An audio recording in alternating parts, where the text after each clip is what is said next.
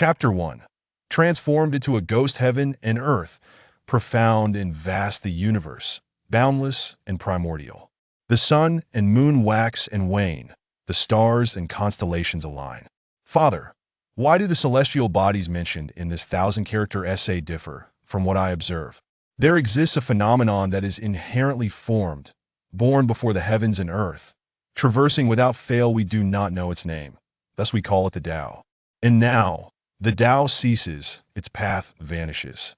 Chaos replays, the distinction between purity and impurity blurs. A gentle breeze caresses the pond, rippling the surface of the green water. Lotus leaves flutter in the breeze, while a few red lotuses stand tall, swaying gracefully. Such a picturesque scene leaves Fu Ruo devoid of any appreciation. She floats languidly upon a lotus leaf, waving at the red lotuses, which eagerly stretch their heads forward. Plucking one at random, Fu Ruo gently pats its petals and glances at the bottom of the pond, letting out a long sigh. Gazing silently at the sky. How can one be so unfortunate? Her soul has traversed realms, yet it is merely a soul. 3 years ago, Fu Ruo opened her eyes to find herself in the pond, her chest constricted to the point of explosion. Before she could even struggle to control her body, she plunged into the endless muck. Then, she floated forth. Now, she has existed as a small ghost for 3 years. Throughout these years, through her relentless study and effort, she has managed to leave the pond and wander through the village. Simultaneously, her spectral form has gradually grown stronger. What once was an intangible existence now allows her to exert a modicum of control over her ghostly energy to interact with objects. Clutching the lotus petal, Fu Ruo gazes at the evening sun, about to indulge in self-pity once more, when she suddenly notices a figure stumbling towards her. The young girl, with tear-stained eyes, runs while sobbing, gasping for breath. Behind her, a throng of villagers pursues her. "Lan girl, stop!" Fong Lan reaches the pond's edge, her eyes filled with despair and resentment as she looks at the crowd. "I did not steal anyone. That night, it was Lai Zi-san who suddenly barged into my house. I swore I would never yield to him, and he fled, slandering me. Why would you choose to believe a rogue over my innocence?" Leading the charge is Uncle Lu. "Lan girl, our belief means little. The villagers from the neighboring hamlet do not trust you. Do not act impulsively. If you are innocent, then breaking off the engagement is but a formality. Afterwards, we can go to town and find a matchmaker. Once the matchmaker has confirmed your innocence, we can seek another family. Why should she endure such humiliation?" Ha ha ha! Fong Lan's tears flow uncontrollably as she laughs maniacally. She points at everyone, indignantly declaring, "Ultimately, you do not believe me. You all doubt me." With a sudden thud, she kneels by the pond's edge, crying out with a heart-wrenching scream. "By the heavens as witness, I, Fong Lan, today declare my innocence with death. I implore you to grant me the power to become a vengeful spirit, so that I may seek retribution from that scoundrel. I would rather endure endless torment in hell." With that, Fong Lan plunges into the pond. Fu Ruo, who had been facing the girl not far away, could feel the overwhelming resentment and injustice radiating from her. Seeing her truly leap into the water, Fu Ruo hurriedly dove into check.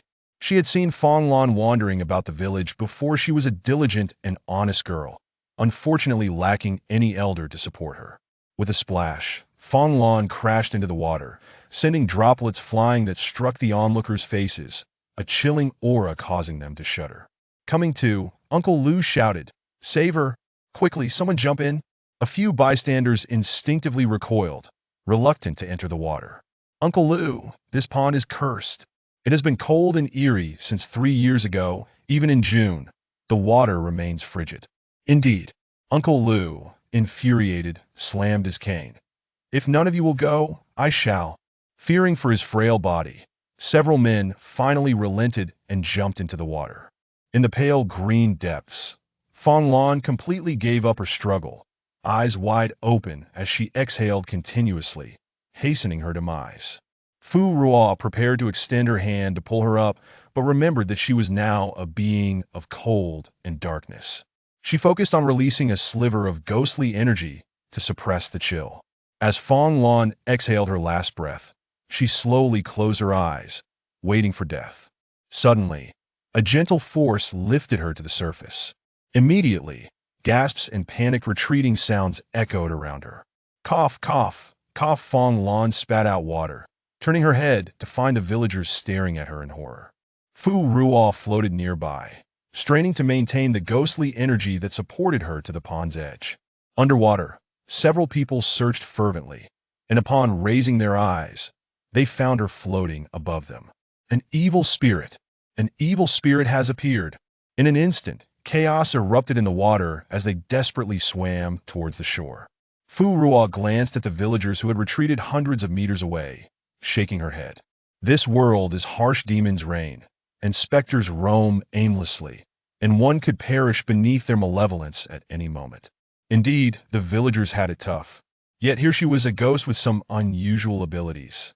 As Fu Ruo prepared to drift away, her gaze inadvertently fell upon Fong Lan, who lay on the ground, dazed and unresponsive. She placed the red lotus before her.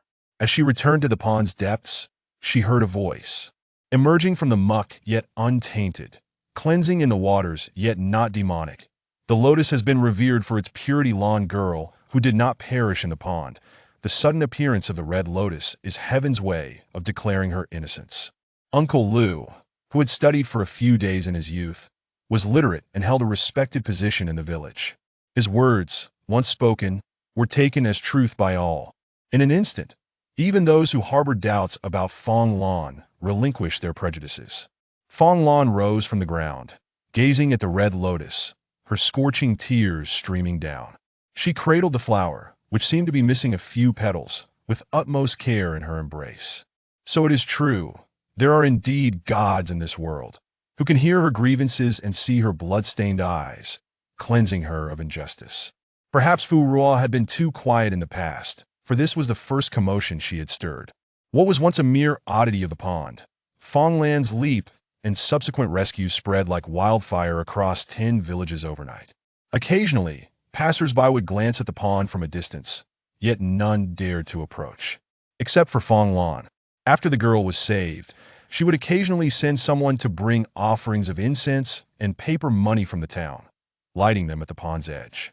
It seemed she truly regarded this wandering soul as some divine being. Fong Lan set down the basket and began to extract its contents. She placed the paper money and gold ingots into the simple stone pile she had previously arranged, burning them while speaking. My former fiancé visited yesterday to apologize, saying the engagement could continue. Fu Ruo floated out of the water, perching on a lotus leaf to eavesdrop. Zhang Yuan isn't entirely terrible. He treated me decently in the past, and his actions regarding the annulment were indeed improper. However, it was his parents who forced him to act thus. The weight of filial piety is too heavy. Thus, after his apology, I forgave him. Fu Ruo paused her playful motion with the little fish, raising her head to gaze at Fong Lan. Surely, this girl wouldn't wish to continue the engagement, would she? Chapter 2. The Pond Deity. Indeed, in this world, women possess but few choices. That it is not uncommon for a man to withdraw from an engagement upon discovering his fiancée's tarnished reputation. Zhang Yuan, adhering to his parents' commands and valuing filial piety, bears the heavy chains bestowed upon him by this the eyes of the public. He has committed no wrongdoing, although Fong Lan has cleared her name. He is still able to visit her personally to offer apologies, which can be considered a commendable act. Yet, none are aware that Fong Lan, raised under the oppressive weight of societal expectations, is the true victim in this narrative. Fu Ruo was about to express her sentiments when Fong Lan choked up momentarily before continuing, but I have refused. Fu Ruo suddenly raised her head, her upper body straightening, causing the lotus leaves to sway gently. Fong Lan, having burned the joss paper, retrieved the most humble incense from beneath and planted it into the ground. That I cannot discern whether this decision is right or wrong, yet I stand alone. My parents long deceased. Having faced death once, what is there left to fear? I intend to leave the village in a few days. That I end my childhood. I heard a wandering swordsman speak of the grandeur and prosperity of the capital of Tianqing. The national teacher holds a grand sacrificial ceremony each year, and it is said that on that day, Immortals appear to bless all who pray sincerely. Those with fate may even be chosen by the immortals to be taken away. Fu Ruo was momentarily taken aback. Did immortals truly exist in this world? If so, why do malevolent forces continue to wreak havoc upon it? Yet if even a wandering spirit like herself can exist, this world surely defies the ordinary. She pondered whether she could cultivate to become an immortal herself. Previously dismissed as mere jest, these thoughts had inexplicably resurfaced of late that I am determined to see for myself. The journey will be long and treacherous, and I may perish along the way. However, the path ahead is vast, and how can I know what scenery awaits me unless I take the plunge? Fong Lan raised 3 sticks of incense in reverence, kneeling before the pond and bowing 3 times. But fear not, pond deity. Even if immortals do exist, your position in my heart remains unparalleled. What? Pond deity? Fu Ruo chuckled softly at this appellation, finding it less melodious than Red Lotus. Your life was saved by me. Such immense grace shall never be forgotten. Henceforth, wherever I may roam, I shall burn incense and pay homage to you on the 15th of every month. As she spoke, a pure golden wisp of smoke emerged from her, cascading down to envelop Fu Ruo in that instant. Fu Ruo felt a wave of refreshment, akin to consuming a potent elixir. Indeed, it was a boon. Her spiritual strength doubled, this single golden thread equating to 3 years of cultivation. She sensed a faint connection between them that Fu Ruo gazed at the seemingly unremarkable Fong Lan, her eyes trembling slightly. Only she could perceive this bond. Was it because Fong Lan had offered incense in gratitude for her rescue? Fu Ruo tested her newfound ability, discovering her control over spiritual energy had expanded from a single wisp to 2. She was filled with astonishment. Could gratitude and faith confer such strength? Fong Lan had already risen, casting a glance at the tranquil waters, then at the still-burning incense. Her expression tinged with disappointment that it appeared that the divine being was reluctant to meet her. In truth, Fu Ruo desired to reveal herself, but as a spirit, she lacked a corporeal form. Even if she floated nearby, Fong Lan would remain oblivious, and her presence might inadvertently bring forth a chill. After some contemplation, Fu Ruo dove back into the pond. Beneath its surface lay a hidden chamber, the origins of which were lost to time. Within were several chests, filled with jewels, weapons, and armor, but alas, the passage of time had rendered them waiting in vain for their original masters. Fu Ruo decided to offer a tribute, selecting a fine sword from the hoard. The gems may have dulled, and the iron boxes rusted, yet the 3 swords still gleamed with a chilling luster. They were undoubtedly valuable treasures. As Fong Lan turned to leave, a sudden metallic clatter echoed behind her. She spun around to see the waterlogged sword on the ground. "Is that you? Pond deity," Fong Lan exclaimed. Excitement in her voice, Fu Ruo touched her forehead, feeling somewhat petty at the title.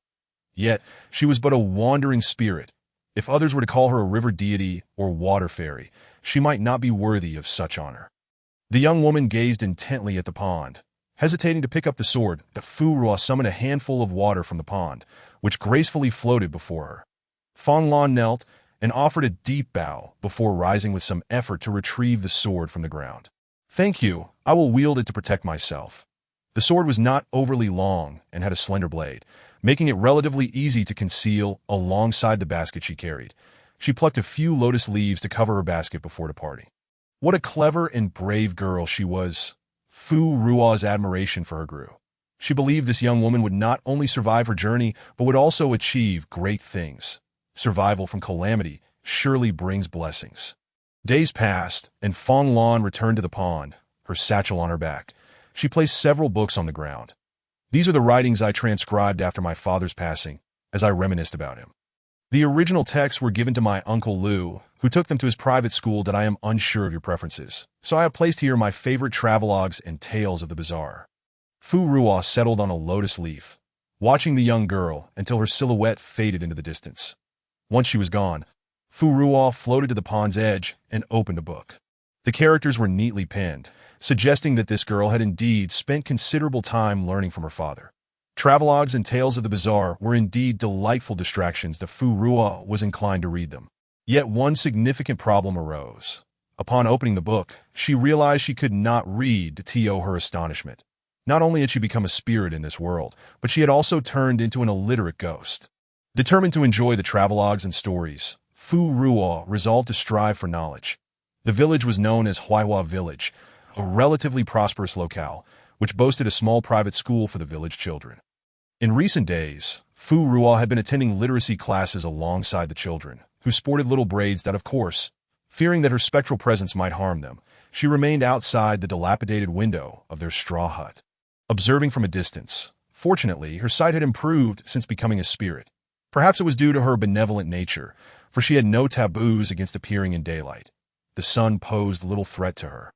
After 6 months of clandestine observation, Fu Ruo had made some progress and could recognize many characters that as the orange-red dawn broke over the horizon. Wisps of smoke began to rise from the roofs of the village. Carrying the fragrant aroma of breakfast, the children finished their lessons, gathering in small groups to chase and play to Fu Ruo. Yawning from a distance, watched their merriment that in recent days, she had devised a method to glide swiftly, allowing her to traverse the distance from the school to the pond in a matter of moments. Just as she prepared to depart, the skies suddenly darkened, and a fierce wind began to howl. A swirling mass of black mist materialized before the children, revealing 2 blood-red eyes lurking within. Sinister, chilling laughter echoed around them. So many children, what a sumptuous feast. Chapter 3. The path of incense. The black mist opened its gaping maw, poised to devour the nearest child, the grandson of the village chief, Fong Hung, known as Mu Chiu. He was a well-fed, plump child, pale and tender-skinned. Frozen in fear, Mu Chiu could barely move, while his companion, RFA, wailed, "Wah, mother!" Upon witnessing the emergence of the malevolent spirit, Fu Ruo instinctively sought to retreat. After all, she was but a soul, and if her essence were to vanish, that would be the end. Yet, hearing the anguished cries of her fellow classmates, she halted her retreat. She could no longer afford to be as carefree and idle as before. After enduring for so long, she had only just managed to drift to the town, still unable to detach herself from her mortal remains. She needed to enhance her spiritual strength and bolster her capabilities. Following the incident with Fong Lan, while the villagers held a modicum of reverence for the pond, they remained far from worshipful or sincerely devoted as Fong Lan had been. Fu Ruo's gaze turned steely as she observed the black mist, determination glimmering in her eyes. This was an opportunity. Concealed behind a large locust tree, she summoned the sharp stones around her, directing them toward the malevolent presence. Who dares? The mist, with its crimson eyes, spun around in search of its assailant. Fu Ruo emerged from behind the tree, channeling her spiritual energy into 2 wisps, one pure white entwined with a thread of gold. The mist's initially wary gaze shifted to one of disdain upon spotting Fu. "A mere wandering spirit dares approach me." It sneered. "While I am in a good mood, be gone, or I shall swallow your very soul." This marked Fu Ruo's first confrontation with a malevolent entity that in the past, she had always avoided such encounters. Lacking combat experience, she felt a twinge of uncertainty. Yet, she maintained a facade of confidence and composure. "What if I choose not to leave? Will you obstruct me?" The mist seethed in fury, its voice dripping with malice. "Then let us settle this right here. First, I shall rend your soul into fragments for my own enjoyment. Then I will unearth your corpse to forge a puppet of the dead." The peculiar, muted intonation had barely faded when Fu Ruo suddenly floated to the forefront of the black mist.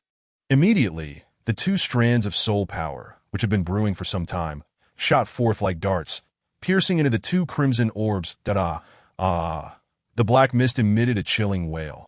"Little ghost, who gave you the audacity to launch a surprise attack?" The black mist had initially dismissed Fu Ruo as inconsequential, but only upon being struck did it realize the potency of her soul power. Something within it was searing its eyes. "Why? Why is your soul power capable of inflicting such harm upon me so effortlessly?" Fu Ruo too was taken aback. Her mind wandered to that golden thread. Not far off, the villagers were hastening towards this very spot. "Hurry! The malevolent spirit is right here. The children are trapped. Charge forth. My dear RFA, Mother is here to save you." A throng of villagers, armed with farming tools, cleavers, and whatever they could muster, rushed forward recklessly. Fu Ruo glanced at them, finding no objects of threat among them. though she noted that a few bore protective talismans which indeed held some merit. Now that the people had arrived, Fu Ruo continued to provoke the malevolent spirit. Would you like to know? Alas, you will not have the chance. With that, Fu Ruo unleashed another blade-like burst of soul power. The Black Mist, having anticipated her move, evaded and retaliated fiercely. Brazen fool. Once I swallow you whole, let us see if you can still remain so arrogant. Fu Ruo nimbly dodged, the Black Mist relentlessly pursuing her. She maintained a deliberately unhurried pace, ensuring that the villagers could keep up. Before long, the Black Mist was lured to the pond. The villagers gazed upon the pond, which had remained untouched since Fong Lan's departure, their expressions shifting multiple times. This Black Mist neither attacked the children nor us. Instead, it approaches the pond. Could it be its home? No, the pond is shielding us. Look! After leading the Black Mist to this location, Fu Ruo launched her assault anew. She tossed the two strands of soul power in succession, retrieving them with each throw. With each repetition, her aim grew, increasingly accurate, nearly hitting the target every time. Each time the malevolent spirit was struck, the mist dissipated slightly, evidently sustaining considerable damage. Seeing this, Fu Ruo let out a tentative sigh of relief. Lacking any martial skills or sword techniques, her only experience lay with throwing darts. After being struck repeatedly, the Black Mist diminished considerably, occasionally revealing a few white skulls within. It turned out to be the vengeful energy from the scattered bones of the wild. Fu Ruo elucidated. The retrieved soul power spun above her palm, a cold glint flickering in her eyes. The Black Mist completely dispersed, unveiling a chaotic heap of human bones, jumbled and disorderly.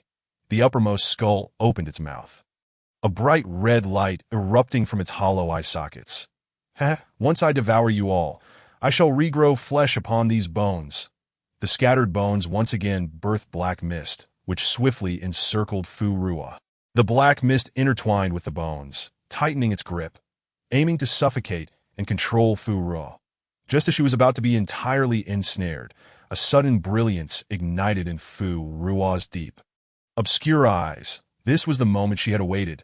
A dart of soul power coalesced and plunged downwards towards the largest skull within the Black Mist. The golden thread that had been concealed within had long been drawn forth by Fu Ruo, silently transforming into a fine, fragmented dust that scattered around her. Gather. In an instant, those golden particles reformed into a line, rampaging and wreaking havoc within the body of the Black Mist, with soul power attacking from above and the terrifying golden radiance from within. The vengeful bones sought to balance their focus, yet none escaped unscathed. As the soul power shattered 3 skulls, the golden line obliterated the vengeful energy, reducing it to mere fragments. The bones, forcibly clustered together by the vengeful energy, began to collapse. The vengeful bones emitted a sharp, panicked cry, with nowhere to flee. The bisected skull trembled, fixated on the golden line, suddenly overwhelmed by a surge of hatred, filled with resentment and disbelief. Merit, faith, how could you have entered the incense path? Why, as a fellow malevolent spirit, do you possess such fortune? It had clung to the white bones in the wilderness for a century, barely achieving consciousness. Yet you, a weak new ghost, could enter the incense path. How profoundly unjust! Fu Ruo hovered in midair, witnessing the complete vanishment of the vengeful spirit. The echo of its words lingered in her ears. The incense path, did I end those tales of the bazaar? It was mentioned that some demons and spirits, unwilling to face divine punishment, deliberately refrained from malevolence, instead opting for good deeds. After performing numerous good actions, some would have temples erected in their honor, where incense would be offered. This incense, along with the merit from good deeds, would augment their cultivation and shield them from heavenly tribulations.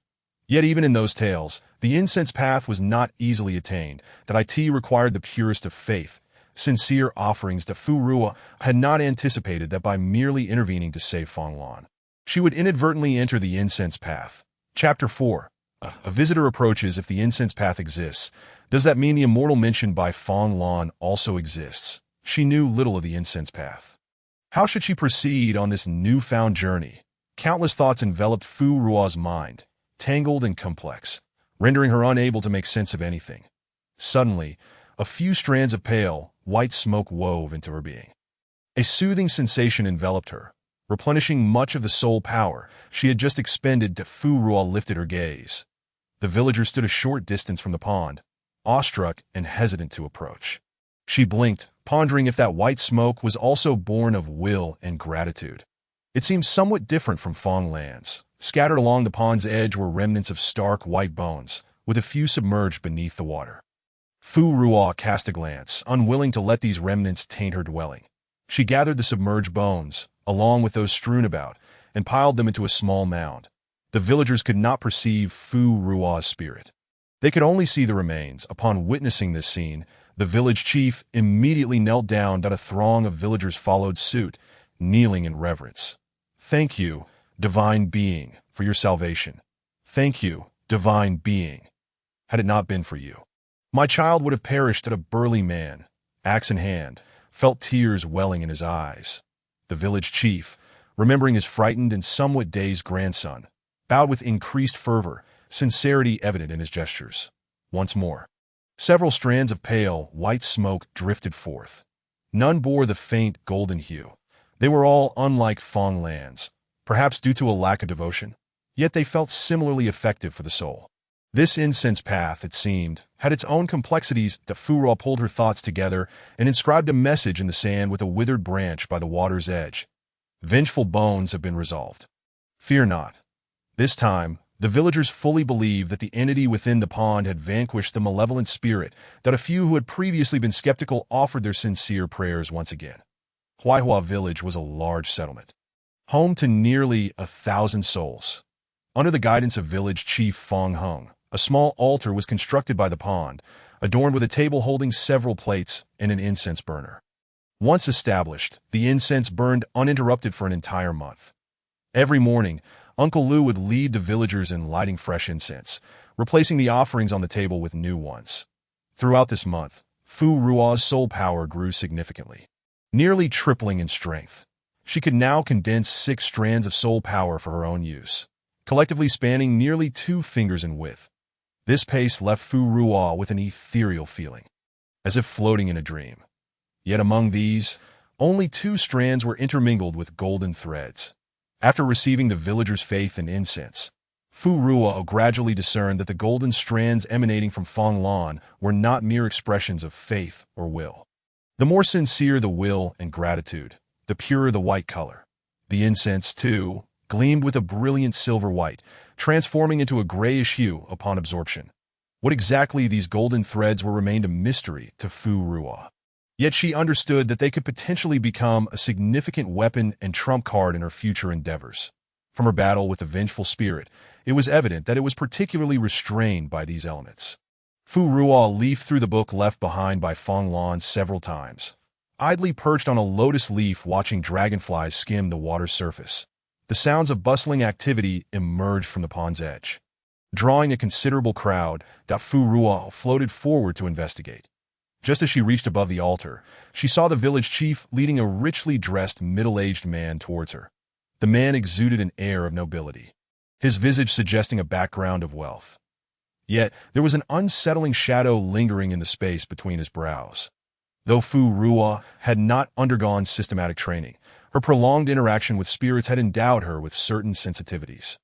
This man's family must have recently encountered some malevolent entity, having been in contact with a spirit before meeting him. If it were a direct encounter, the chill emanating from him would be far more intense. The village chief guided the man to the offering table, pointing towards the pond. "Chief Hu, this is the divine being that saved our village's children last time. For the sake of your daughter, please attempt to beseech their assistance." After speaking, the village chief took 3 sticks of incense and offered them to the pond, subsequently placing them in the burner. Then he knelt upon the rush mat. "Great one, I bring you the head of the Hu family from town. They have encountered misfortune and wish to seek your divine intervention." Hu Qingsong's gaze shifted from the ordinary scenery of ponds adorned with blooming red lotuses to the rudimentary altar and offering table before him. Feeling as though he was grasping at straws in a moment of desperation, having sought help in the wrong place. This location, by no means, resembled a dwelling for deities. The incense wafted gently from the burner, its warmth enveloping her, creating a comforting sensation with each inhalation. Although Hu Qing-song harbored little faith, he had come prepared, bringing offerings, and ultimately gestured for the attendant behind him to present a multitude of incense sticks and exquisite tributes.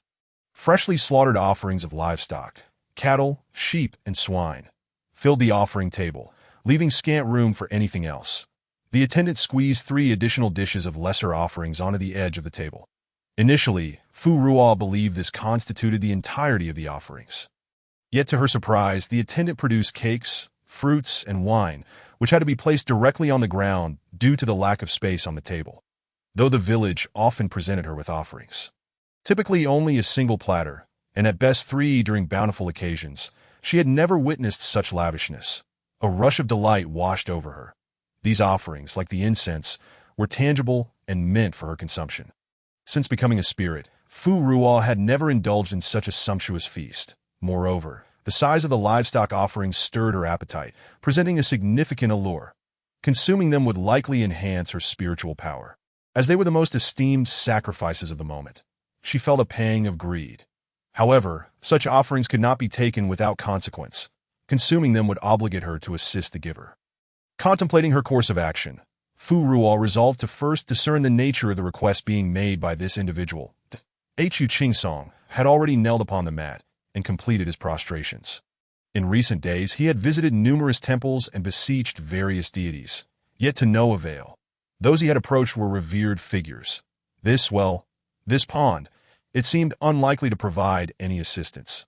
Nevertheless, having presented his offerings, he might as well unburden his heart that I am Hu Qing-song, the current patriarch of the Hu family in Luophone town. Since last month, my youngest daughter has been plagued by nightmares, frequently screaming in the night and remaining lethargic throughout the day. The local spirit medium suggested she had offended some malevolent entity, that we have sought talismans, drunk holy water, and even invited Taoist priests and monks to perform rituals at our home. Yet none have proven effective.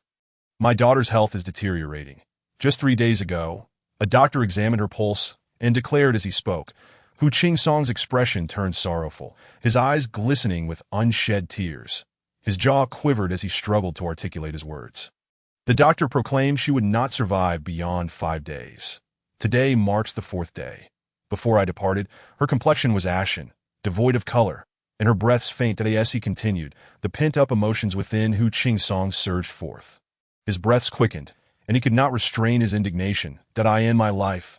I, Hu Qing-song, have never committed any transgressions against heaven or earth, nor have I wronged my ancestors or others. How could I possibly deserve such a calamity? My daughter is exceptionally dutiful and kind-hearted, often engaging in good deeds. That it is said that good people are rewarded. Is this truly how heaven repays the Hu family? Tomorrow marks the deadline set by the doctor.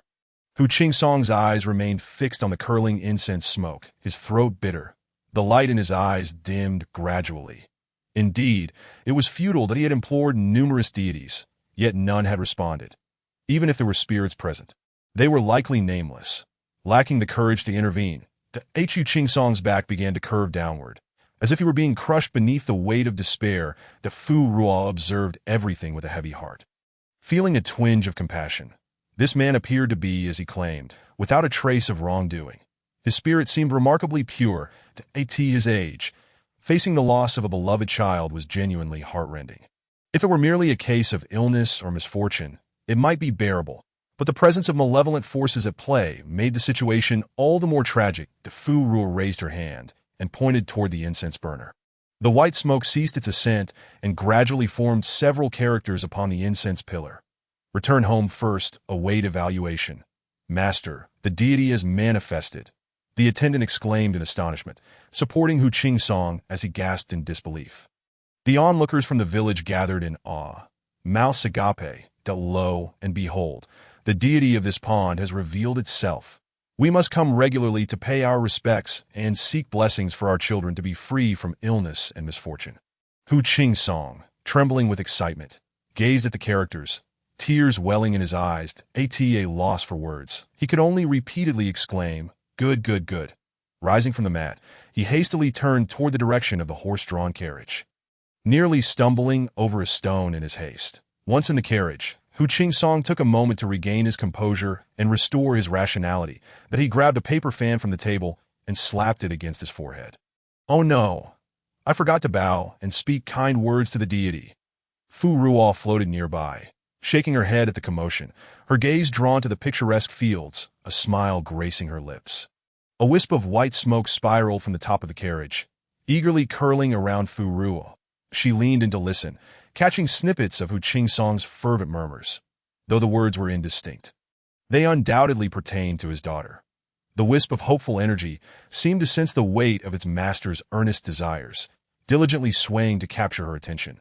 Such pure intent that in the forest, two spirits lurked behind a robust tree branch, their eyes glimmering with envy. The white-tongued spirit stirred restlessly, a glint of mischief in its gaze. "Let us seize it and share the spoils." The black-tongued spirit hesitated. "Is that wise?" The white spirit countered. "That energy is clearly offered willingly by the person in the carriage." The black spirit relented, "But this female spirit has been around for less time than we have. What harm could it bring?" The white spirit urged, "If we let this opportunity slip, who knows when we might encounter another?" Fu Ruo overheard their last two sentences quite clearly. Seizing the wisp of energy, she cast a cold glance at the uninvited guests before her. One black, one white, two long-tongued spirits that had lived for centuries. The white spirit, glancing greedily, fixated on the wisp she held. The black spirit remained stubborn and reluctant to join in the theft, the Fu Ruo scoffed. "In life, I only ever heard of highway robbery. I never imagined I would encounter it in death." The white spirit extended its tongue, lunging at her hand without a second thought. Da Fu Ruo unleashed 3 strands of spiritual energy, creating a barrier before her. The white spirit, taken aback by her power, regretted its hasty approach. Nevertheless, having already initiated hostilities, it pressed on. "Old Black, assist me." The black spirit hesitated. "If we don't recover from our injuries, we may not even remain spirits." With that, the white spirit launched its tongue towards the barrier. But at that moment, the barrier transformed into a soft paper-like layer, wrapping around the tongue as it pushed forward. Fu Ruo tightened her grip on the spiritual energy, and the white spirit's cries of pain echoed as it struggled to withdraw its tongue, firmly held in place, seeing its companion in distress. The black spirit lashed out with its own elongated tongue, attempting to break through the barrier. After several failed attempts, it resorted to using its spiritual energy, but could only produce a thin wisp that trembled in the air. The white spirit shouted, "Old Black, stop! Look at how quickly your energy dissipates. Do you wish for your demise?" Fu Ruo glanced at the black spirit, noticing the significant amount of pale, gray energy emanating from its back. No wonder they had hesitated to use their spiritual energy. They were both injured. Realizing the age of these spirits, Fu Ruo unleashed 3 more strands of energy, ensnaring the black spirit as well. She then drew them closer, still holding the wisp of energy in her left hand. The radiant white light was dazzling, and the power within it irresistibly attracted both spirits. The white spirit, saliva dripping from its tongue, implored, "Great One, share a morsel with us, and we shall serve you faithfully." Fu Ruo presented the wisp before them, and the black and white spirit's eyes shone with excitement. Yet in the next moment, Fu Ruo retracted her hand, consuming the energy for herself. She was no fool to indiscriminately assist others. Her acts of kindness were motivated by the desire to enhance her own strength and gain faith through the energy of others. These spirits had sought to rob her. She had shown them remarkable restraint by not obliterating them entirely. The white spirit stammered, preparing to berate her for her betrayal.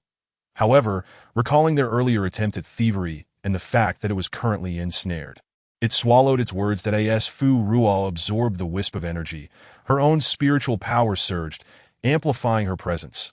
The 2 spirits stared in disbelief. The white spirit mused, "You truly are a new spirit.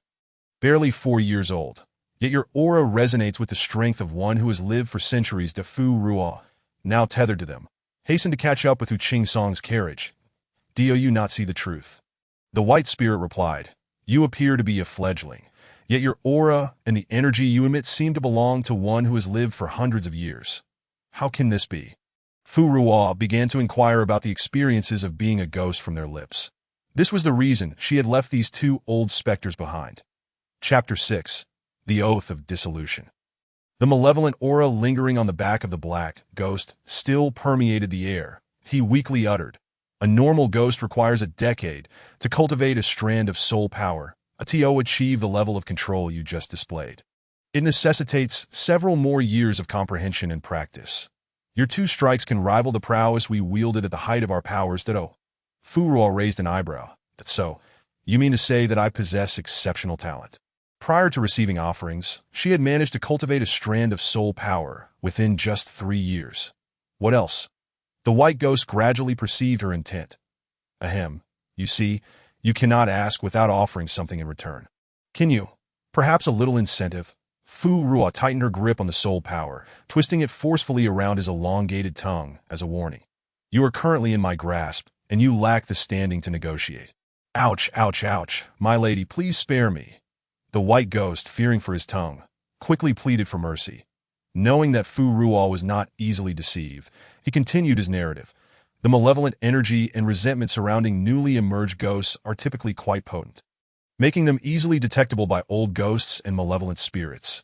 Some take shortcuts and end up devouring these new ghosts. Rest assured, my lady, with your strength, you could easily consume an old ghost. The white ghost smiled obsequiously.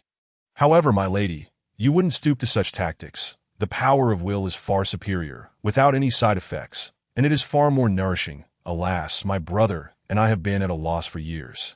We have been unable to obtain the power of will, and our wounds have been invaded by soul poison for over a year, leading to a significant decline in our strength, while we must also endure the daily agony of dissipating malevolent energy. Ahem! The black ghost could not suppress a cough. With each cough, he expelled a mouthful of malevolent energy, and the rate of dissipation from his back wound increased accordingly. The white ghost suddenly dropped his previous playful demeanor, supporting the black ghost while raising his hand to feel the wound on his back. After a moment, a complex expression flickered in his eyes, and he retracted his hand in a daze. Old Hay, why did you not mention the severity of your injuries?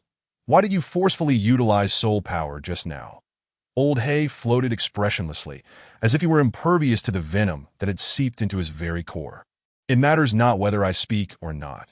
The power of will is unattainable for mere ghosts, and I do not wish to complicate matters for the two of us, that if fate decrees my demise, then I shall meet it without fear. But you were injured while trying to save me. The white ghost shook his head vigorously, as if struggling to accept this reality, that on that day, had it not been for his own greed, unwilling to part with that soul-anchoring herb, the two of them would not have suffered injury at the hands of the Taoist.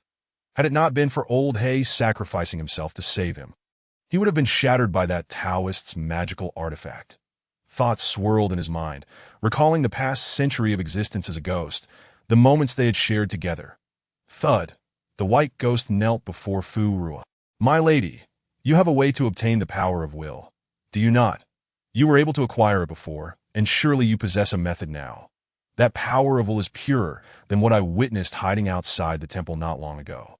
The white ghost raised his hand, declaring, I, Xia Laobai, hereby swear that as long as you can save my brother and me, I shall serve you faithfully for life, never to betray you, should I go against this oath. May my soul scatter and my death be unkind. Seeing Fu Ruo remain unmoved, the white ghost became frantic, tears welling in his eyes. That Fu Ruo lowered her gaze, observing the tear that was on the verge of spilling from his eye. Feeling quite surprised after becoming a ghost, it was rare to experience significant emotional fluctuations. Any feelings that arose were typically resentment and hatred. Therefore, it was uncommon for ghosts to shed tears. Ghost tears were exceedingly rare and could only be produced by spirits with unwavering resolve. Filled with kindness and love, that Fu Ruo extended her hand, and that crystalline, translucent tear fell into her palm, cool and slippery. How do we save her? How much power of will is required? Xia Laobai's eyes brimmed with hope. Gesturing with his hand, not much, just 3 strands of that power of will suffice. Fu Ruo responded, I find that quite a substantial amount. She herself had only acquired 3 strands of such pure essence thus far. Xia Laobai immediately amended, a lesser amount would be acceptable. It need not be so pure that we can expend more soul power and time ourselves. Fu Ruo pondered for a moment. That is acceptable. However, I do not trust your oath. Is there a vow that, once made, cannot be broken without consequence? Xia Laobai clenched his hand beneath his sleeve, glancing at the hesitant Old Hay, but the uncertainty in his eyes was swiftly replaced with determination.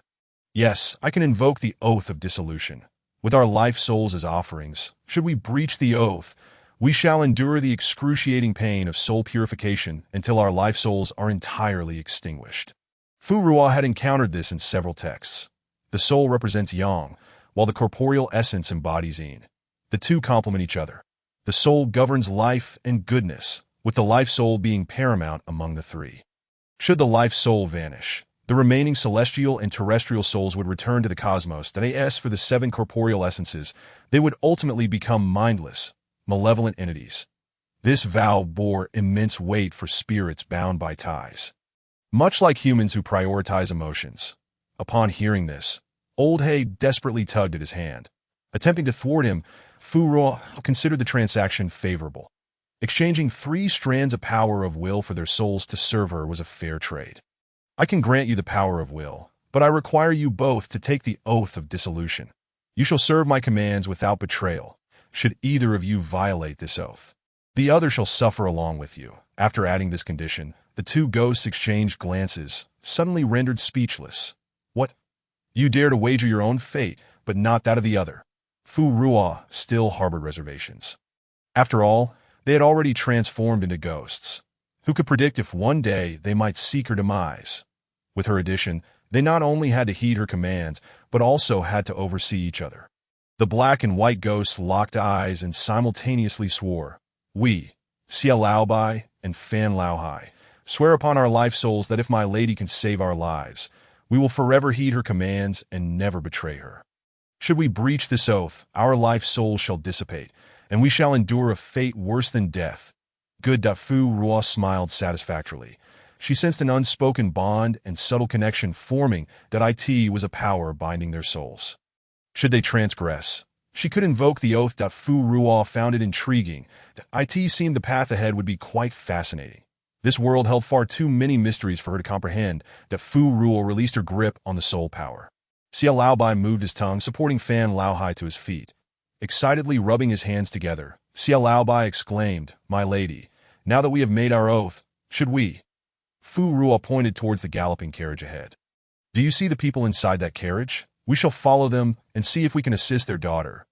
If we succeed, I should be able to receive a considerable amount of power of will. At the very least, I could obtain the purest power of will from the daughter of Hu Qingsong. And if there are more members in their family, we might even gain unexpected rewards." Xia Laobai and Fan Laohai exchanged glances, shifting their gaze between Fu Ruo and the occupants of the carriage, before obediently following along. Chapter 7. The Desire for Immortality.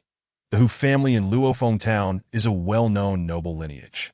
In just a century, they produced one successful candidate for the imperial examination and 2 others who achieved the status of Jiren. The Hu family's estate is understated, with the lion statues at the entrance appearing endearing, contrasting sharply with the typical fierce and intimidating depictions. Xia Laobai scrutinized the lions, exclaiming, "If I'm not mistaken, the material was sourced from the back mountain of Danning Temple, faintly radiating with a hint of Buddhist light." The Hu family certainly made a grand investment. Fu Ruo glanced at Xia Laobai, who was eager to reach out and touch the statues but hesitated before the golden light. Enough of this folly. Let us attend to serious matters.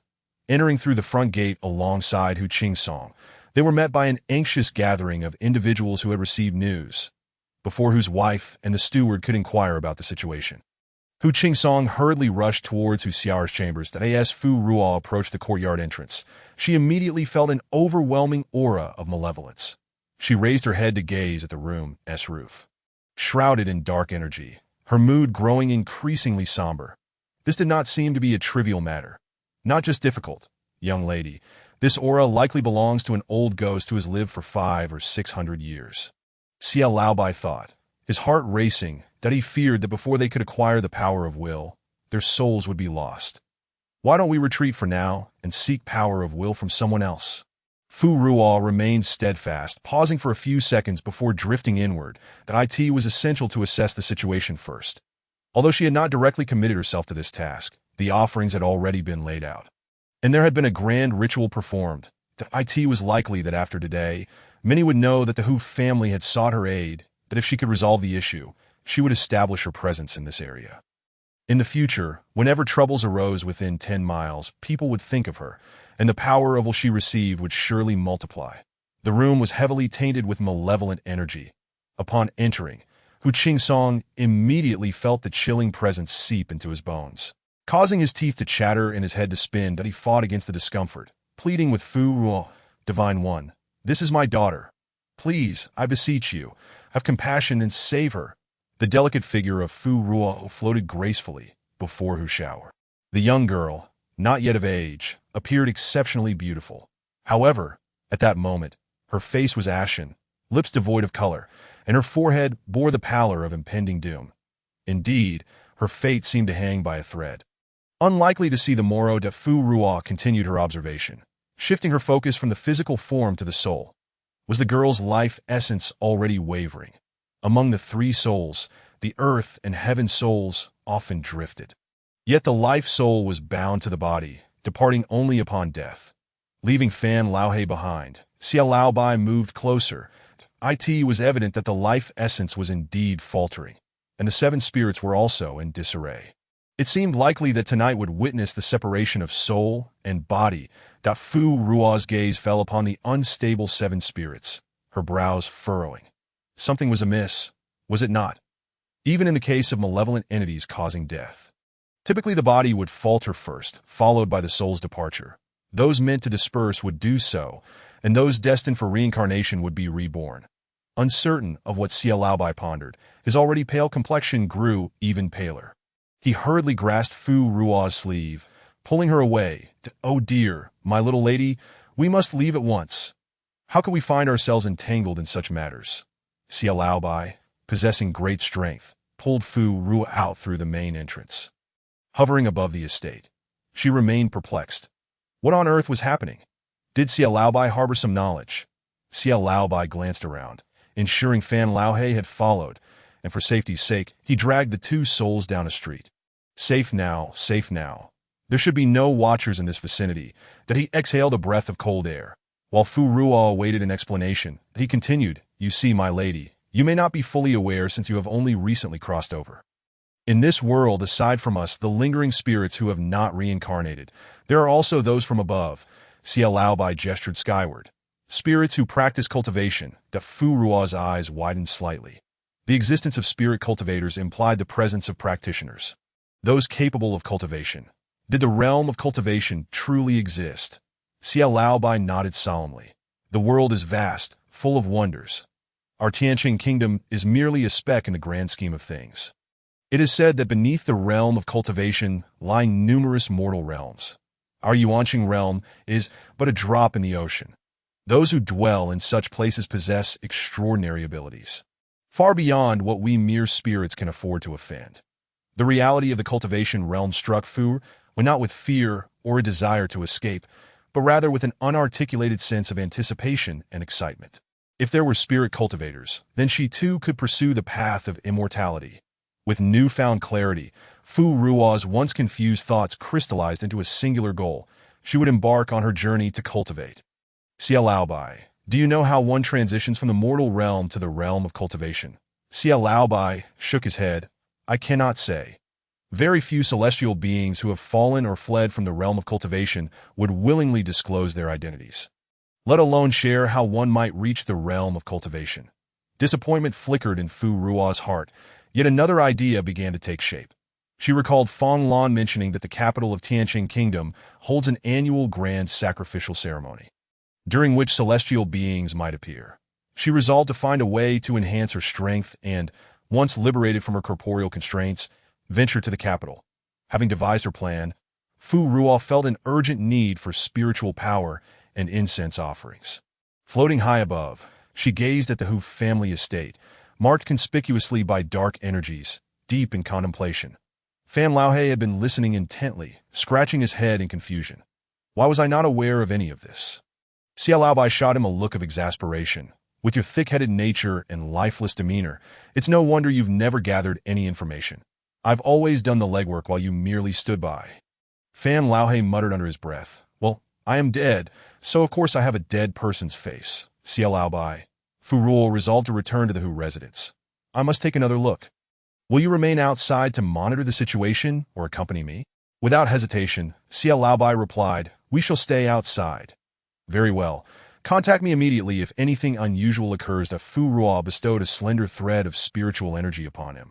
Lacking the ability to communicate over great distances like in the stories, she resorted to simpler methods. Should her spiritual energy be depleted, she would sense it.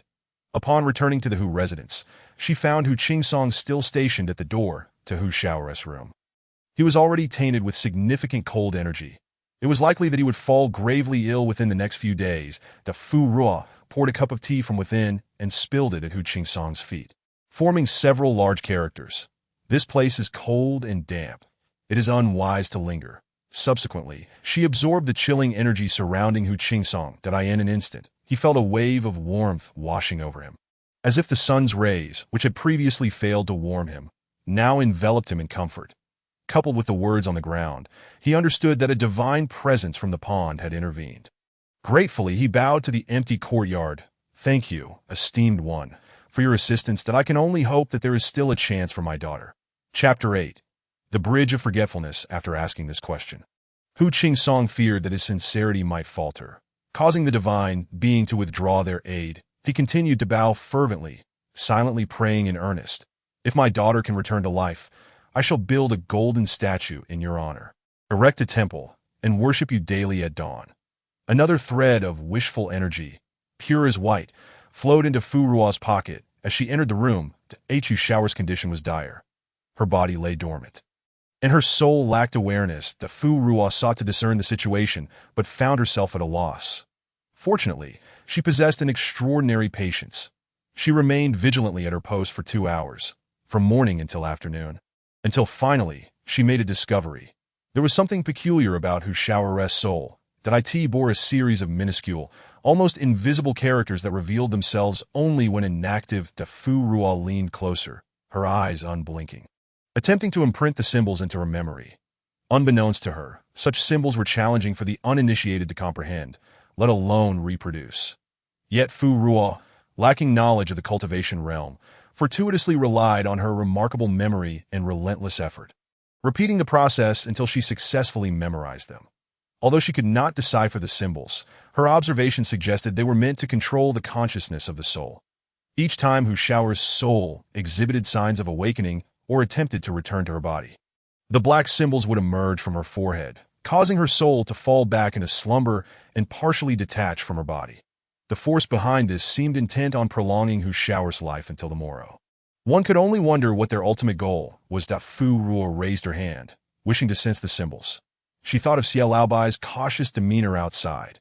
Her hand hovered in the air before retreating. In the cave, a ghostly cultivator, seated atop a bed of decaying bones, suddenly opened his crimson eyes. He re-examined the 9 souls. Oddly, they were all intact. Perhaps one of the souls possessed an exceptionally precious fate, making it difficult to strip away. By the time Fu Ruo floated out from the Hu residence, it was already the hour of Shun, equivalent to 4 o'clock in her original world. Upon her exit, the 2 spirits at the entrance, who had been pacing in circles, approached her. "My lady, you have been gone for quite some time. Did you uncover anything?" Fu Ruo instinctively found a place to sit. "There is one thing. I discovered a small string of peculiar black characters on Hu Shao's soul, likely some form of symbols." That Fu Ruo lifted her hand, preparing to use her spiritual energy to replicate the symbols. However, the 2 spirits recoiled further away, their expressions a mix of shock and astonishment. "Why are you staring at me like that? Have you seen a ghost?" Xia Laobai shook his head vigorously, pointing at the stone lion beneath her. "My lady, you are sitting atop a stone lion." Fu Ruo glanced down nonchalantly. "I've just grown accustomed to sitting on lotus leaves in the pond." Xia Laobai's expression grew even more peculiar. And even Fan Laohe, whose serious demeanor had remained unchanged for centuries, stepped back cautiously. Fan Laohe interjected, "That is a stone lion imbued with Buddhist light and merit. Malevolent spirits cannot approach it. A mere touch would result in burns. Yet you not only sit upon it and scathe, but you also casually stroke its head." Realizing the 2 spirits were retreating from her, Fu Ruo comprehended the situation entirely. Their fear was not of the stone lion itself, but rather of her, who showed no fear of it. Crossing her arms in resignation, she remarked, Do you know what wishful energy is? Do you understand that I can harness it, yet you cannot fathom my identity? Xia Laobai's mind raced as he connected Fu Ruo's recent actions. After a moment, he suddenly looked up, his eyes nearly popping out of their sockets. Then, my lady, you are no ordinary spirit. You are a spirit who has cultivated the path of incense. No, you are a semi-immortal who has cultivated the path of incense. Fan Laohe remained skeptical. However, Fu Ruo truly felt no fear of the Buddhist light and merit unless she possessed profound power or a protective artifact. Yet, the path of incense was said to have existed only in legend, having vanished nearly a millennium ago, was it not? In their quest for the power of wishes, the two initially undertook considerable research. Fu Ruo was taken aback by the profound origins of the incense path, causing the two spirits to lose their composure. Xia Laobai, with an air of sycophancy, floated to Fu Ruo's side, dutifully kneading her shoulders and legs. His face beaming with joy, my lady, should you encounter any grand opportunities in the future, do not forget about me. Who would have thought that Xia Laobai would find such fortune today? Initially compelled by the need to survive, he had reluctantly pledged allegiance to a new ghost and even made an oath, yet it was impossible for him not to feel a pang of resentment and frustration deep within. Now, however, all he desired was to loyally follow Fu Ruo, and in doing so, casually partake in some incense and fortune for his own prosperity, but he exchanged a knowing glance with Fan Laohai, who was likewise lost in contemplation. At that moment, the two spirits resolved to steadfastly accompany her. Little did they know that for millennia to come, each time they recalled this bizarre encounter, they would feel immense gratitude, even regarding the Taoist who had injured them as a benefactor. For without that encounter, how could they ever have met the Empress? Fu Ruo remained deep in thought about their earlier conversation, using her soul power to draw Xia Laobai before her.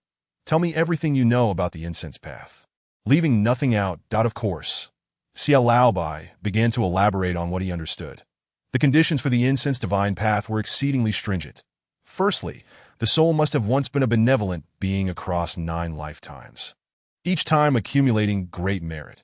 Following this, the soul must perform good deeds day after day, garnering sufficient gratitude and merit, and then there must be humans willing to believe in and venerate them. After fulfilling every requirement, entering the incense path would still depend on one's fortune. This fortune pertains not only to the individual, but also to the world they inhabit. In recent centuries, the surge of malevolent spirits and demons in the Source Star realm indicates a continuous decline in the fortune of the mortal realm. The two of us originally sought to reincarnate, but found ourselves lost, only to discover that we met all the various criteria for rebirth, yet we remained adrift in the mortal realm day after day. Suddenly, Xia Laobai raised his gaze to meet hers directly. Do you know why this is, my lady? As Fu Ruo absorbed more information, her expression grew increasingly grave. For the past few years, she had been like a frog at the bottom of a well, mistakenly believing that she had gleaned a glimpse of the greater picture when, in reality, she had not even scratched the surface. She lifted her gaze. Why? Fan Laobai sneered. It's because something has gone awry below. There are spirits worse off than us who have already reincarnated, only to witness their essence vanish without a trace as they approach the river of oblivion. Without the river of oblivion, we cannot cleanse our souls, and without cleansing, we cannot reincarnate. Spirits unable to reincarnate will inevitably cause problems in this world. Chapter 9. The soul-suppressing talisman. Fu Ruo endeavored to digest this information. She inquired, is there only one river of oblivion, or is it just our vicinity that has encountered issues? Xia Laobai reverted to his obsequious demeanor. My lady, you are astute, though you have never explored this. You can draw inferences from a single instance. The river of oblivion has many tributaries. Only a few of them have experienced unexpected disruptions. Fu Ruo nodded thoughtfully. Indeed, if all had gone awry, with no newborns being born, the world would have long since been devoid of living beings, leaving only specters and demons. That if the river of oblivion was in disarray, the future of the mortal realm was indeed uncertain. It seemed imperative for her to seek a path into the realm of cultivation once she had acquired sufficient self-defense capabilities. Fu Ruo addressed them. I shall keep my pursuit of the incense divine path a secret. This world is more treacherous than I had anticipated, and I must tread carefully henceforth. Although she was uncertain how she had so effortlessly stepped onto this path, She recognized it as a rare opportunity and was determined to seize it and carve out her own achievements. Fu Ruo perched upon the ancient tree canopy outside the Hu residence, while Xia Laobai and Fan Laohai mirrored her, sitting cross-legged on either side. That Fu Ruo gazed into the swirling darkness, a hint of melancholy shadowing her brow. How could she preserve the soul of Hu Xiar, with less than 4 hours remaining until the day's end? Xia Laobai ventured to speak. My lady, I must speak candidly. Although your fortune is exceptional, your cultivation period is brief. Your current strength is insufficient to contend with that spirit. The most prudent course of action now should be to conserve your energy and bide your time, seeking revenge for the Hu family's daughter at a later date. Having staked their future on Fu Ruo, Xia Laobai began to focus intently on his role as a strategist. Every word he uttered was sincere. Fearful that he might jeopardize her success before she could achieve at Fu Ruo's side, I am aware that my initial strength is lacking. I must develop cautiously. However, I have already acquired many items from the Hu family today. And in matters of incense, one must maintain credibility. Fan Laohai chimed in from behind. I also believe my lady has a point. Repeating the tale of the boy who cried wolf multiple times would be akin to digging one's own grave. Fu Ruo was taken aback by his unexpected retort. Old Black spoke with such brutal honesty. Yet he need not feel overly pressured. The danger of digging one's own grave was not quite so severe. What I mentioned earlier was merely a point for consideration, not a commitment. However, in my heart, I still hope to retain Hu Xiar's soul. Fan Laohai nodded in agreement. You are correct, my lady. Xia Laobai, unable to contain himself, tugged at the leaves of the tree. What nonsense! If something were to happen to you, we would both be doomed as well. Fan Laohai produced a book from his pocket and handed it to Fu Ruo. Since my lady has embarked on the incense path and is not afraid of such things, perhaps you could peruse this book. Fu Ruo accepted it and glanced at the title. The 36 Symbols of Talismans? What talismans? Xia Laobai leaned over from the side, his eyes widening in astonishment at the book exuding a Taoist aura. Where did you acquire this? What use does a ghost have for such a thing? Fan Laohai replied succinctly. I borrowed it from that Taoist last time. Fu Ruo and Xia Laobai simultaneously turned to look at him, astonished by this revelation about Old Black. How surprising. One cannot judge a book by its cover. Or perhaps one cannot judge a ghost by its appearance. Fu Ruo had always perceived Old Black as a simple spirit, but it seemed he was not entirely so. Behind her, Old Black and Old White began to bicker. With Old White chastising Old Black for harboring secrets from him, Fu Ruo concentrated on flipping through the talisman book. After scanning the table of contents, she unexpectedly discovered a suitable talisman. The soul-suppressing talisman could repress the soul back into the body and serve as a countermeasure against soul-severing afflictions or malevolent spirits attempting to steal souls.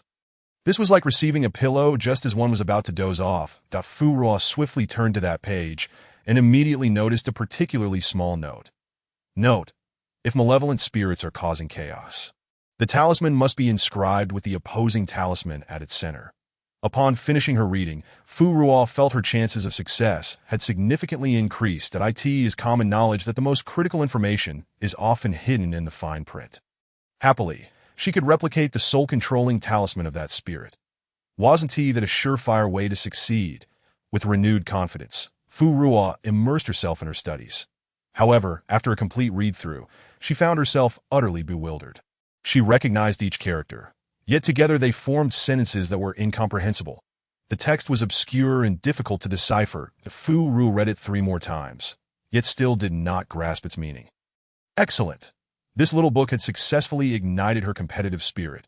She refused to believe that a high-achieving student like herself could not master a mere talisman. Today, she would confront this talisman head-on and see who would outlast whom. Embracing the book, Fu Ruo began to repeat the talisman in the air over and over again, from sunset to the moon rising over the treetops. Xia Laobai and Fan Laohai had already discussed every trivial matter and had not seen her stir even once. The moon hung high in the sky, and the hour of Su was nearly over. Xia Laobai nudged Fan Laohai. My lady has not moved for so long. You should remind her to stretch. Fan Laohai frowned, clearly reluctant. Why don't you go yourself? You are just afraid of disturbing her and want me to take the blame. Xia Laobai looked pained.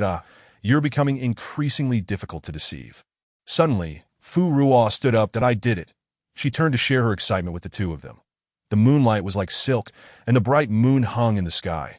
The female spirit's ethereal form radiated with a dazzling smile. She gently raised her hand, using the power of the moonlight to slowly draw a Taoist soul-suppressing talisman. Should anyone have witnessed this, they would undoubtedly question their sanity, believing they had encountered a ghost. Xia Laobai watched the talisman flow from her fingers with remarkable ease, his mouth twitching uncontrollably. All words seemed to condense into a single fist salute. "My lady, you are magnificent. The first spirit in 1,000 ages to possess such divine authority." Fu Ruo silently observed Xia Laobai's banter, before turning to Fan Laohai. "What time is it now?" Fan Laohai replied, "It's the 4th watch of the pig hour, around 10 o'clock, with only an hour left until the next day." She said, "You two stay here, and keep an eye on the Hu residence while I find a place to draw the talisman." Just as Fu Ruo was about to leave, she felt an unexpected weight on her sleeve. Turning, she saw Xia Laobai gripping her garment tightly. "Let go." She tugged at her sleeve. With tears in his eyes, Xia Laobai implored, "My lady, please remember to return promptly. Do not forget we are waiting for you in this dragon's den." Fu Ruo nodded. "Rest assured, I shall be quick to craft talismans. One requires high-quality yellow paper and vermilion, in addition to utilizing merits to infuse the ink with spiritual energy providing support.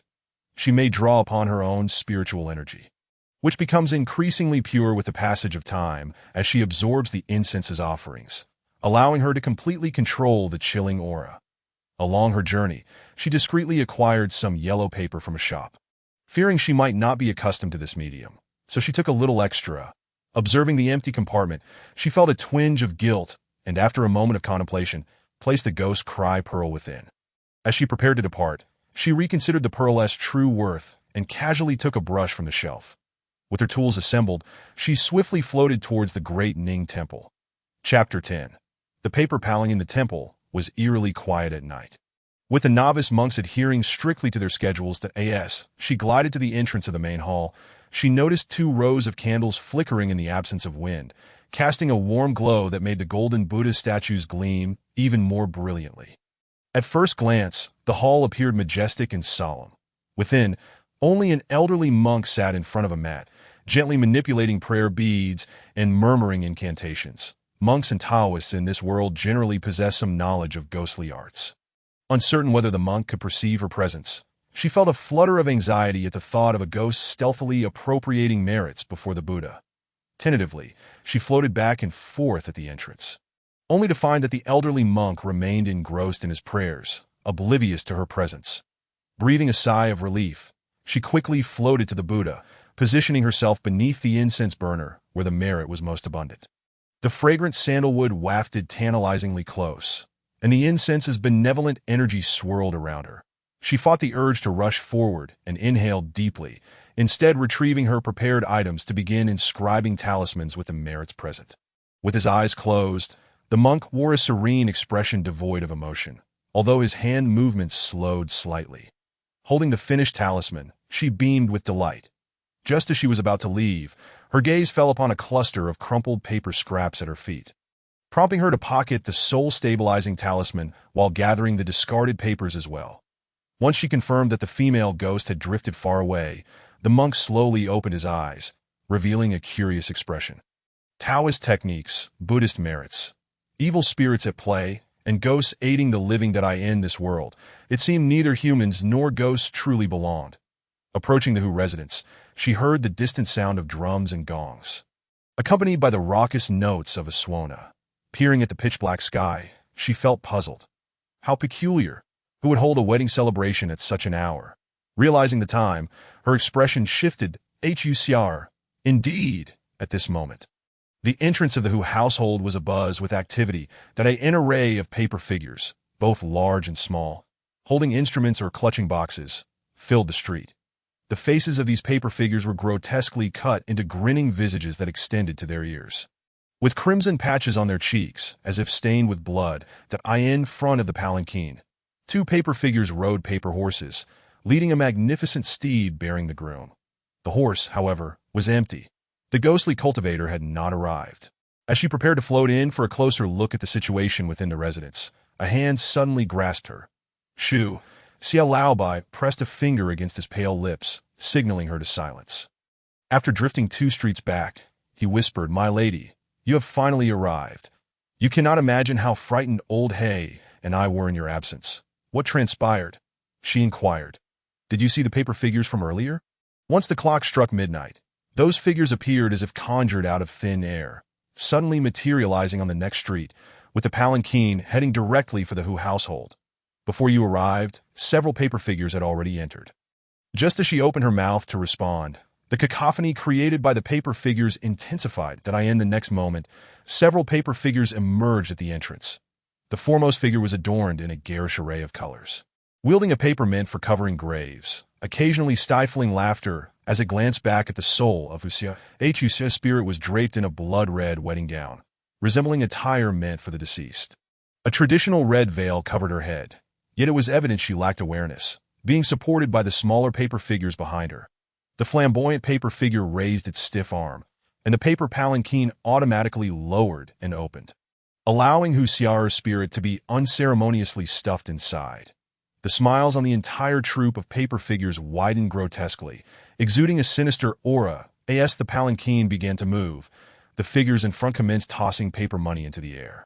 Within moments, the entire street was awash with fluttering paper currency that a gust of wind swept through, carrying some into the homes of the residents.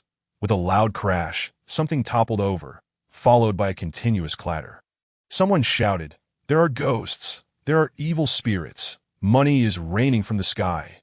Soon after, the residences along the street flickered to life with dim yellow lights. In the Hu courtyard, the place was suddenly ablaze with light, with servants scurrying about, shouting, "Master, the young lady is gone." The sharp sound of porcelain shattering echoed throughout the Hu household. Floating above, she shifted her gaze away from the Hu residence, feeling the talismans in her pocket. And after a brief hesitation, she chose to follow the vanishing troop of paper figures. Xia Laobai hesitated, remaining in place, but upon seeing Fan Laohai's retreating figure, he slapped his thigh and gritted his teeth to follow. She cast a glance back at the two, cautioning them to seize any opportunity to gather what they could, and to leave promptly should things turn dire. While she felt sympathy for the Hu family's plight, the merits at stake did not compel her to risk her life. Contemplating their injuries, she retrieved a fragment of merit she had received during the day. The moment she produced it, the two ghosts were instinctively drawn towards it. Laobai excitedly rubbed his hands together, while Laohai maintained a more composed demeanor, though his eyes betrayed his eagerness. She divided the merit into 4 portions, bestowing 2 upon Laohai, 1 upon Laobai, and reserving the last for her own healing and sustenance. "You both performed admirably today. Though the merit is scarce, I've granted Laohai an extra share due to his more severe injuries." Laobai voiced no objections, seemingly reassured. Both ghosts promptly assured her, "Rest assured, my lady, we shall continue to strive in the future." With the influx of spiritual energy, Laohai's wounds, previously exacerbated by the dissipating dark aura, ceased to worsen, and the expulsion of the dark energy slowed considerably. After absorbing the merit, he replenished much of his previous spiritual energy. Laobai's injuries were not as grave, yet still significant. At this moment, both ghosts felt somewhat improved, though they required further nurturing through merits for complete recovery. She found this arrangement satisfactory, as it allowed her to occasionally exert influence over them through the merits. Following the scattered paper money, she pursued the procession of paper figures. Ahead lay a dead-end alley. Although this posed little hindrance to the spirits, the ghostly cultivator leading this troop of paper figures evidently possessed distinct capabilities. The wall blocking their path bore large patches of dried, blackened blood, forming an eerie pattern.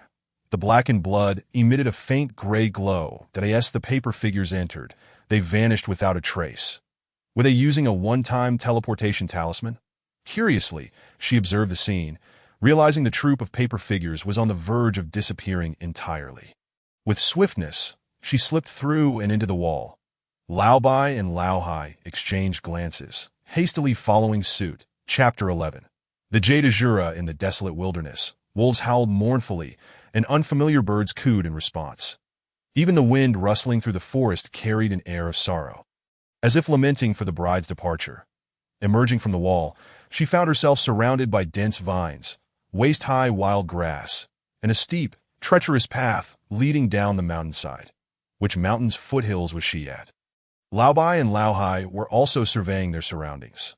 Lao Hai remarked, "This is the night crying mountain." Quite the apt description, she mused. Indeed, the night air here was rife with the sounds of ghostly wails and wolfish howls. The paper money's journey concluded here. She had initially feared she had lost track of the figures, only to be surprised when a new troop of paper figures suddenly appeared from a distance. The three spirits exchanged glances, and she signaled for them to hide. The new troop of paper figures was an exact replica of the previous one heading to the Hu household. Each paper matron mirrored the expressions and movements of the last, sending chills down her spine. Just as she was about to shake off the goosebumps, another troop emerged in the distance. After a lengthy wait, no new troops appeared. She spoke up, "How many troops have passed so far?" Xia Lao Bai replied, "7. And there may have been others before we arrived." Emerging from the grass, she noted that the ghostly cultivator likely had grander schemes in motion tonight. She focused on the last few paper figures carrying the coffin, her pupils darkening. Time to discover what this individual was scheming and perhaps find an opportunity to intervene. Her curiosity about this ghostly cultivator surged, especially regarding their methods. The obedient paper figures and the talismans on the wall piqued her interest. Most importantly, this ghostly cultivator might hail from the realm of cultivation, and she needed to gather information about that world. That as she moved, Lao Hai immediately followed closely, adopting a protective stance. Lao Bai sighed, opting not to waste words. Upon entering the cave, the paper figures collapsed, and the last one picked up the preceding paper scraps, folding them and carrying them inside. She hesitated at the cave entrance, unwilling to enter recklessly.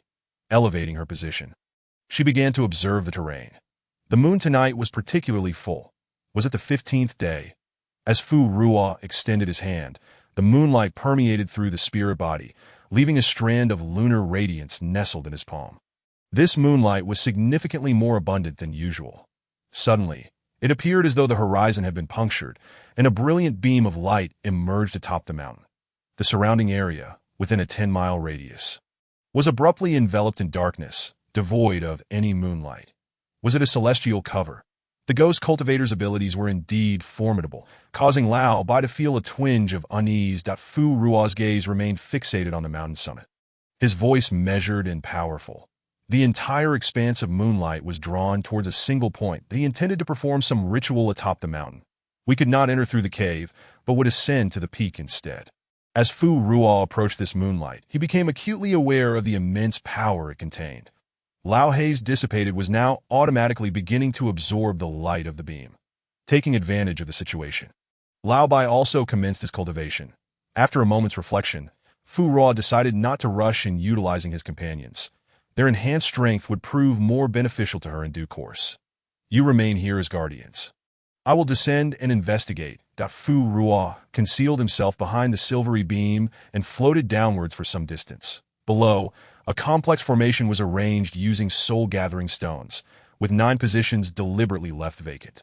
Not far off, a red veil was lifted, and an unconscious spirit was compelled to move to the first position. Subsequently, every quarter of an hour, another spirit took its designated place, swiftly filling 8 of the 9 spots. The ghost cultivator approached with the final soul, and Fu Ruo quickly slipped into the shimmering silver light. The rich power of moonlight enveloped him, more soothing than a warm bath, as every pore involuntarily opened to absorb the energy. The ghost cultivator was cursing. This damned mortal realm. Not only is the elemental energy and pitifully scarce, but there isn't a single cultivator or ghost available for dual cultivation. Indeed, he was a ghost cultivator from the realm of cultivation. Fu Ruo's eyes darkened as he strained to listen for valuable information. The ghost cultivator chanted incantations over the final soul, raising his hand above its head. Sensing the soul's fate no longer curled in resistance, he pushed it into the last position. In an instant, the entire formation erupted with a pale, gray glow. The moonlight above divided itself into 9 streams, each enveloping a spirit. The ghost cultivator's expression was one of exhilaration, his tone rising with anticipation. It's done. It's almost complete.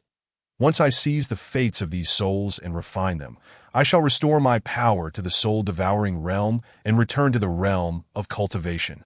Those sycophantic traitors, along with those accursed cultivators, will all perish. If it weren't for being cornered at the Gate of Realms that day, I would never have had to plunge into the mortal realm. The physical form I painstakingly forged would not have been destroyed in the rift between the realms, and my strength would not have fallen to such a paltry state. Since arriving at the Soul Pill realm, it had been years since he had experienced such a feeling. Fu Ruo floated upwards slightly, contemplating the true strength of the Ghost Cultivator. This Ghost Cultivator had once been quite powerful. He wondered just how formidable he remained now. The moonlight thickened, soon transforming into a tangible liquid cascading down. The Ghost Cultivator began forming seals, continuously chanting incantations. Fu Ruo cautiously peeked to the side, realizing that the Ghost Cultivator had not opened his eyes nor released his soul energy. His entire spirit was utterly focused on preparing the formation. The white light penetrated the 9 spirits, illuminating the threads of fate tied to them. Each was a prosperous and stable fate, promising a life of abundance. As the Ghost Cultivator's incantation grew increasingly frantic, the threads of fate were gradually coaxed out from the spirits. 9 threads soared into the air. As the moonlight began to refine them, Fu Ruo gazed at the Ghost Cultivator's unmoving figure, a glimmer of excitement igniting within her eyes. His abundant soul energy was being heavily extracted. Now was the perfect opportunity. Fu Ruo darted from the moonlight, positioning herself before the threads of fate, and grasped them firmly in her palm. That a sound akin to the shattering of air resonated, and the Ghost Cultivator, sensing something amiss, opened his eyes to find the threads of fate he had toiled to collect ensnared in the grasp of a small ghost. Rage contorted his features as he promptly commanded his soul energy to attack Fu Ruo, intent on reclaiming the threads. Who dares to seize my threads of fate? Reveal yourself. Hand them over, or I shall ensure your soul is scattered to the winds. The power imbued within that soul energy was immense, its speed astonishingly swift that Fu barely managed to evade it. Holding the golden threads aloft, her eyes unflinching, she threatened, "If you dare attack again, I shall obliterate these threads entirely." The Ghost Cultivator, furious to the point of mockery, retorted, "You little ghost, do you dare to threaten me?" Truly a case of the tiger falling to the ground only to be bullied by a dog. I, Yushio Luo, have traversed the realm of cultivation for many years, and now, having fallen to this insignificant mortal realm, I am pecked at by a mere sparrow. How infuriating! Yet he found himself truly ensnared by this wretched little ghost. Yushio Luo, Fu Ruo echoed the name, sensing it carried some weight. The Ghost Cultivator indeed possessed an alluring appearance, androgynous and beguiling. Observing his incessant chatter without any real action, Fu Ruo realized she had him at a disadvantage. He was evidently concerned about those threads of fate. Chapter 12. The refinement of the ethereal body emboldened, Fu Ruo began to toy with the golden threads in her hand as she fiddled with them. The Ghost Cultivator's eyes nearly glued themselves to the spectacle. Casually, she remarked, "It must have been quite a challenge to gather these fine threads of fate, hasn't it? How about this? I will ask you a few questions, and upon your answers, I shall return the threads to you." The expression on Yushio Luo's face was tinged with irritation, his spirit body taking on a faint flush, with his silence growing unbearable. Fu Ruo gestured upwards. "Come down here. You brought others?" Yushio Luo's heart jolted. In that moment, a myriad of suspicions flitted through his mind that he suspected that his plans had been prematurely discovered, that these little ghosts were lying in wait atop the mountain, specifically for him. He even began to contemplate the possibility of those traitors having pursued him into the mortal realm. However, upon seeing the 2 little ghosts, barely a century old, all doubts vanished. He was genuinely outmaneuvered by a few little ghosts from the mortal realm. This was an utter humiliation, as Lao Bai and Lao He descended. They lingered reluctantly. The moonlight was exceptionally rich, their cultivation speed multiplying several times over. My lord, you must absorb more. Yushio Luo could not help but sneer at their pitiable demeanor, that a bunch of inexperienced little ghosts. Half a year of absorbing this moonlight amounts to less than 3 days in the realm of cultivation. Lao He muttered defiantly from behind, "You may have seen the world, but you are still here with us now." Yushio Luo took a deep breath, inhaling and exhaling. "I won't stoop to their level." Fu Ruo's gaze returned to the handsome Ghost Cultivator. "Have you come to a decision? It's merely a few questions." Yushio Luo relented. "Ask away. Do you hail from the realm of cultivation?" Yes, it is said that ghost cultivators can reconstruct their physical forms upon reaching a certain level. It is not merely a rumor. Ghost cultivators in the realm of cultivation can regrow flesh and blood after reaching the soul pill realm. Fu Ruo pressed on. What is the soul pill realm's level? Upon mentioning this, Yushio Luo's pride swelled. The soul pill realm corresponds to the golden core stage of human cultivators. Only when one possesses something in their dantian can they be considered to have truly embarked on the path of cultivation. I reached the soul pill realm long ago, nearly breaking through to the heart refinement stage. Alas, I was betrayed, and now I find myself in a shallow pit, toyed with by mere shrimp. Yushio Luo glared at Fu Ruo with gritted teeth. His gaze filled with a desire to rend her asunder. Fu Ruo remained unperturbed, continuing to question, is it possible to cultivate a physical form in this world? Though being a ghost had its freedoms, she still felt intrinsically human. Yushio Luo shot her a sidelong glance. You should abandon that notion. This mortal realm lacks everything, with not a trace of elemental energy to be found. Truly no way. Fu Ruo's grip on the threads of fate tightened. No. Yushio Luo anxiously eyed the threads. Speaking up, there is, but it's akin to nothing. What method? Have you heard of the path of ancestral offerings? Yushio Luo waved his hand dismissively. Forget it. You country bumpkins wouldn't understand. Fu Ruo concealed the flicker of light in her eyes. Speak plainly. Yushio Luo replied. The path of ancestral offerings, while delicate, is considered orthodox in the underworld. It can be cultivated in any realm. There exists a method to combine the wishes of ancestral offerings with virtuous deeds for protection, ultimately refining an ethereal body. Though it is not flesh, ordinary individuals would not perceive any anomaly. Moreover, it can eventually transition from ethereal to substantial, resulting in a true physical form, albeit requiring a significant amount of elemental energy. However, such energy is pitifully scarce in the mortal realm. It can barely heal my wounds, let alone enable a ghost to attain corporeality. Hence, it is as good as non-existent, and you need not dwell on it. Otherwise, he would not have remained in this wretched place for years, ultimately resorting to the desperate plan of using moonlight to refine the threads of fate for his cultivation. Seeing that she was lost in thought, Yushio Luo impatiently interjected. I have finished speaking. Return the threads of fate to me. Fu Ruo considered that possessing a temporary ethereal body, invisible to most, might suffice. Having been a ghost for so long, she felt an intense loneliness. Yet, it was increasingly evident that a journey to the realm of cultivation was inevitable. How does one travel from this world to the realm of cultivation? You still wish to go to the realm of cultivation? Yushio Luo erupted in laughter, as if hearing the greatest joke. Little ghost, since you were born in this mortal realm, you ought to remain here. The realm of cultivation is not something you little shrimps can even dream of. Even if you possess celestial affinity, enabling you to cultivate and attain enlightenment, that realm is akin to a dragon's den or a tiger's lair for ghost cultivators. Without sufficient strength, these few spirits would meet their demise in vain. Fu Ruo furrowed her brow. Celestial affinity. Is that also a concern for ghost cultivators? Yushio Luo could hardly endure such foolish inquiries. Yet for the sake of the fate line, he chose to endure. Ghost and demon cultivators ultimately aspire to ascend the celestial path. How could this not be of significance? Little spirit, I have tolerated you long enough. Do not prolong this any further. Return my fate line. Fu Ruo slightly loosened her grip, seemingly ready to return the fate line, only to suddenly tighten her hold once more. She began to raise her demands that I require methods regarding the cultivation of the incense path's ethereal form, as well as secrets pertaining to ghost cultivation.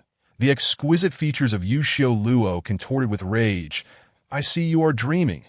To rob me in such a manner, since coming to this wretched place. The grievances I have endured far exceed today's. That Yushio Luo conjured a paper fan from thin air, its surface adorned with landscapes. With a single flick, the mountains trembled as a colossal shadow descended from the heavens. Fu Ruo attempted to evade, only to find her body unresponsive beneath the weight of that shadow. It seemed the mountains would soon crush her into a soul pancake. Xia Laobai and Fan Laohong hesitated, torn between allowing her to be crushed and risking their own injuries to save her. They then closed their eyes, mustering their courage to rush into the formidable aura and push Fu Ruo out. The moment she regained control of her body, Fu Ruo immediately utilized her soul power to pull the two of them to safety. However, their soul forms were still struck by the shadow of the mountains. Fu Ruo promptly divided the reserve of wish power she had kept aside, applying it to them. Wish power truly acted like an extraordinary restorative elixir, yielding impressive results. Thank you. The resolve of these two spirits to follow her should not be underestimated. She would do her utmost to share her wish power with them. Hastening their recovery, Fu Ruo turned, casting a shadowy gaze at Yuxiu Luo. Those who have harmed me shall not lay claim to this fate line today. Having written 3 successful soul-binding talismans at Daming Temple, she was now preparing to draw them out to save as many as she could. Yuxiu Luo assumed she intended to destroy these fate lines. Anxious, he disregarded everything and dashed in front of her, raising his hand to seize them. In her haste, Fu Ruo pulled out several discarded talismans from the cloth pouch at her waist, recalling Xia Laobai and Fan Laohong's previous fear of the stone lion. Fu Ruo had a sudden inspiration. She gathered the merits from the discarded talismans and encircled the fate line with them. As Yuxiu Luo reached out, he inadvertently touched the golden light of merit, which was mingled with a hint of Buddhist light that could restrain him. Hiss! How painful! The merit's Buddhist light. He gazed at her in astonishment. This golden light does not harm you. How can you control the merit's Buddhist light? Chapter 13. Suppressed, recalling the inquiry the female ghost had made regarding incense. Yuxiu Luo's eyes widened further in disbelief, nearly grinding his silver teeth to dust. You have entered the incense path. Fu Ruo raised her gaze nonchalantly. Is there a problem? A grave problem. An utterly unreasonable one. While many human and demon cultivators dismiss the incense path as merely a shortcut to cultivation, a fragile one at that, some ghost cultivators also join in the derision. Yet in truth, most ghost cultivators harbor a latent jealousy. Entering the incense path signifies the potential for boundless merit, allowing one to evade divine retribution. Sometimes, even heavenly tribulations spare them. This was what Yuxiu Luo, a being who had often straddled the line between virtue and vice, secretly yearned for. Each time he faced tribulation, it was a grand affair, with lightning seemingly intent on exacting vengeance tenfold. He had once procured some incense wish power through alternative means, and even made an effort to act virtuous for a time.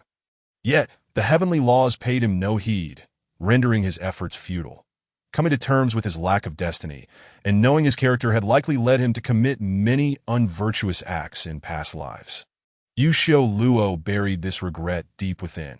The unattainable desires that haunted him were now embodied in a fledgling ghost of the mortal realm. His jealousy swelled to the point of madness, to the extent that his expressions became unmanageable. Fu Ruo, realizing the power within those discarded talismans was invaluable, pressed her advantage. She crafted 3 more talismans, extracting another orb of golden light, having learned from previous experience. Yuxiu Luo evaded faster than anyone else this time. The golden light missed, exploding into a cloud of golden dust that finally mingled with the moonlight and vanished. Unfazed, Fu Ruo retrieved her final discarded talisman. Yuxiu Luo, now fully aware of her tactics, soared in to snatch the talisman from her grasp. Xia Laobai and Fan Laohong, seeing the situation unfold, rushed to join the fray, their wish power not yet fully absorbed and refined. My lord, we are here to assist you. The 2 spirits floated on either side, unleashing soul power attacks that Yuxiu Luo paid them no mind. Despite his diminished cultivation, he was still a formal ghost cultivator. Even at his lowest, his soul form was not something ordinary spirits could contend with. Yuxiu Luo aimed first to seize and destroy the talismans threatening with Buddhist light. However, the 2 spirits incessantly buzzed around him like bothersome flies. Having no choice, he diverted a portion of his attention to deal with them. With a single hand holding the fan, he casually flicked it, sending forth an immense wave of water. Laobai was propelled against the cave wall, creating a deep indentation, debris scattering and dust rising. Immediately afterward, Yuxiu Luo spun in midair, preparing to strike again and finally eliminate this nuisance. Fu Ruo had already summoned the golden light and seized the opportunity to attack him. To avoid the golden light, Yuxiu Luo altered his trajectory, ultimately missing his target. Laobai and Laohong finally caught their breath.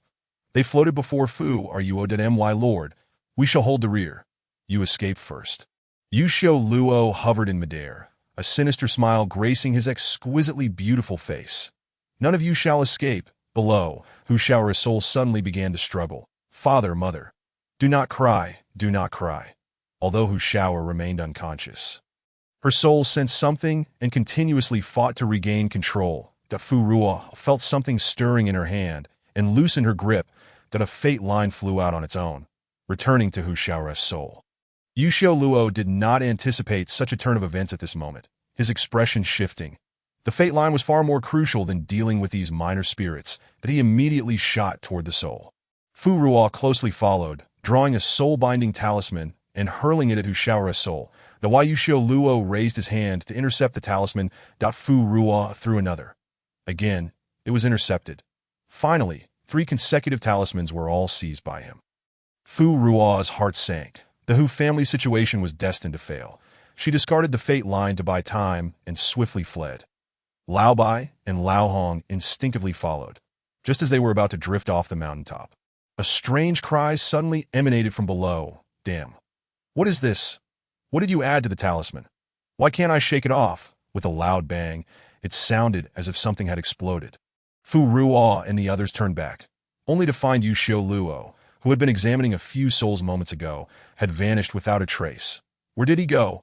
How did that ghost cultivator suddenly disappear? Surely he is not plotting some scheme, waiting to ambush us? Lao Bai could not resist theorizing that Fu Ruo probed the area with her soul power, but sensed no fluctuations nearby. Another wave of emotional turmoil erupted, accompanied by frantic screams that, I will kill you. You damned little ghost. What bizarre talisman did you use? Only the voice could be heard, but the figure was nowhere to be seen. Fu Ruo still found no trace of him. Cautiously, she approached the grand formation. Mixed within the pale gray soul power were 2 strands of golden lines weaving through the array. Soon, the formation was nearly destroyed, the moonlight once again illuminating the surroundings. The process was remarkably smooth. Throughout, Yusho Luo had not emerged to obstruct them, and even the fate lines on the souls within the formation had returned. Fu Ruo remarked. Strange, this ghost cultivator truly vanished without a trace. Let me out. The voice, filled with fury, resounded once more. Fu Ruo distinctly heard it this time. The voice was nearby. Come out and speak. Nonsense. If I could come out, I would have done so to kill you already. Lao Hong, rising from the ground, pointed beneath her feet. My lord. The voice seems to be coming from right below you. Fu Ruo looked down, spotting a palm-sized, smoothly polished stone. The stone appeared to be a part of the formation. Not an ordinary material. Fu Ruo shifted her feet and stepped again. This stone makes a fine footrest that is not uncomfortable, and it carries a hint of Yin energy.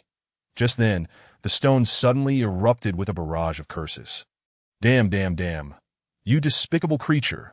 You dare to humiliate me. I vow you shall not have a peaceful death. You just stepped on me, nearly making me faint with rage. Fu Ruo exclaimed. The case is solved. The voice comes from this stone. What kind of sorcery is this? A communication stone. Yusho Luo was in the gathering soul stone, frantically hopping. Open your eyes and see. My soul is trapped in here. Fu Ruo, utilizing her spiritual energy, sensed within the stone and indeed discovered something inside. What had she just done? Why had this malevolent ghost suddenly found refuge within the stone? How had he managed to enter? That would be a question for your talismans. He had merely burned a few talismans with his spiritual energy, and in the next moment, a tremendous force had pulled him into the nearest soul-gathering stone. No matter how he struggled, he could not escape this stone. Each time he attempted to leave, 3 illusory talismans would descend upon his soul, forcibly suppressing him back within. The crucial aspect was that these talismans were imbued with the light of merit, and each suppression seared his soul painfully. Chapter 14. Deceiving a ghost. Yusho, having tried twice, was unwilling to endure further suffering for nothing. What kind of wicked method is this? I concede, just let me go, and I will provide the techniques and secrets you desire. Fu Ruo picked up the stone, examining it with curiosity. Confirming that this fellow was indeed sealed inside, she suddenly grinned, her smile both thrilling and terrifying. It truly was a case of dark clouds parting to reveal the moon. The tides of fortune had turned.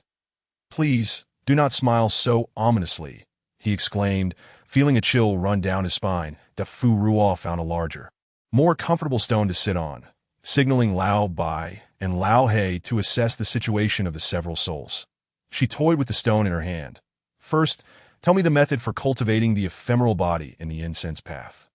Along with the ghost cultivation secrets, without a moment's hesitation, Yushiluo flatly refused it. No, you must release me first. Do you presume I am unaware of your intentions?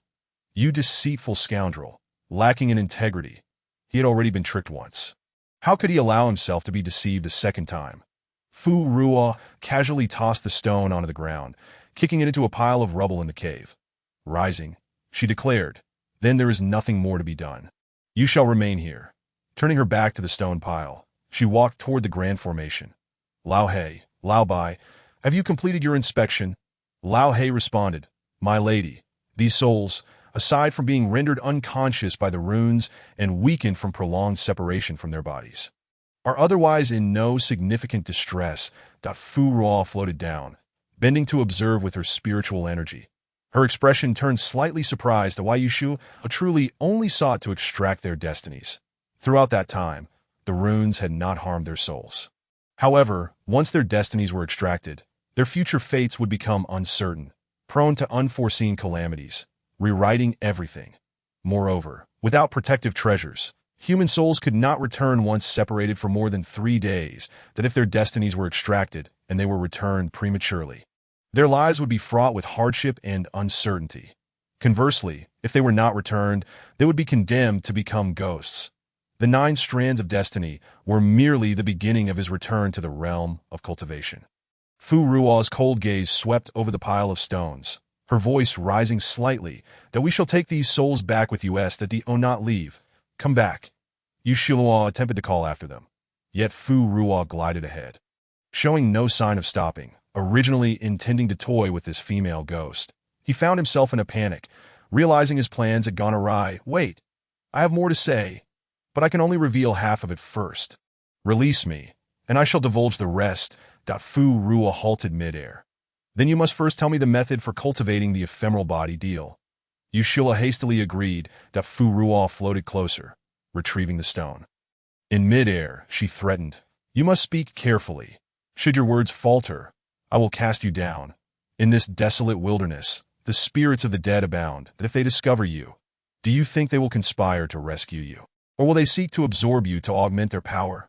Please, my lady, I beg you." Yushiluo sensed her grip loosen slightly, hurriedly pleading for mercy, terrified she might truly abandon him here. Fu Ruo replied, "Then do not waste my time." Why Yushiluo rummaged through his mind, finally managing to articulate the method for cultivating the ephemeral body. "That I have dabbled in the incense path before. This method came to my knowledge while I was inquiring about the cultivation of the incense path." "You also know how to cultivate the incense path." Fu Ruo's heart leapt with joy. The timing of this fellow's capture had been fortuitous. Her entry into the incense path had been a fluke. Muddled and unclear, she had been fumbling through it without any sense of security. Fu Ruo began to contemplate how to compel Yushiluo to divulge the techniques and secrets of the incense path. Yushiluo's soul shrank within the stone, feeling a sudden chill. Hearing Fu Ruo's half-inquisitive, half-surprised tone, he grew proud once more. "Of course. I, Yushiluo, hold a modest reputation in the cultivation realm. These 500 years have not been in vain." "Oh," Fu Ruo nodded, her tone devoid of any fluctuation. "The method." She remained more intrigued by this. Why Yushiluo pouted and continued, "The ephemeral body is generally unnoticed by others because it contains a vast amount of merit. A discerning individual, even if they wish to investigate, would only see a dazzling golden light. Thus, the more merit one acquires, the better. Additionally, a significant amount of incense is required. By the way, the merit in incense must be sincerely offered by others. Shortcuts will not suffice. Collect all the ash from the incense and compress, forge, and sacrifice it repeatedly, and it will take shape. However, this process alone requires 100 years, consuming vast amounts of spiritual energy daily. Not to mention, one must use heavenly jade with a clear aura, tinged with red, as the core, and the incredibly hard 9-in bamboo as the structure. In summary, it is time-consuming and labor-intensive and very fragile. Even a single strike might cause it to crumble, and it will not bleed. making it particularly easy to expose that it pales in comparison to the blood and flesh he had previously reconstituted. He was not envious. He did not desire it. Upon hearing such complexity, Fu Ruo felt a twinge of headache. Yet, she could not leave the mortal realm for the time being, and even if she reached the realm of cultivation, she would need to attain the soul pill stage to reconstitute blood and flesh, which she knew would take many years. That is there such a thing as heavenly jade and Ninine bamboo in the mortal realm? That question truly stumped me. After a moment of contemplation, Yu Shihua suddenly realized, I have been in the cultivation realm since birth and have never set foot in the Sorcean realm. How could I possibly know, fool? Fu Ruo's aura suddenly turned. I see why Yu Shihua immediately swallowed his words, adopting a submissive demeanor. It was a slip of the tongue. I meant myself that in truth, even without these two, it is manageable. It can still be forged, just not in a violent manner. In any case, with merit, few in the mortal realm could see through it. I have already explained the method. May I be released now? Once freed, he could redeem his honor.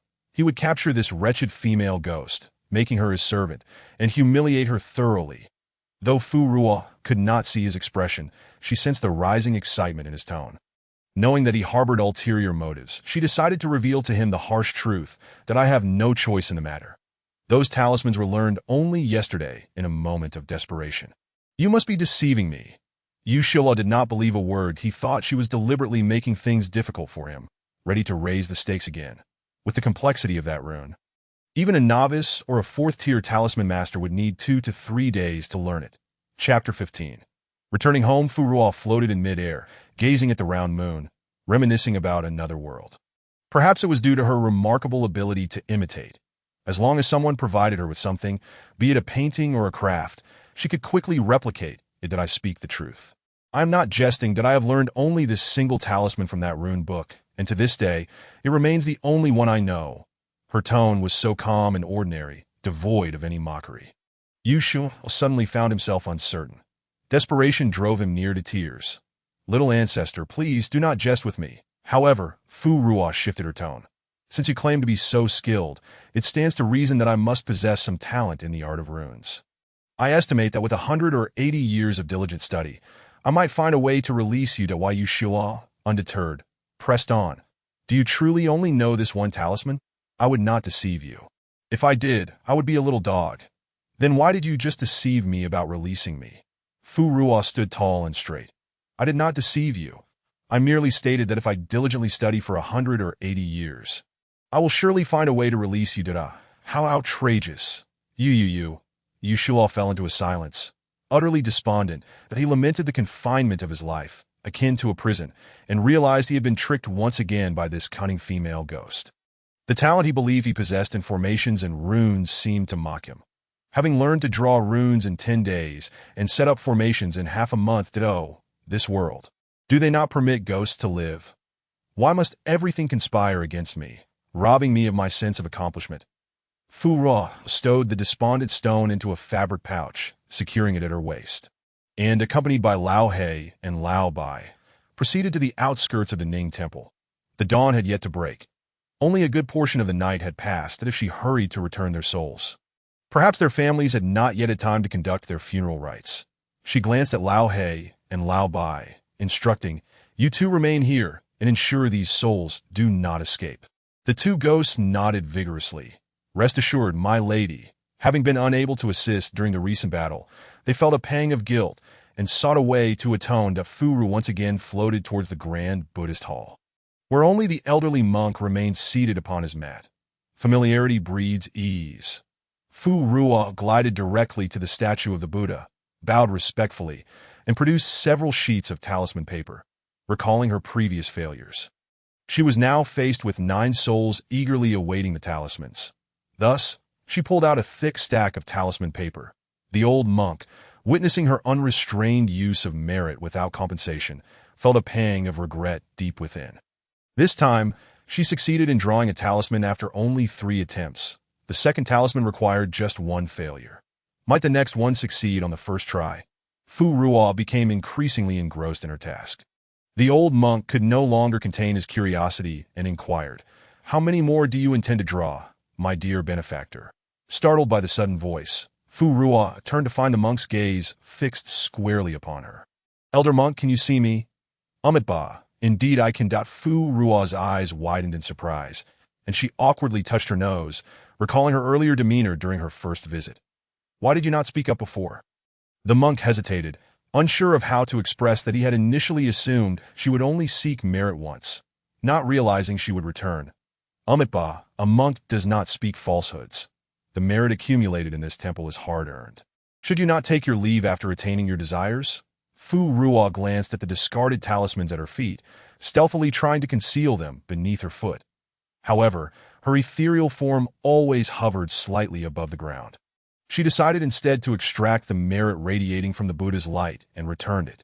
Initially, she had intended to take the scraps with her, but now, feeling embarrassed by the monk's words, she refrained from being greedy. The monk, witnessing her effortless extraction of the Buddha's merit, felt an indescribable astonishment, though he maintained a composed exterior. Very well, very well. My dear benefactor is indeed exceptional, destined for great fortune as long as it is employed for righteous purposes. All shall be well. Fu Ruo smiled and joined her palms in gratitude. "Thank you. Elder monk, no abbot, you need not worry about my intentions. I seek to save lives. Does not your faith teach that saving a life is worth more than constructing a pagoda?" After speaking, Fu Ruo scratched her head, feeling her words somewhat convoluted, as if caught in an endless loop. The abbot's expression shifted slightly. Ba, perhaps I have been too stingy." Upon completing her talismans, Fu Ruo stepped outside and affixed them to the 9 souls. Soon, all 9 regained their consciousness, floating in a state of confusion or anxiety. Chu Shao, eager to return home, immediately inquired whether she could do so. "Of course, the sooner, the better," Fu Ruo replied, gesturing towards the nearby temple. "You should be familiar with the Ning Temple." "Thank you," Hu Shaoer responded before drifting back. However, she was soon startled by a chaotic surge of malevolent energy, observing the other weak and anxious souls who hesitated to move. Fu Ruo decided to alter her course. "I shall escort you back." Their physical forms remained intact. They were living souls, and the energy emanating from them was particularly attractive to malevolent entities. After ascertaining the origin of the girls, Fu Ruo retained 3 within her vicinity, while assigning the others to be escorted by Lao Bai and Lao Hu Shaoer bowed to Fu Ruo. "Thank you. Do not thank me. It was your father who sought my assistance first. As long as he fulfills his promise and offers more incense, all will be well. Remember, sincerity is key. Burn plenty of incense." She relied on that incense for her own needs. Hu Shaoen nodded earnestly. "Rest assured, my lord. After this incident, not only will my father honor his promise, but I shall also light incense for you every day. Please, grant me a name or token, and I will build a shrine for you at home." "That may be a bit too grand," Fu Ruo replied, her cheeks warming at her respectful and devout demeanor. However, the most pressing matter was that she had yet to think of a name. In her future endeavors, she would need a name that was not only pleasing, but also commanding respect. Calling herself the pawn deity seemed rather presumptuous. As dawn broke over the horizon, the town was just beginning to stir. At that moment, a white cloth had already been draped over the plaque at the Hu family's gate, and the atmosphere within the residence was heavy with sorrow and busyness. A coffin rested in the grand hall. Exquisitely crafted from premium golden silk, Nanmu would point 2 maidservants and 2 young attendants, clad in mourning garments, stood vigil before the coffin, tossing paper offerings into a burning bronze brazier while murmuring funeral incantations. Chapter 16. The Resurrection. "My lady, let us burn more paper money for you. It will ensure you are not lacking in the afterlife." "Woo, my lady, I just heard them say you will be buried tomorrow." Fu Ruo gazed at the already prepared mourning hall, her expression shifting. "How can it be so soon? Shouldn't the body be kept for 7 days? Even if the weather is warming, at least 3 days of mourning is customary." Hu Shaoer offered a bitter smile. "My lord, you are unaware. When an unmarried young lady passes away, the funeral arrangements must be expedited. Otherwise, it will adversely affect the family's fortunes. Preparations must be made at night. With the doors closed to visitors during the day." Fu Ruo frowned. "What kind of custom is this? Closing the doors means no one can come to pay their respects. And what does being unmarried have to do with it? If one is concerned about the body decaying from remaining at home too long, then should not all deceased be kept for 3 days before burial?" Hu Qing-song busied himself in the front hall with funeral arrangements, while Hu Madam sat nearby, her eyes swollen from weeping. "Shower, how can we live without your mother?" Outside, the sound of hurried horse hooves echoed. "Father, mother, I have returned." A young man dismounted, his cloak still fastened, and rushed into the morning hall with his whip still in hand. Servants and relatives attempted to stop him along the way. "Young master, you cannot disturb the morning atmosphere. Step aside." A servant clung to his leg. "Young master, you cannot go in. You must attend the provincial examination in August. You cannot enter now." Several siblings from the clan also tried to restrain him. "Jingming, we understand your sorrow, but you must consider your future. The examination is of utmost importance. That my success in the examination relies on my knowledge. Having already memorized it, can it simply vanish?" With a loud crack of the whip against the ground, Hu Jingming's voice echoed through the hall. Those present hesitated, uncertain whether to intervene. Pushing through, Hu Jingming pressed on. "Shower, I am here, brother."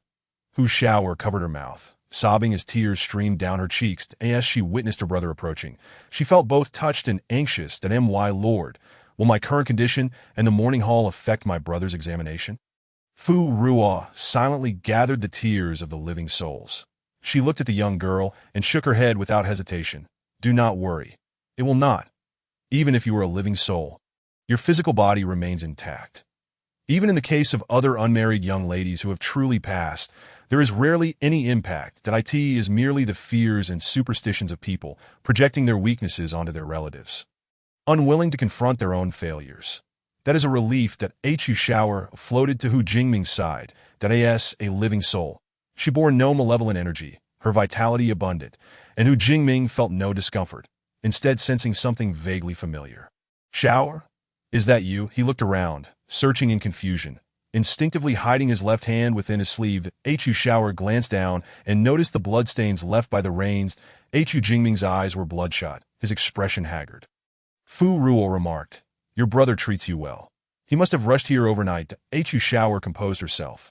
"My lord, I wish to return to my physical form." Fu Ruo assumed she was worried about not being able to return and explained. "Your physical body remains intact. As you approach it, it will naturally sense your soul." Hu Shower bit her lip, feeling conflicted. Ultimately, she floated before Fu Ruo and knelt. "That Lord, if I return directly, my family may believe me. But rumors will inevitably arise, causing them distress.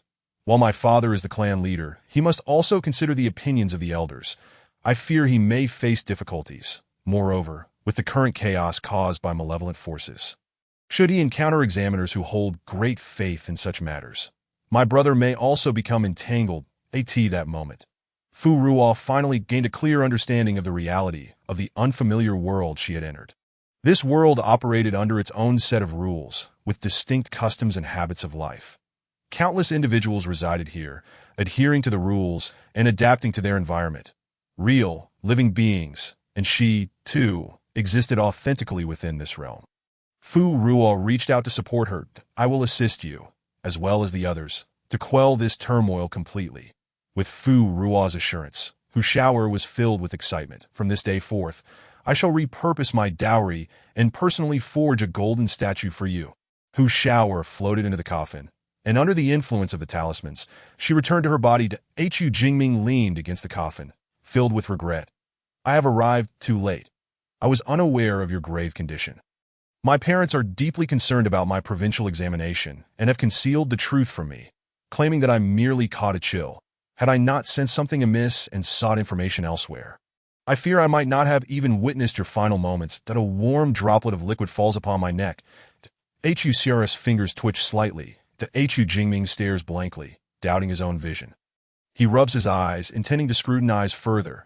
In the next instant, the figure within the coffin unexpectedly lifts the white cloth from its face and sits up. The young servant, witnessing the corpse suddenly come to life, turns pale with fright and hastily flees. "Master, master! The young lady has returned from the dead. A malevolent spirit has invaded her body." The morning hall is thrown into chaos, with onlookers too terrified to approach. Hu Jingming grips the horsewhip tightly, his knuckles turning white, his gaze fierce. "Evil spirit, emerge from my sister's body." Hu Xiar, caught between laughter and tears, spits out the money she had been holding. "Brother, it is I." I am alive. A kind adult saved me. The deity Father petitioned has manifested. Upon hearing the commotion in the morning hall, Hu Song hurriedly arrives with his wife, only to hear his youngest daughter's voice. Seeing her visage and demeanor identical to that of his daughter, he is filled with joy and rushes toward her, hand in hand with his wife. Xiao'er, is it truly you?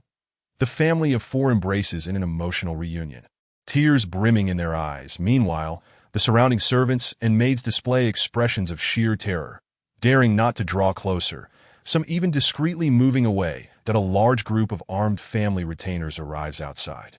Patriarch, you are mistaken. Xiao'er has been possessed by a malevolent spirit. This is my daughter. I know her well. Leave. All of you. Get out. My precious child has only just returned to life, and you wish to drive her away. What are your intentions? The clamor continues, echoing as Fu Ruo drifts further away from the Hu family. Unexpectedly, it dawns on her that saving someone is not the most challenging aspect. The aftermath is the true ordeal. If such a beloved daughter of the Hu family faces this turmoil, what would become of an ordinary girl in her stead? Yet, were it not for their fortunate fates, they would not have drawn the attention of the Jade Azura. Fu Ruo's thoughts drift further. If she had not come to this world, who would protect them through this calamity? Would there not be other events to replace her presence this night? Or perhaps she was destined to arrive here to ensure they follow their predetermined fates. As dawn breaks and the golden light scatters across the earth, Fu Ruo gazes at the rising sun, her heart stirred for the first time by musings on destiny. Is fate predestined at birth? What then is the nature of her own destiny? Chapter 17. The grand scheme. As Fu Ruo floated back to the pond, the day had brightened considerably, the sunlight rather blinding. Lao He and Lao Bai, having dispatched the few souls, awaited her at the designated pond. "My lady, you have returned," Lao Bai exclaimed, unable to contain his excitement as he waved his lotus leaf overhead. "We are here." Fu Ruo descended and found them both hiding in the densest shadows of the lotus leaves. "Are you afraid of sunlight?" "To some extent. It burns when it touches our skin." Lao He replied expressionlessly. "Even ghosts fear the sun?" "Normal ghosts indeed do, and even the most powerful among them prefer not to venture out during the day." Confirmed then. She is not merely an ordinary ghost. Fu Ruo retrieved 2 strands of wish power from her sleeve. "1 for each of you. My lady. This is far too generous," Lao He protested, feeling the weight of such a precious gift. The wish power was pure and unblemished, each strand worth more than double what they had previously received. Once fully refined and absorbed, their prior injuries would heal significantly. Even Lao Bai found it hard to resist the temptation, attempting to return the offering. "My lady, we received half a strand last night that we have yet to fully refine. You should keep this for yourself." Fu Ruo pulled out another strand, though it lacked the same purity. "It was still valuable that I have more. These 2 are for you, and no need for refusal. You must recover swiftly to assist me." Having said that, she departed, leaving the 2 spirits both touched and apprehensive. Encountering the lady is our lifetime's fortune. Fu Ruo glided to the dilapidated little boat by the pond's edge, absorbing the wish power into her soul and slowly refining it. And on her way from the Hu residence, she had collected 4 strands of wish power. The purest was undoubtedly that of Hu Xiao'er, still nestled within her sleeve. Next were those from Madame Hu and Hu Jingming, which he had given to Lao He, and Lao Bai. Hu Song had contributed another strand. The one she had just utilized, seemed Hu Song resembled a plump sheep, with ample fleece to be sheared. A little assistance warranted a wish power in return. Fu Ruo rested her chin on her hand, teasing the little fish beneath the water with a stem of grass. How could she ensure they were not consumed by the judgments of society? The wind stirred the lotus leaves, causing the little boat to drift across the surface. A red lotus flashed before her eyes, and the scene of Fong Lan being rescued suddenly surfaced in her mind. Should she throw another red lotus? However, this time several of the girls hailed from affluent families. Their companions well read. It would be challenging to deceive them. Gradually, Fu Ruo conceived a plan, excitement bubbling within her as she clapped her hands. "I have a way." "What way?" Lao Bai, drawn by her enthusiasm, floated closer. "You came at the perfect time. Go procure some gold powder. The more, the better. We shall orchestrate something grand. Lao He, seek out some top-grade peachwood. If you find it uncomfortable, just let me know the location, and I shall retrieve it myself." After delivering her instructions, Fu Ruo noticed they remained motionless. She suddenly remembered their aversion to sunlight, and that Peachwood inherently possesses the ability to repel evil. Never mind, I shall fetch you a parasol. Before leaving, Fu Ruo reminded them, hurry and cultivate. Heal your wounds, so you may soon work for me under the sun. Fu Ruo then proceeded to the shop she had visited the previous night. A sign reading closed for business hung at the entrance. She presumed the owner had been startled by the sudden disappearance of goods from the shelves, leading to poor health. Yet upon floating inside, she was met with the sight of the owner grinning widely, cherishing the ghost-crying pearl ensconced in his cloth, a marvelous treasure, the ghost-crying pearl. Whether my son can successfully enter the Taoist temple depends on you. A boy of around 11 or 12 years entered through the back door. Father, why are you not opening the shop this early? What brings you joy? Come, my son, look at this, a pearl that no, this is your destiny. Do you still wish to exorcise evil, capture ghosts, and save the world in the future? The young boy, full of ambition, declared his lofty aspirations. Of course, I shall eradicate all evil and restore peace to the realm. The owner proudly ruffled the boy's hair. Very well. We shall close today and pack our things to head to Tianlai Mountain to seek the old Taoist for your apprenticeship.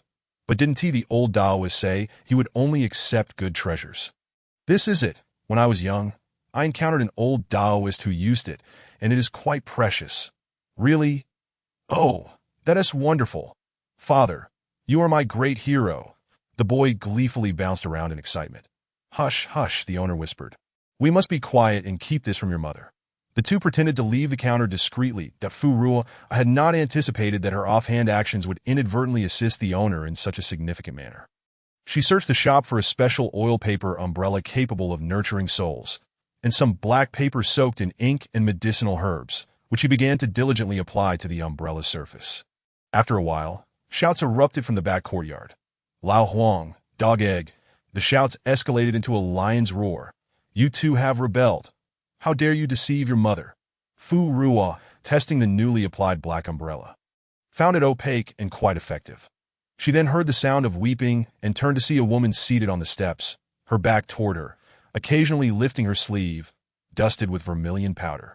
To wipe her tears, do you think I am unaware of your secret schemes? In this world, only the dead can be deemed great heroes. Fu Ruo silently sighed, returning to the counter, where she took up a brush and dipped it in ink. Borrowing will settle the account in a few days. Having noted the account, Fu Ruo decided to be unreserved and took 2 pounds of gold powder with her. She would discuss with Hu Xiao later. As a pure gold statue was no longer necessary, silver would suffice. Even as a ghost, one still needed money. Fu Ruo's eyes glistened. It turned out that the saying money can make ghosts do work was not mere words. Chapter 18. The Tao title. Fu Ruo placed the items onto the small boat at the pond and maneuvered it into the depths of the lotus leaves. Here is your umbrella. It was quite a task to assemble, so you two must share that I have brought back the gold powder. You only need to find the peach wood. Lao Bai held the umbrella, marveling at its design. This style and color were unlike anything he had seen before. The ordinary people. Oil paper umbrellas were merely for rain protection, whereas sunshades were thick, velvet canopies reserved for the highest-ranking nobles.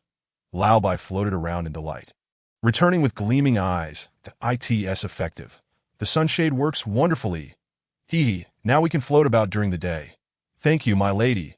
Let me try. Lao He joined him beneath the umbrella. The two spirits began to jostle for space, complaining about each other's encroachment. Lao He, your shoulders are too broad. Shift over a bit. You are too short, and it's brushing against my hair. Fu Ruo. The black paper inside this umbrella is affixed with paste. It may peel off after prolonged use, so you will need to maintain it yourselves in the future. All right, thank you, my lord. You truly possess a remarkable imagination, with a layer inside for sunshade and oiled paper outside for rain protection. Lao Bai sincerely praised. Fu Ruo, unaccustomed to flattery, waved her hand dismissively. Go find peach wood, preferably over 300 years old. A verdant pond, adorned with sprawling lotus leaves, where red lotuses sway in the breeze.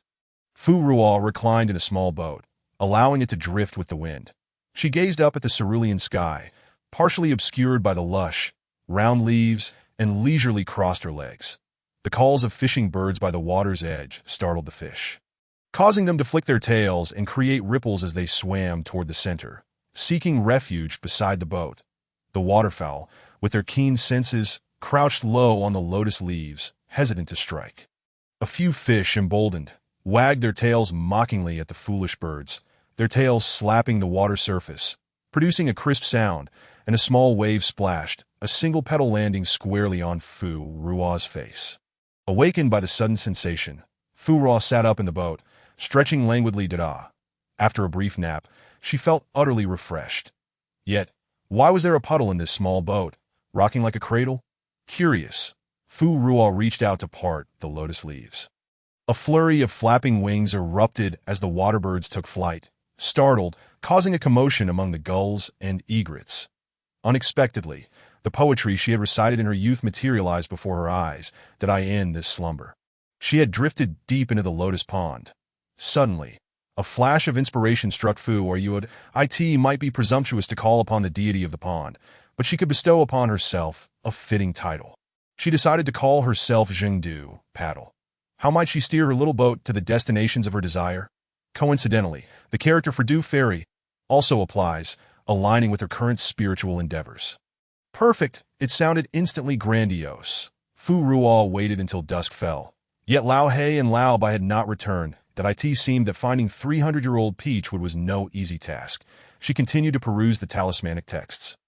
As the title suggested, the book contained 36 symbols. And indeed, there were only 36 talismans within. The earlier sections primarily focused on peace, blessings, and enhancing eloquence. The middle delved into soul-binding and ghost-repelling, while the latter brimmed with lethal intent, featuring exorcisms and heavenly fire. Quite comprehensive and suitable for her. Fu Ruo began with the first pure and turbid peace talisman. Initially, she assumed this common talisman would be straightforward, as one could easily obtain one from a temple or Taoist shrine. However, as she read further, she discerned a distinct flavor. This talisman was both singular and dual, one for purity and one for turbidity. But what precisely did these pure and turbid energies entail?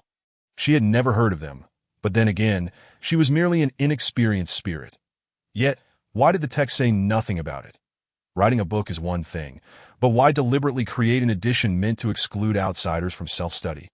Fu Ruo was perplexed, yet her thirst for knowledge was unquenchable. So she retrieved the soul-gathering stone. Is Yushio Luo still alive? No response. The stone remained as silent as a chicken. Fu Ruo prodded it with her finger. But still no reaction. She released a wisp of soul energy, tapping insistently on the stone. After a while, an impatient voice emerged from within. The ghost is dead. Stop knocking, Fu Ruo. If the ghost is dead, how can it still speak? Shouldn't it be scattered into oblivion? Yushio Luo, I have fallen to this fate, and yet, you wicked female ghost dare to curse me. Do you possess no conscience? Fu Ruo shrugged. None. Why Yushio Luo? Nonsense. Are you not a practitioner of spiritual offerings? Without a conscience, what good is your practice? Fu Ruo. Oh, you know that and still inquired. I shall not bicker with you. I have but one question, and once answered, I shall cease my knocking. Another question? Every time this female ghost asks him something, it never bodes well. Upon hearing this, Yushio Luo recalled how he had been deceived twice the night before, and he was nearing his breaking point. This time, it was a legitimate question. Fu Ruo wasted no time and posed her inquiry. What are pure and turbid energies? Yushio Luo fell silent for a moment, and when he finally spoke, his tone had shifted dramatically, becoming exceedingly grave. Where did you hear that? Fu Ruo sensed the unusual weight in his tone, her heart sinking slightly. Do not concern yourself with that. Just tell me what it is. Why Yushio Luo remained silent for an extended period, suddenly realizing the tables had turned. He was now in the position of power, and this unlearned female ghost needed his answers. He could dictate terms. I know, but before I tell you, you must agree to a few conditions. What conditions? First, release me. That is the most important. Second, though I am trapped in this soul-gathering stone, I can still see outside. I do not wish to remain in that shabby cloth bag of yours. It is too unsightly. Why Yushio Luo expressed his disdain and laid out his demands that I want something beautiful, intricately designed. I want to enjoy the scenery and style. Third, I want... Stop. Fu Ruo interrupted him. Do you understand what you are saying? Do you realize you are still trapped in my possession, waiting to be freed? She truly could not fathom what had given him the audacity to list demands as if it were his right. Aside from the first request, she would grant nothing else. That why you show Luo? Huh? Why not? Why was it fair for you to demand of me, while I could only ask one thing in return? That is unjust. I shall say no more, without me, in this poor and remote realm of mortals. You will never uncover the truth. He was infuriated, utterly exasperated. How could this female ghost wield such persuasive words and audaciously unreasonable demands? Chapter 19. Pure and turbid energies. After making this declaration, Yushio Luo fell silent once more. No matter how Fu Ruo prodded with her soul energy, there was no response. Realizing his pride had been wounded and he was genuinely upset, Fu Ruo decided to change her approach to why Yushio Luo. Come forth, we can engage in a fair exchange. You answer a few questions, or teach me a spell, and I will fulfill a reasonable request of yours. Hearing her words, Yushio Luo felt a flicker of interest. But recalling his previous misfortunes at her hands, he decided to play hard to get. He would wait for her to grow desperate and plead with him. However, the female ghost showed no signs of urgency. She merely waited to in less than 15 minutes. He could no longer restrain himself and spoke first at why Yushio Luo asked, "What constitutes a reasonable request? What if I answer you a few questions in exchange for one request?" He had learned his lesson. This female ghost was sharp-tongued and adept at twisting words. He needed to be cautious. That Fu Ruo recalled how he had nearly harmed 9 young women that night. Any act of wrongdoing, any harm to the innocent, was strictly off the table. Within that framework, I need not exert excessive effort or make unreasonable demands. All would be considered minor requests. That I ask for how many? That would depend on the difficulty of the questions and whether I find your answers satisfactory. That why Yushio Luo retorted coldly. Then what use is that request? Merely ornamental? And to propose such a trivial request while gauging your satisfaction with my answers? Even a miser would not be as stingy as you. Fu Ruo, just state whether you are willing or not. The faster I progress in strength, the sooner I can free you. To why Yushio Luo scoffed. I can think of ways myself. Depending on you, I do not know how many years it will take. That I would only be continuously exploited and bullied. Pure and turbid energies. Fu Ruo reminded him softly. Do you not think I did not notice your shock at the mention? At the mention of this, Yushio Luo began to hesitate. He inquired cautiously, harboring a flicker of hope. Where did you hear that, precisely? Fu Ruo succinctly replied. The talismans. To why Yushio Luo's hopes shattered like fragile jade hitting the ground. Why is my fate so tragic? Betrayed, forced to descend to the mortal realm to escape, trapped here, and now being toyed with by a mere ghost. He had originally thought he could rely on his knowledge of formations and symbols to decipher it himself. But this damned talisman was entangled with pure and turbid energies. Upon hearing his anguished exclamations, Fu Ruo questioned, what is the distinction between pure and turbid energies?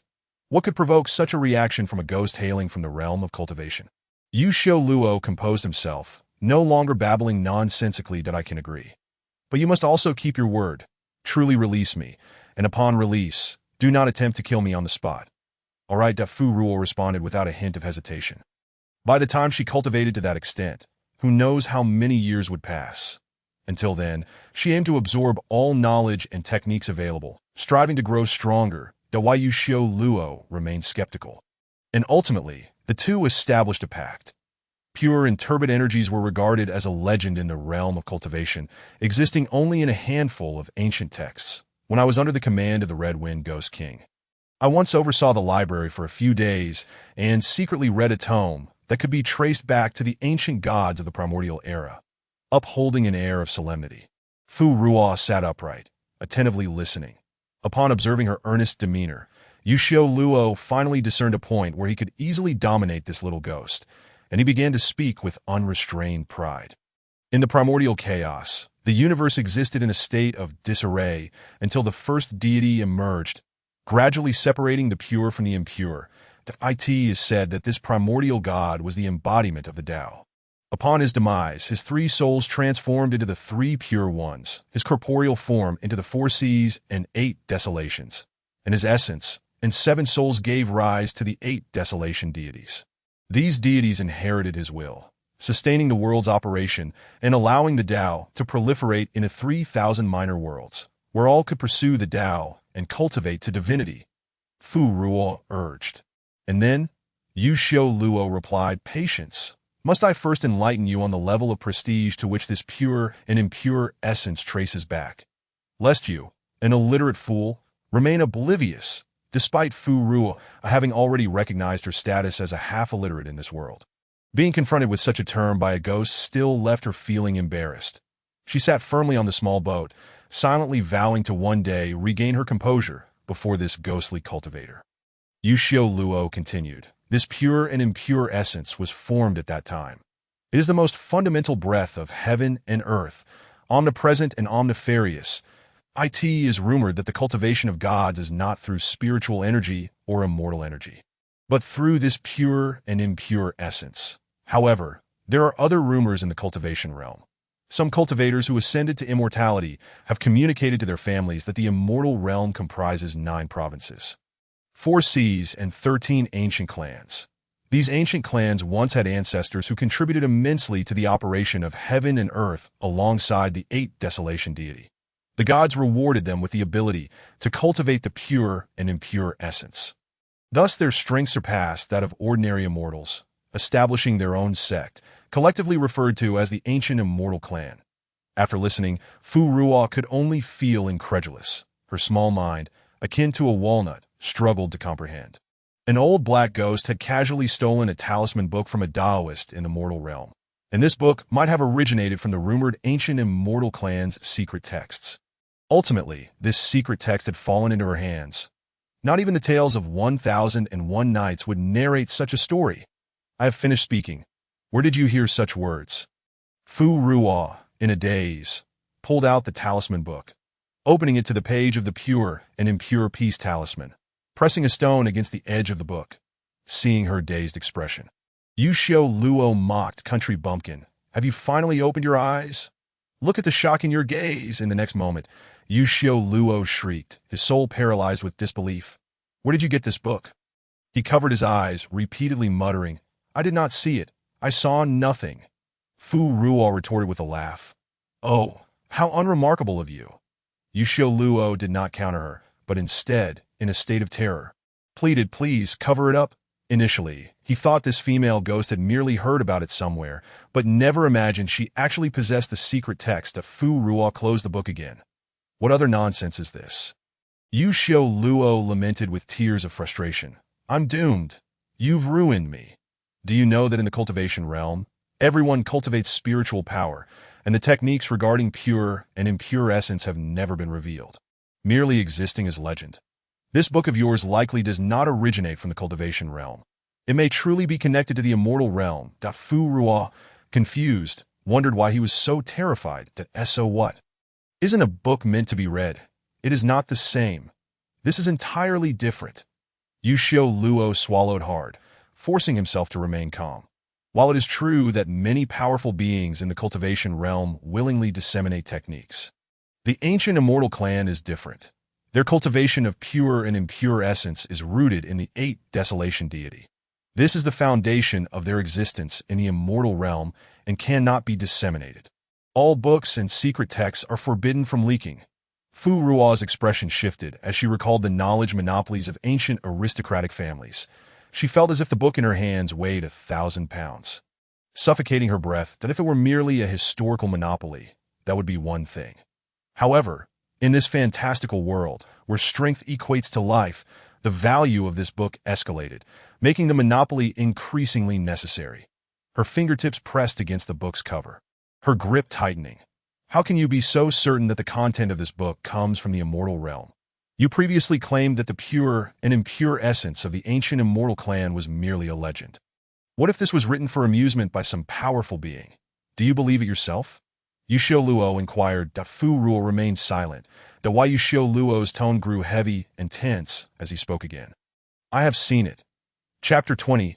Unprecedented that I have witnessed it with my own eyes in the ghost domain. That ancient immortal descended from the heavens, radiating white light across millions of miles, severing half the sky with a single sword. The Hell Mountains still bear an unhealable chasm. This ancient immortal was pursuing a sinful immortal who had fled from the upper realm, chasing him all the way to the ghost domain. By the time the sinful immortal entered the ghost domain, his corporeal form had long been extinguished, leaving only his severely wounded soul clinging to life. Yet, even in such a state, he could still contend evenly with the Red Wind Ghost King. I can only say the power of the ancient immortal clan is beyond imagination. Their immortal techniques are priceless treasures imbued with taboos that at that time, the soul, aware of its impending doom, scattered thousands of pages inscribed with the techniques of pure and impure essence. Hundreds of years have passed, but that scene remains vividly etched in my memory. As if it were yesterday, the Yusho Luo's voice trembled, filled with terror. That night, many powerful old ghosts perished in the ghost domain, as did many greedy little ghosts who meddled in affairs that did not concern them. With a mere wave of a hand, those beings, whom I once had to kneel and obey, turned to dust, leaving no trace in the ghost domain. Whenever I recall it, I feel the chill of death lingering around me, causing my soul to tremble involuntarily. It was then that I learned the virtue of moderation and greed, mastering the control of my desires and refraining from meddling in others' affairs, striving to preserve my own well-being, that I feared attracting the attention of such beings. Who would have thought that after so many years in the cultivation realm without encountering anything, I would be embroiled in trouble after falling into the mortal realm because of a little ghost? If the timing were not so inappropriate, I would have praised Fu Ruo. What an achievement! How remarkable to attract such beings, even in the mortal realm. What Yusho Luo described, Fu Ruo had never witnessed, but she could imagine the awe-inspiring scene that moment. Yusho Luo was still an insurmountable presence in her eyes, let alone when he was untroubled by issues in the cultivation realm. The deeper she thought about it, the more chills raced down her spine. Neither spoke further, the atmosphere thick and suffocating in the air. After a while, Fu Ruo suddenly opened the book again. The Yusho Luo exclaimed in astonishment. "You're not thinking about how to escape, yet you're still reading." Fu Ruo gripped the spine of the book tightly, her aura sharp as a cold blade. Yet her tone remained flat, even carrying a faint smile. At this point, I have no other choice if I cannot defeat one with a single strike, and there is no spiritual energy or immortal chi in the mortal realm. What else can I cultivate? The pure and impure essence has always existed in the world. It is merely the lack of methods to harness them. Now that I know they can be used in the talismans within this book, why should I not utilize them? She was a true immortal, among the greatest of immortals, and whatever she attempted now felt like a mere ant shaking a tree, as long as that person wished to find this book and locate her. She would have no means of escape. Running away was the least effective strategy. That Yusho Luo suddenly realized something, astonished. "You intend to use their own methods against them." "Something like that," she conceded.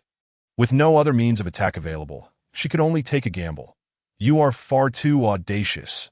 You are utterly fearless in your ignorance.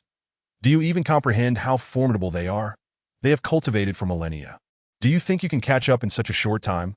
Yusho Luo deemed her delusional.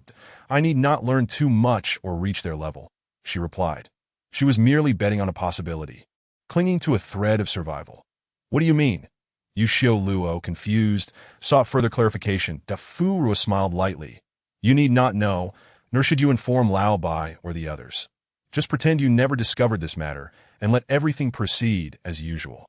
She had no intention of truly confronting them with those few talismans. What she sought was to win over their hearts. That night, under the bright moon, appearing as if a mirror had fallen from the azure clouds, Fu Ruo sat upon a lotus leaf, lost in thought, afraid to sleep. Now, whenever she closed her eyes, she envisioned the ancient immortal she had discussed with Yusho Lu as a human. One experiences myriad emotions and desires. How could she not feel fear? She was terrified to the core. Freshly emerged from obscurity and yet to step into the cultivation realm, she had encountered a true immortal and might even face vengeance. Fu Ruo curled herself in the lotus leaf, hugging her knees. This was the most secure posture she could muster. Yet it was futile. In the face of overwhelming power, nothing mattered. Fu Ruo pulled out the talisman book once more. Gazing at the inscriptions, she read them slowly, gradually regaining her composure. Anxiety and fear were of no use. The only thing she could do was to add a sliver of hope for survival for her future self. After finishing the page on the pure and impure peace talisman, Fu Ruo felt no particular insights. She continued to flip through the pages, reading one after another. The next morning, Yushio Luo controlled the stone to leap from the ugly bag. He found Fu Ruo sitting on the lotus leaf. The book nearly flipped to its last page, but he chose not to disturb her, returning to lie atop the bag, contemplating his unfortunate past and uncertain future. Unprecedented. It truly is different. Fu Ruo exclaimed with delight. The Yushio Luo, curious, asked, "What is different?" Fu Ruo floated back to the small boat from the lotus leaf. She flipped through the pages of the book from the last page to the middle page repeatedly. Did you notice? The character for Jing on this page differs from the one at the end. The final stroke is a bit lower, and it carries a more vigorous momentum that Yushio Luo failed to perceive any difference at all. They are all rubbings. How could there be any distinction? Fu Ruo remarked. This is not a rubbing. This book of talismans was personally inscribed by the author. Perhaps this person has some obsessive tendencies. So every character is practiced to resemble a rubbing, with identical size and form. Yet at the conclusion, the anticipation of finally completing it has subtly altered the nuances of the strokes compared to before. But what of it? Yushio Luo remained perplexed. Fu Ruo felt a lightness in her heart. This signifies that my chances of survival have increased. This book is likely not the ancient celestial clan's secret manual you mentioned, but rather the author's own inspired creation. Yushio Luo responded. That does not prevent someone from seeking vengeance.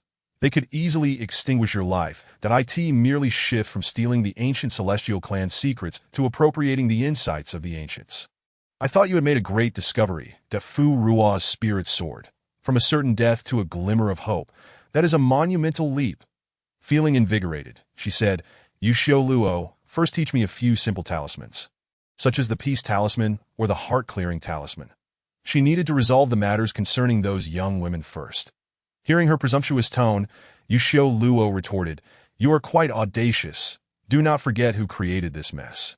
And besides, I must become powerful enough to find a way to release you. Only then can you survive alongside me. Who knows if that celestial being might not take out their wrath on you as well." Fu Ruo pondered and realized that this whole affair indeed began because of Yushio Luo. If you hadn't abducted Hu Xiao'er, Hu Qing Song would not have sought me out. And I would not have learned talismans to save someone. You are the true culprit. That celestial being should have dealt with you first. Yushio Luo was left speechless by her peculiar analysis of cause and effect. He wanted to refute her, but couldn't find any logical loophole after a long pause. Frustrated, he scratched his head. Could there truly be logic in this?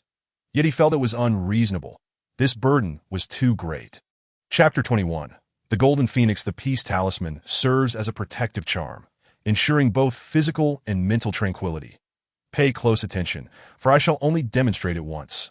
Any further attempts will count as a second lesson. After saying this, Yushio Luo illustrated it on the ground using a stone. Did you see it clearly? If not, it matters not. Just, you drew it. How did you manage to draw it?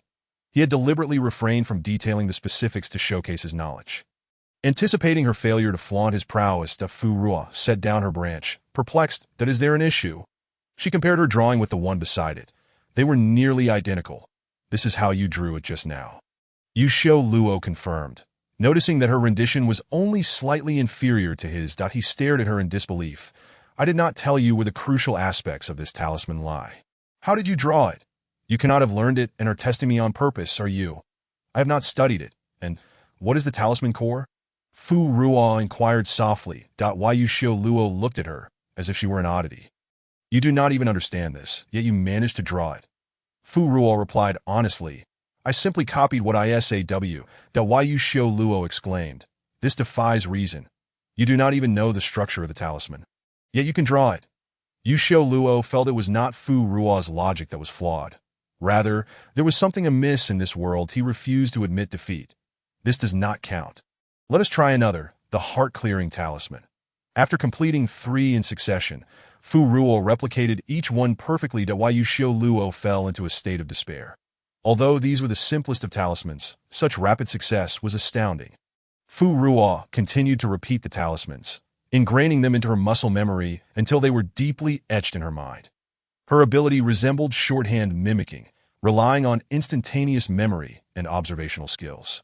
Producing them once did not equate to mastery.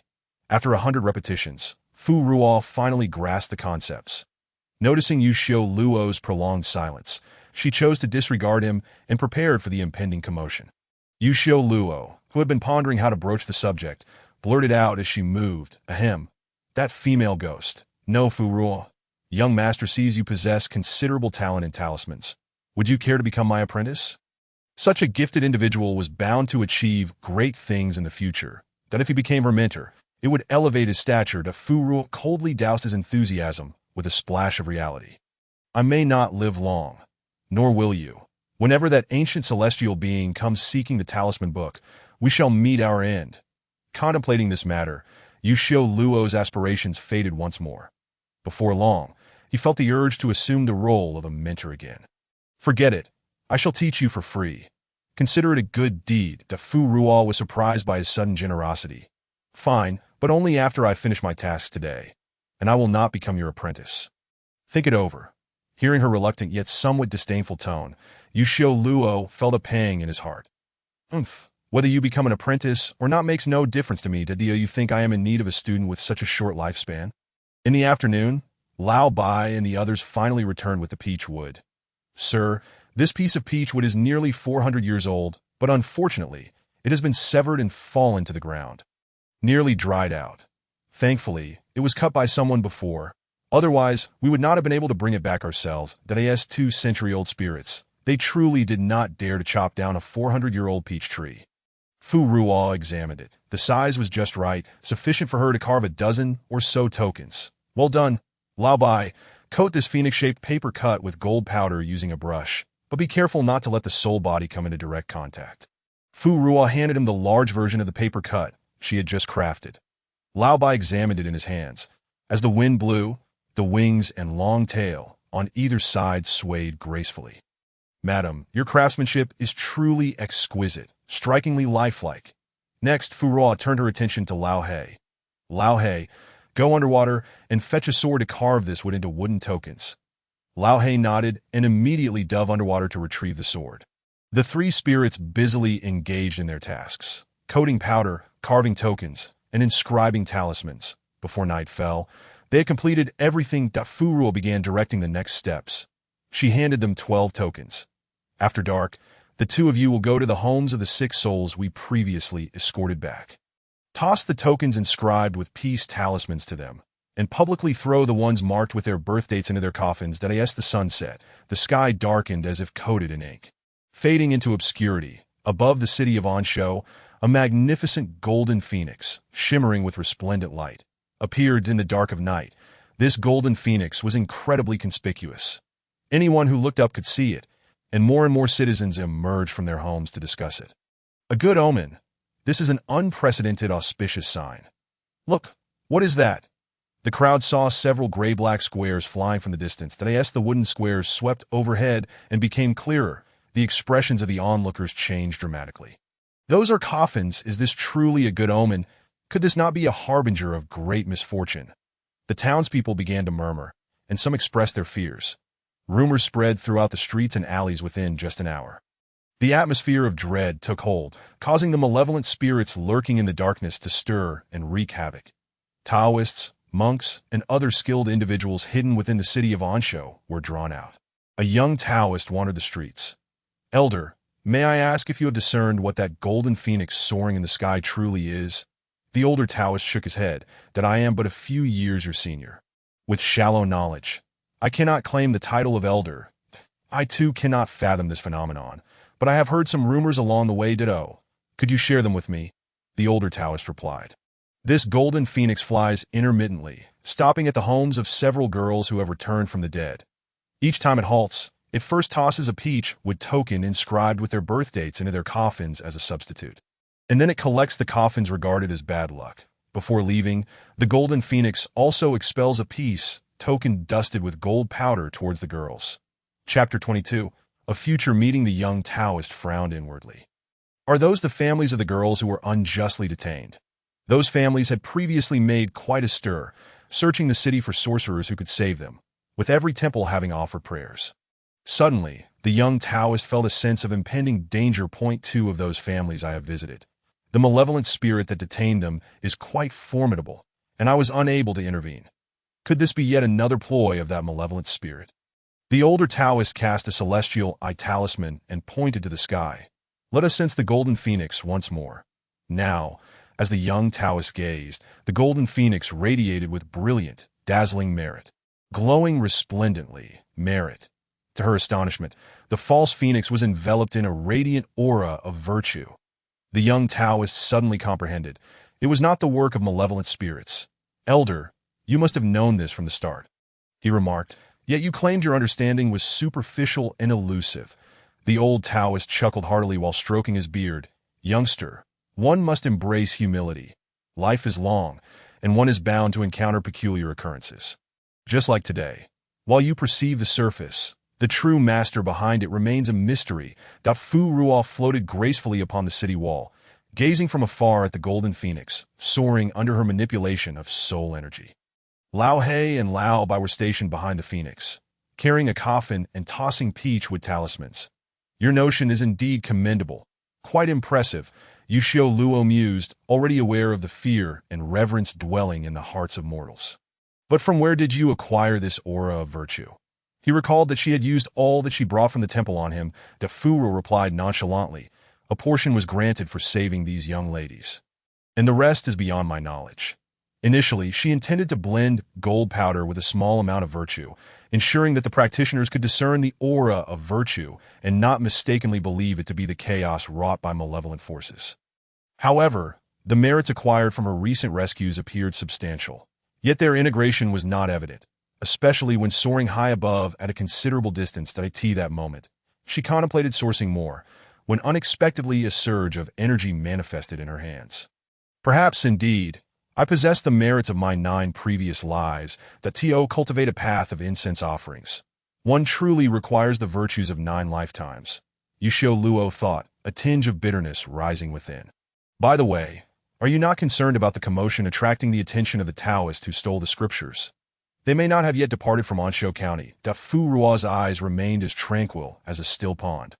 It is fate and destiny. There are things one cannot obstruct or evade. Now that we have moved on, it is time for me to take action against the remaining 3 families. This night, the county was particularly lively, as those adept in cultivation were out purging evil and vanquishing demons. A strikingly beautiful female Taoist rode against the tide, galloping swiftly towards the outskirts of the city. My lady, please slow down. I cannot keep up. Then pursue at your own pace. I shall return to check on my mother first. The sound of hooves echoed against the blue bricks as the female Taoist maintained her relentless speed. It was only when the golden phoenix, carrying 6 coffins, swept overhead that she felt an inexplicable sensation. She immediately performed a divination. Several months prior, she had noticed the disappearance of the talismans and suspected the 2-century-old ghosts who had snatched the soul-restraining herb from her. Were it not for my mother's grave illness, I would have long since sent those thieving rascals into a state of utter despair. The divination revealed its signs, and the female Taoist narrowed her majestic phoenix-like eyes. Strange, how does my scripture relate to this matter? She gazed skyward, pondering. How could my scripture be entangled in this affair? Her attendant finally caught up, exclaiming, My lady, with your pace, you may not even return to Yuyang City before your horse collapses on the road. Never mind. My mother's situation is of utmost importance. These are merely a few self-created talismans. This individual can control the golden light and possesses virtue that I shall return to encounter you another day. The female Taoist nonchalantly tossed a wooden token into the air, exuding an air of defiance. Onward. The Hu family was the final destination of Fu Ruo's journey, before the golden phoenix had even come to a halt. Hu Xiao eagerly dashed out. The empty coffin, originally placed in the morning hall, gradually ascended into the air. The phoenix, poised to take flight, released a peachwood talisman engraved with Hu Xiao's birth date. The token soared around the crowd before finally landing in the coffin. Moments later, with a decisive click, the coffin was closed and transported behind the golden phoenix. Thus, the 9 coffins were gathered together. The phoenix slightly bowed its head, spitting forth another token.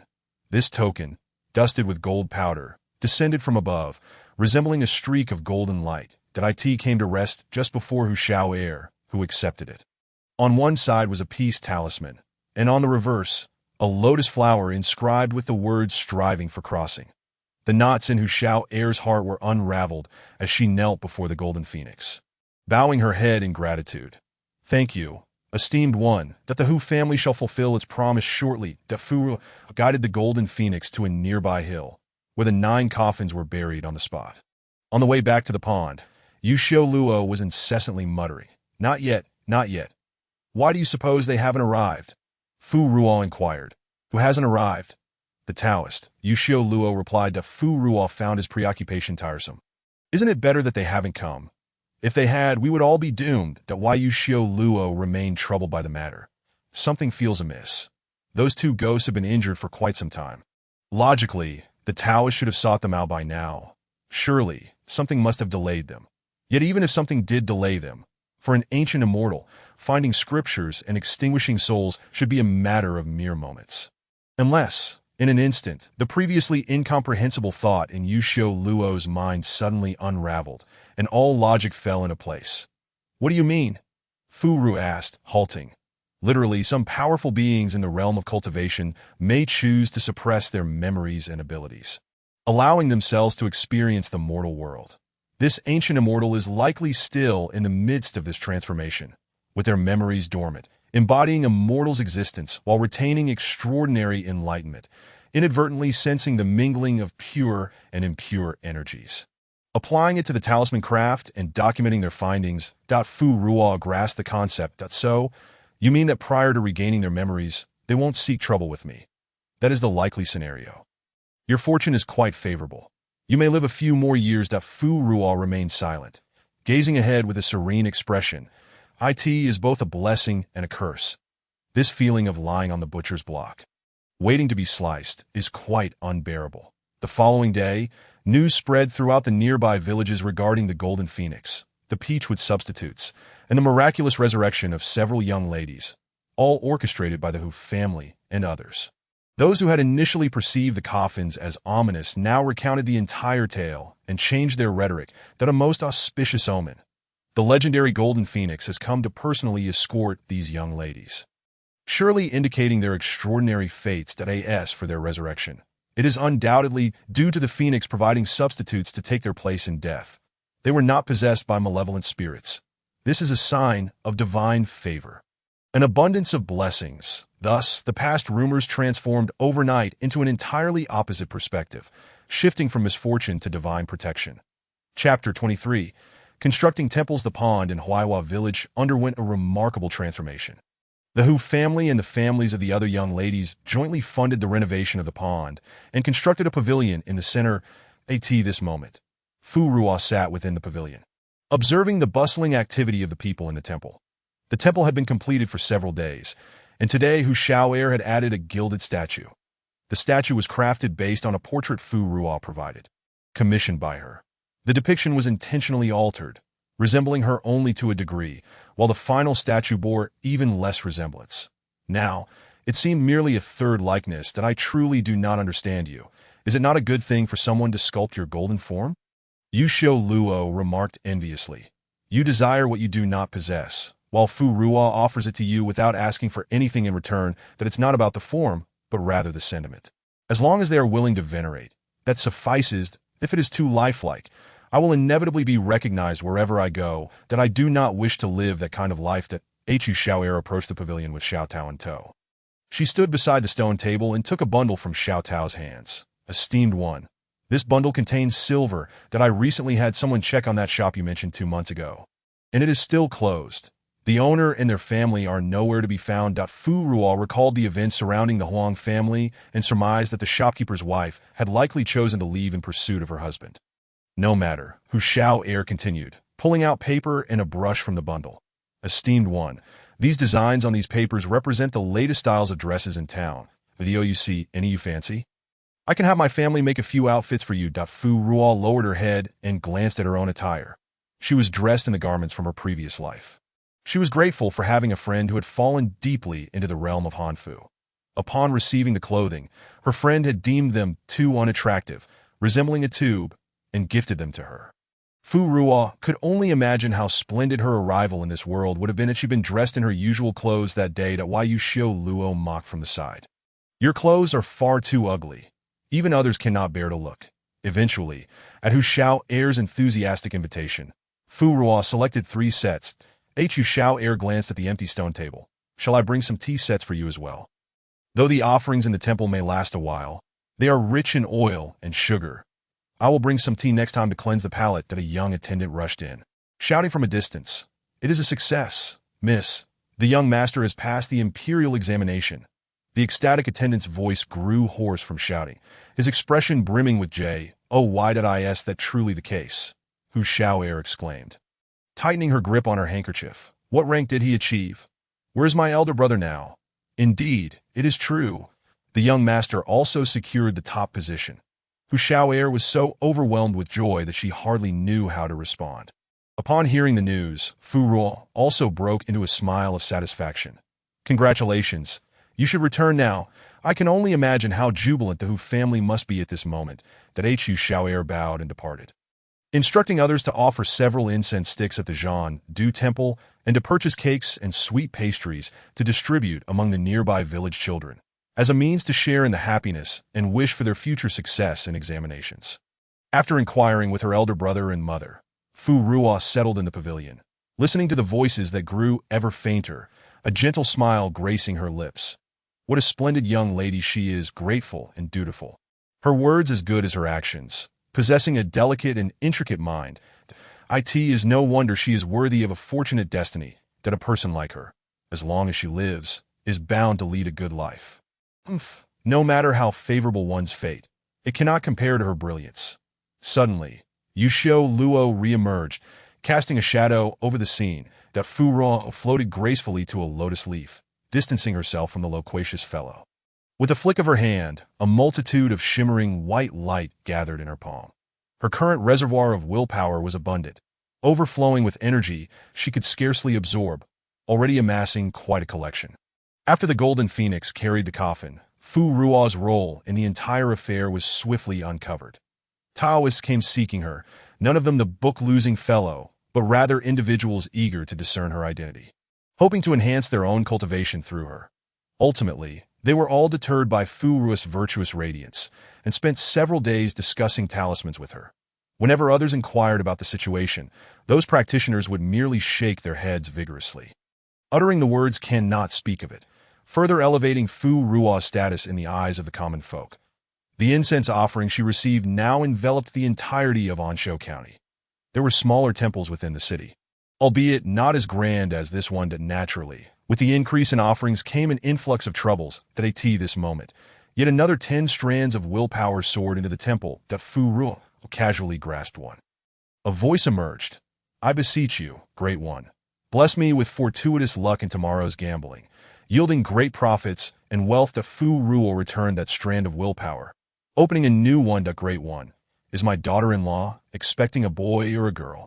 Fu Ruo sent it back once more. "Great One, I have lost the heirloom my grandfather left for my father.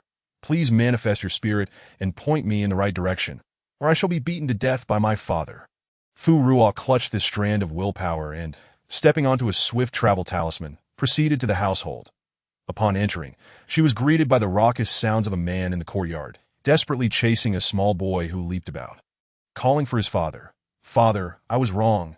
If you know you were wrong, then stop right now. But father, don't hit me. Just throw down the bamboo board first. You stop. You throw down the punishment instrument first." The pair chased one another around the courtyard. That Fu Ruo plucked a hair from the boy's head and ignited a talisman for locating objects. The talisman materialized beside the boy and floated directly into the chicken coop. The boy stared in wonder at this spectacle and hurriedly followed. "Father, father, your heirloom." After completing her task, the strand of willpower circled around her twice before merging into her soul. That on her way back, Fu Ruo continued to address several matters. Among them, she stumbled upon a strand where a student, anxious about a poem he had composed for his private tutor, sought her blessing for it not to be criticized. Before Fu Ruo could intervene, the tutor praised the poem, leading the student to believe it was her divine intervention, thus fulfilling his wish. "Great One, please save my mother. Her cold has worsened, and she has been unconscious for several days." Fu Ruo received this purest strand of willpower and floated to the home of the supplicant. The one making the wish was a young scholar, weeping profusely before a pot of medicine. He occasionally fanned himself with a broken fan, its tines barely intact. The tree wishes to be still, yet the wind does not cease. The child wishes to care for his parents, yet they do not wait. I have been unfilial, and for years you alone raised me, yet I have not been able to provide you with a few days of good fortune. Upon entering, Fu Ruo beheld the woman, her face ashen, her insides ravaged. Were it a common illness, or perhaps a malevolent spirit at play, there might still be a remedy.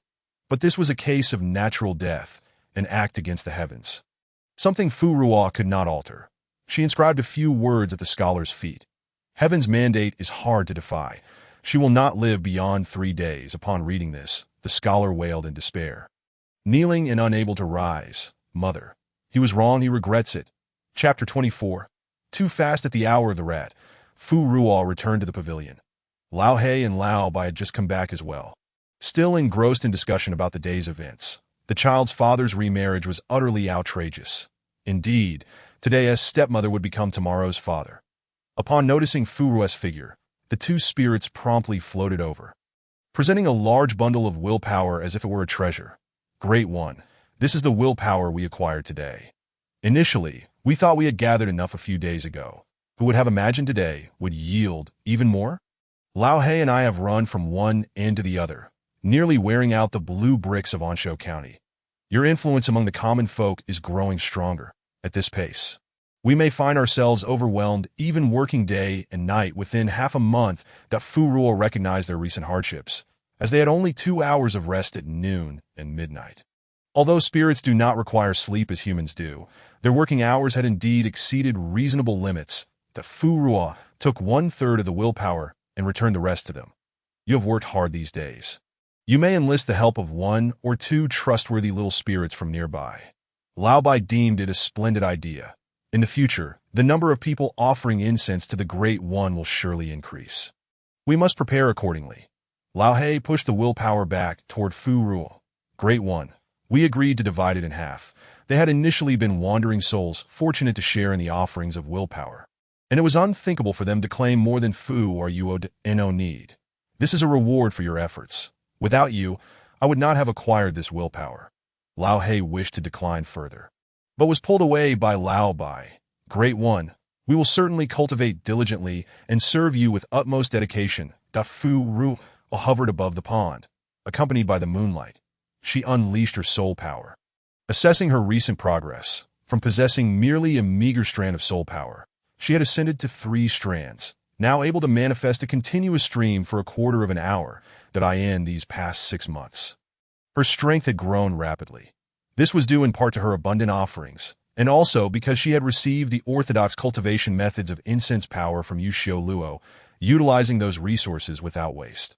Your soul has become quite strong. You can refine a corporeal form, using incense power. Now while Yushio Luo's languid voice emerged from the side, still trapped within the stone, that Fu Ruo had not relinquished her study of the talisman book over the past 6 months.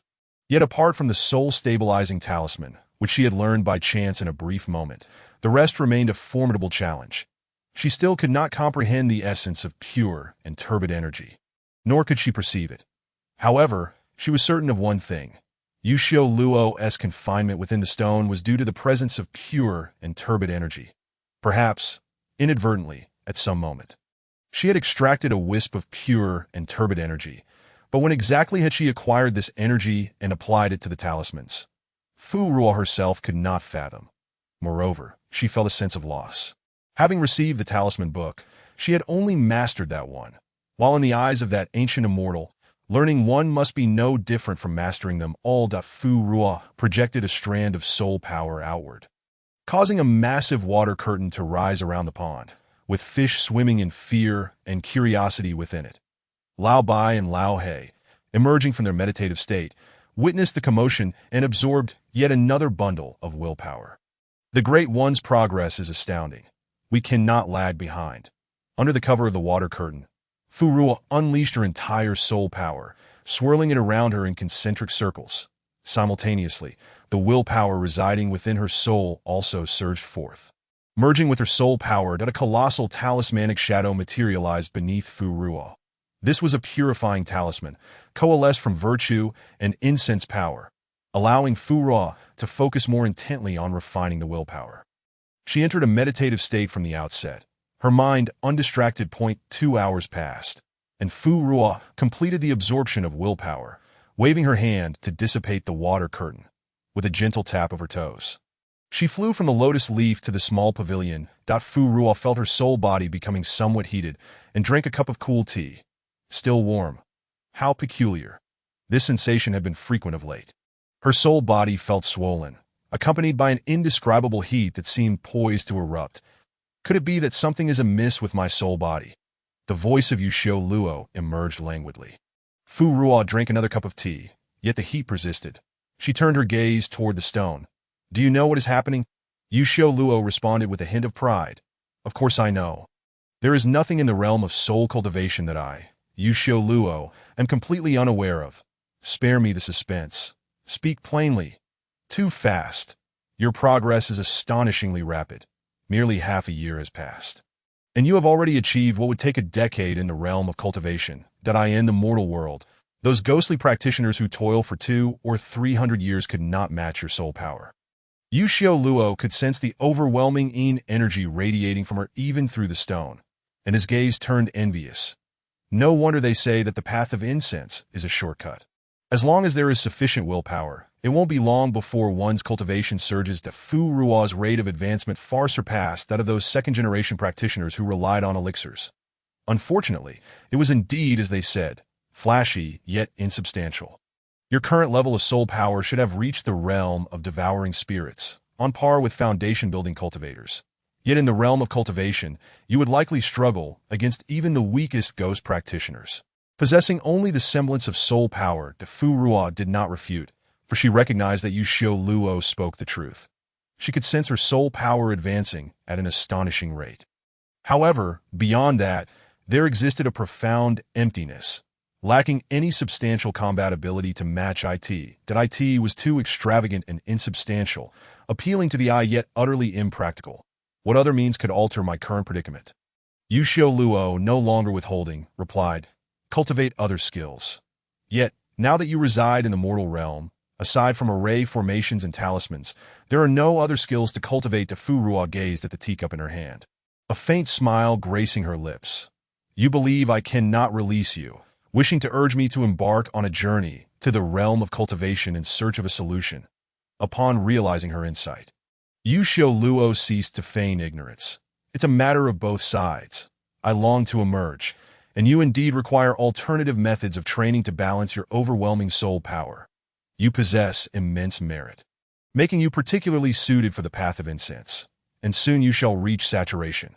Remaining in this mortal realm for too long is a disservice to you. Fu Ruo inquired. If I were to step into the realm of cultivation in my current state, how many would be able to see through me? Would it invite unnecessary trouble? Yushio Luo found himself momentarily at a loss for words, taken aback by her foresight. Indeed, with her dense soul power and insufficient combat strength, she would be easily detected upon entering the realm of cultivation. She would either be devoured by ancient spirits as a potent tonic or exploited by those with ulterior motives, treated as a vessel to extract power endlessly. With his plan thwarted, Yushio Luo felt somewhat vulnerable to Fu Ruo. You are truly peculiar. You ponder matters that ought not to be considered and preemptively plan for concerns that should not trouble you. Setting her teacup aside, Fu Ruo rose to gaze at the crescent moon. The matter of the ancient immortal was entirely beyond my control, leaving me with no means of resistance. However, the timing of my entry into the realm of cultivation and the strength with which I enter is within my grasp. Indeed, it is time I began to prepare. Chapter 25. The Thunder Talisman. Fu Ruo gathered all the incense ash collected within the temple into a single heap. She looked at the high mound and couldn't help but exclaim, so much has accumulated in just half a year. Clearly, she was well regarded in the hearts of the people. Why Yushio Luo appeared. Do you believe that after refining it, even a single finger of yours would suffice? Fu Ruo fell silent, realizing that this fellow had a penchant for appearing unexpectedly, dousing her enthusiasm with cold water. The incense ash contained a substantial amount of incense power, which Fu Ruo repeatedly ignited with her soul power. After an hour, she barely managed to complete the first round. And now the mound of ash had shrunk by half. This was merely the first round. She would need to continue refining it 100 times. Once the 100 rounds were completed, she would need to infuse it with merit and reforge it 1,000 times before the resulting ash could be used to create an ethereal body. Fu Ruo devoted the first half of the night to cultivation and the latter half to refining, laboring diligently throughout the night. The Yu Xiu Luo would occasionally glance her way, feeling both gratified and pained. As the rooster crowed thrice, dawn broke. Fu Ruo withdrew her soul power and concealed the incense pile in a small storage room behind the temple. She surveyed her surroundings and discovered that Lao Bai and Lao He had, as always, set out early to perform good deeds. This morning, Fu Ruo had no desire to receive any wishes, so she retrieved the talisman book once more. The book contained profound insights into the understanding and application of talismans. The first time she read it, she encountered 36 talismans and asked Yu Xiu Luo over 100 questions. That it was evident that even stripped of his memories, the ancient immortal was a formidable practitioner. Fu Ruo once again drew talisman paper and began to craft a soul-binding talisman. With her ample merit, she had no need to borrow from other sources. As she began to write, the lotus leaves in the pond swayed without wind. The moment her brush touched the paper, an immediate silence enveloped the surroundings. Small fish hovered motionless in the water, and frogs had burrowed into their winter hibernation holes ahead of time. Infusing the ink with merit and accompanied by her soul power, she guided the brush downward. The talisman head, talisman core, and talisman foot were commanded.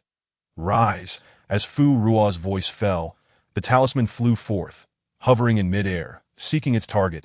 Unfortunately, the only solitary soul nearby had been suppressed within a stone, drifting away regretfully from the gathering stone.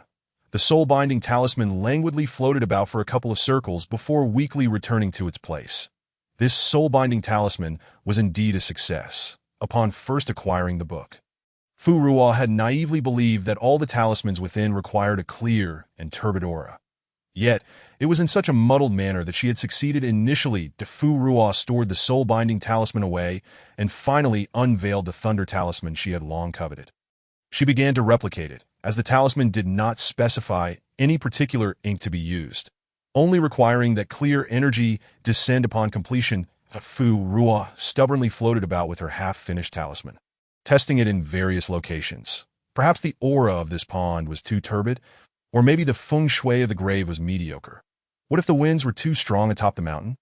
Regardless, Fu Ruo spent the morning dashing about, empowered by her swift speed and a hastily cast speed talisman, scouring every location she could reach. She even ventured to the neighboring county, yet to no avail. Seated cross-legged atop the Night Cry Mountain, she gazed at the azure sky, exhaustedly flipping through her book once more. In the primordial chaos, clear energy rises, turbid energy descends. Clarity and turbidity are distinctly separated. Thus the heavens and the earth emerged. It was as natural as drinking water or eating, a seamless manifestation of clarity and turbidity.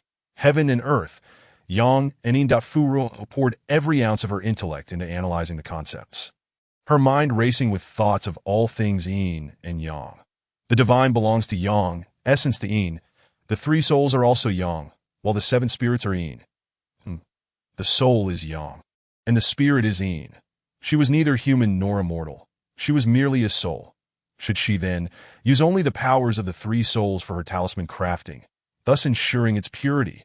Indeed, the soul-binding talisman required a balance of clear and turbid energies, while other talismans required either clear or turbid energy exclusively. That a radiant light flickered in Fu Ruo's eyes as she formulated a new hypothesis to address her long-standing dilemma. She immediately drew upon her soul power to summon clear energy from above. At that moment, she realized that the two strands of golden threads she had obtained after saving Fong Lan were, in fact, one strand belonging to the three souls and another belonging to the seven spirits. As autumn transitioned into winter, a biting cold wind cut like a knife.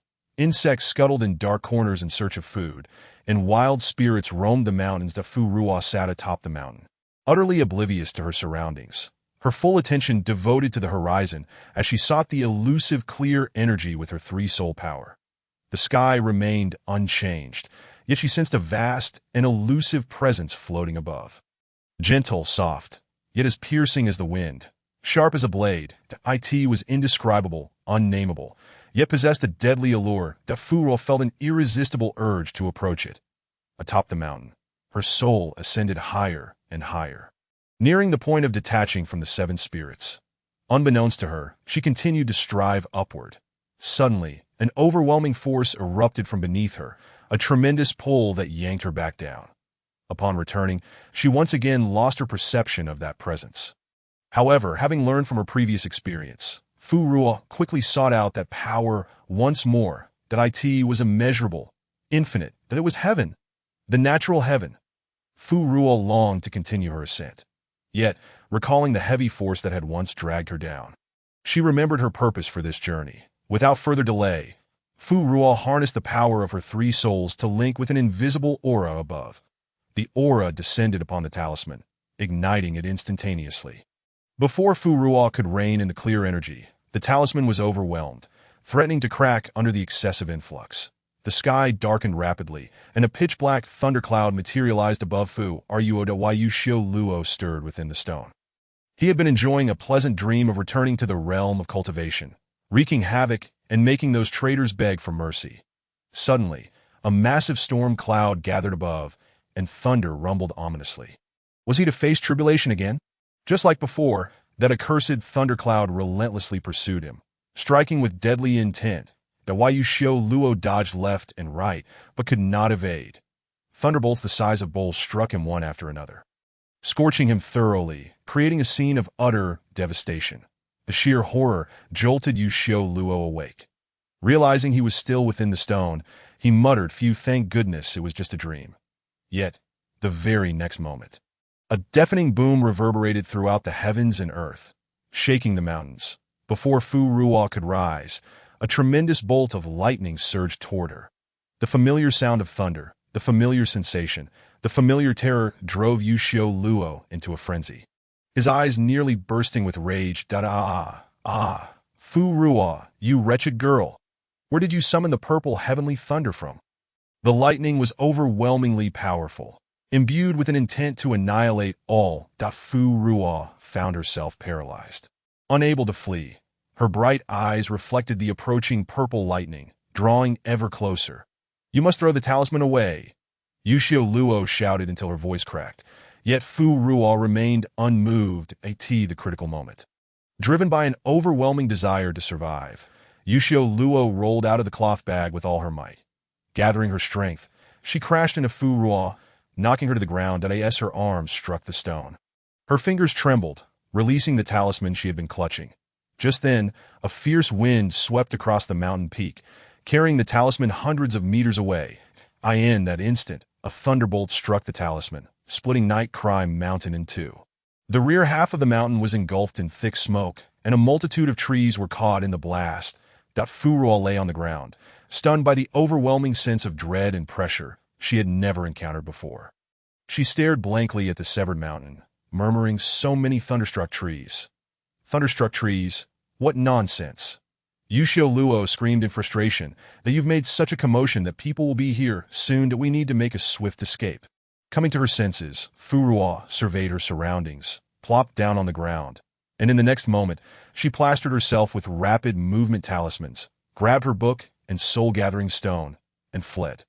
Chapter 26. The Paperman Technique Returning to the Familiar Pond. Fu Ruo took a moment to recover, finally emerging from the intimidation of the thunder. The thunder talisman, that powerful. She pondered, in the mortal realm, they summon only common natural lightning, while you attracted the tribulation thunder from the cultivation realm. The mere recollection of that moment sent a chill down Xiao Luo's spine, that he coolly remarked with sarcasm, "Little Fu Ruo, you truly are exceptional. Even the thunder you summon is unlike anyone else's." Fu Ruo retorted, "Xiao Luo, be normal for once and spare me the sarcasm. You should be grateful to me." Xiao Luo countered, "Grateful for almost being struck dead by your summoned thunder." Fu Ruo's tone remained calm, as if she were discussing the most mundane matter. "That I can now sense the distinction between pure and impure energies?" "What did you say?" Xiao Luo had just begun to feel joy when he suddenly recognized the gravity of the situation. "You're now closer to death," he stated coldly. Ignoring his ominous whisper, Fu Ruo excitedly opened her book, continuing to study the talismans. Yushio Luo cautioned her. Your commotion today was too great. There cannot be a second occurrence. The first was an accident, but the second may not be. The mortal realm is unlikely to have only me, a practitioner from the cultivation world. That ancient immortal could very well be a direct descendant from a prominent family. And there are others watching over. While in the cultivation realm, one can find excuses. Here in the mortal realm, where spiritual energy is scarce, common techniques are ineffective, and there's no way to explain the powerful thunder. Fu Ruo contemplated for a while before finally closing her book. She decided to practice communicating with the pure and impure energies for now, refraining from incorporating them into talismans. She turned to the stone and asked, "Teach me your paperman technique." "What for?" Fu Ruo replied, "Out of boredom, to pass the time." Yushio Luo doubted her words. This ghost girl never spoke a truthful word. Yet, the paperman technique was merely a simple spell in the cultivation realm. And asking for a minor request from her was not a loss. Fu Ruo used her soul energy to craft several palm-sized paper figures, but upon inspecting them, she deemed them too simplistic. She then created a few delicate and beautiful dragonflies and butterflies. "What are these? They're so tiny that no one can see them." Yushio Luo scoffed at her miniature paper cutouts.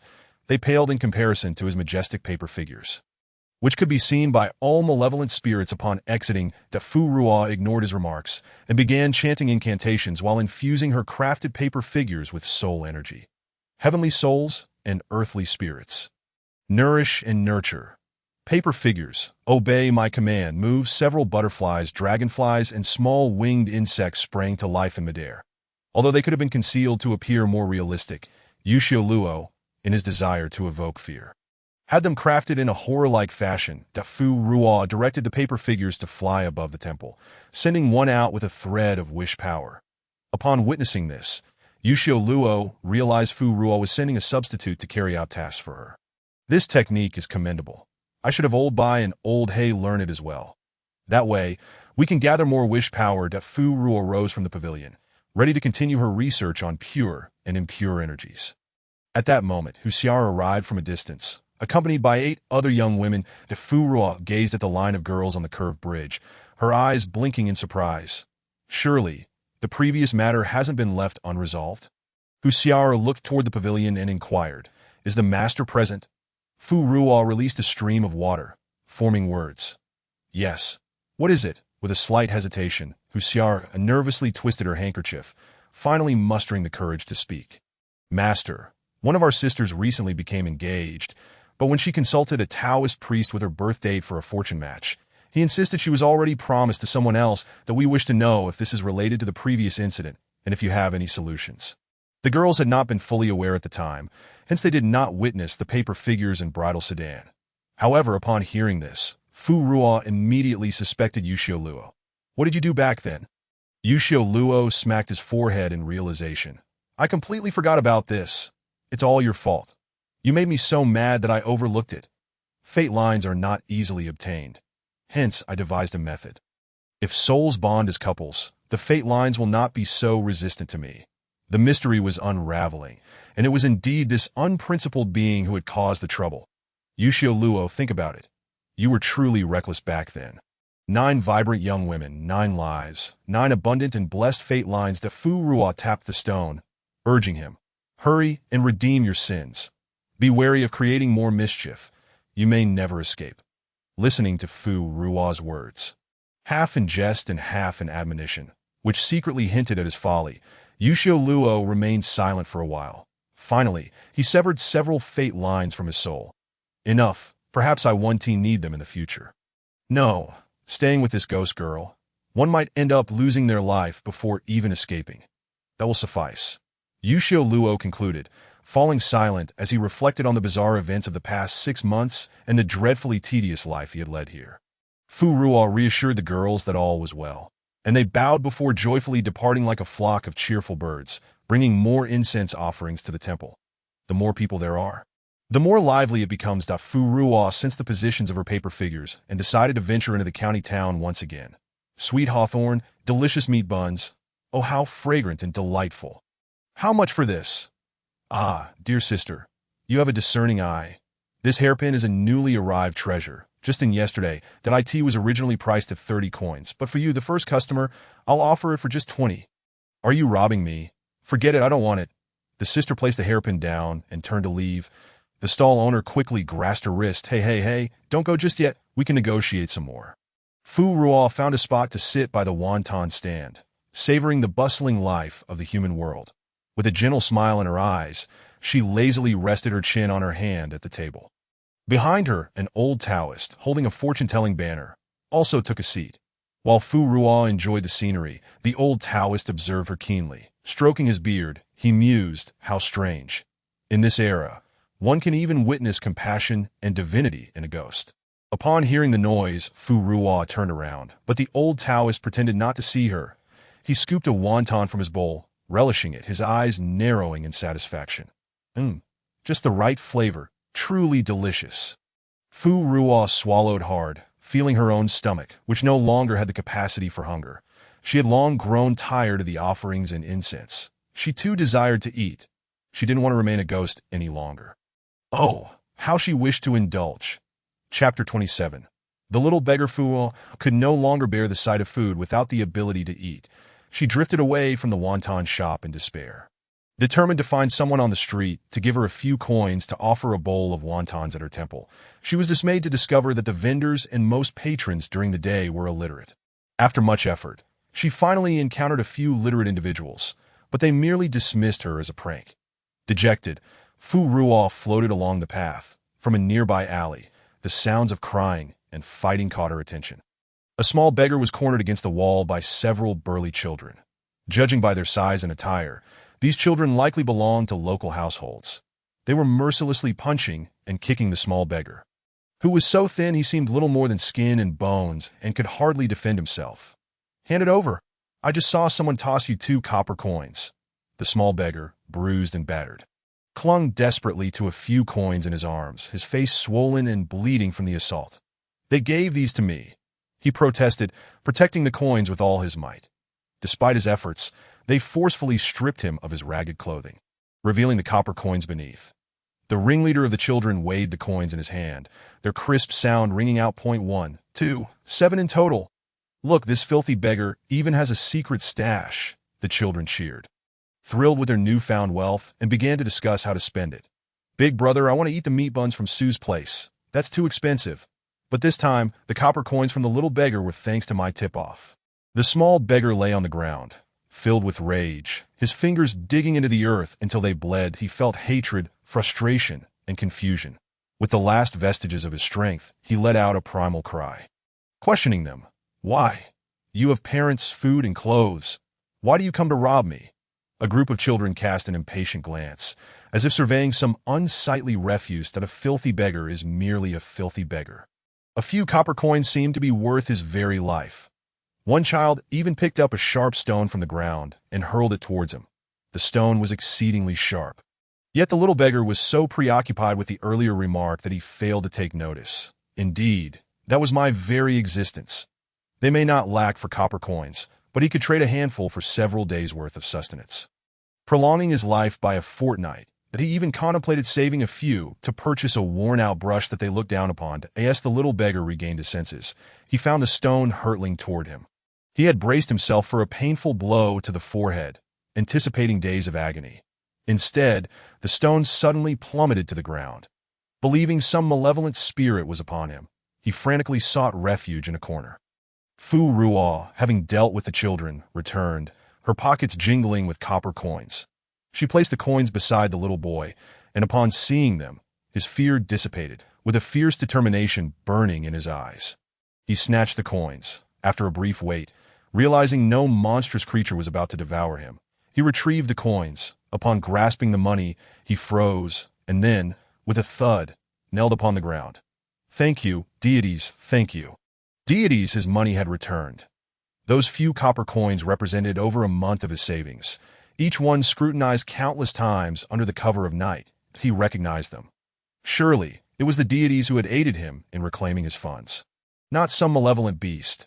Even if it were a monster, how fearsome could they truly be? Could they be any more terrifying than those few children? The little beggar tucked the coins back into his garments.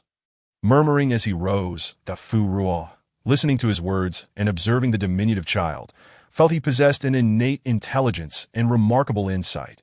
Alas, his fate was unfortunate. This child was destined for a life of hardship. Wandering aimlessly, achieving little before an untimely demise, Da Fu Ruo glided through the walls of the alley, where in the dilapidated courtyard, a group conspired while sharpening their blades. She paused, drifting inside.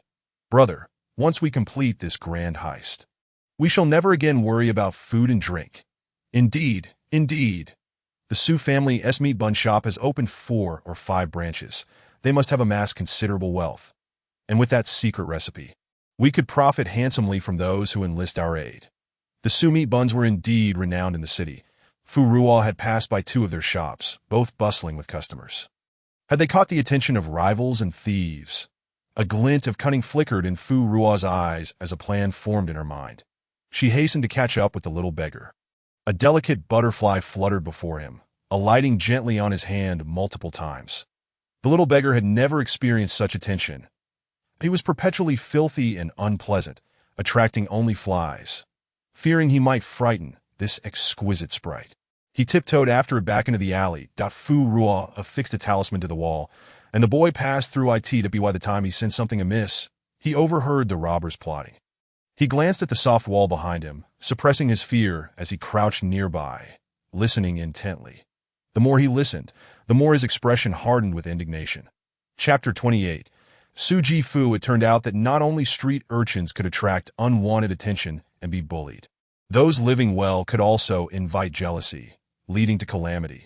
The little beggar recalled the Su meat bun shop, where the proprietor was a kind soul. One winter, curled up on the street, cold and hungry after days without food. He thought he would starve. That it was the owner of Su Ji, who, upon seeing the young child and feeling compassion, instructed a shop assistant to bring him 2 meat buns. That was the first time he had tasted meat. The first time he had enjoyed clean, steaming food in winter. That it was delectable, truly delectable.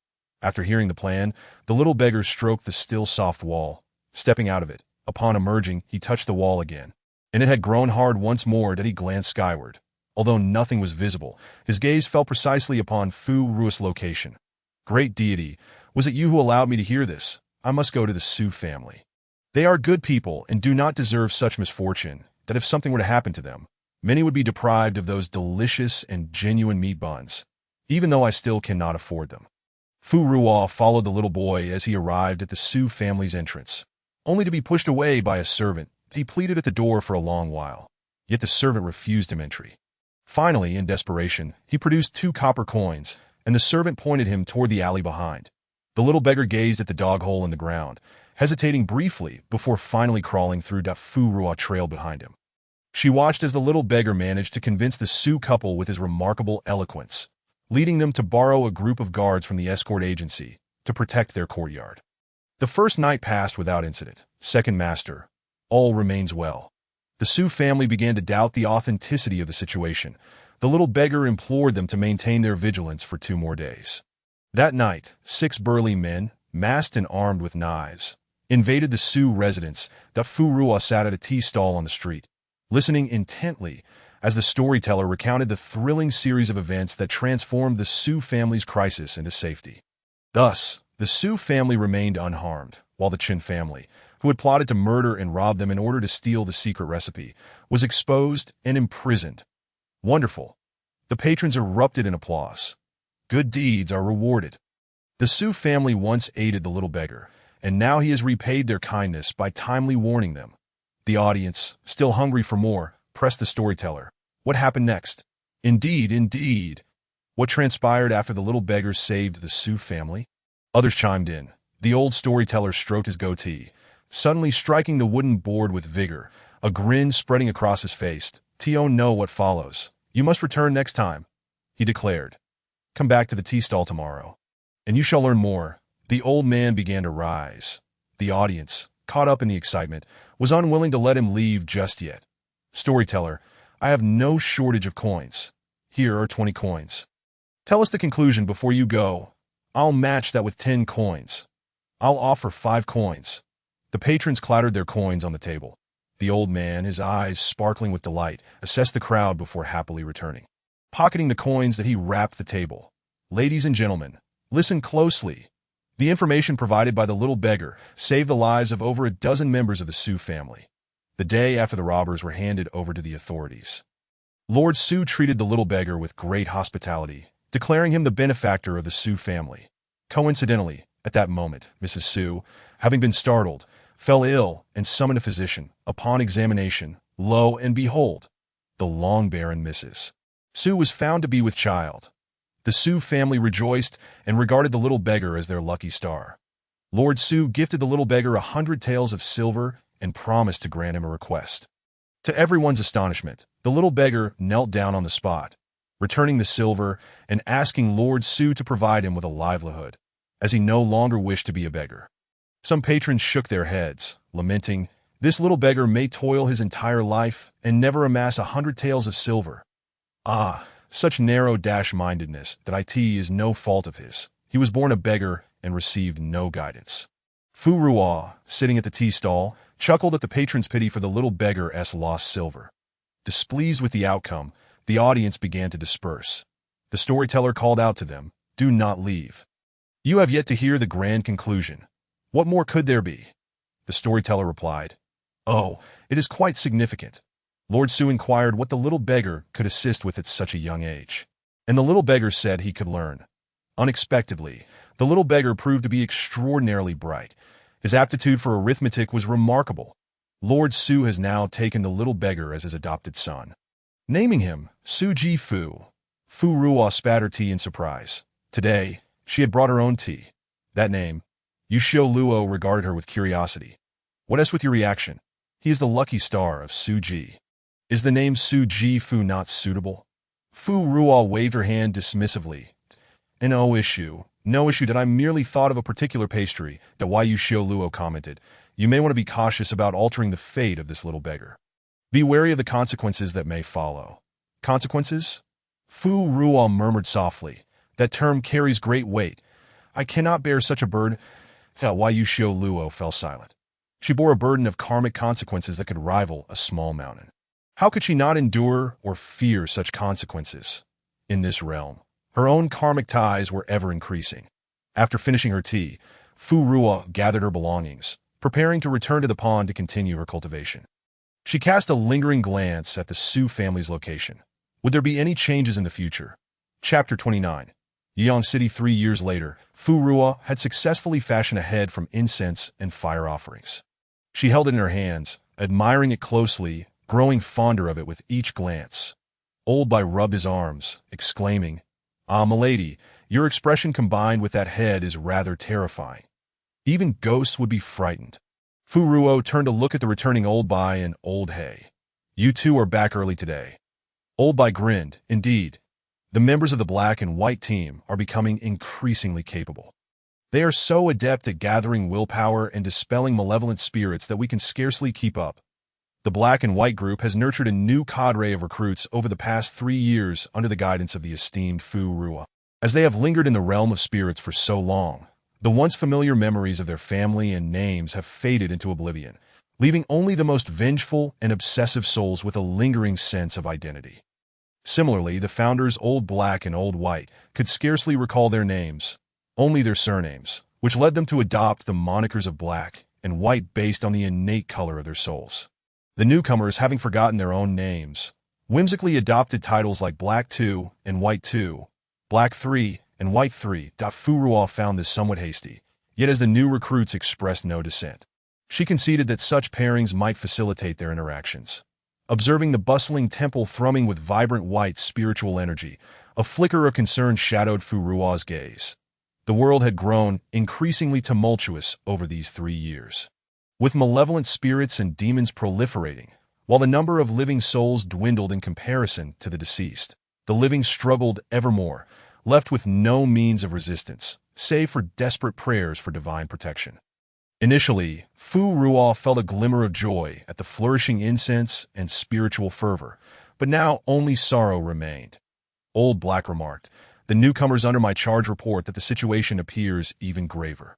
Originally, one of the 5 tributaries of the River of Forgetfulness was severed, allowing the lost souls to be redistributed among the remaining streams. However, It seems that another tributary now shows signs of desiccation. The already overcrowded river of forgetfulness is on the brink of collapse. Should another tributary fail, I shudder to imagine the inferno the world would become. After retreating the precious head back to the storeroom behind the temple, Fu Ruo ventured once more to Anshou County. Her sphere of influence had long since expanded beyond this locality. Her followers now spanned the entirety of Jiyuan Prefecture. Yet, she relished the occasional return to familiar haunts. To witness the faces and landscapes she knew so well, sweet candied hawthorn, so sour yet sweet. Come and see new fabrics from Tianqing country. The streets were noticeably less crowded, a third fewer people than 3 years prior. Is the street even quieter today? Have you not heard? Not long ago, a demon wreaked havoc in the neighboring street, injuring several Taoist priests and claiming the lives of 5 innocent bystanders. Were it not for the divine intervention of the goddess, we cannot fathom how many lives would have been lost. Sigh. This world offers no respite. Here, we are still under the protection of the goddess. We should be grateful. Rumor has it that in the neighboring Fuyun prefecture, the populace lives in constant fear, too terrified to venture out. The realm of Yuanqing encompasses 9 prefectures, 4 seas and 3 nations, with Tianqing country located at the far east, the richest and largest of them all. The southern Fan country and the northern Ding country, though situated on opposite ends, together occupy only a fraction more land than Tianqing. That Fu Ruo currently resided in the southern Fan country, enjoying a warm climate and bountiful harvests. Although this prosperity was increasingly threatened by the growing number of malevolent spirits, as Fu Ruo drifted aimlessly through the streets, she was soon approached by members of the black and white group. "My lady, have you come to admire the sights of the county again?" Fu Ruo nodded. "This town has faced numerous calamities of late. I fear that such vibrant scenes may soon be lost to us." The members of the black and white group shared her sentiment. Indeed, just last month we encountered 3 incidents of demonic disturbances. In the past, we would only see 1 per month. Moreover, the wandering spirits lingering in the streets, though mostly harmless, are growing in number. That if this continues, their negative energy will inevitably affect the common folk. That moment, 2 wandering spirits trailed behind Fu Ruo, one conscious, the other not. As she passed a townsman, she noticed a spirit following him as well. With deftness, she captured the wandering spirit and affixed several talismans, learned from the ancient immortal's tome, which promised the passage of all beings. Once applied, there would be no need to traverse the yellow springs or the river of forgetfulness. Rebirth would be instantaneous. It must be said that the resources of this ancient immortal were indeed extraordinary.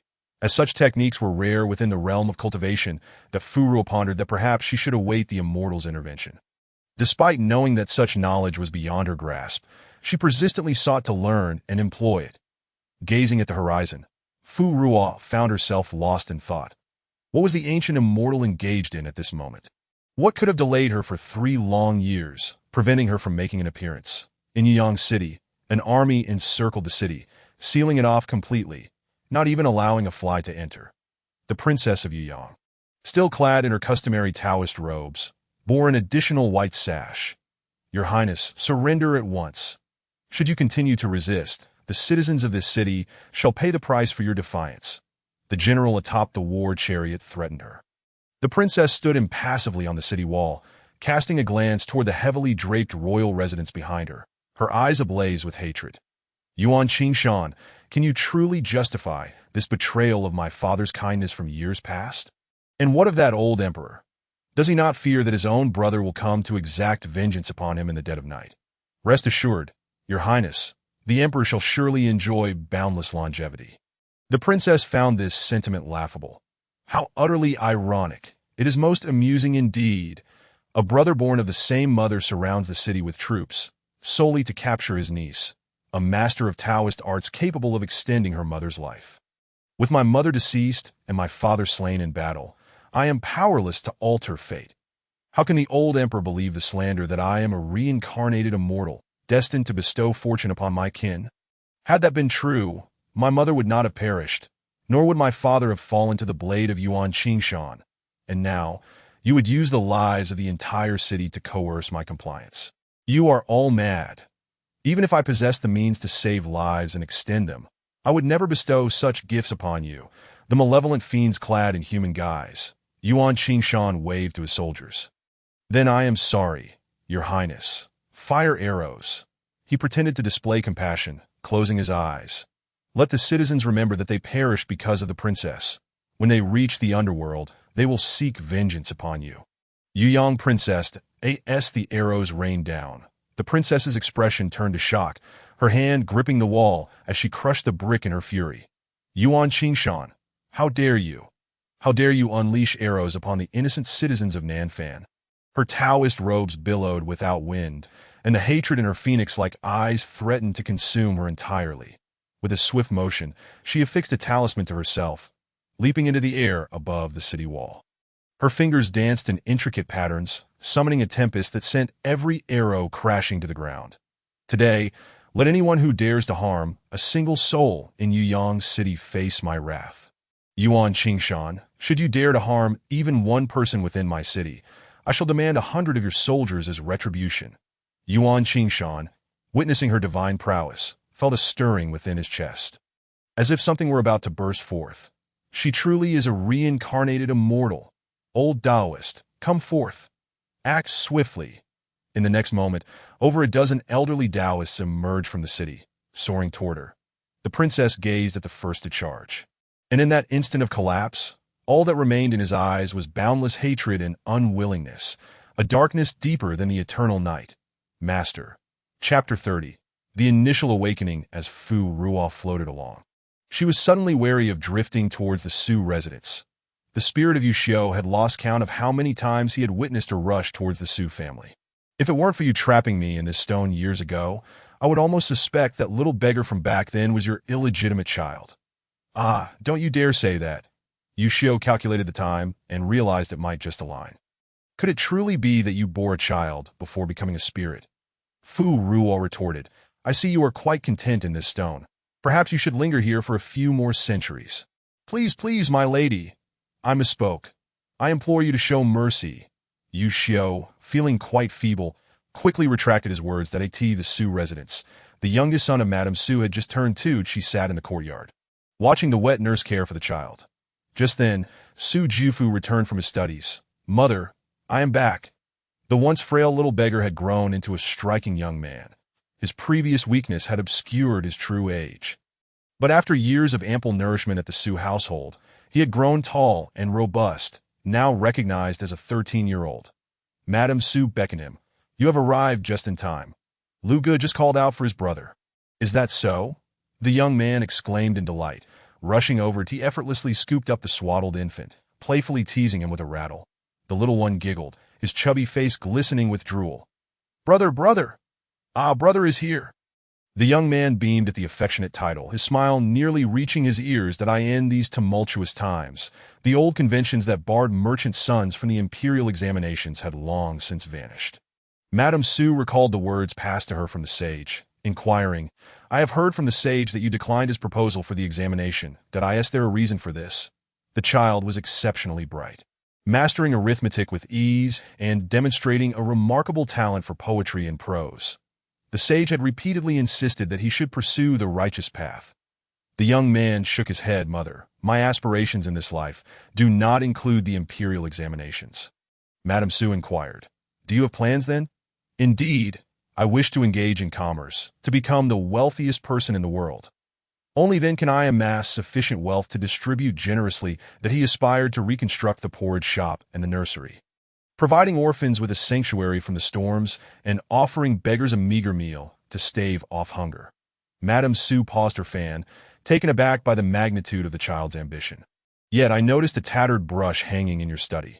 The youth smiled and replied, I once encountered an equally destitute old accountant, a figure of immense stature in my eyes at that time. I yearned to learn from him, but the old beggar remarked that I had no brush to record accounts. That I held this statement in my heart for a long time, right up until the old accountant's passing, when I realized it was merely a gentle discouragement. Nonetheless, I still longed for a pen that would belong solely to me. That I stubbornly believed that possessing a pen would signify a new beginning in my life. In retrospect, I was not entirely mistaken. The bamboo slip floated in the air, prodding the stones in the cloth bag. Yuxiu, have you discerned anything? Yuxiu furrowed his brow. What is there to see? It is merely that this child has been fortunate enough to be taken in by kind-hearted individuals who treat him well. Observe his fate, Fu Ruo reminded. Only then did Yushu notice the dramatic transformation in the fate of this little beggar. How is this possible? Yushu had previously assessed the little beggar's fate, which was exceedingly dismal.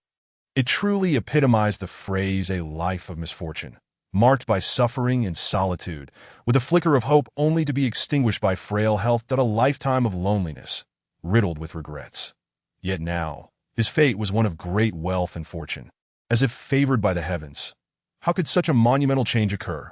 Fu Ruo gazed gently as he watched his brother bid farewell to their mother and head to the front yard to assist their father. A pure heart, simple yet rare in ambition, Fu Ruo lifted her gaze to the sky, half painted with sunset hues and half azure blue, pondering whether there truly exists a celestial order, a divine presence, or an unseen entity observing all of this. As Fu Ruo drifted away from the Su residence, she passed by the entrance of a gambling den and spotted a familiar figure. It was that scholar, whose mother had perished from overwork in her 40s, invoking her sympathy yet leaving her powerless to alter fate. The scholar's robe was worn and faded, patched multiple times, with a few dirty footprints marking its fabric. His face bore unkempt stubble, indicating days without a change of clothes or grooming. In previous encounters, he had retained some semblance of youthful vigor, but now it had been completely worn away. Passers-by occasionally murmured, "Look, that's the child of the widow's son from the west side of the city. I remember him. He was clever from a young age, gifted in studies. How did he end up like this? Has he turned to gambling?" He was spoiled by Madam's son in his early years. She worked multiple jobs day and night to provide for his education, tending to his needs as if he were one of the young masters. After Madam's son's passing, he could no longer manage his own living expenses, nor could he afford to continue his studies. He spent his days at home, muttering the contents of his books. Later, when his classmates visited with some silver to lend, I don't know what went wrong with him, but he ended up gambling away the money. Alas, how pitiful, how lamentable, how tragic. Fu Ruo gazed at him from a distance. His fate, too, had undergone a transformation. I recall he once possessed a hint of scholarly grace. Perhaps, had Madam's son not died, or had he not succumbed to despair afterward, he might have walked a different path. But now, the glimmer of official favor was utterly extinguished. Yushu expressed his confusion. It seems the fates in the mortal realm are remarkably susceptible to change. I recall that in the realm of cultivation, fates are predetermined. Fu Ruo replied. Is that so? Yushu continued. What, do you not believe it? Fu Ruo gently shook her head. I do not pass judgment on the unknown. On that day, she encountered many familiar faces. Some fates remained unchanged, while others underwent transformations, with varying degrees of fortune. Under the moonlight, Fu Ruo sat atop the city wall, observing the gradually slumbering city, her mind racing with reflections. Destiny is never a life predetermined by fate alone. It is ever-changing, akin to the starry expanse above, composed of myriad nodes. When its master makes choices aligned with the original fate, it becomes more firmly established. Conversely, when different choices are made, the interconnected nodes also shift, and as these changes accumulate, leading to a qualitative transformation, the fate is rewritten. This is destiny, an influence shaped by inherent predispositions, yet one that can be inscribed by its true master. A crack echoed within her soul, prompting Fu Ruo to glance down. The surrounding spiritual energy spiraled out of control, activating autonomously as the temple's abundant will and offerings transformed into flowing light, descending upon the world in the ancient forbidden lands, amidst the primordial chaos.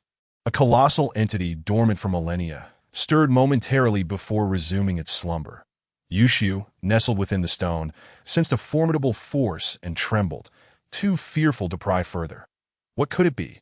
How could such a terrifying, inscrutable presence exist? Chapter 31. Revenge. Personal chapter of Yuyang. May be skipped. In the capital of Nanfan, within a hall shrouded in mist, a woman clad in a Taoist robe was shackled, painfully prostrated on the ground. Though agony coursed through her, she gritted her teeth and remained silent. The old eunuch looked down at her from a position of authority, flicking his whisk. Princess, your progress in alchemy is too slow for His Majesty's liking. I have been sent to remind you. Your dosage today has been halved. As the eunuch spoke, A young attendant precisely poured out half of the dark concoction into a bowl. "Princess, the medicine is placed here. Do remember to take it." After the eunuch departed, Yang gazed at the bowl of potion meant to alleviate her heart's torment, gritting her teeth and downing it. The medicine worked swiftly, alleviating her heartache by half. She clutched her chest and rose, the sound of her chains dragging against the floor echoing as she made her way to the adjoining alchemy chamber. Once alone, Yang's expression darkened with malevolence. "Since you all wish to extend your lives, I shall help you eliminate that concern entirely. Your Majesty, the princess's elixir is ready." The old eunuch presented a tray containing 3 small, white jade vials with steadiness. "But has it been tested?"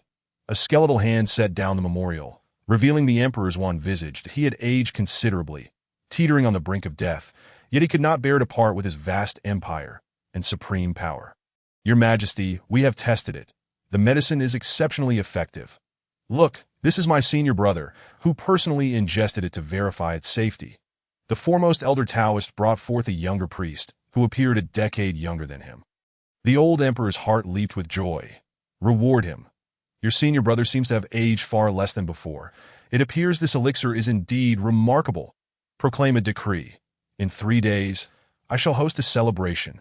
I want the entire court to witness that I am the true dragon son of heaven, destined for eternity." During the celebration, Yang was specially granted a seat at the end of the banquet for her contribution of the elixir. Behind her stood the imperial guard. Glasses clinked and toasts were exchanged, with songs and dances filling the air.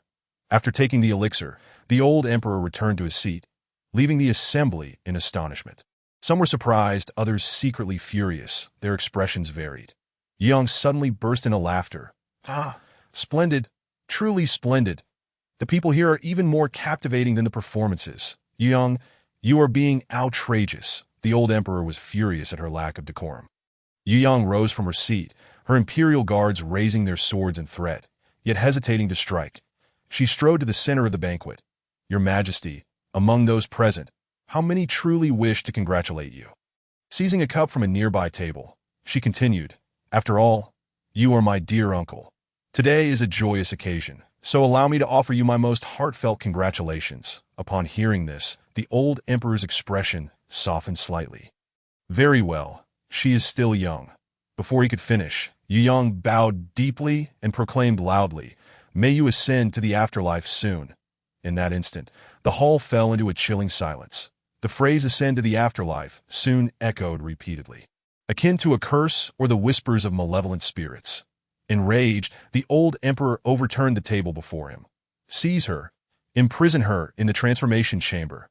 In the next moment, the imperial guards, who intended to act, were unexpectedly knocked aside by the woman's fierce resistance. She wrested a sword from the captain's hand and plunged it into his heart, blood spraying as nearby officials collapsed in terror. "Yuan Qingshan, protect the emperor. Quickly, someone guard the emperor." At the entrance of the hall, piles of corpses had accumulated. Guards outside pressed in, but after a tiresome skirmish, Yang flung a talisman, completely isolating them outside. She brandished the sword, the blade scraping against the gilded marble floor, producing a jarring metallic resonance, trailing a long streak of blood behind her. The old emperor was shielded by Yuan Qingshan and several princes. Yu Yang charged directly at the old emperor, causing him to tremble in fear. Suddenly, she redirected the sword's point towards Yuan Qingshan. Although Yuan Qingshan was skilled, he had been disarmed before entering the banquet. Engaging Yu Yang in unarmed combat, he soon realized he was no match for her. "It is inconceivable. How could one so young possess such exquisite swordsmanship? Did you not proclaim that I am the reincarnation of an immortal? What of it if a reincarnated immortal possesses some skill?" Yu Yang's attacks grew ever more ferocious. "No, your strength is rising exponentially. You have utilized something to enhance your power in a short span of time." With a forceful thrust, Yu Yang drove her sword forward, piercing through his golden thread robe. "Yuan Qingshan, do you regret it?" "I have no regrets. What is wrong with planning for oneself?" "Haha, what audacity!" Yu Yang withdrew her sword, stabbing it into his body repeatedly in a fit of rage. Scalding blood splattered everywhere, staining her Taoist robes of vivid crimson. The onlookers, witnessing her frenzied desecration of the corpse, felt chills course through their bodies. They wished to flee, yet found no escape. The old emperor collapsed onto the ground with a thud. Yu Yang gazed at his pitiful state, her cold laughter echoing incessantly. She resembled a vengeful spirit risen from the depths of hell, drenched in blood, her visage terrifying, as she slayed one person after another. Finally, she stood before the old emperor, the sword tip lifting his head. "Your Majesty, it is your turn.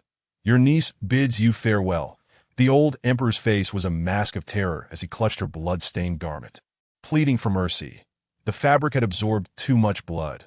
As he tightened his grip, the crimson liquid oozed from his fingers. He trembled in fear once more. "That Wei Yang, we are blood relatives. I am your Shu." Yu Yang raised her pale finger to her blood-red lips, a chilling smile gracing her face. "Your Majesty, there is no need to plead for mercy. I shall not kill you with my sword." The old emperor breathed a sigh of relief, but before his fear could dissipate, his eyes widened in terror. A searing pain radiated from his chest, spreading through his body, causing his veins to bulge and his eyes to bulge. Wei Yang leaned closer with a smile, her tone flat, as if discussing the most mundane of matters. "Your Majesty would not believe that after you killed my father and threatened the citizens of the city, I could still concoct medicine for you. Would you?" The old emperor's eyes were filled with resentment. He wished to take her down with him, but his raised hand could not reach her. Wei Yang turned away, seemingly oblivious to the old emperor, whose blood flowed from his 7 orifices. Nor did she notice the others cowering in the corners, with her head held high. She laughed heartily as she stepped out of the palace, raising her phoenix-like eyes to the clear sky. She cast a divination. The moment she revealed the omen, blood spilled from the corner of her mouth. She nonchalantly expelled mouthfuls of blood like a wild goose in flight as she exited the imperial city. "My masters and uncles, greed knows no bounds and must pay the price." Chapter 32. Jiuyuan City. Fu gazed at the clear azure sky outside, her heart fluttering with unease. She glanced up at the temple, noting that the collective will was significantly diminished compared to previous days, that a sense of foreboding arose within her. "Old Bai, investigate whether something has transpired outside." After a moment, Old Bai rushed over in a panic. "My lady, 3 groups have completely lost contact." Fu Ruo furrowed her brow. "Where?" "Jiuyuan City." Before Fu Ruo had even arrived at Jiuyuan City, she could see from miles away the thick, black mist enveloping the city. Indeed, something had occurred. But how could not a single message have spread? It takes less than a day to travel from Jiuyuan City to Inshou County. Fu Ruo, along with Old Bai and Old He, floated to the city gates. Just as she was about to enter, she was interrupted by Yu Xiu Luo's voice. "Stop. There is a formation at the city gate. Once you step in, the one who set the formation will be alerted." Fu Ruo looked at the gate in confusion. "Why can't I sense it?" Yu Xiu Luo replied. "What can your formation do?" Fu Ruo usually focused on practicing talismans, only dabbling in formations out of interest. And now she had only just begun to grasp the basics, able to set up a simple formation at best. "Do you have a way to enter without alarming the entity behind it?" Fu Ruo inquired. The Yu Xiu Luo scrutinized once more, pausing for a moment. His tone turned rarely serious. "The one who made a move this time is a formidable opponent. Very powerful, and likely came from the cultivation realm, just like me. Think carefully. Do you wish to enter?" Fu Ruo glanced at the white willpower surging faintly beneath the black mist. "Let us go. All things have their way, and all have cause and effect. Since I have accepted the incense of these people, I must do something that I knew it." Yu Xiu Luo huffed. "You want to take me, your young master, on a dangerous venture?" Fu Ruo had already begun making arrangements. "Old Bai will accompany me inside, while Old He will guard outside, that if anything unexpected occurs, ignite the talisman I gave you." Fu Ruo patted the stone. I will do my utmost to protect you. Now begin guiding me to break the formation." "No, we cannot break the formation. We must not alert the snake in the grass. We need to stealthily infiltrate the city." Yu Xiu Luo, "You have quite a few demands." After grumbling, he still helped as needed. "First, take out a soul-stabilizing stone that was previously scavenged from my cave. 1 piece will suffice. Cut into 16 small pieces." Fu Ruo complied, finishing the task. "What next?" Yu Xiu Luo, "Approach the city gate slowly. When I say stop, you stop. That I need to observe the hidden formation closely." Fu Ruo affixed concealment talismans to herself and Old Bai. their ethereal forms instantly dimming to near invisibility. Jiuyuan City was a mid-sized city, twice the size of the small Anshou County. With walls 3 meters higher, the city gate was grand and imposing, built of blue bricks and dark tiles, with soaring eaves and corners. The Fu Ruo drifted closer to the gate, until she could clearly see the light green moss on the mottled gray-white corners of the wall. Stop, float a bit higher, move a little to the left. Good. Fu Ruo noticed that she was slightly off from the stone plaque at the gate, not aligned with the center line. The individual inside is very cautious. They deliberately avoided the ground that the Taoists could traverse, and did not select the center of the plaque. Apart from me, a genius formation master, few in the mortal realm could detect this. Yu Xiu Luo boasted proudly. After a moment, Fu Ruo asked, "What do you see?" "It is the mirror moon formation. Once an outsider steps in, the one who set the formation can see who has entered through the mirror or the moon. Indeed, they have come from the cultivation realm. However, this person's formation skills are inferior to mine. They are using a pre-carved formation disc." Though Yu Xiu Luo knew he was not the only one to fall from the cultivation realm into the source realm. Encountering a familiar formation still stirred deep emotions within him. Fu Ruo found this formation useful and unreservedly requested, "Teach me after this." Why Yu Xiu Luo's brewing emotions were abruptly interrupted by Fu Ruo. "I truly owe you in my past life. Break the formation and enter the city." Under his guidance, Fu Ruo successfully set up a concealment formation around the formation disc. After floating inside the city walls, she silently withdrew the stone. The city was exceptionally quiet. No living beings detected the presence of two spirits entering. Fu Ruo and Old Bai first drifted to the once bustling street. The ground was littered with berries and vegetable leaves. In the butcher's stall still hung half a pig's hind leg. The vendors had left their goods behind. The street seemed frozen in the midst of its most lively moment. If only the people were present, it could instantly spring back to life. Fu Ruo floated into a butcher's house, where all doors and windows were tightly shut, and a family of 4 lay peacefully in bed. She reached out to check for a pulse. They were still alive, their breathing steady and strong. Unlike those poisoned or drugged into submission, Fu Ruo floated through house after house, encountering the same repeated scene. Everyone had fallen into a strange slumber. The street vendors, who valued their possessions as their lives, would never neglect their wares and run back to sleep.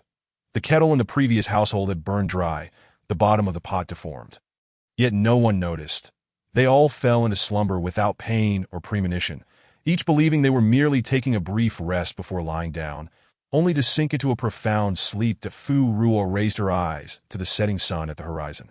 The vegetables and meat showed slight signs of drying, but had not yet rotted. They must have only been asleep for a day at most. Fu Ruo and Old Bai floated around the street a few more times. Oddly, the ghosts and spirits in the city were nowhere to be seen, and our people were also missing. Old Bai worried for their safety.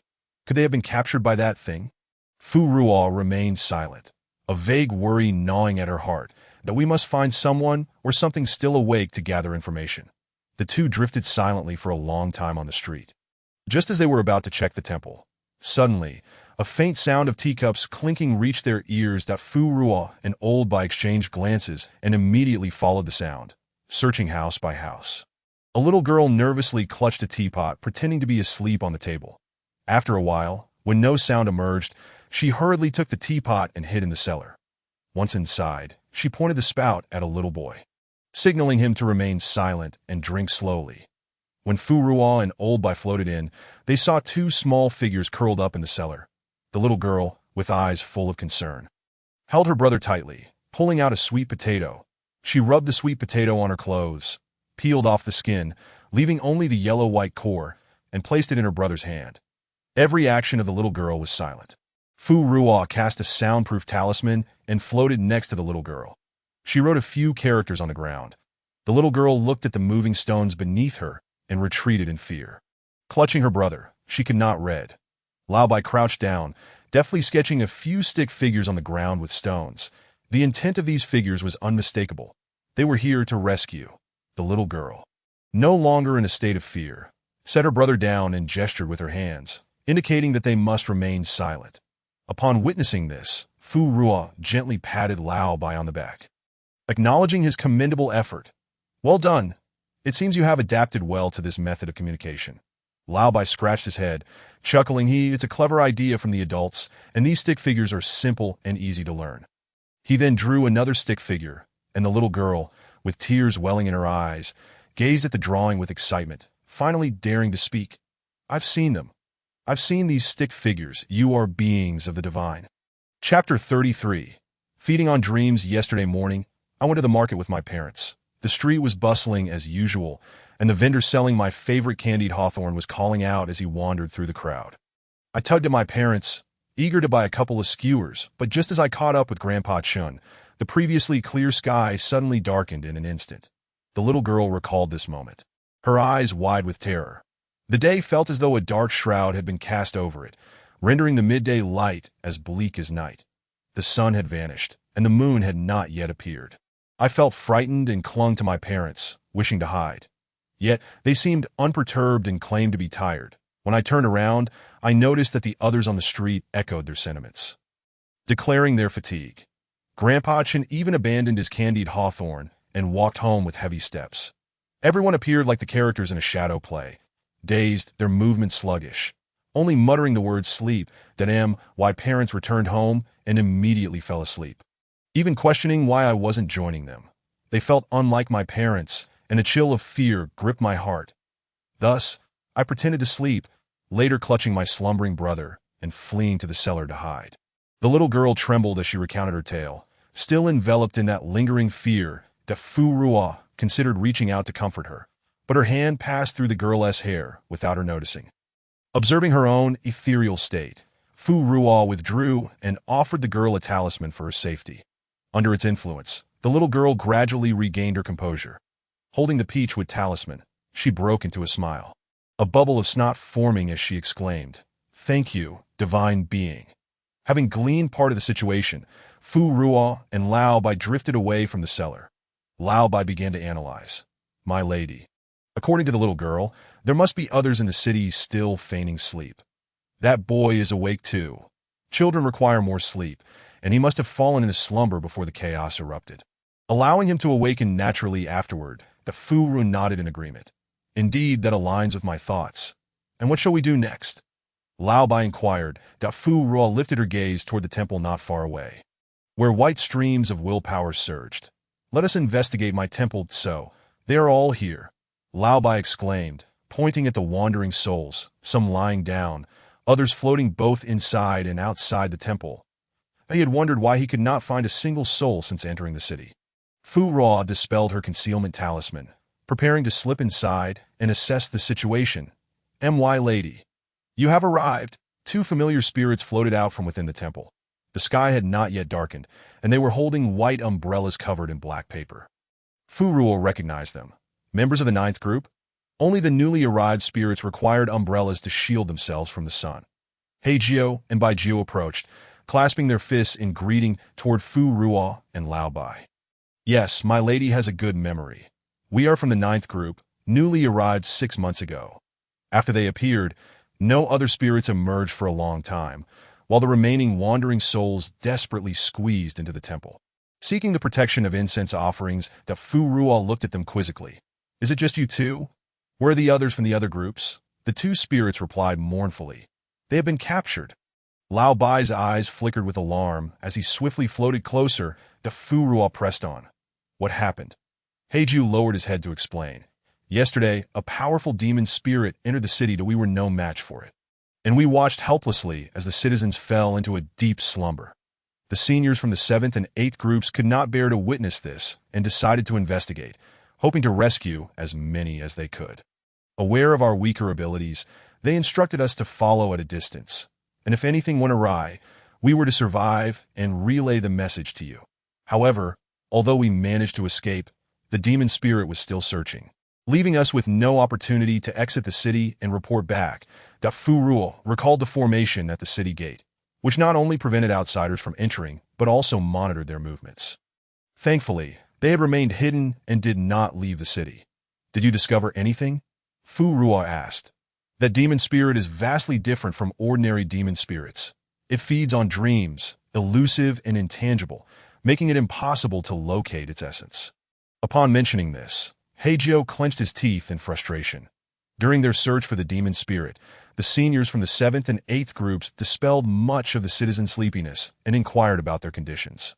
They learned that once people fell asleep, they sank into a dream where time flowed at the same rate as the outside world. Those who entered the grand dream woven by the demon spirit would quickly become entrapped. Though they remained in June City within the dream, it felt altered, filled with joy and devoid of suffering. Children were surrounded by loving parents and siblings, indulging in endless treats, while young couples fell deeply in love, each finding their ideal partners in their dreams. The dreams of the elderly were more complex, reflecting their youthful experiences, with regrets manifesting as various scenes that we observed that among those who entered the dream and then awoke. The elderly expended the least energy, followed by the children, with the youth being the most affected. Eventually, the demon spirit likely realized that its food was being taken from the dream, and in a fit of rage, it revealed itself. However, we still could not locate its true form. We only witnessed a gaping rift in space, akin to a deep abyss, which swallowed the seniors whole. By Geo, and I could only faintly discern that it was an unusual demon spirit from the remnants of its power in the air. We were then pursued, on the brink of being devoured by the demon spirit, but fortuitously passed by your temple, where we discovered it could shelter souls, thus escaping disaster. Having heard Hei Geo's revelations, Fu Ruo's understanding of the situation deepened. She began to piece together the events. After a moment, she spoke. I intend to confront that demon spirit within the dream, since it feeds on dreams and cannot be found in reality. Its essence is likely hidden within the dreamscape. Without locating it, we shall be unable to take action. Lao Bai immediately interjected. My lady, we too shall fall asleep and enter the dream. Fu Ruo glanced at the three of them. Lao Bai and Hei Jiu will accompany me into the dream, while Bai Jiu will remain behind. Upon entering the temple, Fu Ruo handed Bai Jiu 5 talismans. Ordinary spirits could not touch these items, but as she was also a spirit who crafted them, and her subordinates practiced the art of incense, Bai Jiu was able to handle them. She recalled Bai Jiu's talent with the talismans. Bai Jiu, these 3 are awakening talismans that if you see as 3 exhibiting signs of distress, immediately place one on us. These 2 are protective talismans. Activating them will summon a shield capable of lasting half an hour if that demon spirit attacks the temple while we remain unconscious. You must use them. Bai Jiu accepted the talismans with solemnity. Rest assured, my lady, I shall remain vigilant at all times. Chapter 34. Into the Dream. The plan when Furu opened her eyes again. She found herself at the familiar city gate. Then am I back here again? She looked around, but there was no sign of Lao Bai or Hei Jiu. Only citizens queued to be inspected before entering the city. Fu Ruo initially considered taking a shortcut to float past, but upon looking down, she found herself walking on the ground. She marveled at her own body, occasionally poking her arms and pinching her legs. The soldiers guarding the city, observing her peculiar behavior, began to suspect that the girl was not in her right mind. Are your family members nearby? One soldier asked that MY family is within the city. Do you have a household registration tag? Upon hearing this, Fu Ruo's heart sank. She realized she had no means to fabricate such a tag. Just as she contemplated a different response, she suddenly noticed that the soldier had waved her through. Huh? The soldier pointed to her waist and turned to chat with a companion. That I in this day and age, how can there still be such carefree families, allowing a girl with such a frail mind to roam outside without fear of unforeseen events? Once inside the city, the atmosphere was vibrant and joyful. Children occasionally burst into peals of laughter. The youth appeared rosy-cheeked, and even the elderly wore expressions of contentment, as if they had no regrets in death. Each person radiated happiness, as if they had encountered some monumental fortune. Fu settled at the entrance of a wonton shop, resting her forehead on her palm as she contemplated the bustling street filled with passers-by. The shop owner approached, placing a bowl of wontons before her. This is the wrong table. I didn't order this, Fu Ruo reminded her. The owner chuckled. No worries, dear girl, that I've been blessed with good fortune lately. So this one's on me. With a blissful expression, the owner swayed away. Fu Ruo recalled the spring-like joy that had danced across the owner's face, with many young people finding their ideal partners in their dreams. Could it be that the owner was among them? She scooped a spoonful of wontons, turning her ear to the gossip around her. With her enhanced sensitivity to soul energy, she could hear all the commotion within 100 meters. Zhang Enyang has been looking particularly cheerful lately. Could it be that she has some good news coming her way? Have you not heard? She has a marriage proposal lined up. What is the matter? Please tell me quickly. After savoring a delicious bowl of wontons, I have clearly heard the story of the owner of this wonton shop. Zhang Enyang, the second daughter of the Zhang family, has an elder sister who tragically passed away in her youth due to poverty and illness. Consequently, Zhang Enyang has taken on the role of the elder sister in the family. After the death of her parents, she began to wander the streets with a shoulder pole, selling wontons to support her younger siblings and save a little silver. Eventually renting a shop. Looking back, she realizes that all these years have slipped away, and finding a suitable partner has become an elusive endeavor. Recently, a handsome, yet down-on-his-luck scholar arrived from outside the city, and she has taken a liking to him that he, too, is willing, and since both their parents are deceased, they have settled on a marriage arrangement that I intend to approach this Zhang Enyang. Rising, I walked closer. Madam, may I request a favor from you? Zhang Enyang is well known for her warm-hearted nature. Whatever you need, just speak up. If I can help, I certainly will. You see, I have just arrived in the city, intending to seek refuge with relatives, but to my dismay, their residence has fallen into disrepair. I find myself with insufficient silver and no place to stay at the moment. Might I be able to help you for a few days in exchange for food and lodging? I deliberately blinked for a prolonged moment, finally gathering some tears that I raised my hand to feign wiping my tears, appearing quite pitiable. Upon seeing my demeanor, Zhang Enyang was reminded of her own younger sister, and her heart ached for me. After wiping her hands on her apron, she took my arm and said, "In 3 days, we will be celebrating my wedding day. I am indeed quite busy, so having someone to help would be most welcome. Feel free to stay." I nodded eagerly. "Thank you, madam," I began assisting in the shop. Zhang Enyang sat at a small table, wrapping wontons with such speed that her hands seemed to blur. Standing by the stove was a robust young man with dark skin. Zhang Enyang's younger brother, Zhang Xin. After their sister married, Zhang Xin had been the only one left to help in the shop, that he flashed a simple smile at me. "Don't be shy, my sister is very kind. When customers arrive, just serve them the wontons I have prepared. After they leave, wipe the table and return the bowls." I nodded gratefully. "Yes, I understand, Brother Zhang," while I assessed the customers, searching for any unusual occurrences. I also cast glances toward the street, hoping to catch sight of Lao Bai and He Jiao. Having been unprepared before entering the dream, I had not anticipated our separation, and now, as I remained apart from them, I felt a lingering sense of concern. The sun was about to set, and the shop was nearing closing time. I sighed in disappointment. To my astonishment, I then spotted familiar figures approaching from a distance. I quickly carried 2 bowls of wontons outside, ready to greet them. Lao Bai rested his chin on his hand, sighing. "It seems we have been separated from the master without knowing the reason. This is the last wonton shop. If we cannot find anyone here, it will be even more challenging." He Jiao, puzzled, asked, "Why must we search for wontons, Lao Bai?" Lao Bai replied, "You don't understand. The master has a strong fondness for wontons. Could it be that in his past life, he died of hunger, yearning for wontons?" He Jiao murmured. With a clatter, the 2 bowls of wontons were set down on the table. I, standing behind them, spoke coldly. "What of it? I simply enjoy warm, soupy noodles. Is that a problem, master?" Lao Bai and He Jiao turned around, startled, and stood up. Fearing that our unusual behavior might be noticed by those around us, I quickly pressed their shoulders, urging them to sit back down. "It's not your fault. Please sit down." I turned back. Zhang Enyang was still focused on wrapping wontons, and Zhang Shun was stirring the pot, white steam wafting out the window. I discreetly ignited a soundproof talisman and recounted my experiences since entering the city. "Does the master have a plan?" I subtly gestured toward the wonton shop behind us. "Zhang Enyang is set to be married in 3 days. He Jiao, did you not say that young people expend the most energy?" He Jiao nodded. "Indeed, I suspect that the demon must be absorbing human vitality through dreams.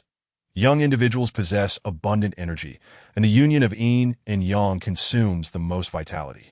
Zhang Enyang should make for excellent nourishment." Lao Bai began to grasp my meaning. "So the master intends to use Zhang Enyang to uncover the whereabouts of that demon?"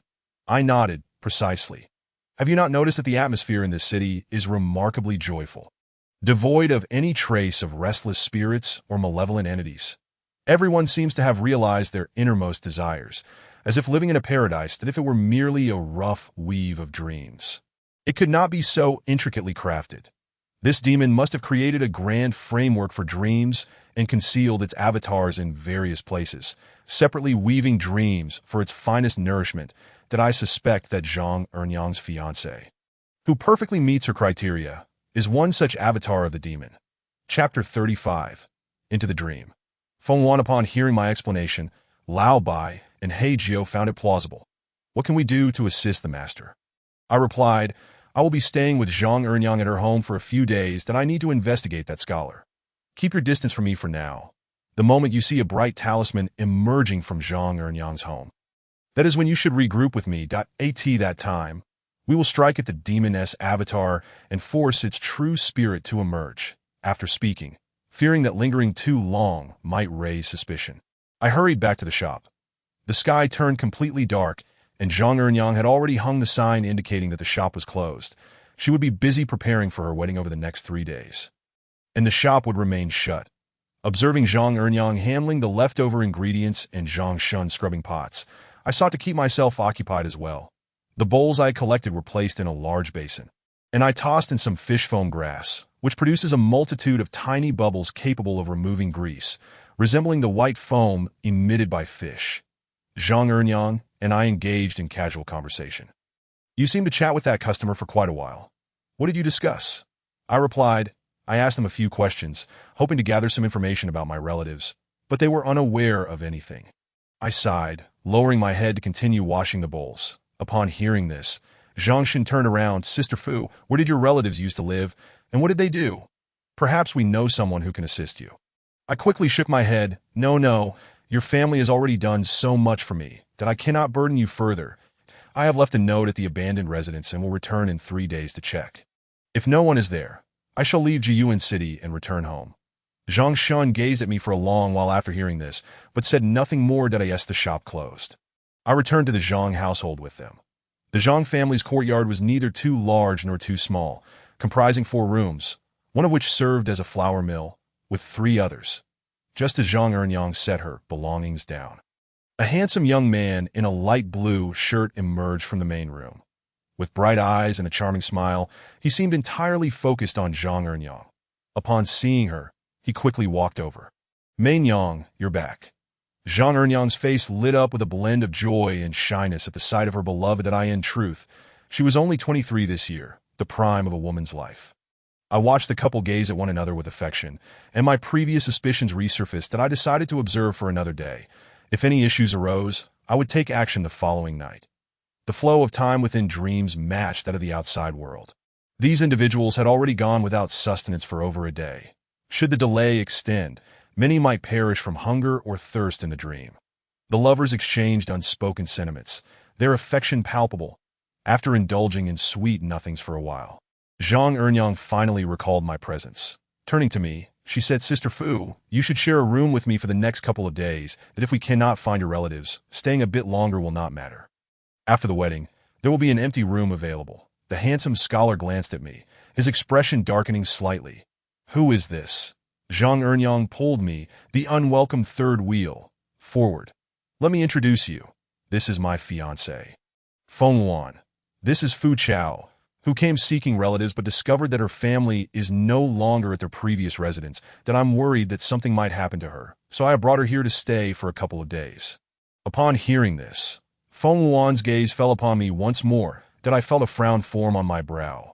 Whether it was merely my imagination or not, I sensed a hint of disdain and rejection from him. It was indeed not an illusion. After hearing Zhang Enyang's introduction, Feng Wan directly took her by the hand and began to leave, whispering softly, Main Yang, please do not assist strangers indiscriminately. This world is rife with demons and malevolent spirits. If you encounter one that can act, it could be dangerous. After saying this, Feng Wan cast a meaningful glance back at me that I was taken aback. Was I being suspected? I had my own doubts about whether Feng Wan was a malevolent spirit. Early the next morning, the courtyard of Zhang Enyang's home was cluttered with furniture, fabrics, and several boxes of jewelry. The items filled the yard to the brim. Zhang Enyang and Zhang Shun were startled upon waking. I followed behind, subtly observing Feng Wan, that he strode to the center of the courtyard, lifted his robe, and knelt down before Zhang Ernyang. "Main Yang, to meet you is my greatest fortune. Will you join me in matrimony? I, Feng Yuan, shall never betray you in this life." Zhang Ernyang hurried to help him up. "Your intentions are what matter, but I recall you mentioning that you have little silver. How did you acquire all these items?" Feng Yuan was about to kneel again when he was caught. Filled with guilt, he said, "Main Yang, I deceived you that I do possess money, but I was momentarily in dire straits." Zhang Ernyang was taken aback. She had not anticipated receiving such news before their marriage. "Feng Yuan, how could you conceal this from me?" In a sudden burst of emotion, she pushed him away, her eyes reddening as she stared at him for a long while. Before recklessly rushing out the door, Feng Yuan stood helplessly in the courtyard, bewildered by how the situation had escalated. Zhang Xin pursued his sister outside, and as he passed Feng Yuan, his gaze was icy, completely devoid of the earlier respect he had shown to his brother-in-law. "You have deceived my second sister. Think carefully about the consequences." Feng Yuan wished to explain, but Zhang Xin had already departed. He sensed a scrutinizing gaze upon him and glanced up to find Fu Ruo observing the scene from the steps. Feng Yuan glared at her. "I am aware of your extraordinary status. It would be prudent for you to remain discreet. Should you jeopardize my marriage with Main Yang, I will ensure you pay dearly and no more pretense." Fu Ruo descended the steps. Feng Yuan was taken aback, having not anticipated that he was already under her watchful eye. "Since when did you begin to suspect me?" Fu Ruo replied coolly, "From the very beginning. Zhang Ernyang desires a husband who has never been married, respects her wishes, and is capable of continuing the wonton shop. You fit all those criteria perfectly. You are handsome and well-educated. Your self-presentation is overly polished. Such extravagance breeds suspicion and makes you seem unattainable." Feng Yuan was perplexed. Is it not true that everyone admires splendid plumage? Who is born to love the drab sparrow? Fu Ruo tilted her head. "Are you not the same? Ordinary women are proposed to at the age of 15 or 16, and marry by 17 or 18. That Zhang Ernyang is not particularly striking, and after years of laboring for her younger siblings, she stands no chance against the youthful, beautiful maidens awaiting marriage. She is different. Main Yang is indeed different." Upon hearing Fu Ruo belittle her, Feng Yuan felt a surge of anger, a hint of his demon power leaking forth. She was never a drab sparrow. She was kind-hearted, resilient and passionate about life, possessing countless admirable qualities, adorned with vibrant feathers that no one could rival. Fu Ruo, too, recognized Zhang Ernyang as a remarkable person capable of holding her own. She raised her hand, capturing the fleeting trace of demon energy that dissipated into the air, mixed with a hint of soul power. Feng Yuan was indeed troubled that Fu Ruo stepped closer, perhaps sharing the same sentiment. "Those beautiful feathers you offered her have had the opposite effect." Chapter 36. Entering a Dream. No array. Fu Ruo reached the door and suddenly turned back. "Feng Yuan, do not harm the innocent any further. Otherwise, your sins will deepen, potentially implicating Zhang Ernyang." "This must end here," that a cold, gloomy voice responded from within. "Mind your own business." Once outside, Fu Ruo swiftly located Zhang Ernyang using a talisman. She was crouched beside the bamboo grove, weeping.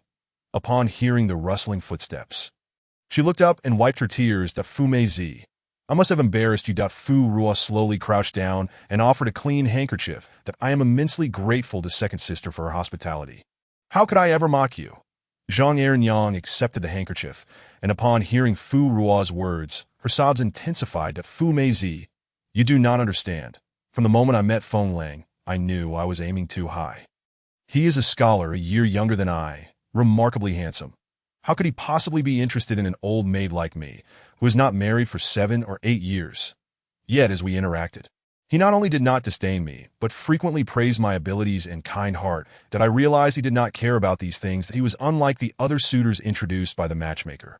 And that emboldened me to approach him." Fu Ruo, sitting on the ground like Zhang Ernyang, listened attentively as she poured out her heart. He claimed his parents were deceased, that he had no home and no money.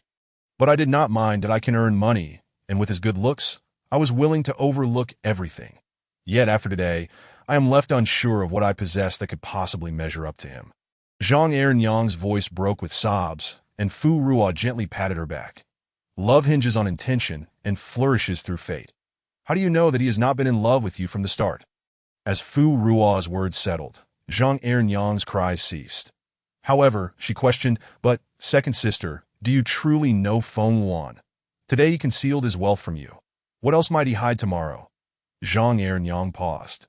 For although she was warm-hearted and kind, she was not foolish. Otherwise, the wonton shop would not have thrived. Indeed, what else is he hiding from me? Zhang Ernyang ceased her tears, and Fu Ruo helped her to her feet. Zhang Shun is also looking for you. Let us return home, that we can discuss everything else later. Zhang Ernyang nodded. Yes, I do not wish to cause my third brother further worry. That yes, they return home. Fu Ruo casually inquired, does second sister have a younger sister? Yes, my younger sister has been married for 3 or 4 years. That is she not nearing the age of 20? Zhang Ernyang replied. 19, that she's already 19. And my third brother is 21 this year. Typically, men of this age should be married. Alas, if only he could find someone soon, he would not be dragging his feet. Upon returning home shortly after, Zhang Shin arrived from outside. Feng Yuan had been explaining something to Zhang Ernyang, and they had been engaged in conversation behind closed doors for nearly an hour. Fu Ruo attempted to eavesdrop, but was thwarted twice. Ultimately, she could only try to gather information from Zhang Ernyang, but to no avail. Nevertheless, Zhang Ernyang decided to postpone the wedding in the afternoon. She looked around at the clutter filling the courtyard and instructed Zhang Shun to carry half of it next door to the empty room of the neighboring house.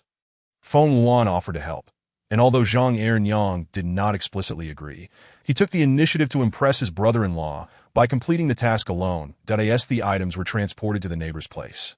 Zhang Ernyang did not intend to take advantage of the space. She approached Fu Ruo. Fu Meizi, you have a familiar face. You must handle this task. What task? Fu Ruo asked curiously. Zhang Ernyang handed her a basket covered with floral cloth, containing 2 strings of coins and several flower pastries. Take this to the home of old Mrs. Qian next door. She is elderly and forgetful, so she does not like to see many people. Just place the items down and leave. If she utters any confusing remarks, pretend you did not hear. Fu Ruo took the basket and went next door. The layout of the house was similar to Zhang Ernyang's, but the courtyard was overgrown with weeds, neglected. As Fu Ruo stepped inside, an oppressive darkness enveloped her. The elderly woman sat with her back to Fu Ruo in the corner of the main room. Old Mrs. Qian, this is a token of thanks from Zhang Ernyang. Though the elderly woman was advanced in age, she was not hard of hearing. Without turning around, her frail voice sounded like the rasp of a saw. Who are you? You are not Zhang's younger sister. Fu Ruo set the items down. I am Fu, here to seek refuge with relatives in the city, staying with Zhang Ernyang for a few days. The elderly woman trembled as she stood with the aid of a cane. Her hair was silver, frail, and thin, and she trembled with every step. Fu Ruo feared that the old woman would fall and be unable to rise. She stepped forward to offer support. The elderly woman waved her hand. No need. I can walk on my own. Her dim, clouded eyes scrutinized Fu Ruo for a moment, finally settling on her waist. This young girl is not very old, yet speaks naught but falsehoods. Fu Ruo followed the gaze down to her waist and felt a jolt. IT was the household registration tag that had inexplicably appeared there when she entered the city. She distinctly remembered removing it upon reaching the wonton shop. Fu Ruo attempted to take it off, only to find that it reappeared within moments.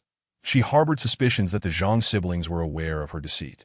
Fortunately, she had now zeroed in on Feng Yuan, and it would not disrupt her plans. The elderly woman slowly made her way to the table, methodically retrieving the items from the basket one by one. That girl, Zhang Ernyang, is kind-hearted. You people enjoy deceiving her. Had she not lost her parents and lacked a male figure in her family, she wouldn't have to toil so hard. The elderly woman pushed the basket back to Fu Ruo. Take it back and thank that girl for me. Upon returning to the Zhang household, Fu Ruo occasionally fiddled with the tag. She contemplated revealing part of the truth to Zhang Ernyang while simultaneously probing for information. However, before she could enter the house, she was intercepted by Feng Yuan. His gaze towards her was particularly unfriendly, as if he wished to skin her alive. What have you said to Main Yang? Fu Ruo raised her eyes to meet his unnatural yellow ones. You concealed the truth from her first. Furthermore, those who engage in wrongdoing bring about their own demise. Fu Ruo pointed to the heavens above. If you do not cease this persecution before nightfall, I will take action. Why then? You shall see her no more. Are you threatening me? The wildness and ferocity of the demon within Feng Yuan were unmistakable in his eyes. He turned his head in a bizarre, sinister manner, gazing at Fu Ruo from behind. "But we shall see. Whoever dares to obstruct my union with Main Yang shall face death without mercy. Stubborn and foolish." Fu Ruo left those words behind as she departed. This demon, with his unrefined nature, is in no way worthy of Zhang Ernyang. She harbors no objections to relationships with transgender individuals, yet she opposes those who exhibit erratic and unstable temperaments. As evening descended, the sky was shrouded in darkness. The dream continued unabated. Beneath the cloak of night, the moon shone brightly amidst a scattering of stars, occasionally interrupted by the calls of crows and sparrows. Their cries grew increasingly shrill and frequent. Tinged with agitation, the Fu Ruo traced the source of the disturbance, her gaze fixed upon the treetops where a few birds were calling with renewed vigor, even shaking their wings in a provocative manner. Silently, Fu Ruo averted her gaze and released a luminescent talisman into the night sky. "What are you doing?" Feng Yuan suddenly appeared behind her, his eyes glinting with a chilling intensity. Lao Bai and He Jiu, having received the signal, swiftly scaled the wall and entered. Upon seeing them, Feng Yuan's intent became evident. He had laid a trap in advance, before Fu Ruo could utter a word. He flicked his hands in the air, transforming his 10 slender, pale fingers into yellow-black claws, imbued with a savage, murderous aura, aimed directly at Fu Ruo's throat. The Fu Ruo deftly dodged and hurled a barrier talisman into Zhang Ernyang's chamber. "A talisman? You are a Taoist?" Feng Yuan shook his head. "No, you do not resemble one, but there is an unusual aura surrounding you." The Fu Ruo unleashed 3 talismans that ignited midair, morphing into 3 gleaming swords, their icy aura seeking to claim Feng Yuan's head. Lao Bai and He Jiu coordinated their assault from either side, preventing Feng Yuan from extricating himself. "Soul power. Are you both ghost cultivators? What exactly are your identities?" Feng Yuan's mind brimmed with questions that as he beheld the encroaching glimmer of the swords, he let out a shrill cry that pierced the night. In an instant, flames engulfed his being. The flames coalesced, forming a vague silhouette of a great bird that soared from behind him, devouring the foremost sword. Immediately after, the firebird swept aside the second sword with its wing. Feng Yuan scoffed, intending to employ the same tactic once more. Yet the third sword suddenly dissipated before reappearing behind him. The firebird's wing was pierced, and a wide spurt of blood erupted from Feng Yuan's right arm, but he spat blood onto the ground. Seizing the opportunity, Fu Ruo rapidly hurled a dozen talismans, encircling Feng Yuan. Feng Yuan fixed his gaze upon her, his eyes brimming with hatred and resentment, observing how easily Feng Yuan was ensnared within the talismans. Fu Ruo felt an unsettling dissonance. Is your strength truly so feeble? Why do you not employ a formation?" Feng Yuan narrowed his hawk-like eyes. "I do not comprehend your words. I have never mastered any formations." Fu Ruo, taken aback, moved closer to him. "What did you say? You cannot use formations." Fu Ruo was momentarily stunned, a dreadful suspicion gnawing at her heart. Chapter 37. Into the Dream. Bewilderment. Feng Yuan, do you harbor feelings for Zhang Ernyang?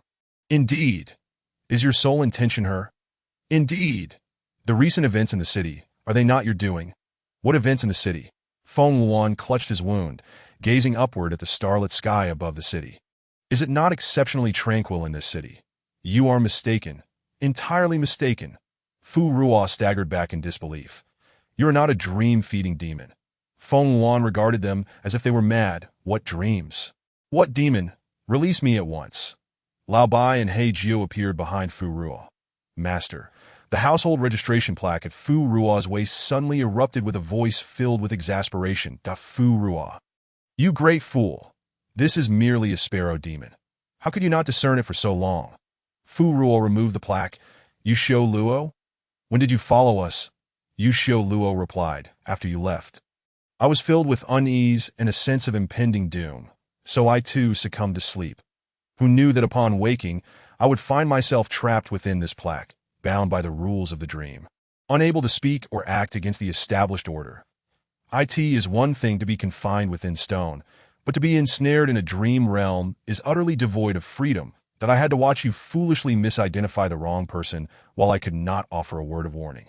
It infuriates me. I seriously suspect this demon is targeting me. Trouble, Fu Ruo exclaimed, gazing at the ominous clouds rolling in from the horizon. An intangible sense of oppression filled the air. She launched several small sword talismans. But before they could take effect, they were swiftly dissipated into wisps of smoke. Fu Ruo, you have attracted the demon's attention, Yushio Luo urged. This dream space was woven by that demon. It is invincible within its confines. Fu Ruo's complexion paled further upon hearing this. She immediately withdrew the talismans encircling Feng Luan and hastily led Lao Bai and Heijio to flee from the Zhang family estate. A powerful gust of wind swept through, lifting the scattered debris and withered leaves off the ground. The dense black clouds relentlessly pursued them. Suddenly, a bright moon emerged from within the darkness that in the sky. Two identical full moons appeared simultaneously. What sorcery is this? Fu Ruo recalled the time at Nightcry Mountain, when Yushio Luo had employed a technique that obscured the heavens and concealed the moon. Yushio Luo, do you recognize this? Yushio Luo shook his head. I cannot discern it at the moment. The moons appear remarkably lifelike. The twin moons in the sky merged into one, as the black clouds obscured the true moon. Fu Ruo began to feel the air grow thick and suffocating. Lao Bai supported the trembling Heijio, who was gasping for breath. Heijio, Heijio? Fu Ruo turned back to see Heijio's spirit quivering. Tendrils of dark energy being siphoned away by the moonlight, which previously nourished souls. She promptly directed a gathering talisman toward Heijio. A refreshing sensation cascaded down, restoring the siphoned dark energy. And Heijio's breathing finally steadied. Yet in the next moment, Lao Bai clutched his heart, gasping as dark energy surged forth from his mouth. He struggled to close it, the dark energy being drawn from his nostrils, ears, and eyes. Aside from the time he was injured by the Taoist, he had not encountered an incident capable of dispersing his dark energy to such an extent in a long time. The bright moon hung high above, illuminating their surroundings with brilliant light. That Fu Ruo could also feel the dark energy within her yearning to escape. The demon has discovered our identities. This method is clearly aimed at spirits. Fu Ruo released 9 gathering talismans, encircling everyone within their protective embrace.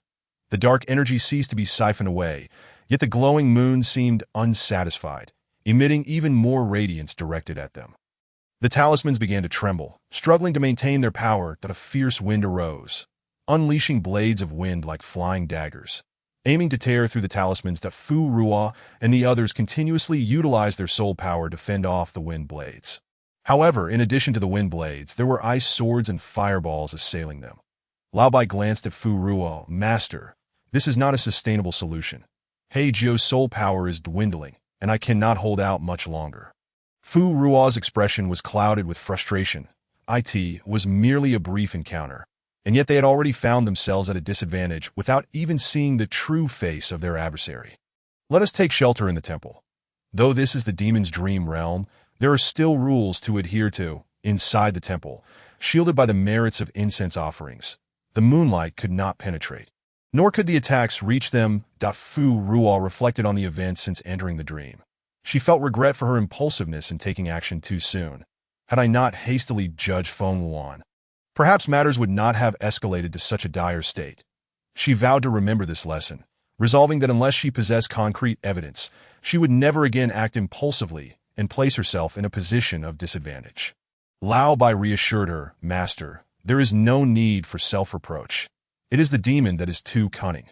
Furthermore, the appearance of that sparrow demon was ill-timed.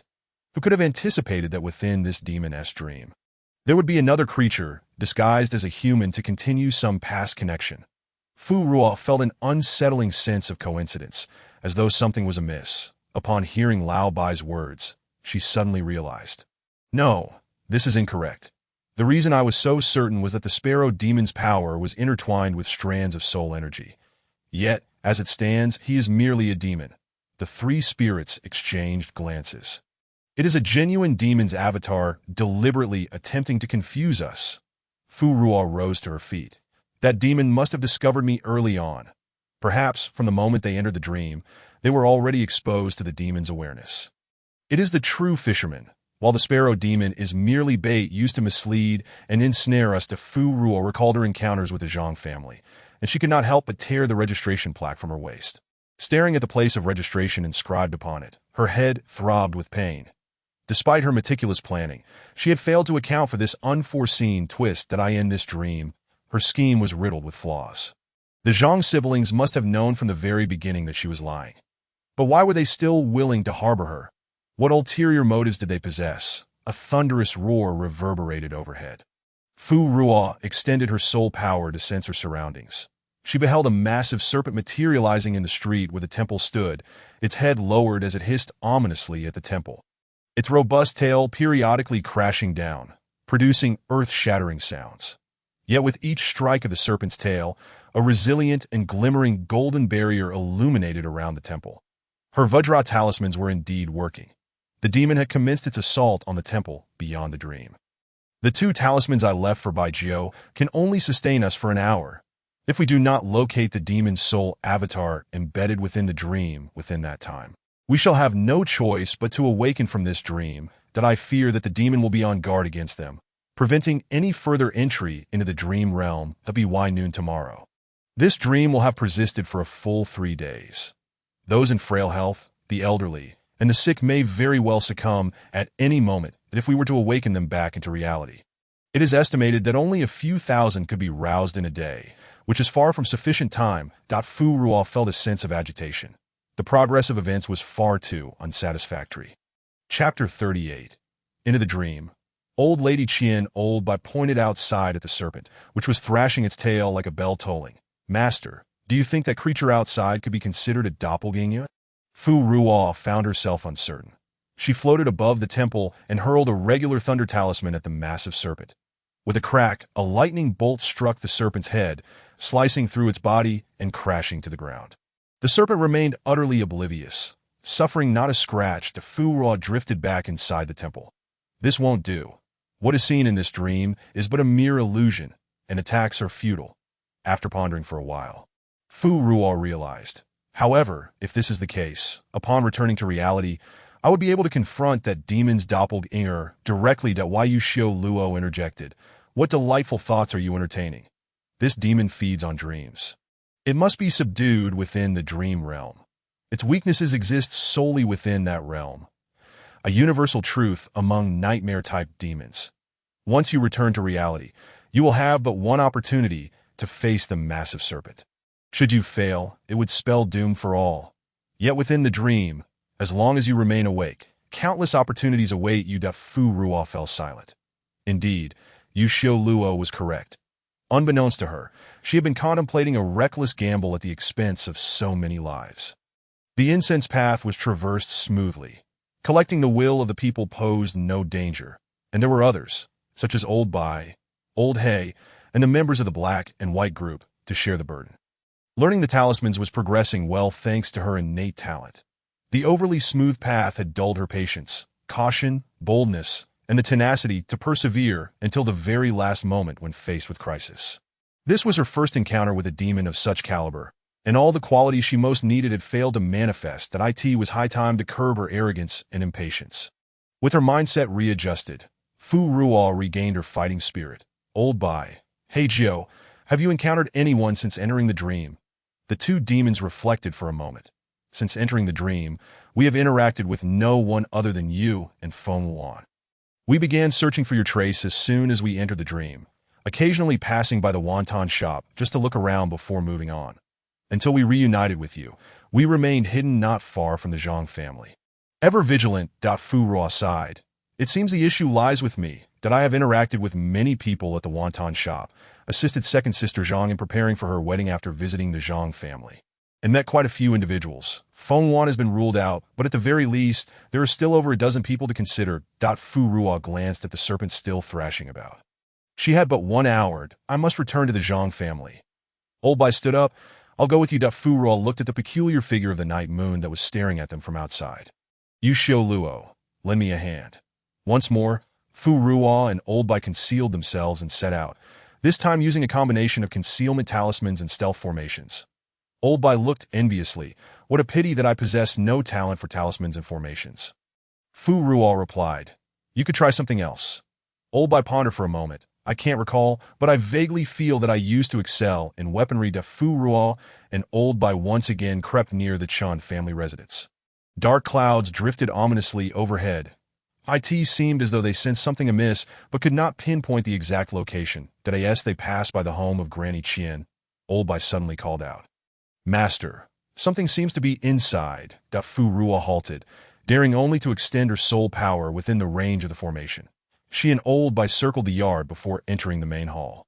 Upon entry, Fu Ruo immediately felt a dense aura of death mingled with the essence of fresh souls.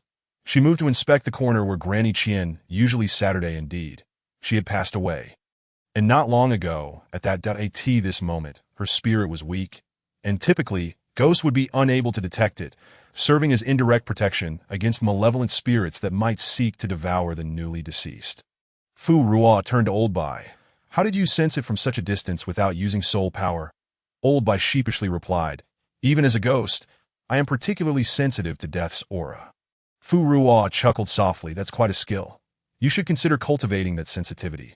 She would ask you show Luo about it later." However, where was the old lady's soul? Fu Ruo searched around the house, but found nothing. "Strange, I distinctly felt the presence of fresh souls just now." Why you Shio Luo yawned. "It's around here somewhere. Just search slowly." Fu Ruo continued to examine every nook and cranny, and suddenly, a pressing question struck her. If people die in the city and their souls appear in the dream realm, could it be that their souls are also at risk of being devoured by the demon? Or could it be that the demon not only feasts on dreams, but also seeks to consume their souls?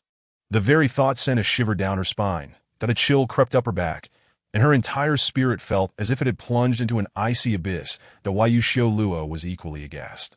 "This is illogical. We are from the realm of cultivation. Why should this demon remain unrestrained? To devour an entire city would require an immense expenditure of energy. He had nearly exhausted half of his life force just to refine 9 faiths. This was absolutely abnormal." Doubts began to fester in Yu Shio Luo's mind. "Fu Ruo, perhaps we should just leave this matter alone. This demon situation seems off. A demon possessing the formation plates of the cultivation realm, yet lacking significant restrictions in the human realm, and recognized by this world. This was no ordinary being. Master, I found the old lady's soul." Old Bai's voice was tinged with excitement. "Huh. Why is there a skeleton in this well?" Upon hearing this, Fu Ruo rushed over to investigate. Old Bai was peering into the well. "Master, come quick. This is a dry well 10 meters deep." Granny Qian's spirit was picking up fragments of white bones. She carefully wrapped the bones in a cloth and clutched them to her chest, appearing both anxious and protective. The old lady's soul still retained some awareness. She gazed at them warily and backed away towards the edge of the well, clutching the bundle of bones tighter, fearful that others might come to snatch them away. Fu Ruo directly used her soul power to draw the old lady's spirit from the well. The old lady attempted to flee, but was restrained by Fu Ruo. "Is it you? You still remember me?" Fu Ruo was taken aback. "What are you holding? Show me." Granny Qian's face was filled with anxiety, refusing to comply. "Did second Miss Zhang send you?" "Is that so?" Her emotions spiraled out of control. Her eyes bulging. The nails of her soul turned black, and she became fierce, a hint of malice enveloping her. "This is mine. No one can take it from me." Granny Qian's ghost was exceedingly agitated. The bones were her obsession. Old Bai recognized a similar phenomenon. Some souls with overwhelming obsessions linger in the human realm, and if their desires remain unfulfilled, they may transform into vengeful spirits. Fu Ruo scattered the bones from the bundle onto the ground and reassembled them. She gazed at the skeleton, which stood only half a person's height, frowning. This was the skeleton of a child, no more than 10 years old. Second Sister Zhang had mentioned that this old lady's husband had passed away early, and she had remained a widow for many years, without any offspring. Fu Ruo approached Granny Qian's spirit. "Whose bones are these?" "They are my grandsons." Granny Qian attempted to lunge forward to reclaim the bones. Old Bai stepped closer. "Master, she just suspected we were sent by second Miss Zhang." Fu Ruo's gaze fell once more upon the skeleton, which had been buried for at least 10 years. She recalled her visit to deliver items to the old lady. Had it not been for her lack of parents and the absence of a male heir, Granny Qian's words echoed in her mind once again. Suddenly, Fu Ruo realized. Although second Miss Zhang's parents had passed away, There was a male heir in the family. Zhang Shun had been right by her side all along. Upon hearing the name Zhang Shun, the old lady's eyes filled with resistance, and she vehemently retorted. What Zhang Shun? This is my eldest grandson, Qian Shun. He belongs to the Qian family. A sudden, mournful cry of a bird pierced the air from the neighboring house. Sharp and anguished, Fu Ruo dashed outside. This is bad. Feng Wan is in trouble. Zhang Shun. The real Zhang Shun has long since become the bones in the old lady's well. Chapter 39. Into the Dream. The nightmare serpent as Fu Ruo burst into the Zhang family residence. She beheld a massive gray bird, easily 2 meters long, chained in the courtyard. The bird resembled a sparrow, yet at the tip of its tail sprouted 3 fiery red feathers that seemed to burn with flames. Zhang Xin was crouching, leaning down to touch the magnificent feathers. Blood flowed continuously from the bird's beak, pooling in a basin beneath it. Upon seeing Fu Ruo, Feng Wan opened his mouth to cry out. Eyes pleading, save Main Yang. Main Yang. As his mouth opened, more blood dripped from the edges of the bird's beak. The Yu Xiu Luo gazed at Feng Wan, exclaiming in shock, the golden fire magpie. He has evolved from a sparrow into a golden fire magpie. Yu Xiu Luo felt a powerful urge to scream in astonishment. This bird had the potential to evolve into a vermilion bird. How could such a creature exist in the mortal realm when his original form had clearly been a sparrow? The Jade Azura was engulfed in repeated perplexity and astonishment. Da-da. Feng Wan let out a cry of anguish, as Zhang Xin plucked away the most exquisite feather from his collection, that he examined it, as though it were the most ordinary of objects. His demeanor calm and contemplative. This feather, when refined, would surely make for a splendid ornament. Wouldn't you agree? He turned his gaze towards Fu Ruo, quietly observing her. Fu Ruo furrowed her brow. This demon seemed more deranged than any she had encountered before. A calm madness. Zhang Xin, no, the master of this dream. What is your true objective? Zhang Xin, with a gleeful touch of the feather in his hand, raised his gaze, smiling with an enchanting yet merciless charm. It is, of course, to adorn my magical artifact, to devour the souls of this city. Otherwise, what insight might this ghostly friend of incense have? With that, his gaze fell upon the talisman at Fu Ruo's waist. And this friend from the realm of cultivation, it has been many years since I last returned. Does the cultivation world remain as it was 500 years ago? The Jade Azura regarded this ambiguous being, sensing an inexplicable chill and malevolence emanating from him. Dream, demon, neither yin nor yang. Suddenly, the Jade Azura recalled a peculiar species from the cultivation realm. It is said that the demon race boasts countless varieties, among which is the dream snake, born with duality, capable of choosing either side, or neither, hence its unpredictable nature.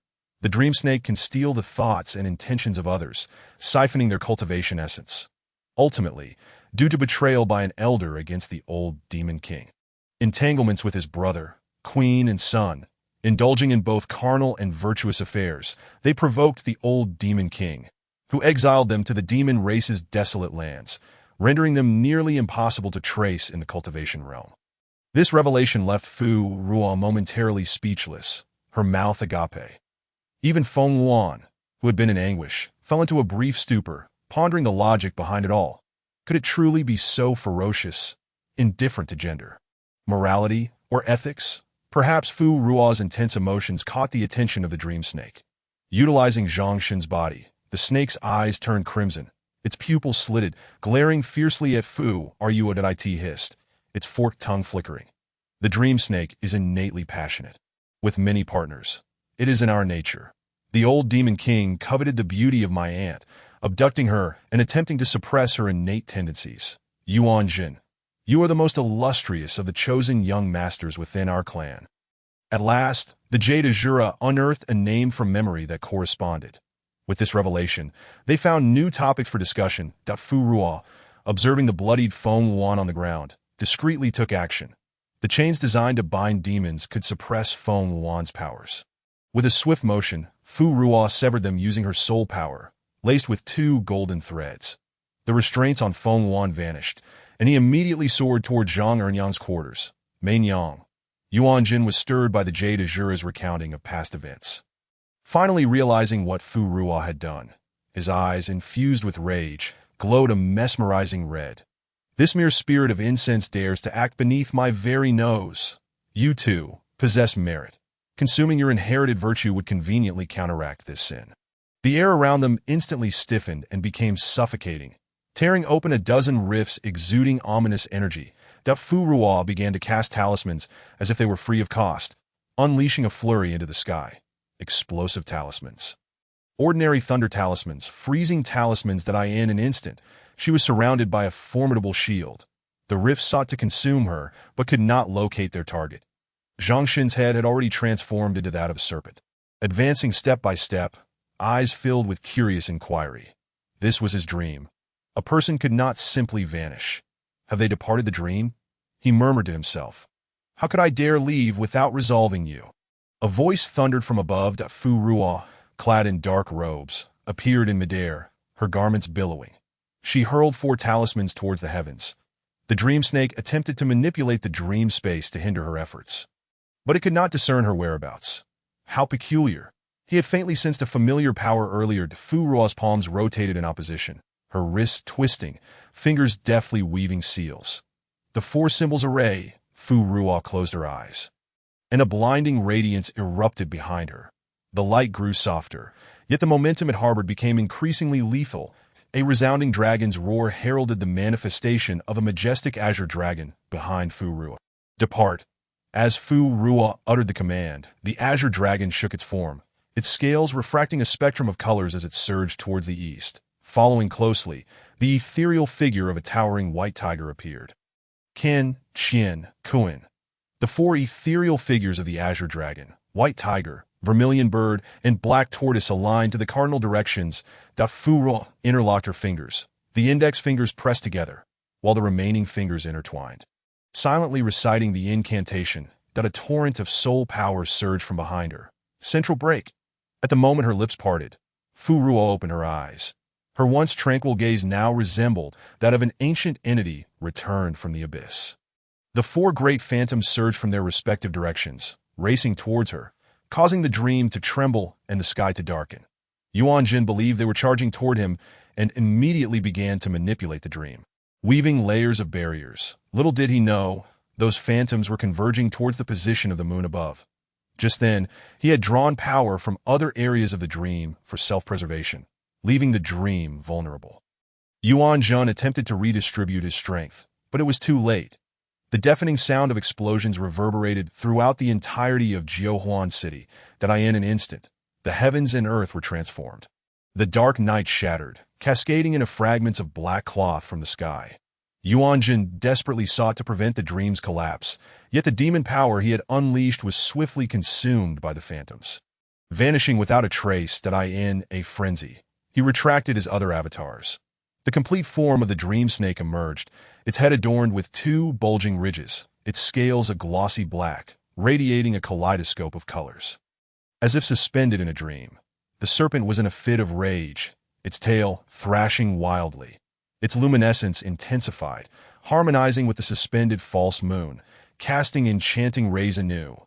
The fragments of the dream that had been plummeting throughout the city finally came to a halt. Fu Ruo immediately released a greater surge of soul power. Just as her reserves were nearly depleted, she inscribed a talisman to assist in meditation and tranquility. The scene was infused with willpower, absorbing the incense to replenish her energy. Thanks to the dream snake, the temples within Jiuyuan City had been obstructed from many sources of willpower, and incense, Fu Ruo, at this moment, drew upon what was available, hardly making a dent in her reserves. Even after a considerable time, she had barely consumed 1/10. Chapter 40. Entering the dream. Seizing the heart upon noticing her actions, the dream snake seethed with fury, its bulging ridges almost manifesting into horns. The Jade Azura, witnessing Fu Ruo's success, offered praise. Well done. You truly live up to being my half-disciple, that I knew you would discern that I was disrupting his thoughts. Fu Ruo had long since developed immunity to the Jade Azura's audacity. She continued to ponder the talisman she had just used. The 4 symbols array also functioned as the 4 elements array. Derived from the text she had studied, it summoned a small amount of pure energy to the phantom's exterior, which, when adequately infused with power, would sustain the phantoms and unleash their attacks. This was her first practical application of the technique. She fixated on the phantoms, her expression lost in contemplation. The balance of purity and impurity. Had she perhaps mastered it too easily? Fu Ruo felt an unsettling sense of unease, according to the Jade Azura's previous remarks. The learning curve for pure and impure energy was exceptionally steep, inaccessible to ancient celestial clans that in the past. Fu Ruo would not have thought twice, but after years of studying incense, her understanding of fate and causality had grown significantly. She suddenly felt a wave of anxiety. Fu Ruo lifted her gaze to the heavens. The dream continued to collapse gradually. Her earlier display had been grand. She wondered if it might attract attention. Determined, Fu Ruo resolved to bring this to a swift conclusion. The dream near the Zhang residence had completely shattered. Zhang Ernyang and Feng Wan should have awakened to reality by now. She soared back before the dream snake. Yuan Jun, the dream is shattered, and the situation is set. Cease your resistance. If you willingly conclude this remaining dream, you may yet atone for your prior transgressions. Otherwise, the karmic sins of this city will be more than you can bear in due time.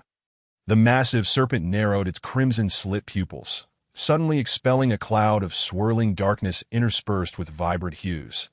You dare to thwart my endeavors and obstruct my return home. I shall devour you. In this journey, he paid a tremendous price, only to be disrupted by a small ghost in the end.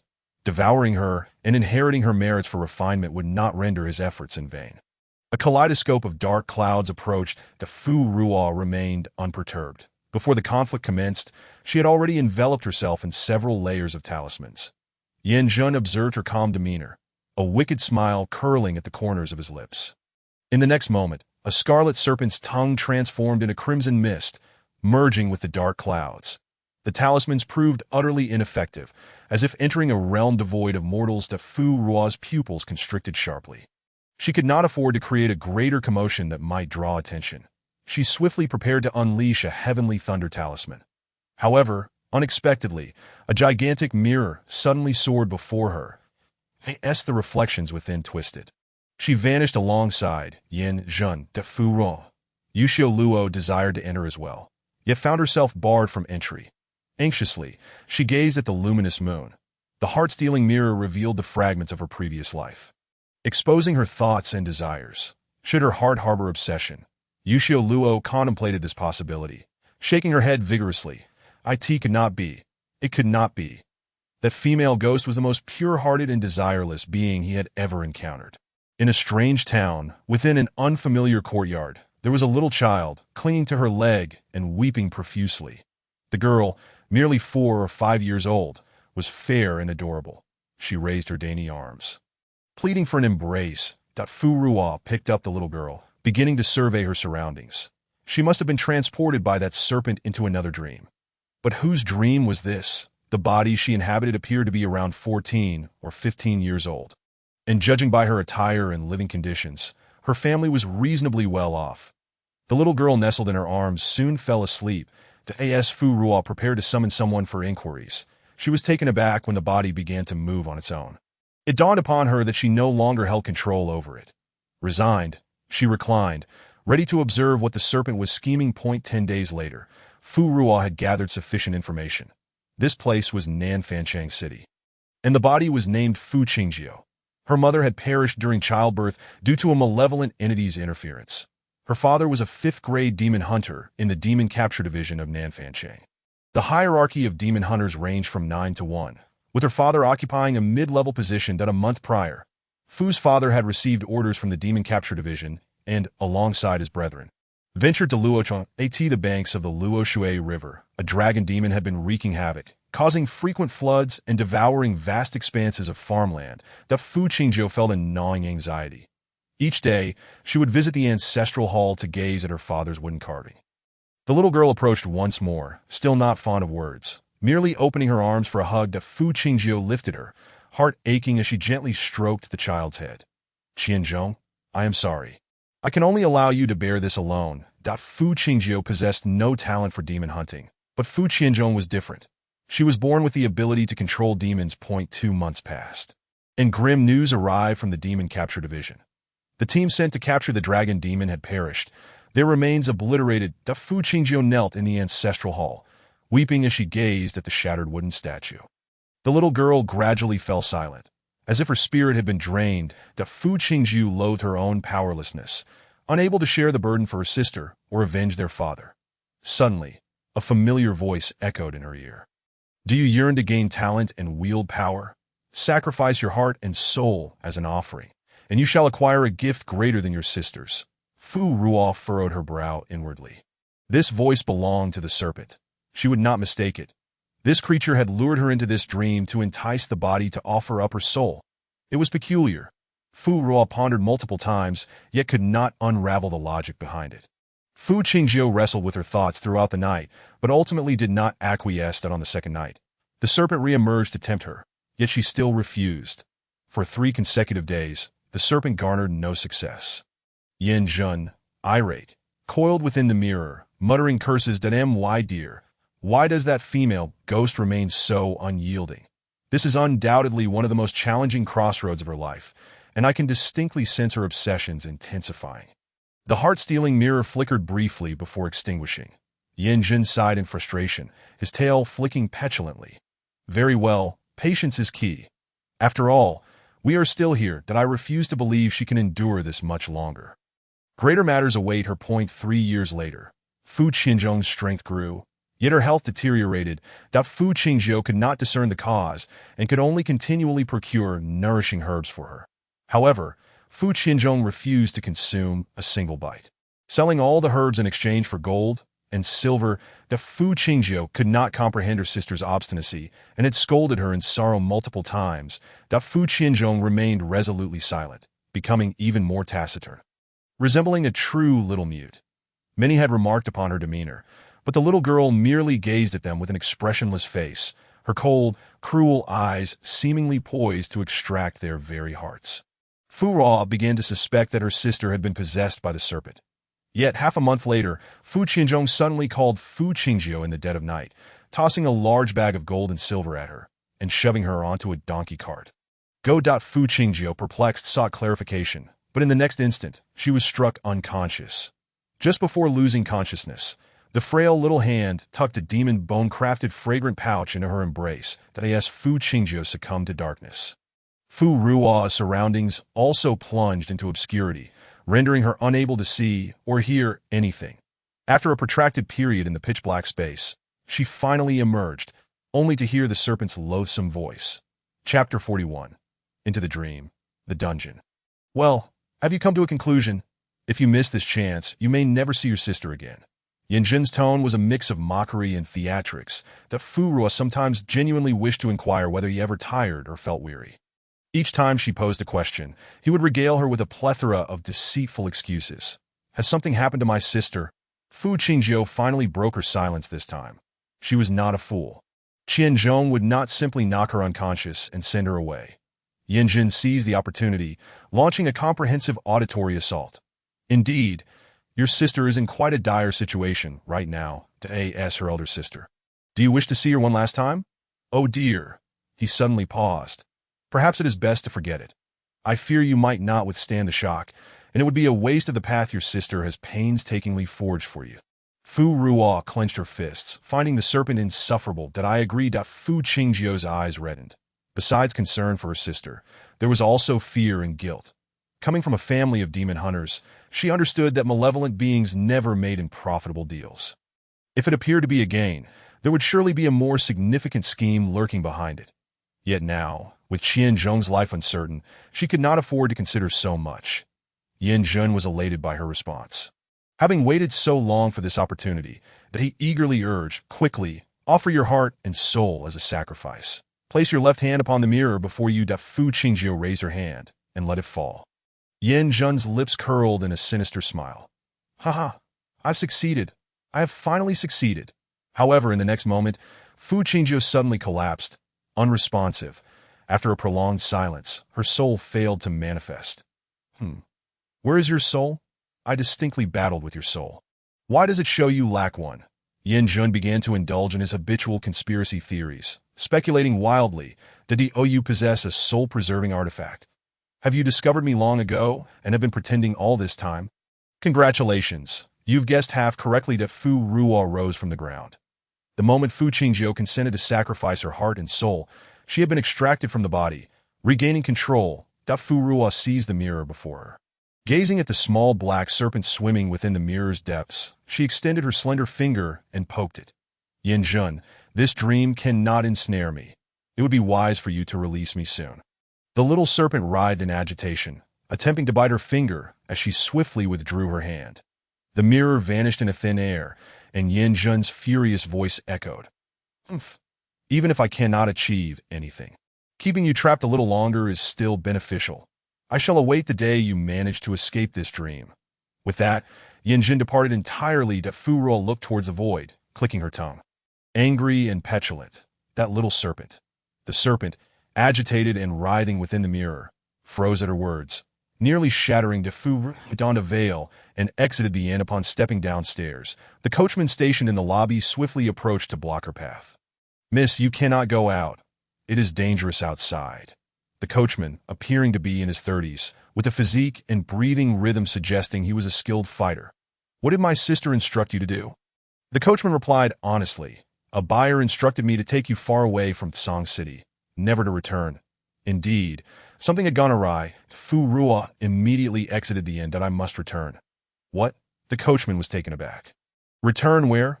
Furua climbed onto the donkey cart, the the Fu family in Sangzhou. "Will you join me in driving? If not, I shall manage it myself." "This should not be too difficult, right?" Furua sat in the front compartment, tugging at the rope, and picked up the whip from beside her. Before she could strike, the coachman hurriedly rushed over to snatch it away. "You mustn't hit her. My little Jiang is very obedient. Striking her would only provoke her temper." The coachman pushed Furua into the carriage and took his place at the reins. Furua gazed skeptically at the lethargic donkey outside, which was lazily swishing its hooves. Could a donkey with such a name truly be obedient? The coachman gave the donkey a pat on the rear, saying, "Little Jiang, let us go." The donkey cart clattered along the road at a leisurely pace. Furua, fearing for the well-being of the little girl Fu Qianzhong, discreetly affixed 2 speed-enhancing talismans within the carriage. Even at this day, Fu Qianzhong was merely an 8 or 9-year-old child, regardless of her innate intelligence and precocity. She remained a child. What circumstances could compel a young girl to scheme for her sister's escape? Little Jiang had never felt so light on her feet, moving with such buoyancy and grace. Singing joyfully as she pranced, attracting the attention of passers-by. At 18 noon, Furua and her companions re-entered Song City. The coachman surveyed the familiar cityscape, then glanced at the young lad beside him, giving the donkey a pat. "Little Jiang, you're getting faster." Furua descended from the cart, rewarding the coachman with gold and silver, instructing him to wait at the inn by the city gate. She sought out a shop selling talismans, purchasing a stack of talisman paper and vermilion. Upon exiting, she turned into a narrow alley, preparing 50 talismans in advance. The Fu residence had already changed hands. The servants were diligently cleaning, the atmosphere heavy and oppressive. Furua frowned discreetly and stealthily made her way to the garden behind the main hall. She released a paper butterfly, which fluttered momentarily before settling on a windowsill, cautiously extending 2 antennae. Inside, seated at the head of the table, was the second elder, the great-grandfather of Fu Qianzhong. He was the eldest of the clan, having lived for over 100 years. That on either side sat his own children and grandchildren. A mere child under 10 can manipulate you all at will. She could send Fu Qingji away right beneath your noses. Fools. A bunch of incompetent fools. Should this jeopardize our grand plans, I will show no mercy. Suddenly, the old man turned, his gaze dark and menacing that he picked up a date pit from the table and flung it away. The butterfly was struck and fell. "Third brother, go check on that girl in the dungeon. The esteemed gentleman is awaiting her demon bone." Entering through the secret door beneath the rockery in the back courtyard, he descended the winding stone steps, the stench of blood and decay assaulting his senses. Inside, the sounds of chains clanking, water flowing, and the roars of beasts echoed. The Fu took out an unused talisman, tearing it into several pieces to send them ahead as scouts. The butterfly was gone. And though the torn pieces of paper were somewhat unsightly, they would suffice to AT the main entrance. 2 guards stood watch. Furua dispatched them and pressed deeper inside. The underground world was a hidden realm, occupying an area twice the size of the entire Fu residence. That on either side stood iron cages stretching over 100 meters, followed by a water prison at the center, where the dark river surged most violently. A stone platform several dozen meters wide housed a large iron cage. Within the cage was none other than Fu Qianzhong, suspended high above, her body soaked in blood. Blood dripped from her feet into a bowl below. As the bowl neared its brim, a man carefully lifted it, pouring its contents into a glass vial outside the cage. The vial, inscribed with runes, stood 1.5 meters tall and half a meter wide, half filled with crimson liquid. Chapter 42. The dream ends. The man placed the empty bowl back. Realizing the girl was unusually quiet, he leaned in to check her breath. Recoiling in terror, "Is she dead?" Panicked, he cradled her head, intent on inspecting her closely. Unexpectedly, at that moment, the girl suddenly opened her eyes and bit at his hand. Help, someone." The man prepared to release a talisman for help with his other hand. Fu Ruo swiftly moved to block his mouth, knocking him unconscious from behind. The girl, with her large, dark eyes devoid of life, gazed at the familiar curtain, silent tears streaming down her face. The Fu Ru used her knife to slice at the chains. Discovering they possessed unique properties that rendered them impervious to external force. Grasping the chains with both hands, she channeled her soul power, golden threads weaving through. With a series of snaps, the chains broke. Fu Ruo pressed the previously inscribed concealment talisman onto the girl and led her away. The girl suddenly pulled Fu Ruo back, approaching the glass vial. Using her own blood, she inscribed complex and obscure runes upon it. Moments later, the vial shattered, blood erupting and spilling onto the ground, flowing from the stone platform into the underground river, instantly staining the entire waterway crimson. The beasts downstream, catching the scent of blood, became frenzied, restlessly agitating in their cages, eagerly extending their tongues through the bars. That Fu Ruo observed this scene, sensing something amiss. The Fu family was renowned for capturing demons. Ordinarily, those burdened with the karma of slaying demons would be reviled by such creatures. Yet these beasts appeared to crave the girl's blood. As Fu Ruo was lost in thought, Fu Qianzhong returned to her side, tugging at her clothing with an expressionless face, leading her outward. They twisted and turned through the labyrinthine passages until they emerged from the hidden path behind the dungeon. Fu Ruo looked at her in surprise. "Are you familiar with the place below?" The girl's abyss-like dark eyes blinked once. Serving as a response, the Fu Ruo gazed intently into those eyes, scrutinizing her for a long while. When she finally regained her senses, she had completely forgotten what she was doing, a chill creeping over her. The girl continued to stare at her with her inscrutable black gaze, hoarsely asking, "Where to?" Fu Ruo glanced back at the chaotic Fu residence. "Let us leave Song City first." Fu Ruo found the coachman lounging leisurely on the donkey in the inn's courtyard. The coachman slid off the donkey as Fu Ruo approached, not inquiring about her actions or the bloodstains on her. "We're out of the city. The farther the better." Fu did not remove the concealment talisman from Fu Qianzhong. She embraced the girl and boarded the cart. After leaving the city, they spent their first night camping in the wilderness. The girl was covered in cracked bloodstains, her hair matted in clumps. Fu Ruo led her to the water's edge. Fu Qianzhong flatly refused to enter the water. "Why not? It will expose us." The girl recited her words like a wooden puppet. Fu Ruo recalled the earlier scene in the dark dungeon. "Is your blood useful to the beasts?" The girl did not refute. Fu Ruo sighed deeply, covering her face as she looked skyward. Yinjin truly had a knack for stirring trouble. Such a convoluted dream could be unearthed. But whose dream was it? After all, she lowered her gaze, glancing at the filthy little girl. "Is it you?" Fu Ruo fetched a basin of water, using a damp cloth to lightly wipe the girl's face. After cleaning her up, both the cloth and the water were incinerated to ash. The girl simply watched quietly. Her obedient demeanor prompted Fu Ruo to tease. "Once you're clean, you'll look lovely, fair and tender, so adorable." The next day on the road, Fu Ruo sat in the donkey cart, engaging in light conversation with the little girl. "I am not your sister." Upon hearing this, Fu Qianzhong turned her head to gaze outside the curtain. Showing no reaction, Fu Ruo said nothing further. Though the girl was silent, she was perceptive. Unable to extract any information from the girl, Fu Ruo found herself inevitably drawn back to the dream. Ultimately, she had the coachman traverse a portion of Izhou. Arriving in the familiar Anshou County, having previously prepared ample gold and silver for Fu Qingji, they quickly settled into the county upon arrival. This time, Fu Ruo thoroughly indulged in the pleasures of life. She enjoyed exquisite food, drink, and entertainment, along with a beautiful living doll to dress up and adorn. Initially, the little girl resisted, but gradually, she began to accept and even relish the beautiful garments that Fu Ruo spent her days parading the well-dressed girl around town, feasting and reveling in the sights. Yanjun watched with envy in the mirror. "Ha, you're living the good life, while others are teetering on the brink of death. You're faring so well." Fu Ruo, her complexion rosy from indulgence, reclined in a chair, rubbing her stomach. "Not bad, all thanks to you."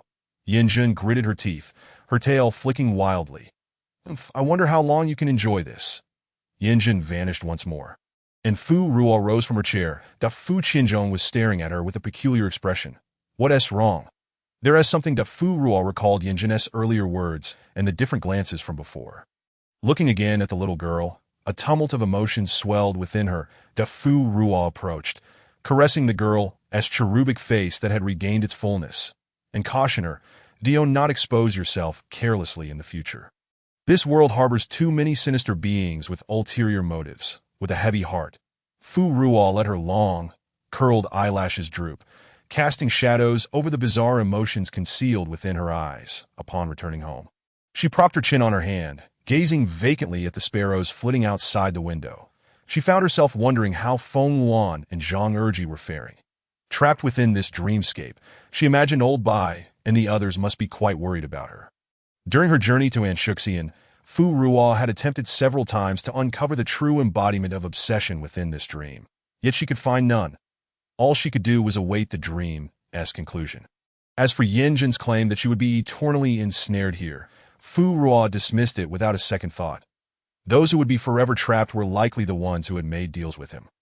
Half a year later, Fu Ruo had thoroughly explored the area, having grown indifferent to venturing outside. Yet curiously, Fu Qinzhong had persistently urged her to leave. Sensing something amiss, Fu Ruo kept a watchful eye on her. Who could have anticipated that one fateful morning, the girl would vanish once again? In a state of frantic urgency, Fu Ruo searched for her, only to behold immense waves surging towards the horizon.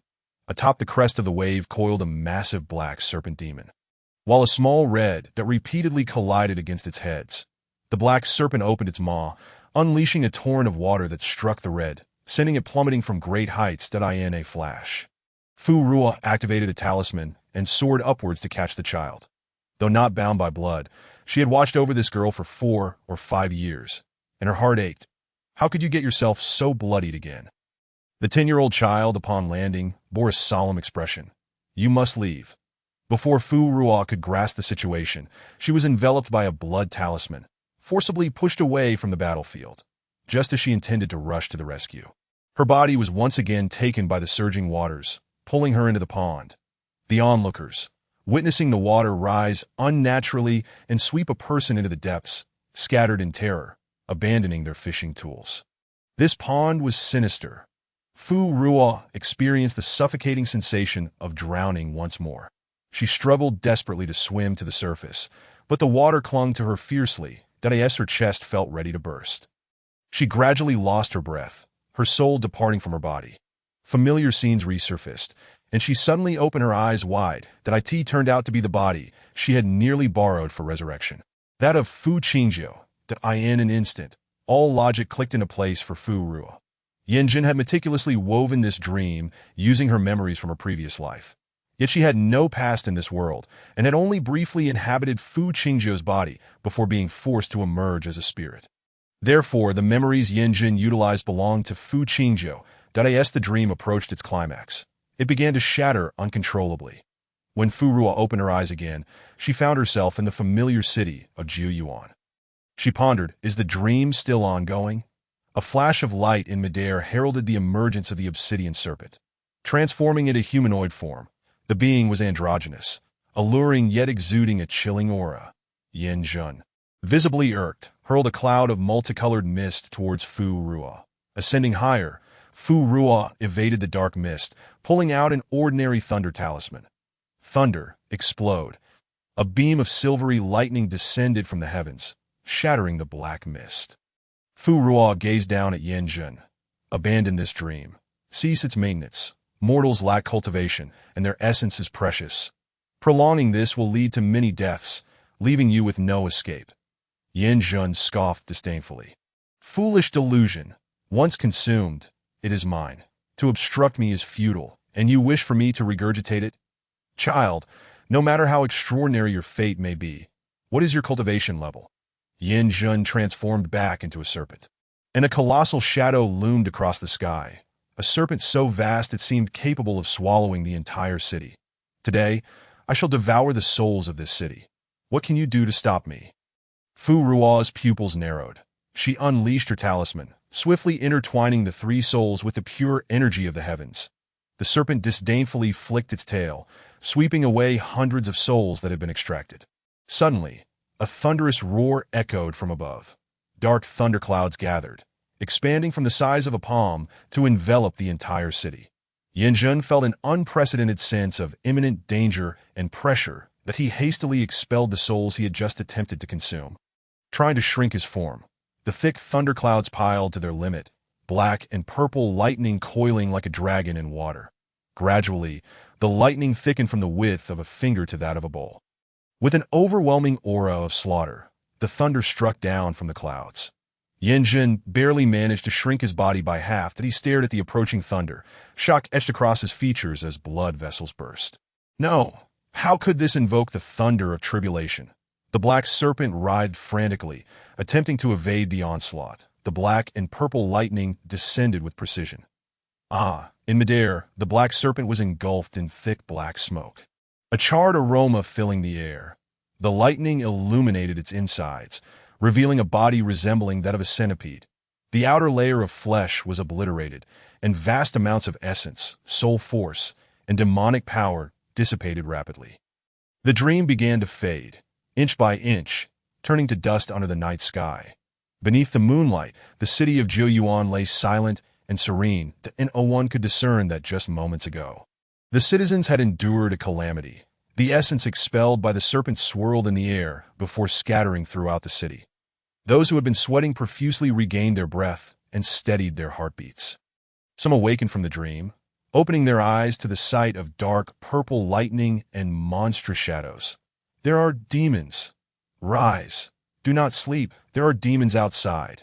Master, wake up. Little Bao, do not sleep yet, amidst the calls. The townsfolk gradually roused from their slumber. Feng Wan awakened early, while Zhang Ernyang remained in a feverish stupor. Feng Wan leaned by the bedside, his lips pale. The injuries he had sustained in the dream had followed him into reality. Suddenly, a thick, pure essence of demonic power surged towards him. Instinctively, Feng Wan shielded Zhang Ernyang, intercepting the demonic force to his astonishment.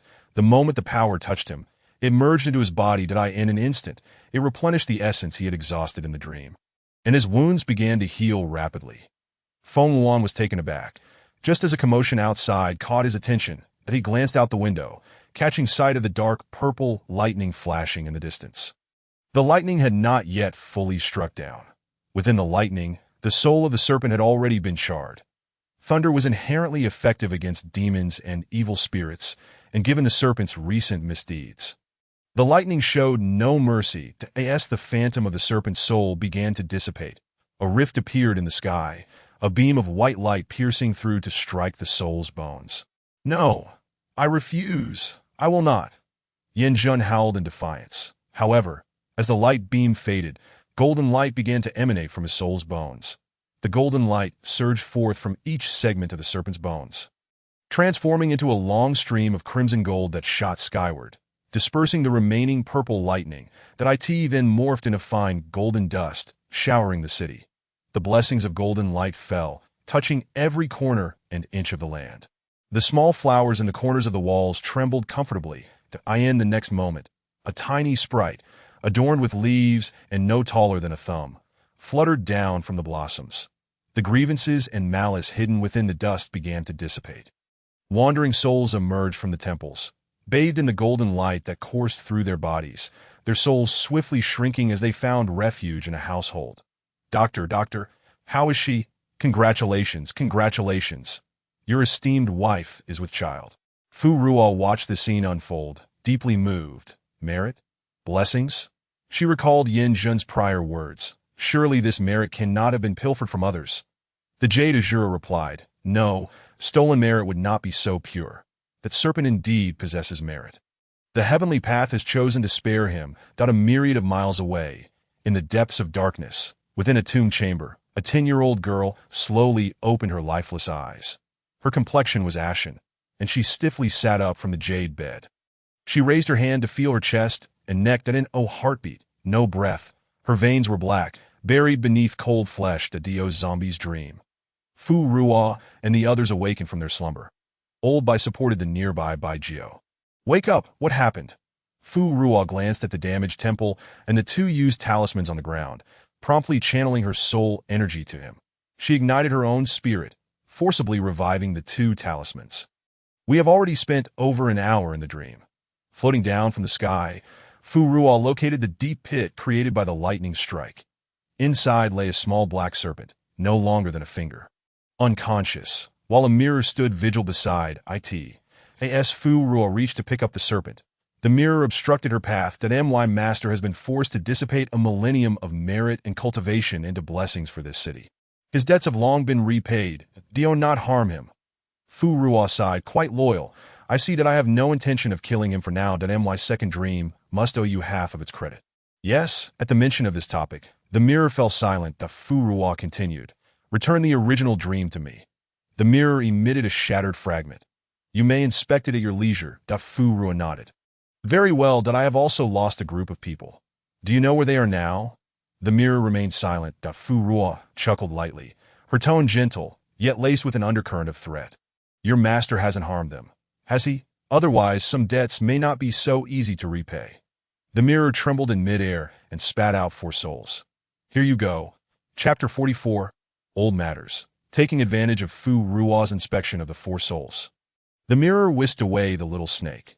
Their dark energy and soul power have been diminished, but they are not gravely harmed.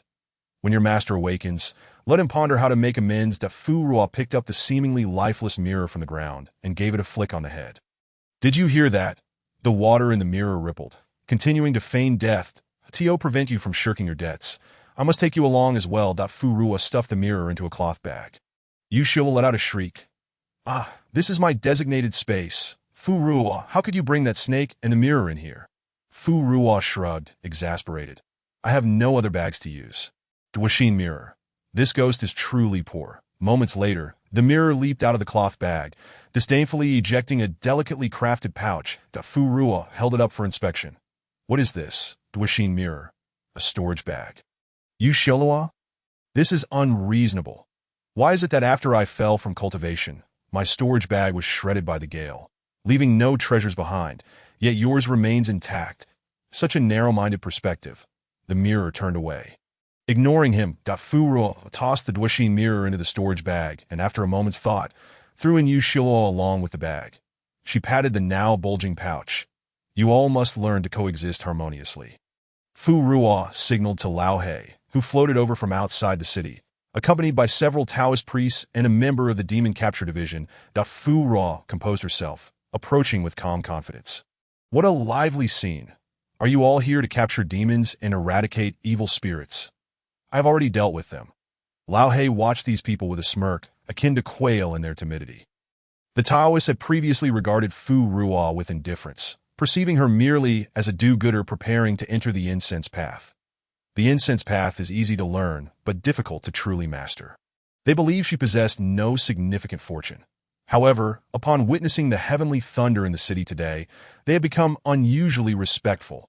The demon catcher, a man in his 20s wearing a light blue robe and carrying a long sword on his back, stepped forward with cupped fists.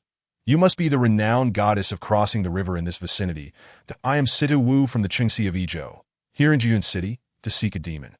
Fu Ruo, upon hearing this, had her suspicions confirmed. "Who? Feng Wuan. What connection does he have to your Situ family?" After the dream incident, Fu Ruo inexplicably thought of the dungeons of the Fu family in Sanqing. Situ Wu could not discern her true thoughts. "That demon was picked up by my ancestor. Its nature is mild and quite familial. Thus, if this demon has committed any offense against your honor, I apologize on its behalf." Fu Ruo found Situ Wu's demeanor peculiar. That aren't demon catchers supposed to see demons as enemies and scourges? Why treat Feng Wuan so differently? The other Taoists shared her confusion, having voiced their concerns earlier. Your Situ family is far too lenient with demons. Indeed, indeed. Situ Wu, unyielding yet respectful, faced a group of Taoists younger than himself that weren't you all planning to enter the city to investigate. The timing is perfect. The Taoists shrugged off their sleeves and departed. Only then did Situ Wu turn to Fu Ruo and say, I apologize. This matter is of great importance, and I cannot speak at length. However, Feng Wan is not an ordinary demon, Fu Ruo nodded. Indeed, to evolve from a sparrow to a golden fire magpie, he is indeed extraordinary. Situ Wu was taken aback, not expecting Fu Ruo to know so much. So, you have met him? Fu Ruo acknowledged, preparing to inquire with Feng Wan that a bird's cry echoed across the sky, and golden flames flared as Feng Wan appeared, anxiously clutching Zhang Ernyang, his expression frantic as he looked at Fu Ruo. Please, check on Main Yang. She has been murmuring Zhang Shen's name and is burning with fever, unable to awaken. Feng Wan's focus was entirely on Zhang Ernyang, oblivious to the presence of another individual nearby.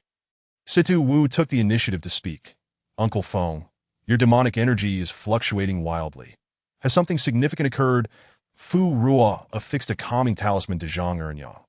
After a few breaths, Zhang Ernyang opened her eyes and froze upon seeing the person before her. Feng Wan, was that not a dream? Feng Wan, fearing for her well-being, gradually stabilized his demonic energy that I am not a dream. Yet, Shin'er is indeed gone. Zhang Ernyang wept sorrowfully. Situ Wu gazed at the two, one human and one demon. Embracing each other, his eyes wide in disbelief. Fu Ruo discreetly moved aside, choosing not to intrude. She sought to change the subject. Situ Wu, why do you refer to him as Uncle Feng? Situ Wu shook his head. I do not know. We all call him Uncle Feng. That it is said that Uncle Feng saved our ancestor in years past. That time. Our ancestor was weak, but insisted against all opposition that Uncle Feng was a good demon. From then on, our master began to accompany Uncle Feng, and later, our ancestor became a powerful demon catcher, with Uncle Feng still by his side. Until our ancestor passed away, Uncle Feng disappeared for several years. And then returned, dedicating himself to cultivation, albeit slowly progressing on the right path. Situ Wu paused, deciding to reveal a bit more information. Unexpectedly, 10 years ago, Uncle Feng evolved from a sparrow into a golden fire magpie. The entire clan was left in shock. My grandfather rushed out of seclusion and unearthed prophecies from our ancestors that it is not for me to elaborate, but it mentioned this chaotic era, and that Uncle Feng would be one of the sacred beings guarding this world. Fu Ruo absorbed this information, that Yu Shiluo exclaimed in astonishment. Could it be that this sparrow demon can truly evolve into a Qi Luan? Fu Ruo turned around to see Feng Wan weeping like a fool in Zhang Ernyang's embrace. She remained skeptical. Situ Wu also caught sight of this scene and attempted to clarify that, throughout history, those destined for greatness must first endure trials. This resembles a peach blossom tribulation. Zhang Ernyang wept in Feng Wan's arms. Shin'er, I am so sorry for you, that if I had not taken him out to sell wontons that day, he would not have disappeared, taken away by others. Zhang Shen was a knot in her heart. One she had carried with guilt for many years. That day, she took her brother out, and the streets were particularly crowded. When the crowd dispersed, Zhang Shen was nowhere to be found. He vanished without a trace. Leaving no clue to Fu Ruo revealed the matter of Zhang Shen's remains hidden in the well of Old Lady Qian. Feng Luan recounted this, and Zhang Ernyang initially did not believe it. However, when they truly visited Old Lady Qian's home and unearthed the remains from the well, Zhang Ernyang had no choice but to accept the truth. She collapsed beside the bones. Old Lady Qian helped me so much. How could she be the murderer of my brother? She had always assumed her brother had gone missing due to her negligence. After finally coming to terms with this fact, Zhang Ernyang, filled with righteous indignation, sought to confront Old Lady Qian, only to find that Old Lady Qian had died in her home. Fu Ruo noticed Old Lady Qian's spirit hiding in the corner. Reluctant to face Zhang Ernyang, that a wisp of soul energy floated out, guiding that spirit over. Feng Wan, initially comforting Zhang Ernyang, intended to take action upon seeing the spirit approach. Fu Ruo shielded the spirit, while Situ Wu obstructed Feng Wan. Uncle, you must not act and stain yourself with blood. This spirit has its sins. There is a rightful place for its punishment. The spirit of Old Lady Qian. Not fully aware, acted according to the obsessions and emotions it had in life. It floated not far from Zhang Enyang, weeping and kneeling, confessing its crimes. Old Lady Qian had been known for her tenacity. After her father passed away early, she was left alone as an only daughter. Although she had some savings, her family lacked male heirs, and her mother had always felt humiliated later when Old Lady Qian married. Little did she know her husband's family concealed the truth. Her husband was a consumptive ghost, and he passed away shortly after, leaving her a widow at a young age. Thereafter, Old Lady Qian began to repeat her mother's path. She had harbored resentment and grievances. Eventually, amidst the long passage of time, she began to feel that she was indeed unfortunate. Without male heirs, without offspring, she deserved to be looked down upon and bullied by her clan. Thus, Old Lady Qian considered suggestions from those around her to adopt a child. Coincidentally, when the Zhang family encountered misfortune, she set her sights on the orphan Zhang Xin. However, Zhang Xin could not bear to part with Zhang Enyang, and Zhang Enyang was unwilling as well. Old Lady Qian was left with a heart full of regret. Little did she know that someone was gossiping in front of her, without children or grandchildren. She would be bullied in the underworld as well, suffering as a human and then being bullied as a ghost. This struck right at the heart of Old Lady Qian. She increasingly felt the need for an heir. So, that day, taking advantage of Zhang Enyang taking Zhang Xin out, she lured him to her home.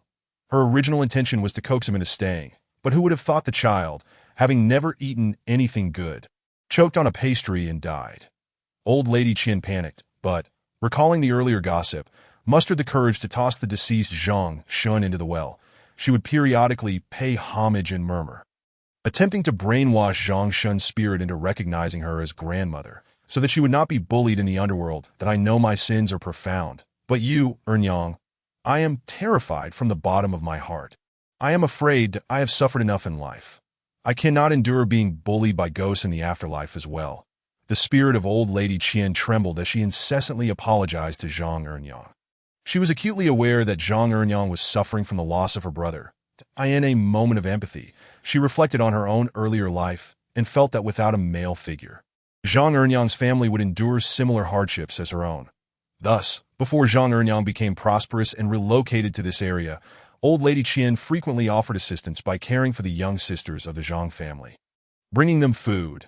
This led Zhang Enyang to believe all along that Old Lady Qian was a benevolent person. Later, when she purchased a new house, she deliberately chose to reside next to Old Lady Qian, hoping to repay her kindness and look after her. Upon hearing this, Zhang Enyang laughed and cried simultaneously. Ha! She self-mockingly gazed at the white bones on the ground. That I in my time of desolation, it was you who helped me. Yet it was also you who harmed me. It has always been you. Who can I blame? Whom should I truly blame? Chapter 45. The Lord of Crimson Desires. The matters concerning Jiyuan City had nearly reached their conclusion. Fu Ruo left Old He and the ghosts from the previous 3 groups to handle affairs within the city, and she returned to the pond. The little snake in the mirror still showed no signs of awakening, which Fu Ruo regrettably put away. Suddenly, footsteps approached from behind. She turned to see Feng Wuan and Zhang Enyang, accompanied by the bodyguard Sita Wu. What brings you here? Feng Wuan bowed respectfully, saying, Please forgive Feng Wuan for any disrespect shown to you in my dreams. Furthermore, I am immensely grateful for your aid in rescuing people from the dream of Jiyuan City. You are a benefactor to both Mei Nyang and me. Tiske, this bird has 2 faces. Fu Ruo waved her hand dismissively.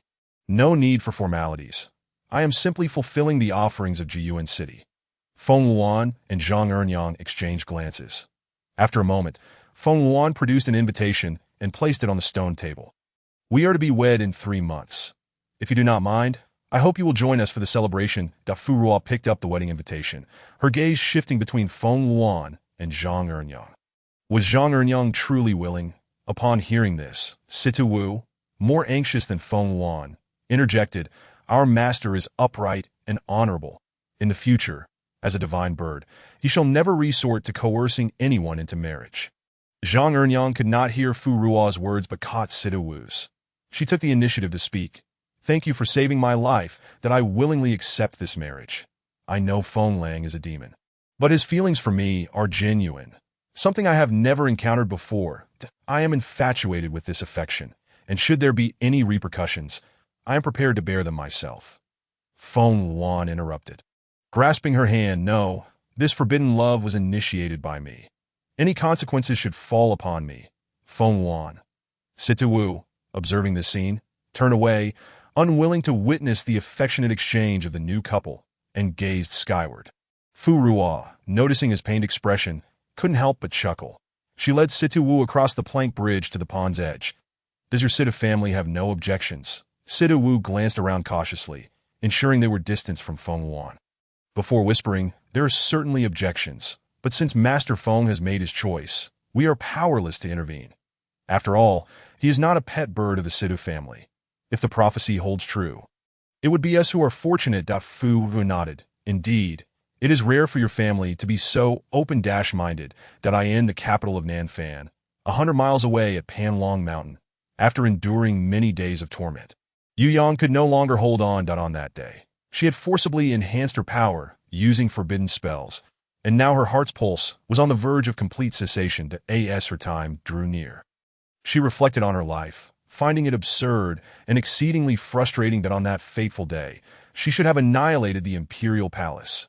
Only by utterly severing the old emperor's bloodline could she avenge her family's deep-seated grievances.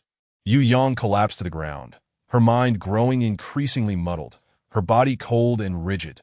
Reflecting on her earlier thoughts, she murmured, "How strange!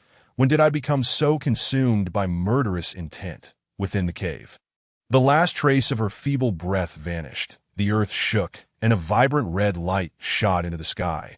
Above the clouds, the celestial attendants, who had been waiting to receive her, all bowed in respect. "Congratulations, immortal lord!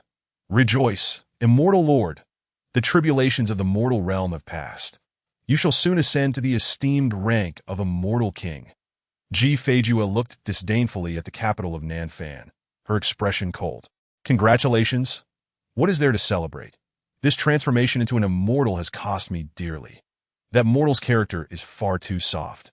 Had it been me, I would have left the entire imperial palace of Nanfan in ruins. How could there still be a prince to pick up the pieces and continue the legacy of Nanfan?" One of the celestial officials standing in front urged, "Please, immortal lord, temper your anger. While the emperor of Nanfan has erred, his crimes do not warrant the downfall of the entire nation. There must be a reason he can continue the legacy." The Ji Feijua was known throughout the celestial realm for her fiery temperament and decisive methods. He feared that if she lost control, she might disrupt the delicate balance of this small world. "There is no need for you to be vexed. This small world has already reached the end of its fate and has little time left." Ji Feijua scoffed. "Do you see me as such a fool? It might have been acceptable for mortals, but should I act again, it would be an immense loss for me. And besides, this is the consequence of the mortal Yu Yang. What does it have to do with me?" "Indeed, indeed," the celestial official waved to those behind him. "Then, immortal lord, we should set forth." The clouds surged, and the smoke billowed, like a vast river flowing forth. The sounds of palace bells echoed, akin to celestial music descending from the heavenly palace. The fire Qilin, accompanied by 8 celestial beasts, appeared in the clouds, pulling the chariot. Just as Ji Feijua prepared to ascend, she suddenly paused. She had overlooked something. "I just remembered that there is still an unfinished matter in the mortal realm. You all return first, that do not forget to report to the elders. I will enter seclusion upon my return, and when I emerge, I will surely have attained the strength of an immortal king. They must prepare early for the celestial emperor selection in 1,000 years. I will undoubtedly emerge victorious." "Ah!" The celestial official was taken aback. "Immortal lord, our ancient clan has never participated in the celestial emperor contest." "Ha! Foolish! A group of obstinate old fools. If we do not participate, our ancient clan will be utterly ostracized." Ji Feijua directly sent the celestial official onto the clouds. "You must understand, times have changed. If we do not take action, we will be the first to suffer." Ji Feijua changed her attire. Once again adopting the guise of a mortal, she pretended to divine to conceal her true self, and then headed straight for her target. Fu Ruo had seen off Situ Wu and the others. She sat at the stone table, fiddling with the heart-seizing mirror and the soul-gathering stone. "What is the point of your constant bickering in your pockets?" The two remained silent, and Fu Ruo picked up the mirror. Suddenly, A red light fell upon a small hill not far from the village, before Fu Ruo could gather her things to investigate. The red light dissipated, and a figure appeared before her in the blink of an eye. Though the figure was dressed as a female Taoist, her aura was extraordinary, exuding immense pressure that was anything but mortal. Fu Ruo gazed at her. So, you have finally arrived? This Lord Ji Feijue has come today to retrieve a certain item from you. Fu Ruo produced the talisman book and offered it with both hands. The original item is returned to the immortal Lord, that Ji Feijue narrowed her phoenix eyes upon seeing this. Do you know the secrets contained within this book? And are you aware of my identity? An overwhelming sense of pressure enveloped Fu Ruo. She felt as though 1,000 pounds bore down upon her, forcing her to her knees. Gritting her teeth, she struggled to maintain her posture. Yes. Have you been to the realm of immortals, or the realm of cultivation? Neither. I simply learned of the news by accident. So, there are others who know. Yu Xiu Luo, flustered, desperately pretended to be a genuine stone. The Ji Feijue leaned down, scrutinizing her expression. You are quite bold, showing no fear of me at all. Since you are aware of everything, you should understand that I will not allow this secret to leak casually. The sound of clattering echoed from the stone table. Yu Xiu Luo trembled within the stone, silently cursing the mirror beside him for being even more undisciplined. Just as he prepared to knock the mirror to silence it, Ji Feijue had already noticed them. Chapter 46. The Token of Subordination. She extended her hand, and the mirror landed in her grasp, trembling even more violently. What is this? Do I look like some great demon lord to you? Is a mere artifact enough to make you tremble? Ji Feijue tightened her grip on the mirror, infusing it with her celestial energy mixed with murky essence. The heart-seizing mirror lit up, revealing the little snake within. Ji Feijue sensed a familiar aura and forcibly extracted the snake from within. Upon confirming it, her phoenix eyes widened in disbelief as she looked at Fu Ruo, who was half kneeling on the ground. With a wave of her hand, she suspended the mirror in midair and used her celestial power to lift Fu Ruo aloft. You have learned the talismans within? Fu Ruo calmly admitted. Yes. Ji Feijue's brows knitted tightly, as if she could crush a fly. Impossible. That was merely a casual note I took during my mortal life. I did not mention a single word about the secrets of the pure and impure energies. How could you possibly learn it? Moreover, to manipulate the essence of purity and impurity, one must undoubtedly possess an ancient soul vein. Ji Feijue effortlessly summoned Fu Ruo before her, as if drawing her from the void. She raised her hand to rest upon Fu Ruo's soul, probing to discern whether it bore an ancient soul vein. Two intertwining streams of energy entered Fu Ruo's spirit, in an instant. Her soul felt as if it were on the verge of bursting, the energies resembling a river composed of countless blades. Inflicting torment wherever they manifested, Fu Ruo gritted her teeth, enduring the strain. She summoned 2 strands of golden silk from within her soul to commence their motion.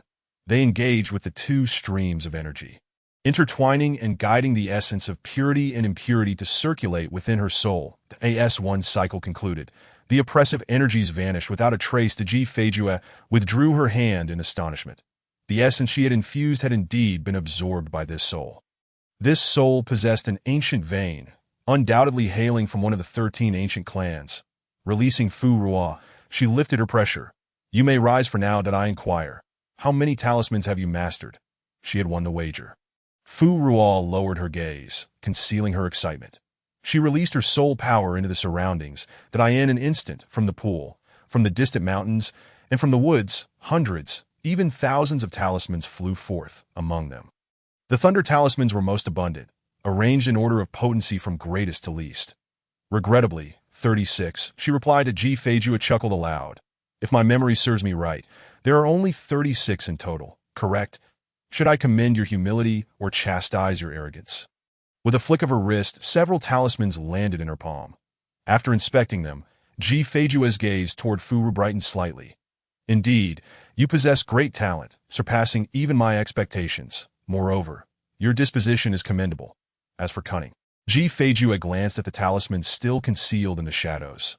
Very well, I shall be magnanimous and tolerate you as a junior. Fu Ruo noted that Ji Feijue's expression remained unchanged upon discovering the talismans. Feeling a sense of stability deepen within her, she approached with a demeanor of respect and humility. Thank you for your praise, Immortal Lord, aware of her guilt from secretly studying Ji Feijua's notes. She resigned herself to any punishment that might ensue. Ji Feijua shot her a sidelong glance. Little one, do not attempt to play such tricks with me.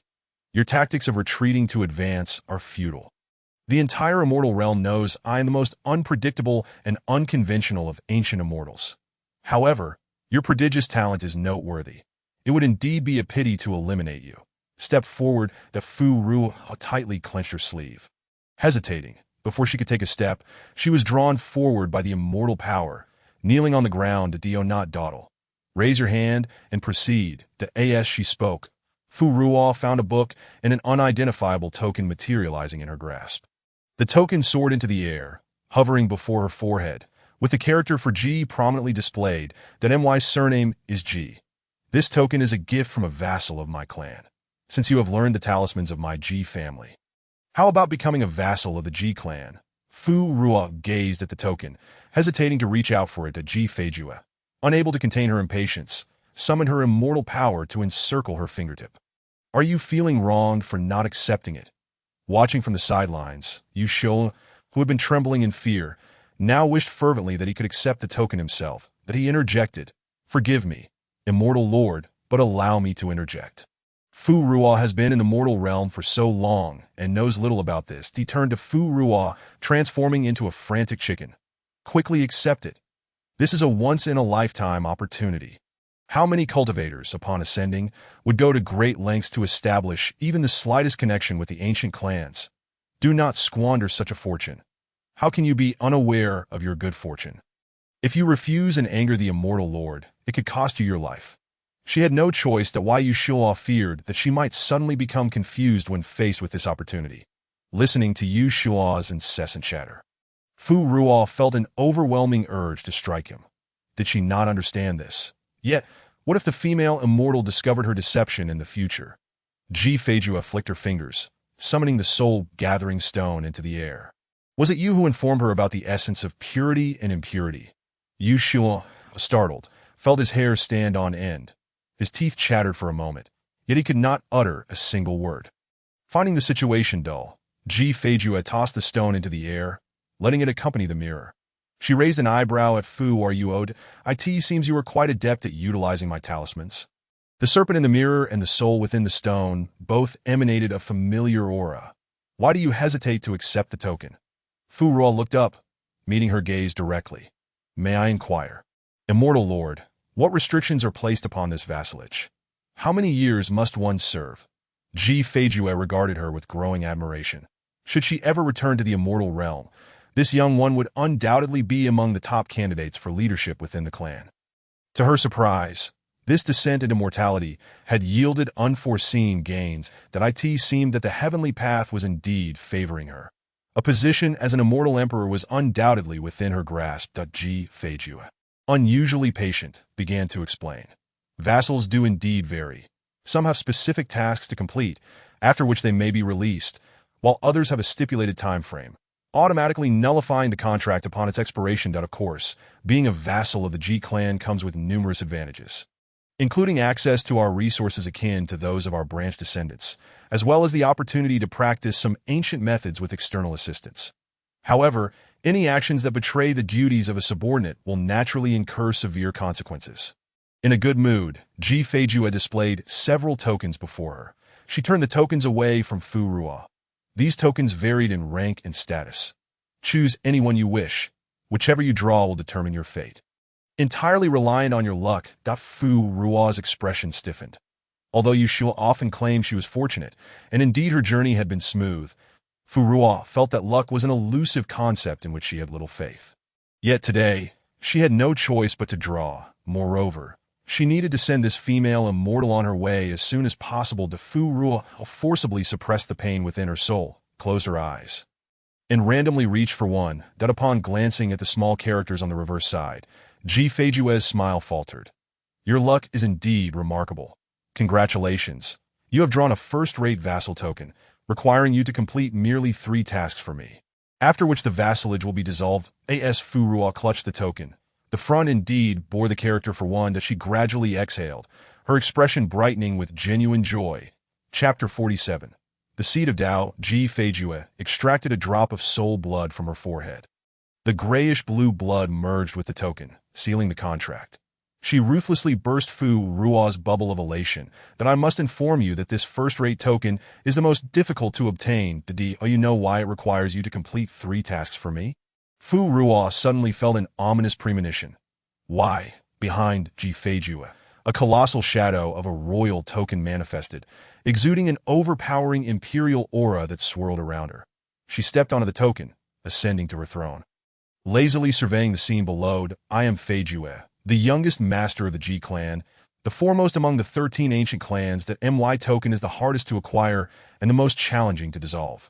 Do you understand? Accepting a first-rate token implies serving as a guest elder specifically for the young master. Although it consists of merely 3 tasks, any of them would be earth-shattering in nature.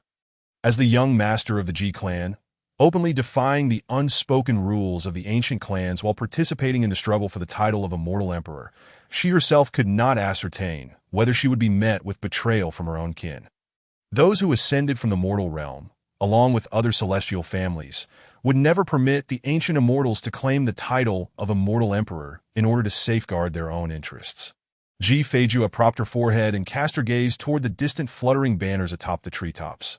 This path was fraught with danger, a struggle for survival. Fu Ruo's lips twitched so. She was indeed such a high-ranking ancient immortal. However, Fu Ruo remained unperturbed. She had yet to formally enter the realm of cultivation, let alone serve as a future clan leader for the ancient clans in the celestial realm. With her current cultivation level, it would take her perhaps 1,000 years to ascend, let alone undertake tasks for the immortal lord. That if her strength remained insufficient, she would be unable to fulfill her promises. That if she never ascended, it would be as though this arrangement never existed. Just as Fu Ruo reveled in her thoughts for a fleeting moment, Ji Feijue suddenly spoke. "Your current low cultivation does not signify that you will always remain weak in the future. Nevertheless, you have reminded me. Your talent is exceptional. To prevent you from becoming complacent, I have decided to leave a mark on you." The sensation of her soul being infused caused Fu Ruo to collapse back onto the ground. Lowering her gaze, she saw a complex crimson restriction flashing around her ankle, a script she could not comprehend. In the next moment, the red light vanished, along with the mark. Yet Fu Ruo could sense a faint, unfamiliar fluctuation within her soul. Ji Feijue scrutinized her. "But you not wear that expression. It will only manifest when you neglect your cultivation unless you intend to deceive me from the very beginning."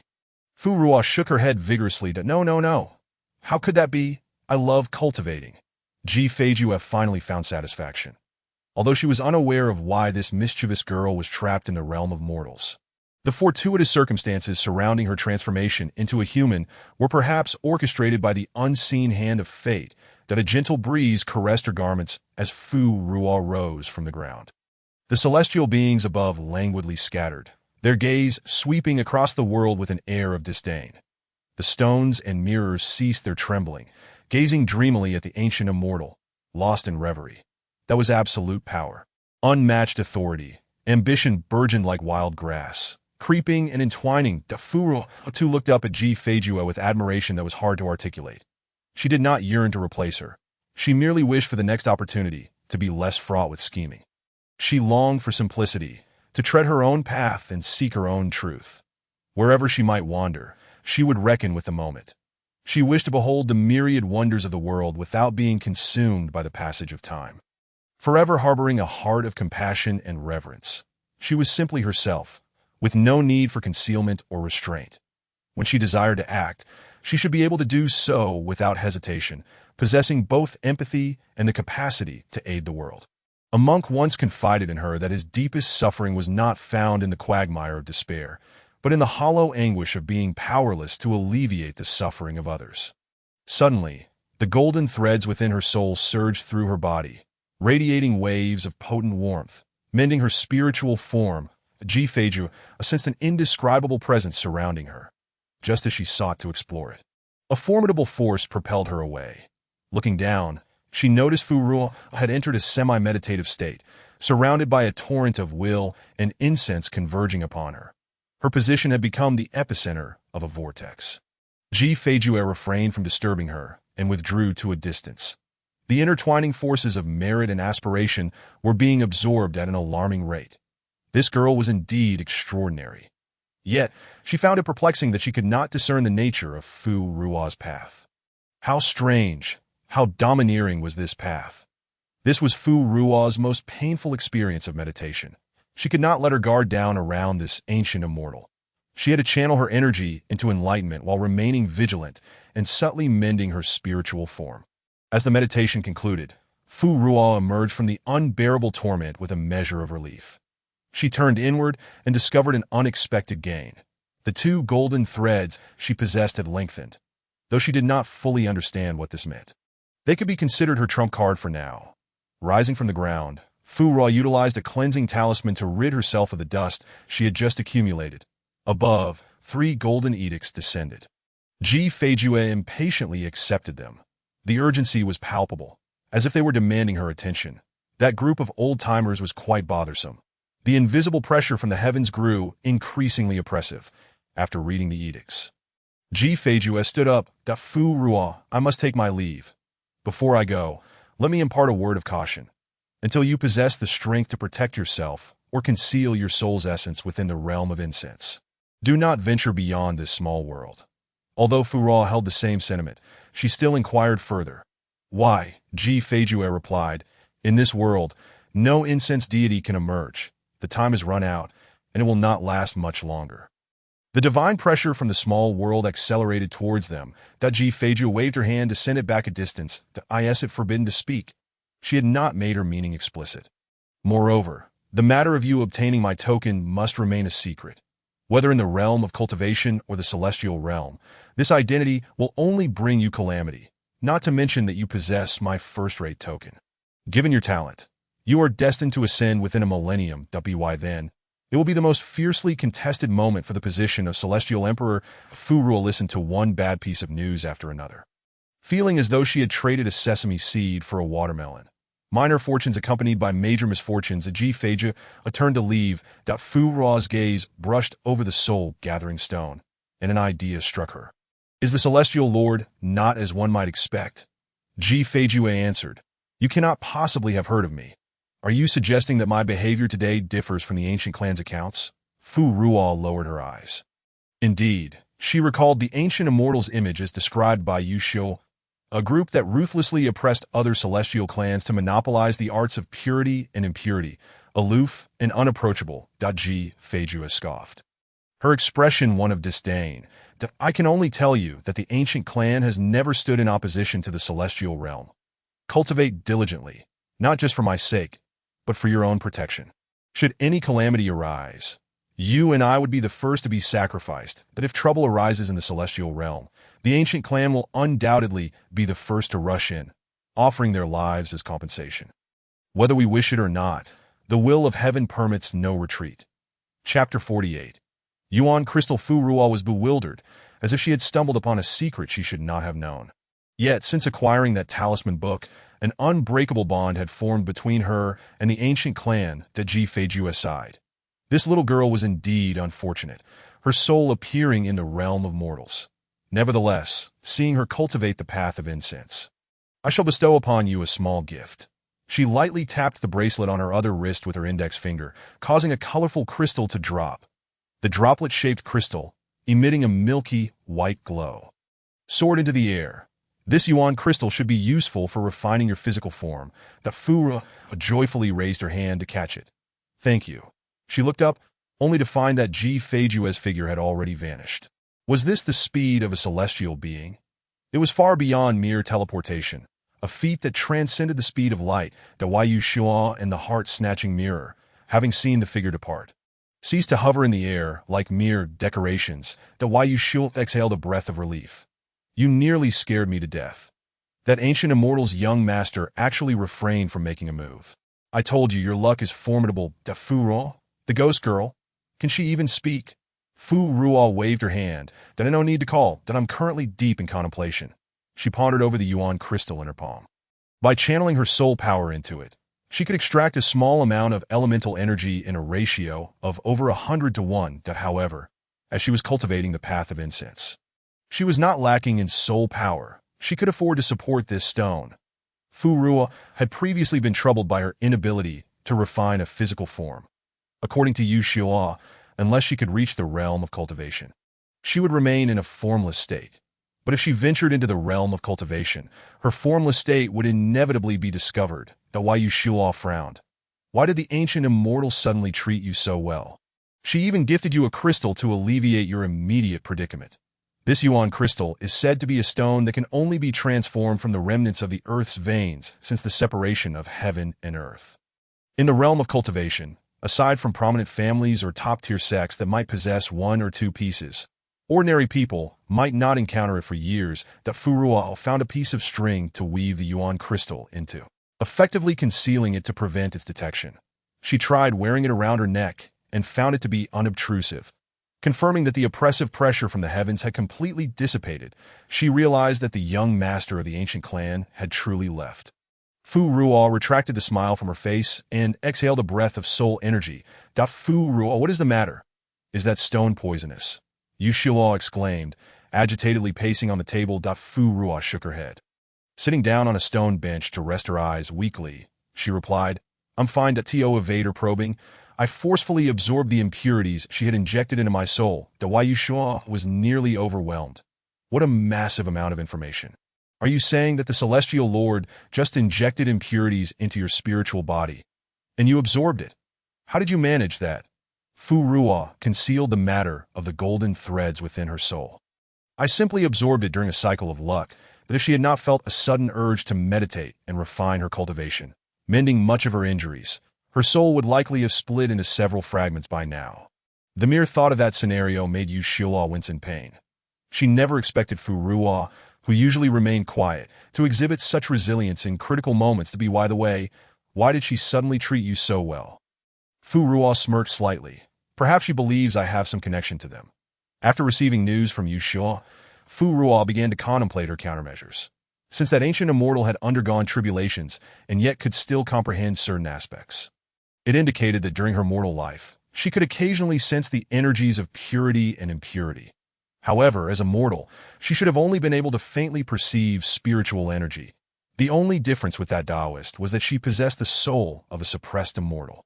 Moreover, when Yu Xiao had mentioned that the sinful immortals who fled to the ghost realm still managed to contend with the Red-Wind Ghost King, it further emphasized the importance of the soul. Coupled with Fu Ruo's discovery of the method to access the energies of purity and impurity at the peak of Night Cry Mountain, everything pointed to the significance of the soul. Fu Ruo speculated that the ancient immortal might search for her soul. Thus, she had already conducted her own tests. However, the energies of purity and impurity she could connect with were exceedingly limited, leaving her uncertain of her chances before the ancient immortal acted. That it was not until the ancient immortal truly injected the impurities into her spiritual body that Fu Ruo recognized her opportunity had arrived. In a desperate gamble, she utilized the two golden threads to draw in and absorb a quantity that far exceeded her usual tests. Fortunately, she had won her bet. Yet a new question lingered in Fu Ruo's mind. The ancient immortal's choice to probe her soul implied another issue. The energies of purity and impurity were not something everyone could master. The ancient clan had managed to preserve the essence of purity and impurity to this day. And aside from their deliberate secrecy, there must be other inherent barriers in place. What, then, was the nature of this barrier to cultivation? Yet, despite her inability to absorb the essence of purity and chaos, and lacking the means to cultivate, how is it that she successfully entwined the energies of both for her own purposes? It is akin to borrowing the blessings of Buddha at the Great Ning Temple in days of yore. She needed it, and so she was able to borrow it. This secret, Fu Ruo chose to bury deep within her heart. She had a premonition that this, much like her two golden threads, must not be revealed. Should it be disclosed, it would summon boundless calamities upon her. Leaning against the railing, Fu Ruo began to tend to her wounds. Suddenly, a thought struck her. Yu Xiao, why did you not seek out that celestial lord to unravel your soul binding? Yu Xiao was taken aback. What? I completely forgot. His anxiety grew, recalling the overwhelming presence of the celestial lord, which had instilled a profound sense of dread within him, that he had merely envied Fu Ruo's fortuitous luck. Yet he had overlooked the most crucial matter. Nearby, the mirror, having overheard their conversation, erupted into gleeful laughter. What are you laughing at? Are you about to lay an egg? Yushio Luo retorted angrily at the mirror. In the next instant, the mirror shattered unexpectedly, releasing a black egg. The heart-seizing mirror trembled with fear. It's a pristine mirror. Yushio Luo gaped in shock, his hand trembling as he pointed at the egg. Is this world so bizarre that even mirrors can lay eggs? The eggshell rolled across the table. Seeing it about to fall, Fu Ruo raised her hand to catch it. With a crack, the shell broke open, revealing a small snake, entirely black, which appeared in her palm. The tiny serpent was but a finger's length, with two bulges atop its head. It tilted its head to regard Fu Ruo, blinking its large eyes in utter confusion, yet instinctively letting out a cry. Mother! Fu Ruo! The heart-seizing mirror. Yushio Luo, in what seemed like an effort to ensure they heard him, the little black snake called out again. Mother! Its voice was adorably soft and sweet, devoid of any discernible gender. However, Fu Ruo was profoundly shaken, instinctively tossing the snake away. The little black snake splashed into the water, sending droplets flying. The heart-seizing mirror quickly dove in to rescue its little master. Ha ha ha! The tides of fortune had turned.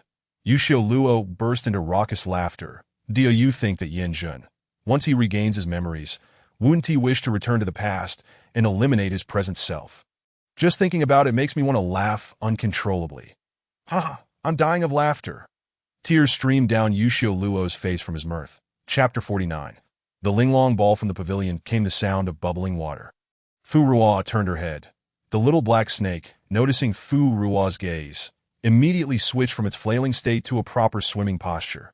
The heart-seizing mirror, fearing for its master's safety, followed closely to protect her. The little snake swam energetically in 2 circles, showcasing its graceful form. That I've learned. Mother, I've learned. You can throw me in again. The heart-seizing mirror promptly covered its mouth. She is not your mother. The little black snake, perplexed yet slightly aggrieved, replied, She is. She was the first one I saw when I hatched. The heart-seizing mirror hurriedly pulled the snake back into the mirror, beginning to impart lessons. Yushio Luo, meanwhile, was content to watch the spectacle, that if only he had a recording stone, he would have loved to capture this for Yan Jun. Laughter and commotion filled the pavilion. Fu Ruo retreated to the temple to heal her wounds. She deliberately suppressed her meditative state, conserving a portion of her pure soul power, which she now devoted entirely to her recovery. Fortunately, the temple was abundant with willing energy for her to draw upon. Fu Ruo remained there for half a month, and at last, her spirit's injuries were mended. She retrieved the shards from the shattered dreamscape of Jiyuan City, which she had obtained from the heart-seizing mirror. The broken mirror transformed in her hand into beams of refracted light, all merging into her forehead. This time, Fu Ruo adopted the perspective of an observer, standing outside the narrative to witness the entire tale unfold. The initial segment of the dream proceeded as before, but the turning point occurred when Fu Qingjiu succumbed to Yan Jun's temptation, seizing control of her own body. In truth, Yan Jun had not existed within the original dream.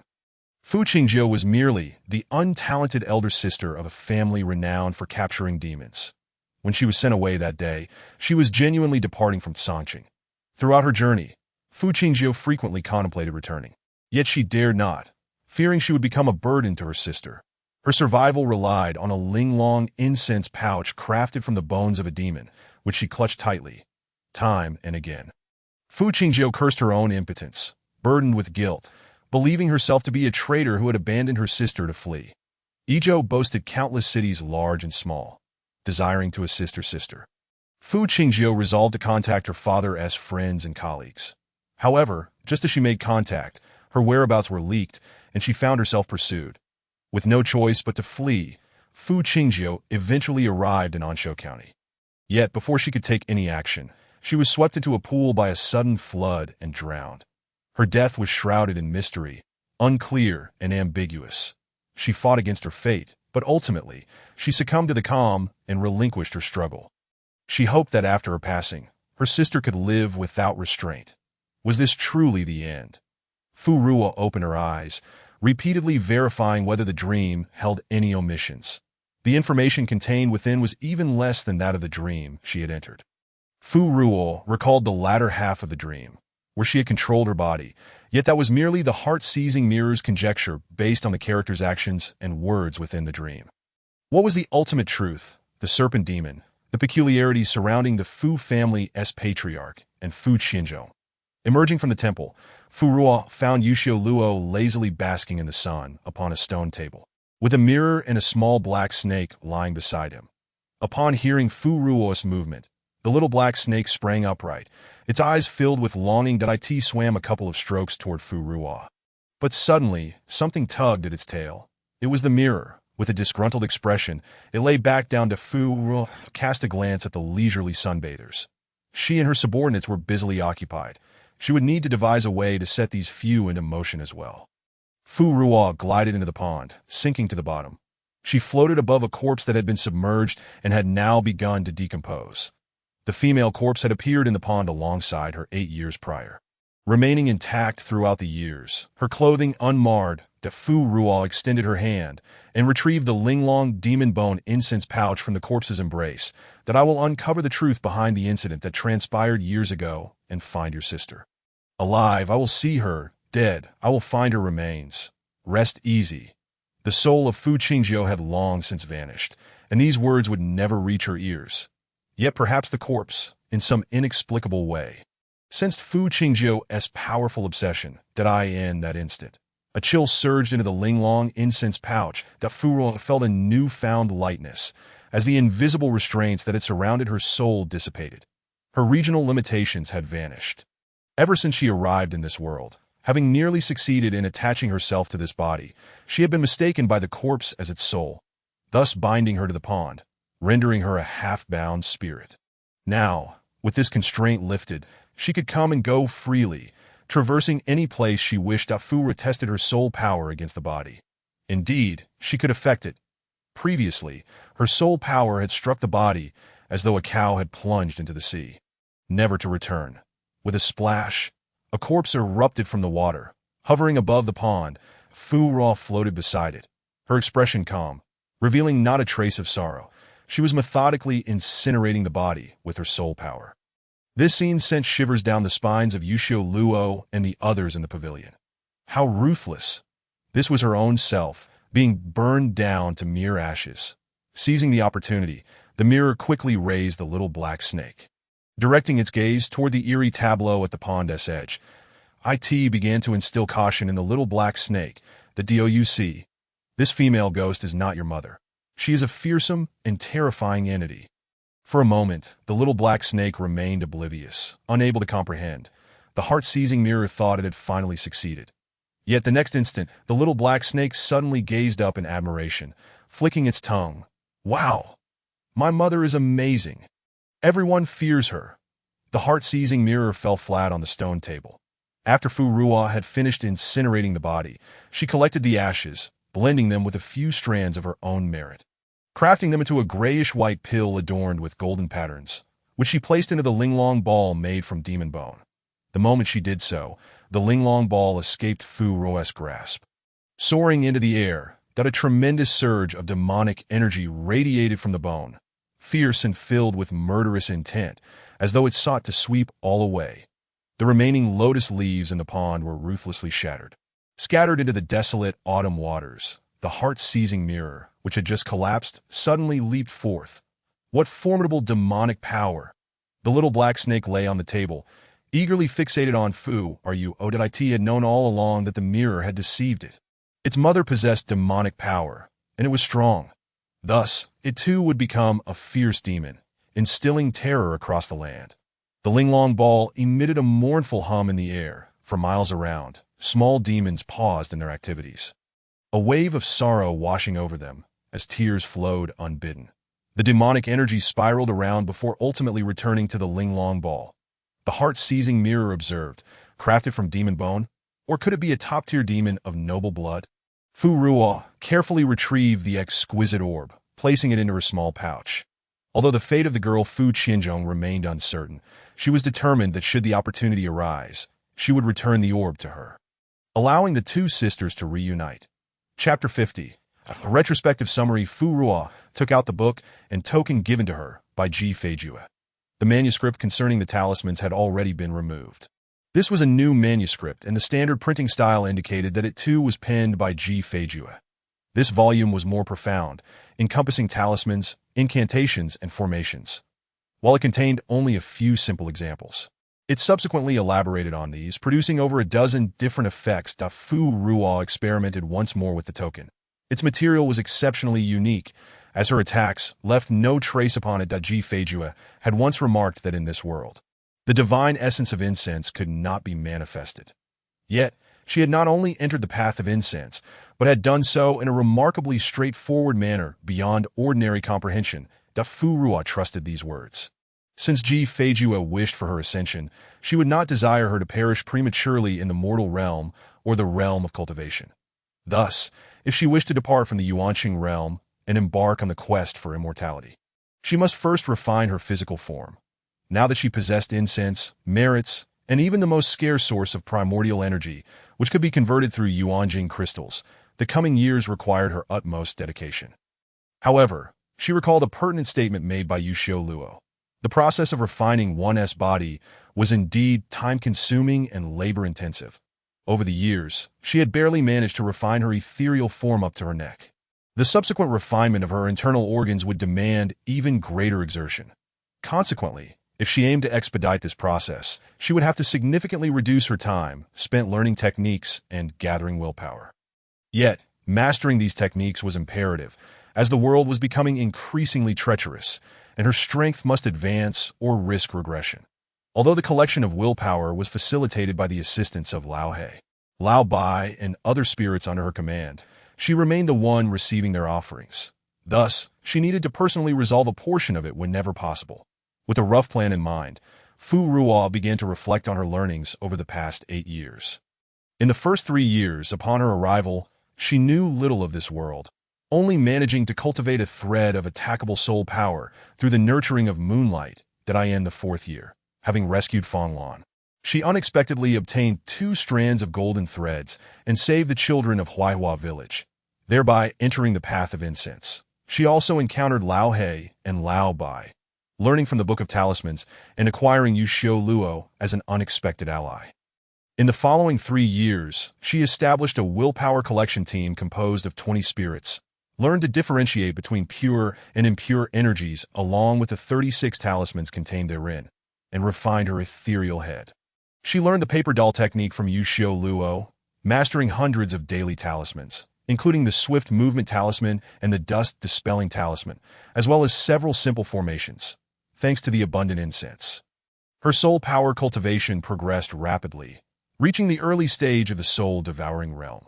However, this stage was somewhat superficial, merely a result of her accumulated soul power, akin to those cultivators in the realm of cultivation who resorted to shortcuts through the consumption of elixirs. Now, in the winter of her 8th year, she entered the mid-stage of the soul-devouring realm, where her growth slowed dramatically, contrasting sharply with her previous rate of advancement. Yuxiu Luo explained that this was due to the limitations of the mortal realm. Were it not for her being a spirit born of this world, she would have struggled to even enter the soul-devouring realm. In this world, beings were not permitted to transcend the second great stage of power. Fu Ruo once again recognized the fragility of her strength. She had reached the limitations of a small world, which should have been considered top-tier power. Yet fundamentally, her most effective skills remained the 36 talismans learned from Ji Feijue and the 2 strands of golden threads within her soul. Beyond that, all she possessed was the soul power accumulated from the willpower of incense. The battle with Yin Jun had further exposed her issues of temperament. Fu Ruo took a deep breath. Sitting cross-legged in meditation, she needed to temper her arrogance and impatience, grounding herself to diligently refine her skills and earnestly study each technique. Fu Ruo began to progress day by day according to her plan, dedicating 7 hours daily to body refinement, 2 hours to studying techniques, and 2 hours to going out to collect willpower, leaving only 1 hour for rest at 18 midnight. Yuxiu Luo observed her utilizing even her scant rest time for cultivation. Feeling an overwhelming sense of pressure, would she soon rival him in strength within the realm of cultivation? Feeling a sense of crisis, Yuxiu Luo began to meditate in a stone form. The little black snake beside him coiled itself up, commencing its own cultivation. The heart-snatching mirror observed its master fervently practicing, pondering what to teach him the next day while safeguarding him. That day, when the heavenly thunder struck, the Tao of heaven forcibly stripped Yin Jun of a millennium's worth of cultivation and merits, returning them to Jiyuan City in exchange for his life. Upon awakening from his shell, Yin Jun found himself bereft of memory, and his strength had vanished along with it. Everything had to start anew. The heart-snatching mirror watched the quietly meditating little black snake, feeling slightly less resentment towards the Tao of heaven. Perhaps, in temporarily losing his memory and the burdens of the Yin Snake clan's hatred and mission, he would grow better and happier. As the midnight hour passed, Fu Ruo opened her eyes, assessing her soul body. Indeed, the effects of her cultivation were nearly imperceptible. Even absorbing double the willpower yielded less than 1% of the previous gains, since it proved ineffective. She decided to absorb less in the future, conserving it for Lao He and Lao Bai. She returned to her earlier, more straightforward method of practice. Devoid of willpower, Fu Ruo procured new incense ash from several temples to continue refining with her soul power. As the red sun rose, illuminating the eastern sky, Fu Ruo's refining speed accelerated. Within just 2 hours, she had already processed the incense ash 10 times at the hour of the rat. She completed the 100th refinement. Fu Ruo stretched, transporting the incense ash to the warehouse within the temple. She retrieved the previously refined incense ash, allowing a thread of soul power to enter it. The ash automatically formed into a head and neck. Satisfied, Fu Ruo returned it and set out to perform good deeds. There were 100 cities in Ezhou, with Ansho County and Jiyuan City located to the west, centered around these 2 cities. 6 temples of hers could be found nearby. It had only been a little over 2 months since the calamity had passed in Jiyuan City. Upon her return, there was no trace of the previous crisis that had threatened the city's existence. The streets bustled with activity, filled with the vibrant sounds of life. Numerous shops hung red lanterns, selling couplets freshly written on the spot. Come and see, come and see. High-quality New Year goods, roasted chestnuts. Fu Ruo suddenly realized that it was already mid-December. Approaching the new year, explaining the lively atmosphere. Another year had passed, and her 8th year in this world was upon her. Fu revisited the talisman shop, where a paper crane descended with 10 talismans. Boss Wang swiftly collected them, counted the silver, and pushed it towards the paper crane. Sir, the total is 3 taels and 2 chien. Fu Ruo returned the silver, handing him 1 tael. Boss Wang skillfully took 2 stacks of talisman paper. The paper crane was taken by Fu Ruo. Boss Wang waved enthusiastically. Welcome to visit again, sir. The nearby patrons were already accustomed to the sight. This Boss Wang had relocated from Ansho County, as his child had caught the eye of a powerful figure, and was taken as a disciple. Thus, he had quite a stock of quality goods, and the efficacy of his talismans was assuredly strong. In reality, most of those talismans were exchanged for money by Fu Ruo and the spirits under her command. Some spirits, having stayed with her long enough and having performed numerous good deeds, had accumulated enough merit to be considered half-incense path spirits, and they no longer feared these items. Individuals like Bai Jiao, who possessed a talent for talismans, would also write talismans to exchange for silver. After all, life presents myriad forms. Some people's nightly prayers for wishes amounted to mere prescriptions for healing and no need for vast riches. Just half a tael of broken silver. Fu Ruo disliked taking things from others without giving back, and the members of the black and white organization gradually began to emulate her. Eventually, the townsfolk became accustomed to the black umbrellas drifting through the daylight, occasionally missing out on goods but mysteriously gaining a sum of silver. They understood that it was the revered figure protecting their city, fulfilling wishes for certain people in specific locations that in fact. Some families took pride in this, believing that the use of their belongings by the revered figure signified the quality of their goods. What excellent items they had. Chapter 51. Aiding the world. Fu Ruo recalled that Feng Luan and Zhang Ernyang had mentioned their grand wedding plan for 3 months hence. She retrieved the invitation and glanced at the date, 26th of the 12th month. Only 10 days remained. Uncertain of her availability on that day to make a special trip, Fu Ruo resolved to make thorough preparations today. She purchased some roasted seeds and firecrackers from a vendor, spending her 200 won. Passing by a fabric store, she noticed a steady stream of customers inside. Fu Ruo entered and bought 2 rolls of cloth. In the southern Fan Kingdom, the climate is well suited for sericulture and silk production, and the embroidery skills of the local artisans are renowned. The textile industry thrives here, resulting in relatively lower fabric prices compared to other nations. The average price for a roll of fabric is 3 won, and Fu Ruo, intending to present a wedding gift to Feng Yuan and her husband, carefully selected 2 finer pieces, spending a total of 1 tael of silver. She instructed the paper crane to deliver the items to Zhang Ernyang's home before taking a leisurely stroll down the street. As the new year approached, prices had risen slightly. Pork, typically 20 won per jin, was now 21. During the last days of the previous year, it had surged to 25 won. Rice prices remained stable at 3 won per jin. Common households earned between 10 to 20 taels annually, with 1 tael equating to 1,000 won. While daily sustenance was barely manageable, acquiring even a few new garments would require considerable expenditure, and meat was a rare indulgence. Yet, smiles adorned the faces of the people in the streets. To them, this constituted a good life. Did I end these chaotic times, with demons and malevolent spirits causing turmoil, one could never be certain of their safety. The mere ability to survive, with family intact and bellies filled, was already a great fortune. At the entrance of the incense shop, Aunt Wang saw the shopkeeper preparing to close and called out, "Xiao Lu, don't shut the door just yet. Wait for your aunt to finish buying incense."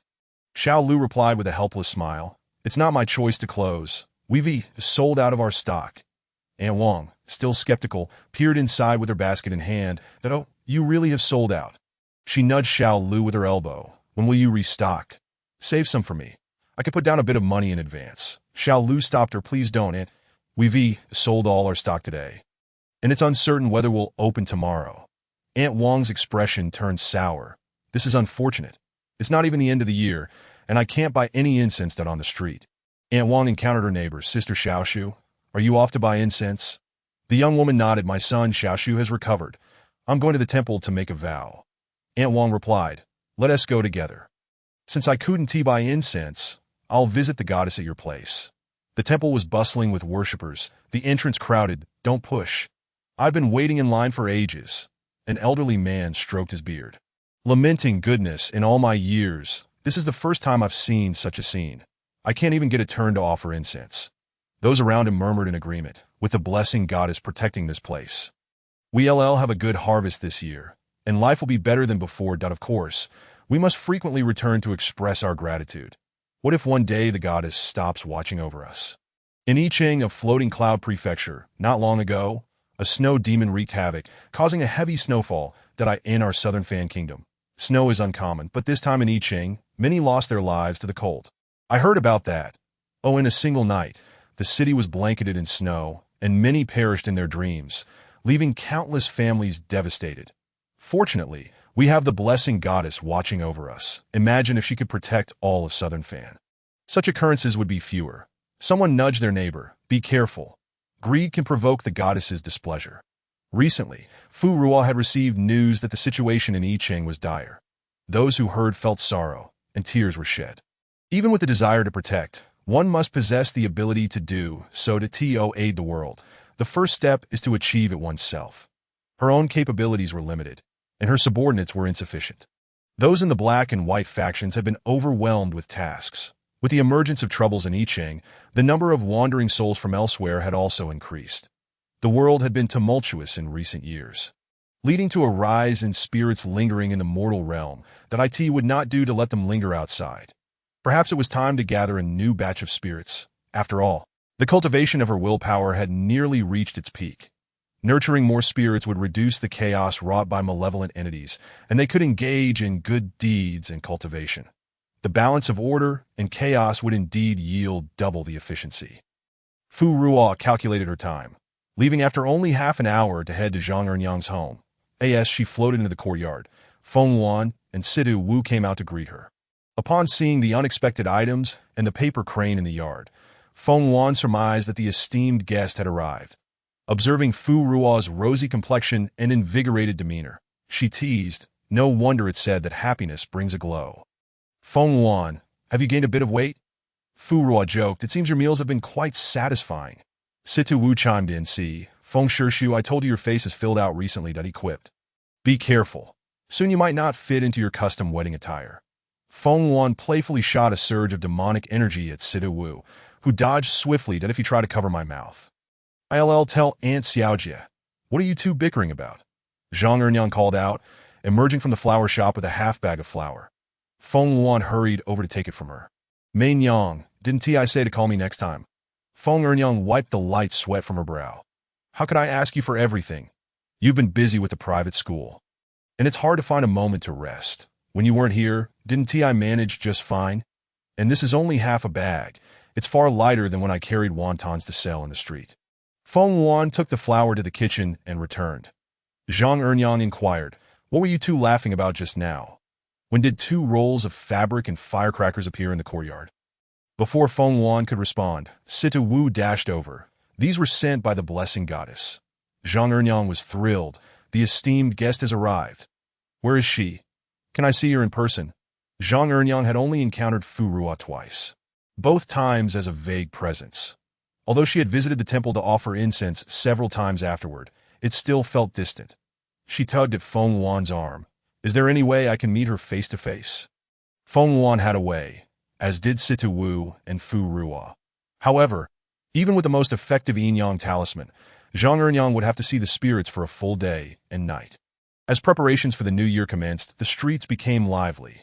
Not only were there many people, but spirits also roamed. Though these wandering souls were deceased, their desires and nature still bore some resemblance to their living selves. Yearning for the vibrancy of life. There were also wandering spirits that were typically invisible. If they discovered someone could see them, they would undoubtedly try to frighten and amuse that person. Feng Luan outlined the potential dangers involved. Yet, Zhang Ernyang remained steadfast in her desire to see. I have a greater courage than most. I'm not afraid of these things. Chapter 52. The bean seed. Feng Luan's gaze fell upon Sita Wu. He promptly offered a talisman to Aunt Xiaojia.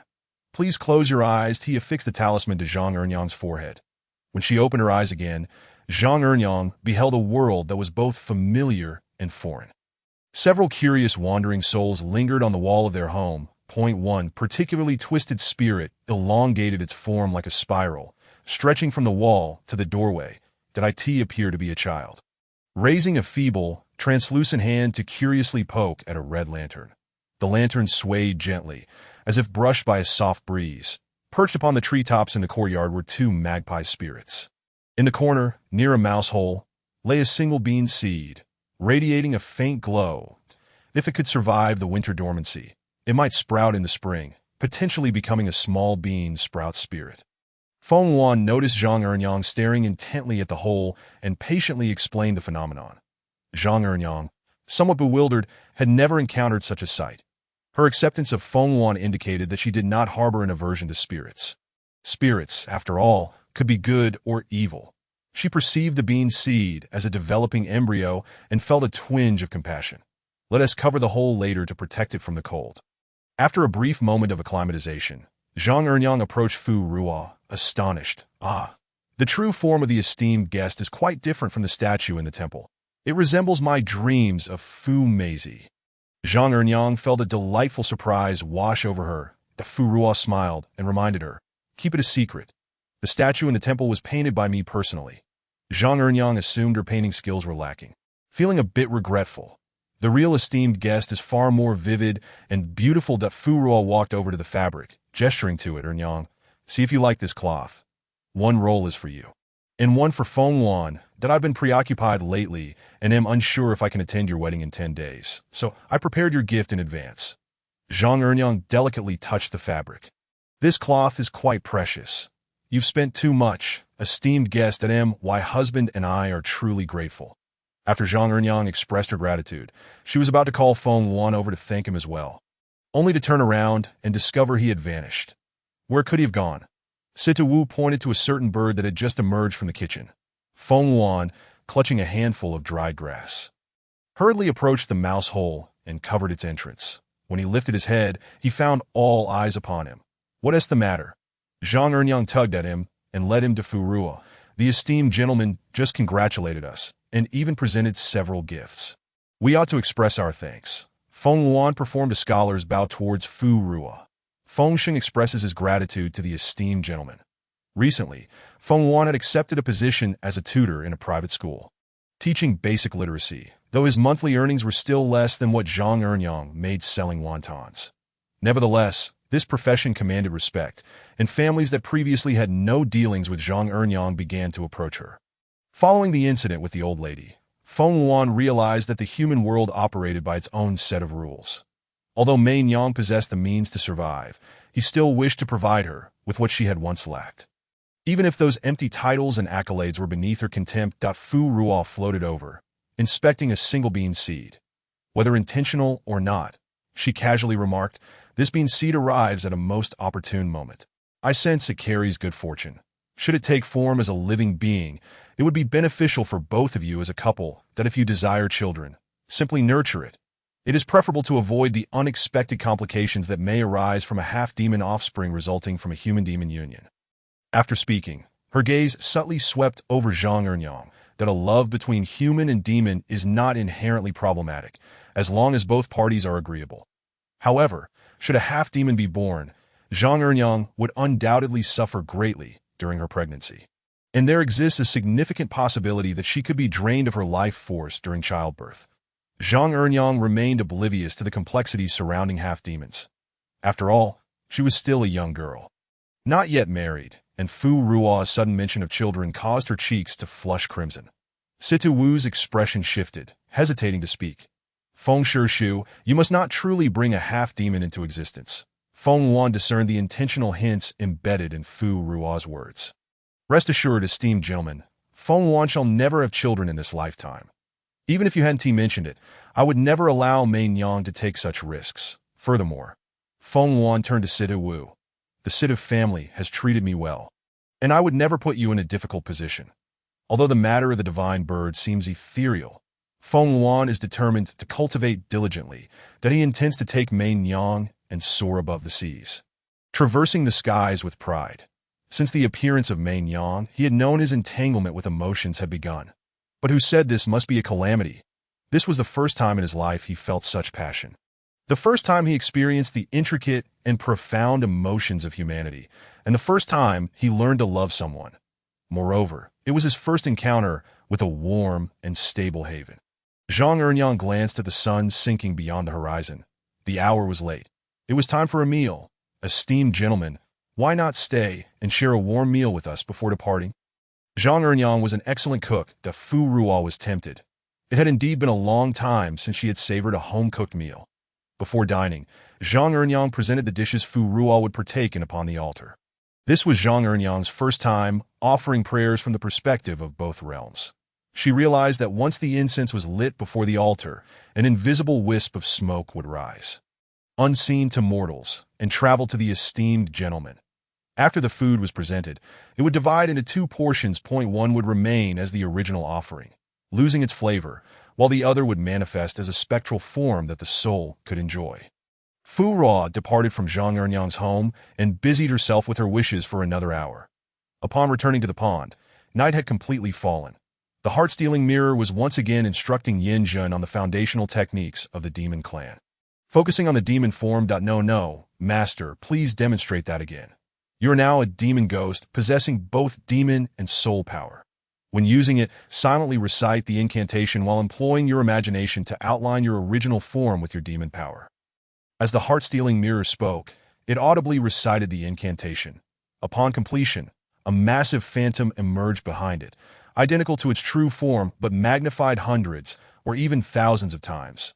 The mirror shimmered, intertwining with the pond's surface. Whatever movement the true form made, the phantom replicated in a one-to-one manner that Fu Ruo found this fascinating and leaned closer. The little black snake was trying to learn anew. After reciting the incantation, it began to outline its phantom. Yet, whether due to a lack of artistic talent or a disparity in self-perception, the phantom it conjured was exceedingly abstract. Its form was rigid, only 3 parts similar, with a flower blooming upon its tail. Moreover, it disintegrated within 10 breaths. The heart-stealing mirror.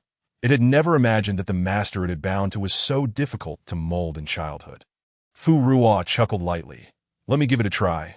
The little black snake, noticing her, felt embarrassed by its earlier performance and lowered its head. Lacking demon power, Fu Ru used her soul power to outline a black snake. After hearing the incantation twice, she managed to memorize it. Upon completion, a giant snake phantom emerged behind her, its scales dark and glossy, shimmering with iridescent hues, perhaps due to her soul power or the fact that Fu Ruo was not a demon. The emerging phantom did not resemble a demon form, but rather looked like the soul of a great demon. The heart-stealing mirror felt a moment of daze, as if seeing the master it had fought alongside in Jiyuan City that day. With a mere thought, Fu Ruo caused the snake's tail to move, scattering the clouds around the moon. The moonlight in the vicinity of the pond grew increasingly bright and pure. The little black snake stared in awe, its tongue pausing midair. Remarkable. Chapter 53. The Return of Lost Souls. The little black snake gazed at Fu Ruo's phantom with eyes full of admiration. Was that the esteemed gentleman's demon form? It looked just like him. He truly was his biological child. It was all those wicked people's fault that his mother could not acknowledge him. He would strive to become a demon ghost even stronger than his mother, defeating them all. The heart-stealing mirror looked at Fu Ruo again, feeling an unusual complexity of emotions. Although the demon form was a fundamental technique for the demon clan, essential for children to learn, it was not an easy feat for beginners. Yet, she had merely seen the incantation twice and could remember it, successfully demonstrating her master's demon form. Calling her a genius would not be an exaggeration. But Fu Ruo was not a demon. Who could explain why she, a ghost who had died alone, could so swiftly master the techniques of the demon clan and even exhibit another's demon form? While demons could disguise their forms, that was a more advanced skill. The heart-stealing mirror felt as though it might shatter. The Yu Shu, observing from the stone nearby, watched with great interest, noticing the mirror's expression of barely holding together. It felt a wave of satisfaction. Finally, someone understood the despair it had once faced. Ha ha ha. Yu Shu, in a tone of a seasoned bystander, gleefully consoled. Little broken mirror, take it easy. Greater shocks await you. Once Fu Ruo has set her sights on you, it will not be easy to shake off. The last time, it had taught over 100 commonly used talismans, and the blow to its confidence was utterly shattering. The little black snake seemed to have practiced again at some point. This time, the phantom behind it lasted a bit longer, nearly holding for a quarter of an hour. However, the appearance of that phantom remained abstract. Fu Ruo picked up the little black snake, offering it a stick to draw with. Here, draw your true form on the paper first. And it was unclear how the mirror had educated it, but Yanjin no longer called her mother. Yet, each time he looked at her, his gaze was pitiful, wanting to approach yet hesitant. The little black snake cherished the stick and started to draw its true form on the paper. After a while, Fu Ruo found herself silent, staring at the drawing, which was even more abstract than Yan Zhen's demon form. The heart-stealing mirror was at a loss for words. Was that supposed to be a snake? What sort of snake had so many flowers growing on its body? What kind of snake looked so flamboyant when upright for battle? Fu Ruo resembled a parent witnessing their child, right 1 + 1 = 3. Feeling both helpless and heartbroken, she took a deep breath. Yanjin, why do you think this is you? You spend so much time with the mirror. You should be quite familiar with your own appearance. The little black snake blinked its large, round eyes, confusion filling its slit pupils. I guess it not pretty, but I think I should look like this. His mother is so handsome. Of course, he must be beautiful too. Fu Ruo to the heart-stealing mirror. Ha ha ha ha. Yanjin, you truly have exquisite taste. Yu Shua laughed heartily nearby, giving the little creature a thumbs up and praise. Fu Ruo warned sternly, tapping the soul-gathering stone. Do not distort the child's perception. Yanjin, do you think the drawing on the paper is how you should look? In other words, you know that the demon form you just conjured is not your true appearance. The little black snake nodded. Yes, he certainly knew he did not look like this. Fu Ruo suddenly grasped his logic. She asked, can you transform into your true form just once? The little black snake was puzzled. It preferred the paper version. However, obediently, it complied. In the next moment, the demon form that emerged behind it was remarkably normal, identical to its current self. The form was stable and powerful. The little black snake wondered, why was this so easy this time? Fu Ruo took the collapsed mirror nearby and held it before him. Here, explain to your master to be patient. He has no memory now. His mind is entirely that of a newly hatched little snake demon. And he does not think like us. The heart-seizing mirror has also recognized the deficiencies in its previous teachings and is diligently working to improve. Yanjin has actually learned exceptionally well, grasping every crucial point. However, she possesses her own understanding and unique aesthetic regarding her magical form. At last, the spell of has come to a perfect conclusion. The heart-seizing mirror then begins to instruct on the next spell. Our master is now a demon ghost, and once we have completed one spell, we shall proceed to learn a ghostly cultivation technique. The name of this new spell is Soul Reversal. Upon hearing this name, Fu Ruo remains, perking up her ears and sitting attentively nearby. At this moment, the heart-seizing mirror resembles a wise and patient teacher. As the name suggests, this spell can summon back the souls of the deceased, allowing one to revisit their experiences before they completely vanished. However, the limitations of soul reversal are significant. One must appear precisely at the location where the soul dissipated, carefully sensing the lingering or residual energy that remains after the soul has fled. Only by grasping this thread of evidence and employing the spell can one relive the experiences of the soul in the last quarter of an hour before its disappearance. This what they call leaving traces like a wild goose. Fu Ruo inquires further. How many days back can one investigate? How many times can it be utilized? The heart-seizing mirror instinctively replies. One can completely reverse within a year. After 3 years, the information will be incomplete, and beyond 5 years, it becomes utterly impossible to trace, though one cannot dismiss the possibility of powerful practitioners capable of reversing even after thousands of years. As for your second question, utilizing the spell will exhaust the surrounding energy field, making it impossible to reverse again after its use. Fu Ruo contemplates. So, if the perpetrator is aware of this spell, once they act and perform a reversal, all evidence would be obliterated. The heart-seizing mirror. That seems about right, especially in the human realm. No, wait, I'm supposed to teach our master. How did I get sidetracked by this female ghost? It resumes its focused one-on-one instruction.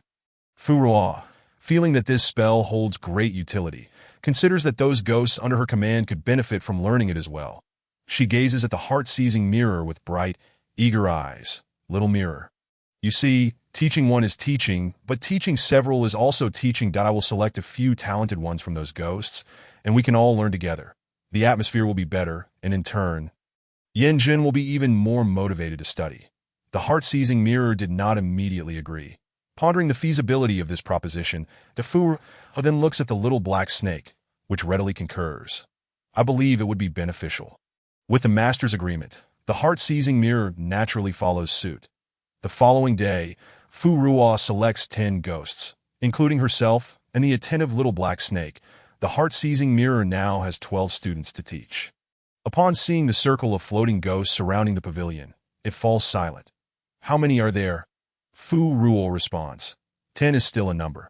Noticing the master's implied gaze, the heart-seizing mirror reluctantly steels itself for the task. Fortunately, Fu Ruo had indeed chosen wisely. These 10 ghosts possess some talent and are eager to learn. Ultimately, the heart-seizing mirror begrudgingly accepts them in its heart. Chapter 54. Commencing classes. 2 hours later, the lesson concludes. Fu Ruo calls out to Old Black. For the next few days, please bear with me. I will go out to select another batch of ghosts, and once they are trained, you will no longer need to work in shifts. Additionally, when you practice, feel free to include other ghosts. Fu Ruo's tentative plan is to rotate 2 batches of ghosts for learning, after which they will teach each other, with the old guiding the new. Old Black nods. Rest assured, my lord, we understand that in this world, magical techniques are often passed down through lineage, and few would teach unconditionally. The fact that they can learn this time signifies that you have undoubtedly exerted considerable effort behind the scenes. The group of ghosts clad in black garments feels a surge of guilt and gratitude, overwhelmed with emotion.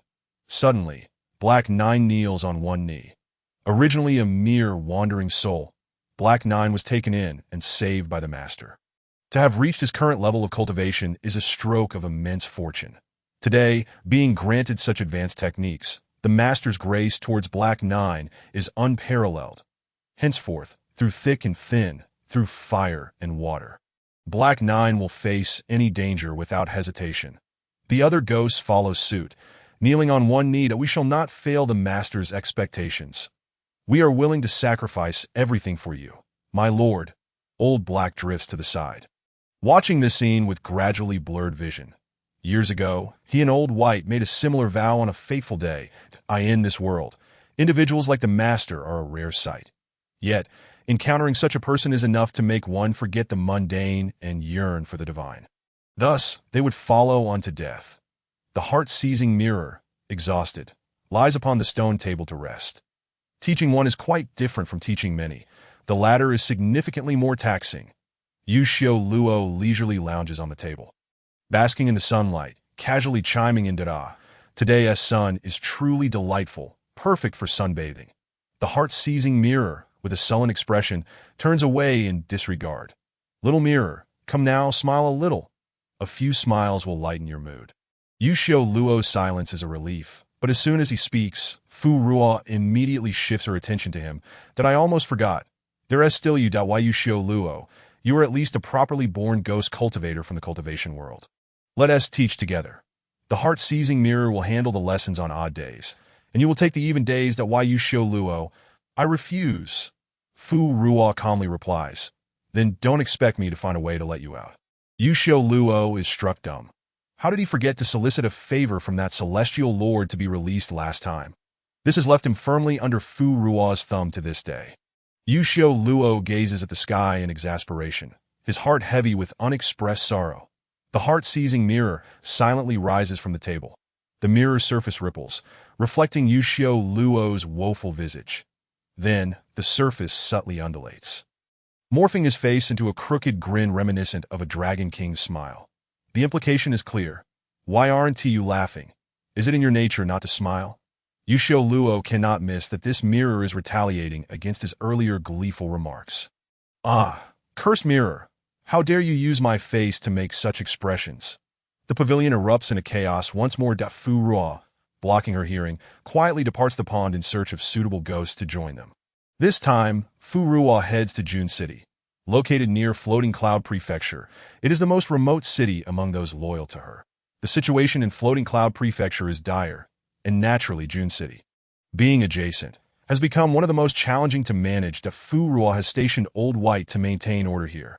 Upon entering the city, she is quickly spotted by members of the Black and White organization. Two girls resembling each other stand before her, one clad in black and the other in white. Subordinates Black 19 and White 19 greet the master. Fu Ruo observes their souls and notices their rapid progress. The last time she saw them, they required umbrellas to venture outside. The 19 duo beams. Thank you for your praise, my lord. We will continue to strive for improvement. They are twins, both afflicted with heart ailments at birth. Now reaching the age of 19. Coincidentally, their number also aligns with their age. Fu Ruo inquires. Where is Old White? He is at the back city gate. Before Fu Ruo arrives, she senses a pervasive surrounding her, mingled with resentment, hatred, and anger, akin to molten lava swirling in turmoil. Fortunately, the nearby residents have plastered various purification talismans and protective charms, almost as if stringing them together to hang as a curtain. In midair, a wave of cold, malevolent energy attempts to break through the city's defensive formation. Old White swings a morning stick, delivering a powerful blow. Fu Ruo flies up to the city wall, momentarily taken aback by the weapon in his hand. Where did you acquire that? Old White twirls the morning stick and turns back to strike the encroaching malevolent energy once more. Following that, he executes a series of fluid techniques, dissipating the sinister aura entirely. Having won the confrontation, Old White proudly pats the white cloth strips on the morning stick. This came about when I unexpectedly encountered an attack, and I had no appropriate weapon at hand. Just as a funeral procession passed below, I borrowed this morning stick. Surprisingly, it's quite effective. It feels invigorating to wield. Old White muses that he must have practiced with a staff in a past life. Otherwise, he wouldn't handle the stick so adeptly upon first use. The image of Old White wielding the morning stick inadvertently overlaps with Fu Ruo's gradually fading memories of a previous life. In the world she once inhabited, within mythological tales, the white impermanence wielded precisely such a morning stick. Fu Ruo casts a glance at the fierce demons below the city, feeling an indescribable sensation within her. In this world, there are no legends concerning the impermanence. Is this merely a coincidence, or is there some unseen hand guiding fate? The battle below the city intensifies. One malevolent spirit devours dozens of lesser ghosts, instantly doubling its strength. That it burdened with heavy resentment. manipulates the surrounding negative emotions to surge forward. The Fu Ruo snaps back to attention. She channels a large amount of soul power into the city's defensive array. Once the soul power is fully replenished, she also infuses her own merits into the core of the city's protective formation. The malevolent spirit, like roots of a tree, burrows deep into the lesser ghosts below, continuously siphoning their strength. Its form contorts grotesquely, with only a few blood vessels and nerves clinging to its eyes, which spin in midair. It suddenly unleashes its dark claws, howling menacingly as it charges forward. The chilling scream is abruptly cut short. Just as the malevolent spirit lunges, it crashes into the shimmering protective array. In the blink of an eye, it is scorched, leaving its soul shattered. Old White enviously remarks, "Truly, the master is formidable. With this replenishment, I can remain at ease for over a month." The Fu Ruo chuckled. "You cannot afford to relax. Tomorrow you shall follow and learn the art of magic. You must condense 2 days' worth of work into a single day. Only when the next batch of recruits matures will you truly find some respite."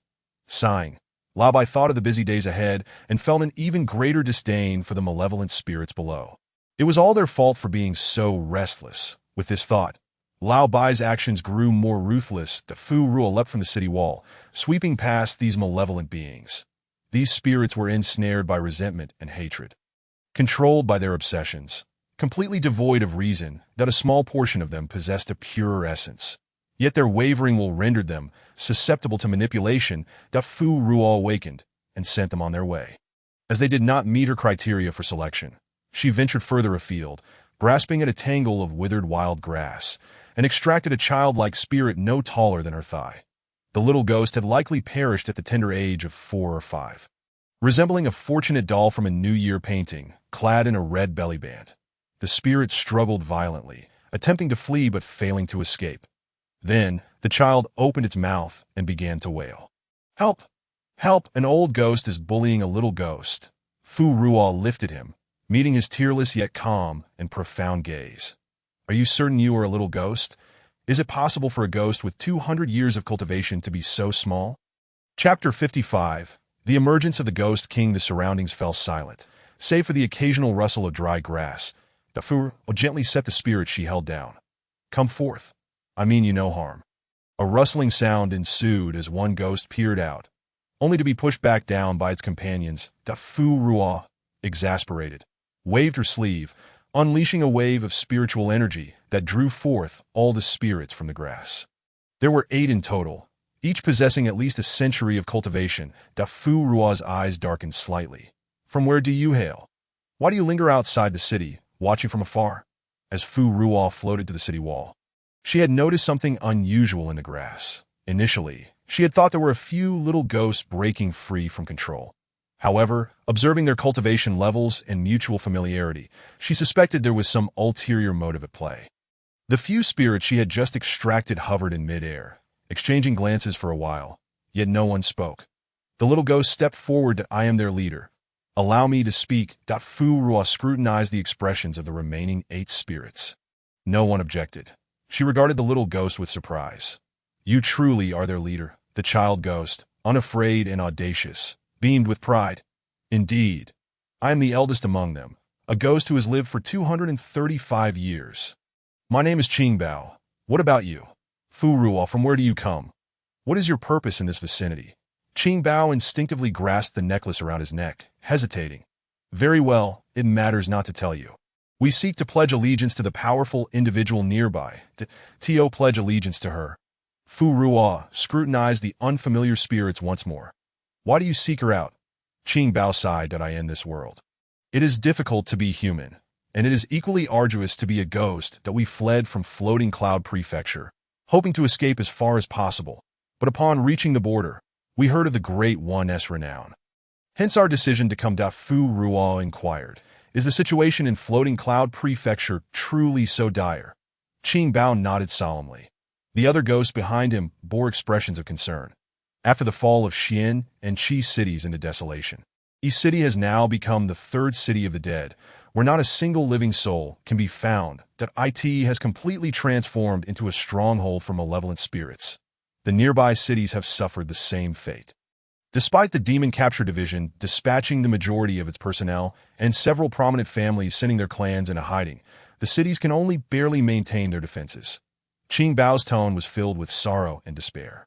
What the Ghost King said is true. We are merely putting up a futile resistance. Nearly 1 million souls have perished in those 3 cities, spawning countless ghosts that we cannot fight back, nor can we hold our ground. Aside from the little ghosts consumed, there are those of us with some measure of strength who have managed to survive for years. Under the Ghost King's command, there are still 50,000 ghost soldiers. This does not even account for the daily casualties. Once these souls perish, they will be absorbed, augmenting the Ghost King's power. The Fu Ruo furrowed her brow. When did a Ghost King emerge? How is it that I have received no word of this? Qing Bao looked up at her. It is understandable that you are unaware. The Ghost King appeared in the latter half of the year, possessing formidable strength. Initially, he only operated within Xian City, but suddenly proclaimed himself king. Not long ago, the Snow Demon emerged in East City, and the Ghost King defeated it, consuming nearly all of the souls in the city, transforming the surviving ghosts into his followers. That Fu Ruo glanced back at the malicious spirits attempting to breach the city walls. Her heart heavy. East City lay merely 3 cities away from Jun City. Now that the Ghost King had gained power, he would undoubtedly be filled with ambition, seeking to conquer the nearby cities. Jiang City to the east, Jian City to the west. Should Jian City fall, the 2 cities remaining would be unable to withstand the onslaught, and the path to Jun City would be clear. At that point, she would have to confront the Ghost King directly. Upon entering Jun City, Qing Bao and his companions were visibly excited. The Fu Ruo, you are truly remarkable. None of us could breach the grand formation within this city. We have been lurking outside for nearly half a month with no success. The Fu Ruo brought the spirits to an abandoned mansion within the city for them to rest. Sit down. We must continue our discussion. Qing Bao gazed at the tea in awe. You are a ghost, yet you possess such refinement. I have not touched tea in over a century. The Fu Ruo glanced at them indifferently. The spirits settled themselves. Realizing that if they could not discern the formidable nature of this female ghost, they would be fools. Fu Ruo pointed at Qing Bao, who occupied the most prominent position. You shall begin. Introduce yourself and share any valuable information you possess. Qing Bao, cradling the teacup with both hands, began his tale. I was born in East City. That in my youth, I accidentally drowned in a pond and have since drifted in East City as a spirit. Before the emergence of the Snow Demon, East City was as stable as Jun City. One day, while I was catching grasshoppers in the mountains, a sudden chill enveloped the entire area and frost coated the mountain peak. I had resided there for 200 years. It was my territory. Enraged, I ascended the mountain to investigate, ultimately discovering the slumbering Snow Demon in an icy pool at the summit. That demon was a great one in slumber. I had never detected its presence all these years, and now that it was awakening, I knew I stood no chance. That I prepared to descend and seek another mountain outside the city. Just as I left, the Snow Demon awakened. She encased the entire city in ice, and the snowfall lasted 3 days without pause, burying the city entirely. Witnessing her actions, I chose to abandon East City. Qing Bao gestured to the other spirits. These few escaped from within the city. 3 fled when the Snow Demon attacked, and 2 ran away when the Ghost King assaulted the city during the battle with the Snow Demon. The remaining 3 had fled from Jiang and Jian cities in advance. Qing Bao's knowledge was limited, and after he finished speaking, the other spirits began to narrate their accounts. Fu Ruo pieced together the information. A great demon had long been dormant near East City, but 2 months ago, the Snow Demon awakened. The Snow Demon had frozen the entire city to feed, resulting in half the population's demise. As lives were lost, a multitude of new souls emerged, their innate power serving as a boon to malevolent spirits. They were a shortcut to strengthening their abilities. Coincidentally, at this moment, the Ghost King had just risen to power in Xian and Qi cities. Sensing the influx of spirits in this city, he arrived to claim them. The Snow Demon refused to allow others to seize her prey, leading to a confrontation with the Ghost King. Ultimately, the Snow Demon was defeated and captured. And East City was still encased in ice and snow. In that moment, all souls, whether human or ghost, became fodder for the Ghost King and his followers. Everything transpired too swiftly, leaving no time for warning. The city fell, and no one could relay the news. Had it not been for these few spirits escaping, Fu Ruo feared she would have to wait for Jian City to encounter trouble before receiving any information. She turned to the two remaining spirits. Before you fled Jiang and Jian cities, what was the situation like? Fear painted their faces that it is rather grim. Although Jian City is protected by the CF family's Burning Sun Sword and Jiang City by the Jiang family's Celestial Guardianship. How many individuals do they have? The Ghost King commands tens of thousands of spirits, stationed daily outside the city, that if not for the grand formation passed down from years past, they would have long been consumed. Chapter 56. Gathering intelligence. The more they recalled, the more terrified they became, already having been thoroughly intimidated by the Ghost King. They gradually fell into a state of panic that I believe these two cities will not endure for much longer. This small city is even less capable of resistance. That no, we must continue our journey further afield. The two spirits suddenly rose, their eyes vacant, stumbling as they drifted outside. Fu Ruo tossed two talismans towards them, considering them a reward for bringing news. Remembering their earlier demeanor, her concern deepened. What could be the true strength of the Ghost King to instill such fear even in ghosts who had lived for a century? Fu Ruo summoned her 19 sisters. Seek out some clever and capable spirits to venture to Jian City for intelligence gathering. Additionally, alert Lao Bai. From today forth, we must exercise utmost caution. The two cities have unleashed a considerable number of specters, among which are undoubtedly many malevolent spirits unwilling to submit beneath the dominion of the Ghost King. Fu Ruo's gaze lingered vaguely in the direction of Sword City. Sword City must be defended at all costs. If necessary, she must devise a means to provide support in advance. You are the revered Guanyin, Qing Bao suddenly exclaimed, as a thought struck him. So you are the esteemed figure that everyone has been speaking of in this vicinity. He remarked, I was wondering when another formidable ghost would emerge. Qing Bao floated around her, his eyes brimming with anticipation. Might I join your ranks, my esteemed one, to cultivate incense together? He had just observed that the strength of those two female spirits was only slightly inferior to his own.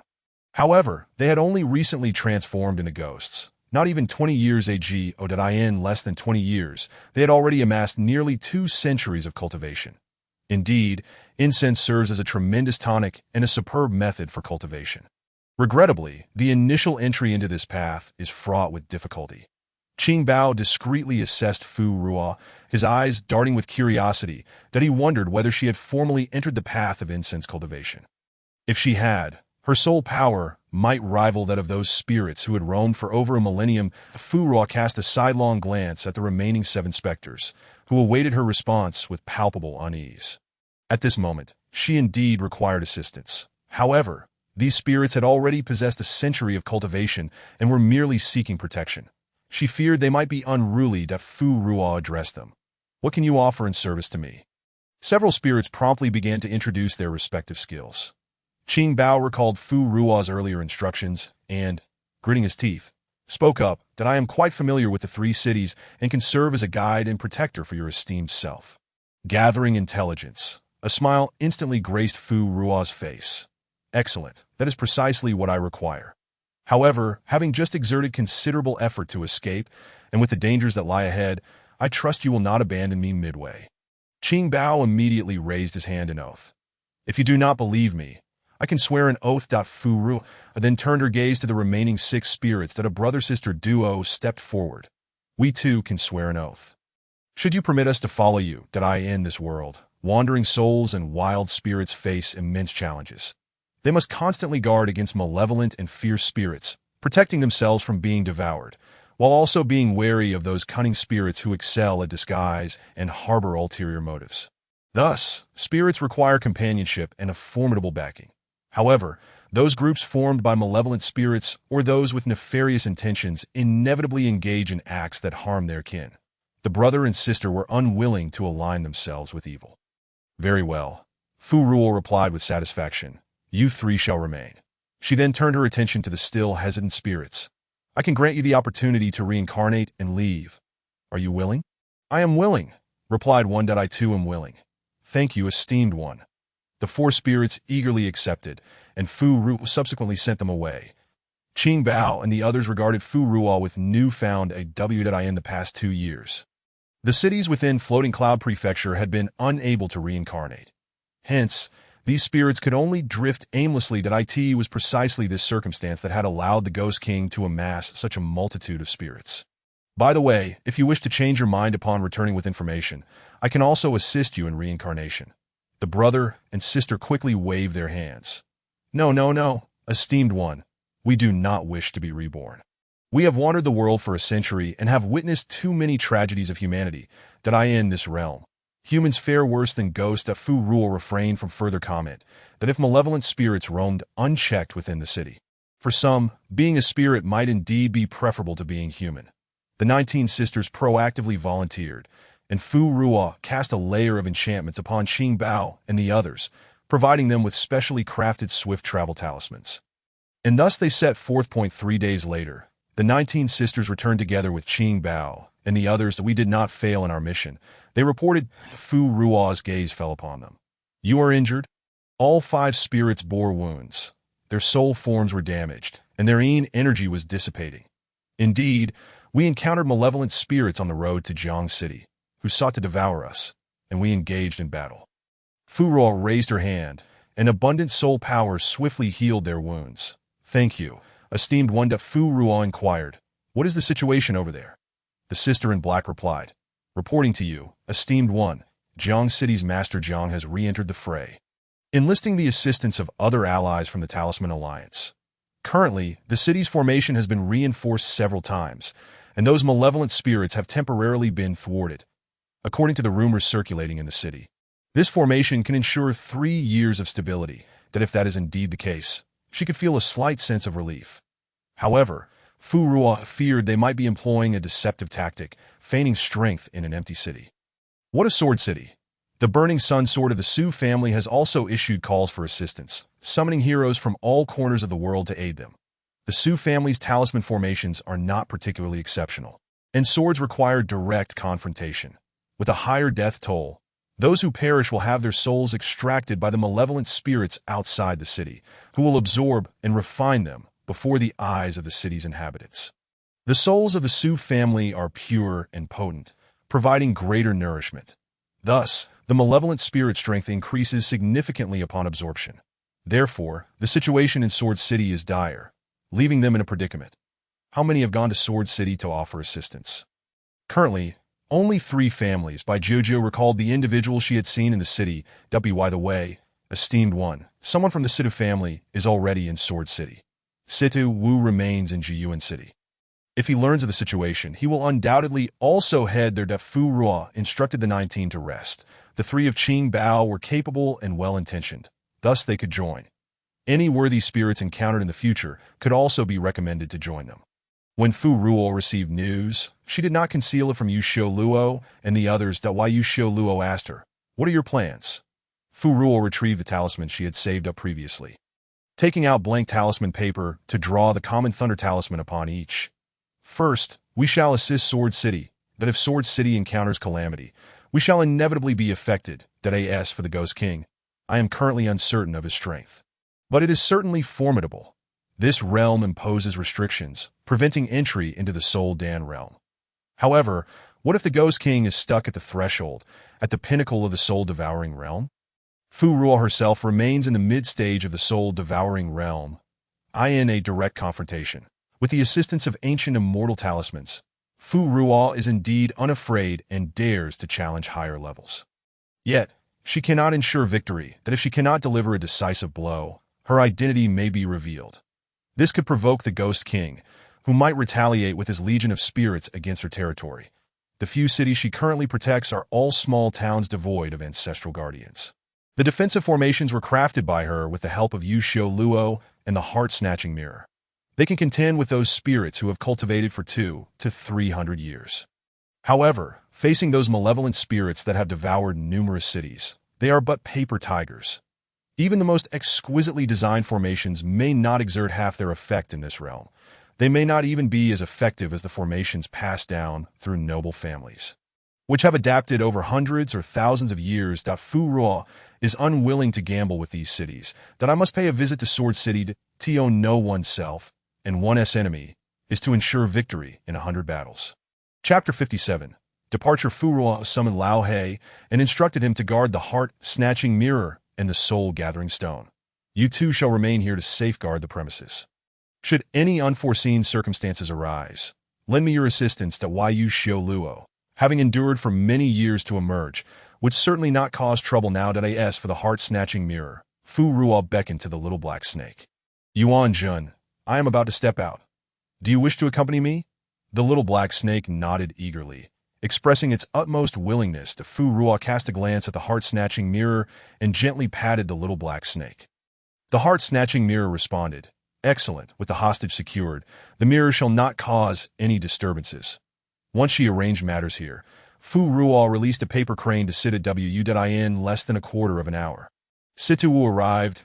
I received your paper crane while searching for you. It seems everyone is already aware of the situations in Jiang and Sword Cities. Fu Ruo looked at the individuals behind him.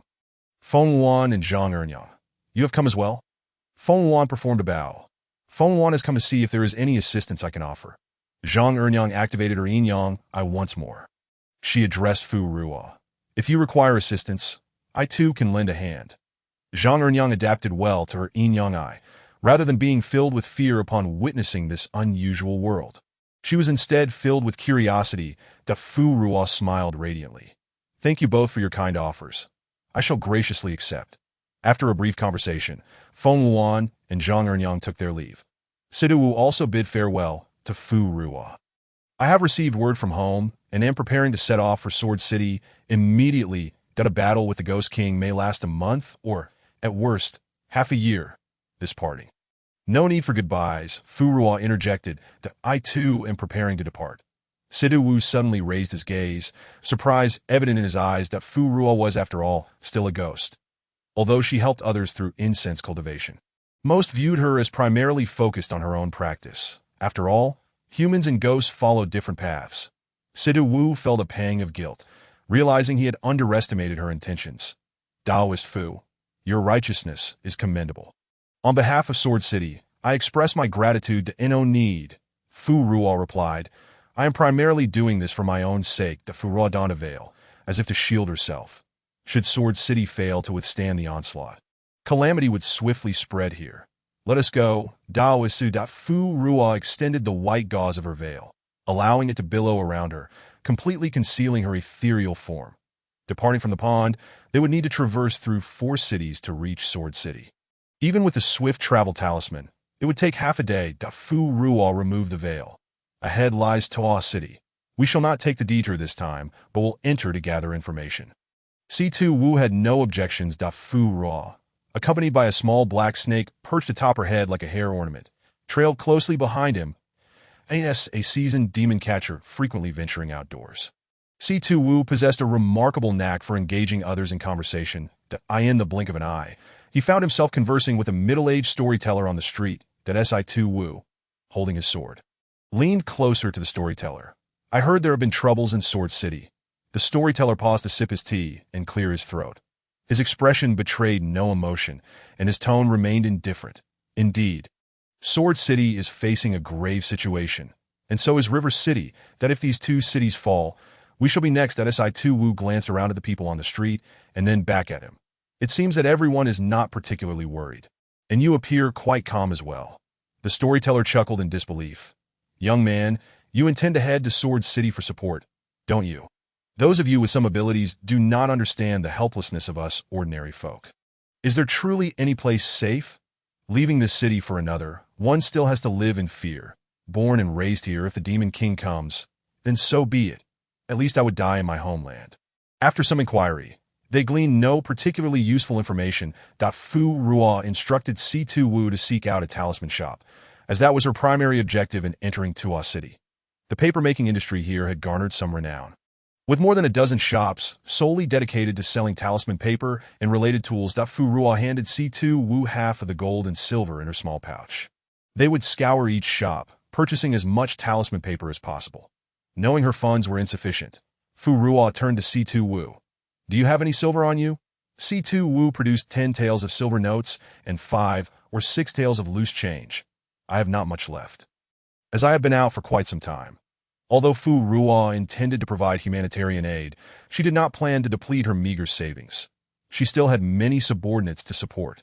While they were mostly self-sufficient, Fu Ruo pondered. You are from the direct line of the C2 family, correct? Do you carry any proof while out on the road? C2 Wu produced a jade pendant. Fu Ruo's eyes brightened.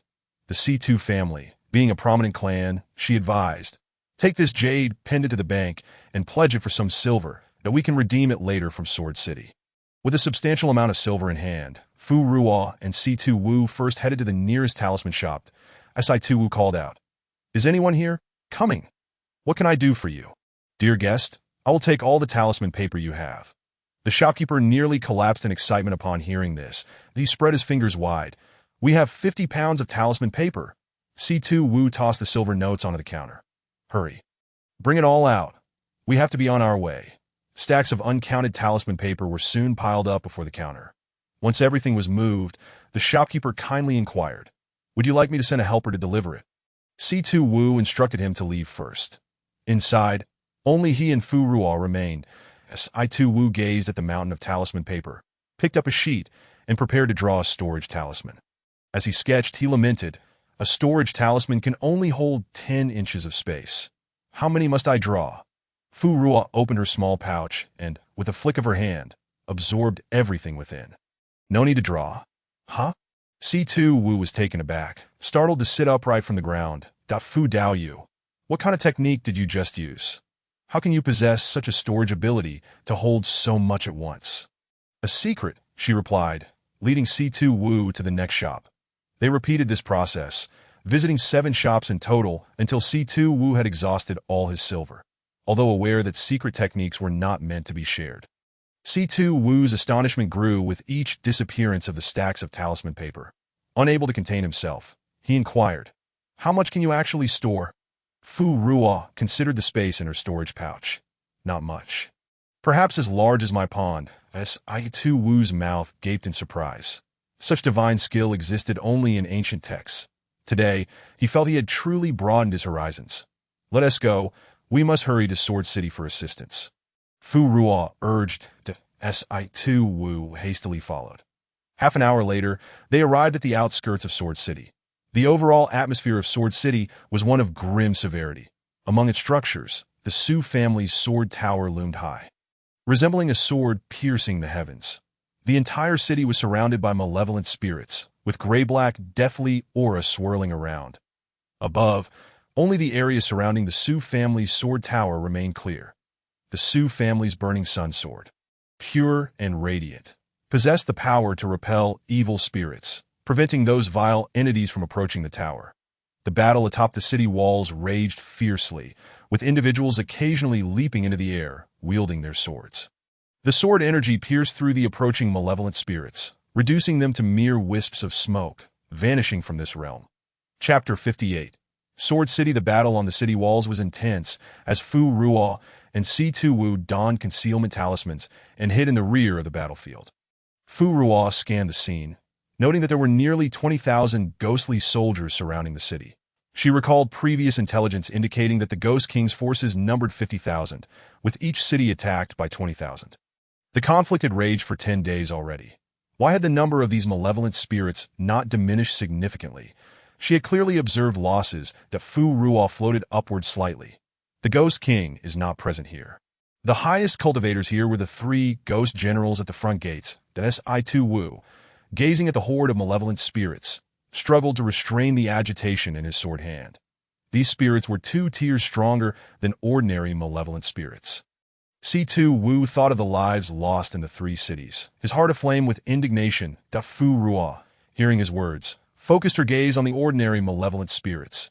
These spirits, having lived for less than 100 years, were already tougher than those that had existed for 300 years. By nature, malevolent spirits were empowered by resentment, and thus more troublesome than ordinary spirits, especially considering this group had consumed many new souls.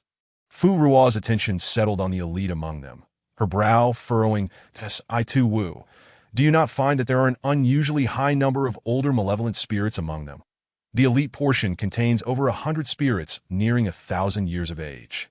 Not only is their cultivation formidable, but they have also been spirits for a millennium. Moreover, I can no longer see through the foremost ghost general. Since Fu Ruo had cultivated incense fire, her strength had soared like a rocket. advancing at an astonishing pace. Her soul power now rivaled that of an ancient spirit of 1,000 years. Yet, she could not see through the foremost ghost general's cultivation level. He was of even higher power. The city of Yi had fallen less than 3 months ago, and the cities of Xian and Qi had only become dead cities in under 10 years. Even if malevolent spirits consumed new souls to enhance their strength, they would at most be akin to the ordinary spirits in this army. Where had those over 100,000-year-old spirits come from? Fu Ruo looked at Si-Tu Wu, aware that the great clan specializing in demon and ghost hunting possessed their own channels for information.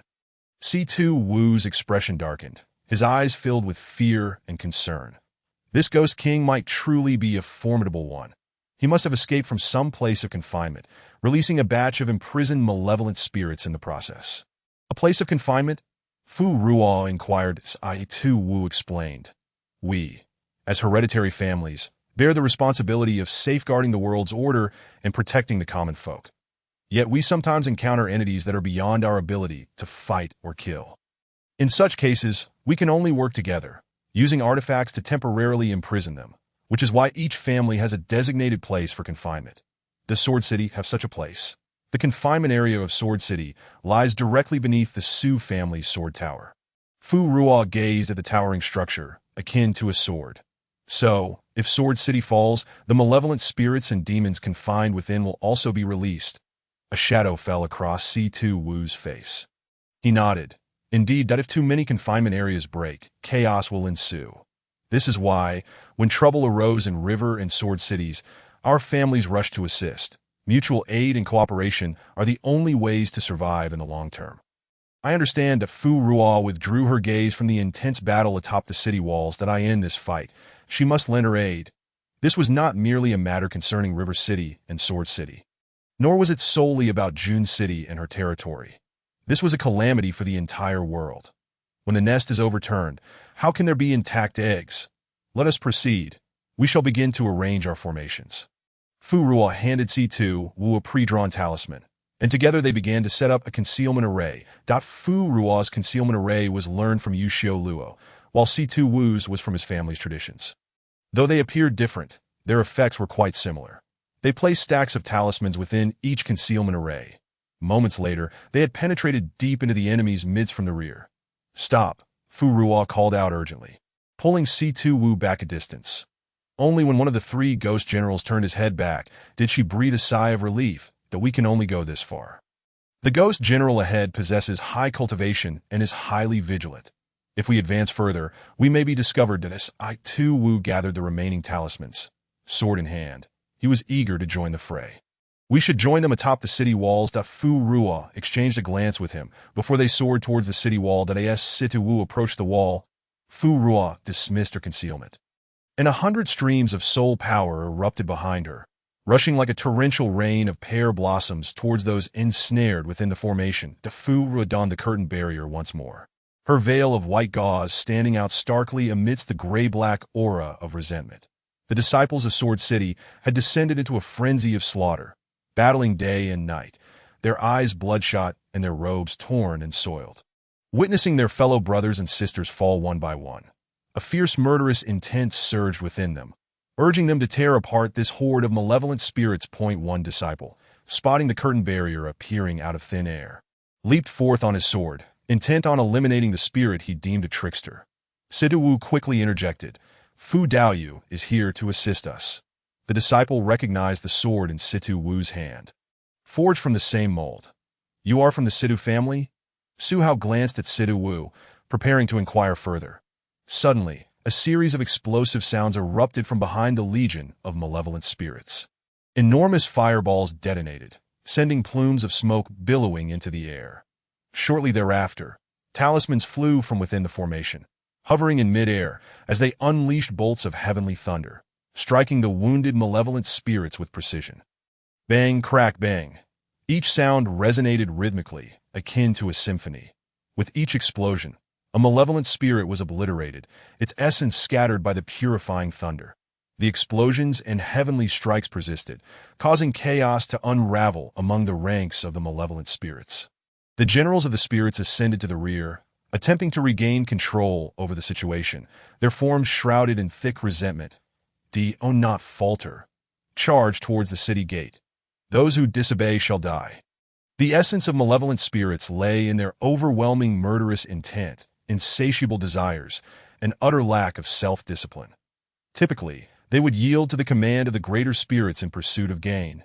But now, faced with the specter of death, they were unwilling to comply. In a fit of rage, the spirit general transformed the resentment into a colossal hand that swept downwards, instantly turning hundreds of malevolent spirits into wisps of smoke. All that soul power and resentment was absorbed by the general that a moment of silence preceded an even greater upheaval. Su Changming, atop the city wall, witnessed this unfolding chaos and immediately summoned his long sword.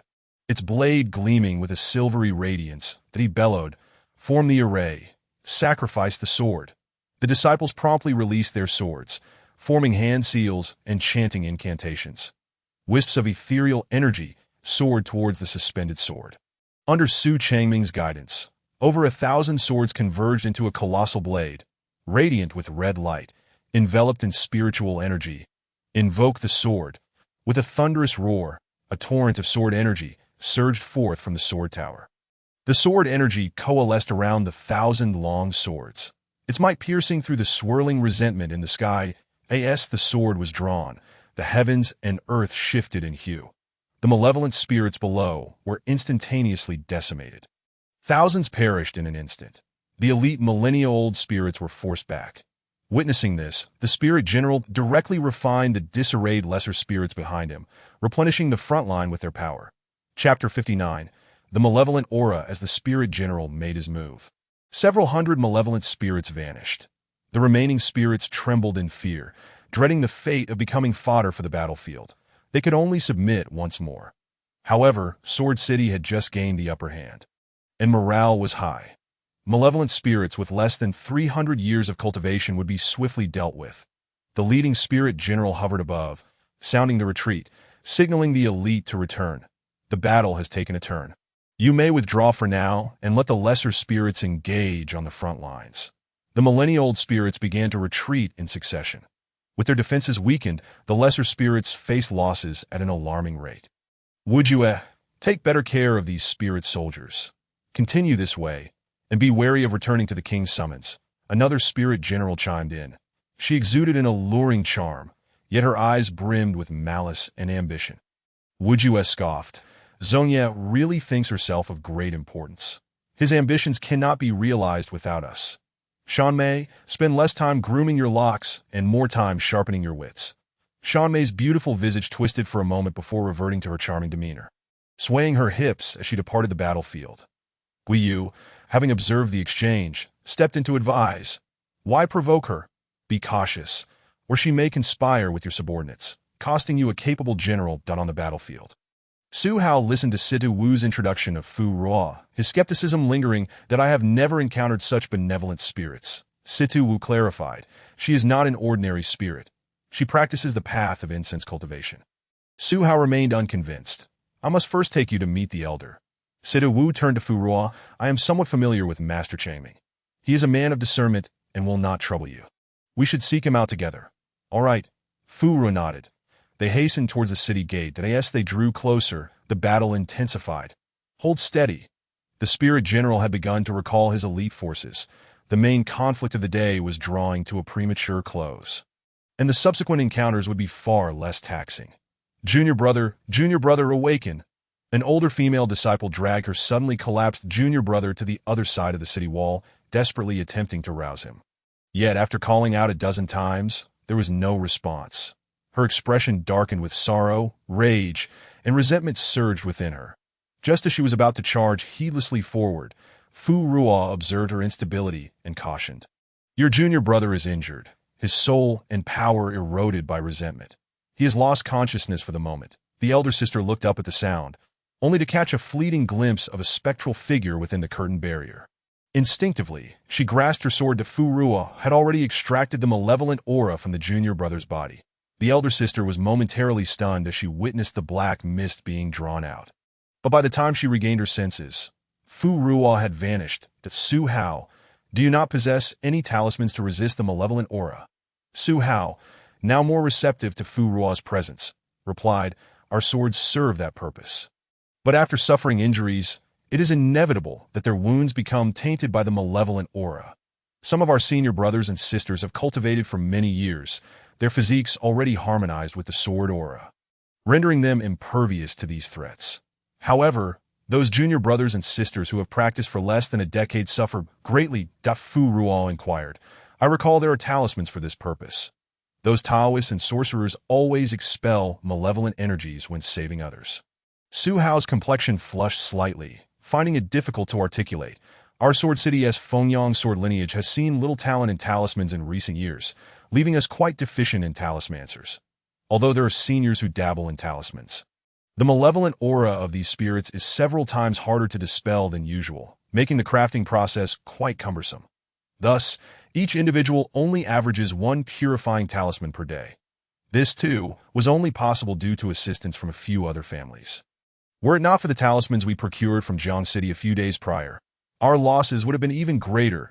Fu Rua's impression of Sword City's shortage of talismans deepened. Situ Wu added, the Fengyang sword is prized for its pure and fierce sword aura, thus placing high demands on the wielder's temperament, talent, and efforts. Under such circumstances, expecting someone to possess both swordsmanship and talisman-making talent is indeed a tall order. Moreover, the relationship between Jiang and Jian cities has traditionally been amicable, with one excelling in swordsmanship and the other in talisman arrays, complementing each other perfectly. They would assist one another as needed. Who would have anticipated that the Spirit King would suddenly emerge and sever the connection between the two cities? Fu Ruo turned to Situ Wu. What of the Situ family? Situ Wu replied. Our family is rather eclectic. We value temperament above all, allowing for mastery in various martial arts, weaponry, talismans, and formations. Thus, most of our practitioners wield a weapon in conjunction with talismans. Fu Ruo nodded. It seems she, too, needed to learn another weapon. Otherwise, if she were one day restricted and unable to craft talismans, would she not find herself in a predicament akin to Sword City's current plight, nearly having her throat cut? Su Chaiming had invoked his sword 3 times, turning the tide of battle. Now, he was utterly drained of spiritual energy, leaning against the back wall of the city, as he observed the figures approaching him. His gaze shifted beyond Situ Wu and the others, landing on Fu Ruo within the curtain barrier. Even before nearing the wall, he had taken note of her presence. Situ Wu and Su Hao clasped their fists in greeting. Master Uncle. Fu Ruo, trailing behind, scrutinized Su Chaiming. He was a handsome man nearing 40, with a fair complexion, red lips, and a resolute gaze. Bright and spirited, Su Chaiming steadied himself with his sword, standing upright once more. Situ Shirzi, it has been years. Your prowess has advanced remarkably. Your uncle is stationed at the north gate. If you wish to assist him, you may do so shortly. Situ Wu pulled Fu Ruo closer. No rush. Let me introduce someone to Master Uncle. Fu Ruo, with the Dao title Jing, Su Chaiming displayed no surprise. I am aware. The region of Izhou has thrived under your protection. Fu Ruo replied warmly, her voice imbued with a smile. Elder Su has heard of me. Su Chaiming did not respond. Instead, he sheathed his sword and leaped from the city wall. Situ Wu and Fu Ruo followed closely behind. Su Chaiming moved with grace, employing no talismans, merely propelling himself off the ground, leaping effortlessly from the towering city wall.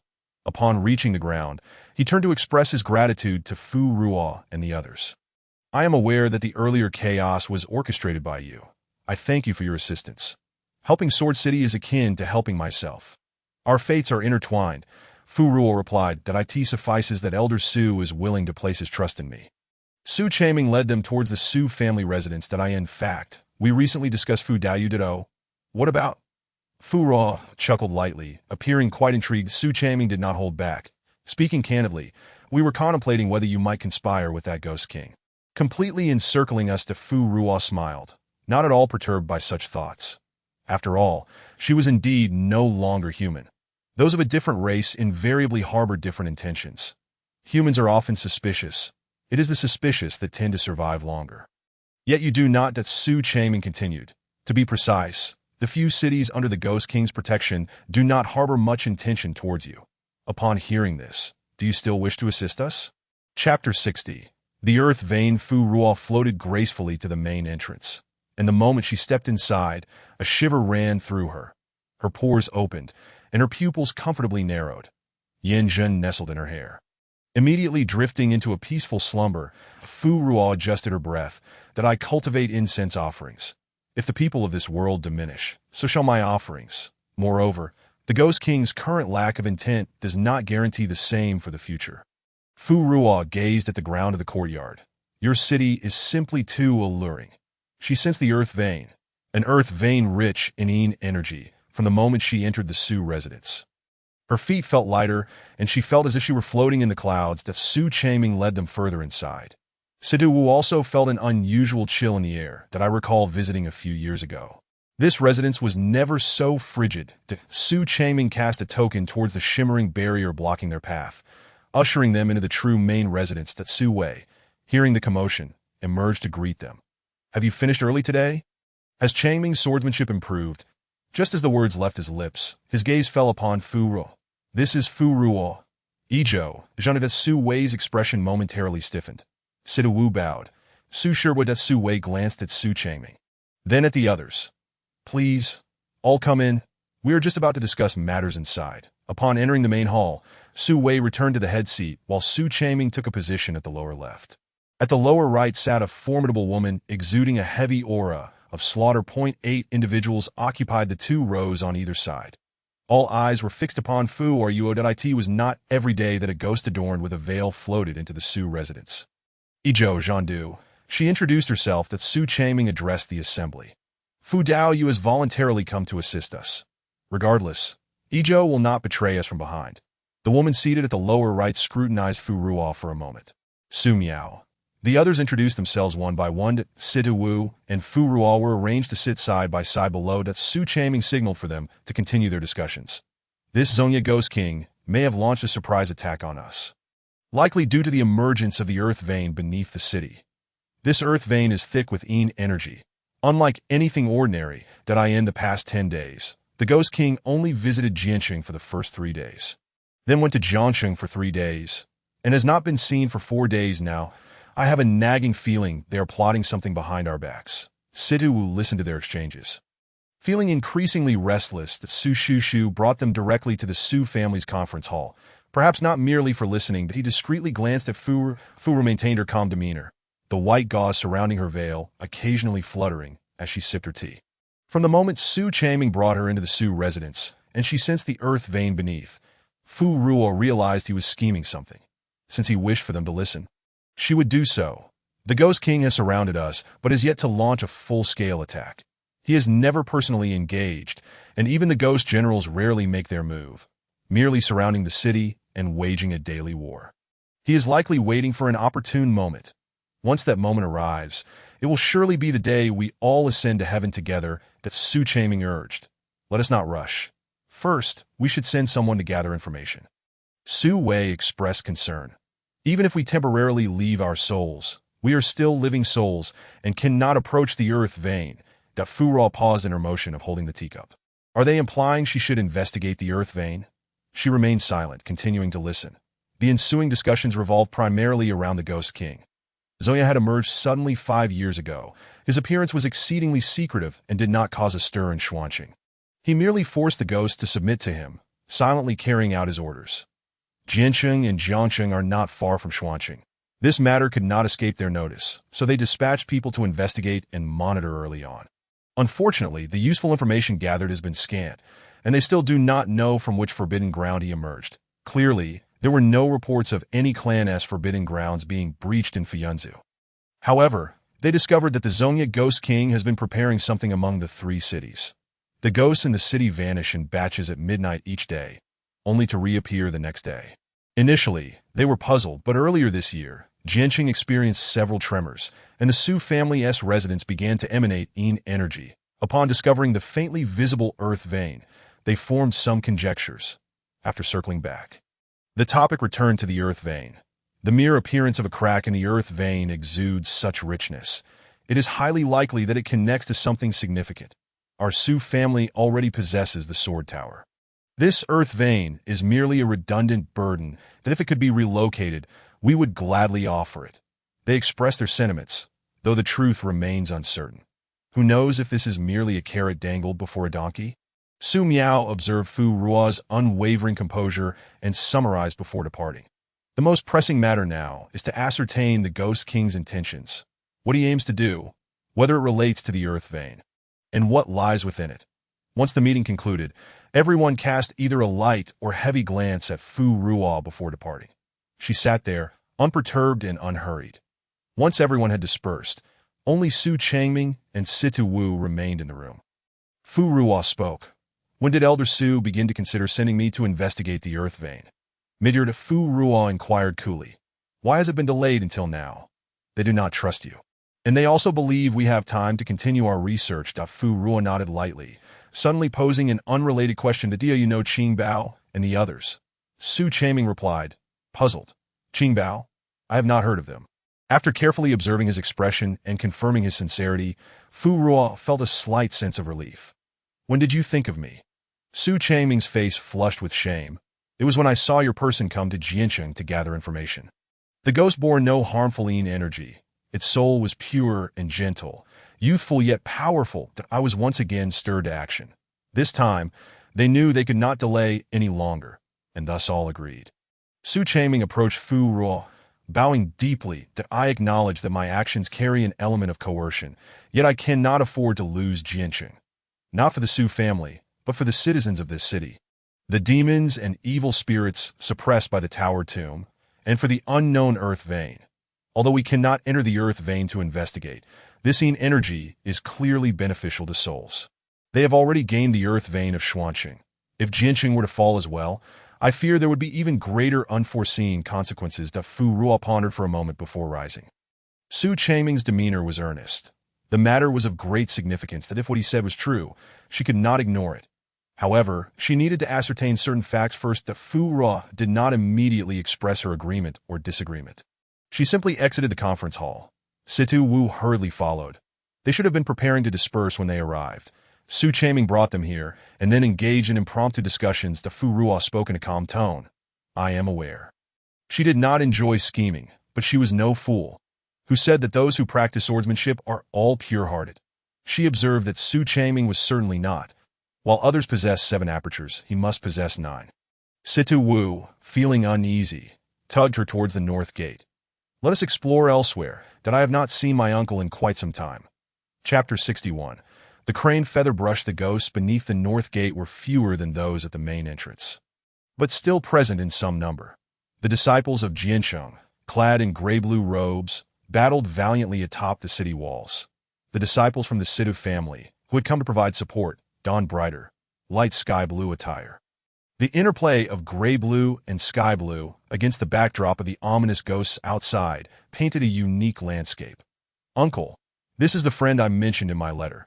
Dao Yufu. Fu Ruo withdrew her gaze and looked towards Situ Wu.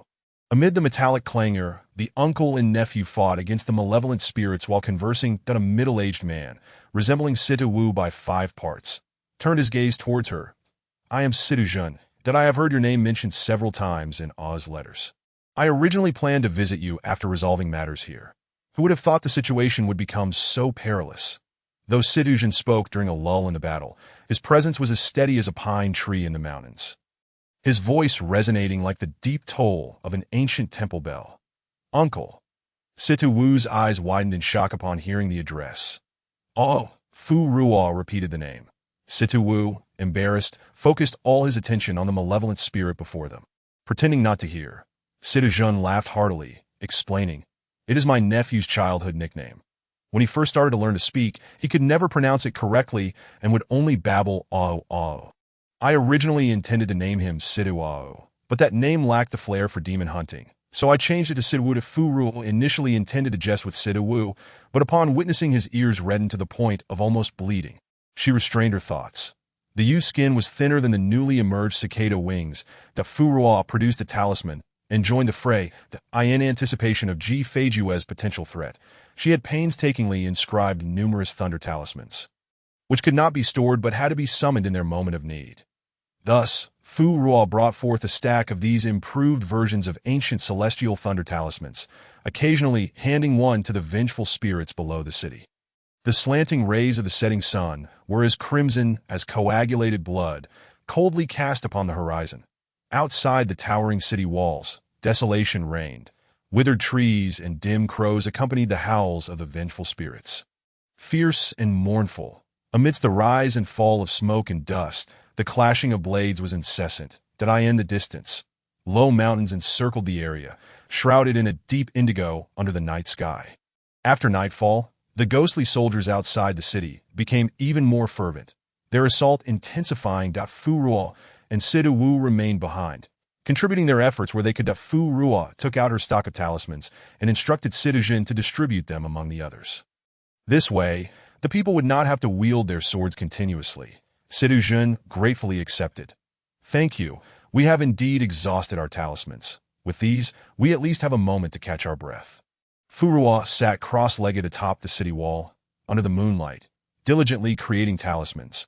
The passing disciples had become accustomed to the continuous emergence of talismans near the curtain of the wall. They would casually take a few as they passed, or bring extra for those around them. As dawn broke, beams of golden light pierced through the surging sea of clouds. The spirit soldiers' enthusiasm began to wane, that a new batch of disciples arrived to take their place. Situ Wu led Fu Ruo to the inn where the Sidu family was temporarily residing in the city. My uncle mentioned he has a newly acquired crane feather brush for you to use in your talisman creation. Sidu Wu searched through the room and finally unearthed the brush from a drawer.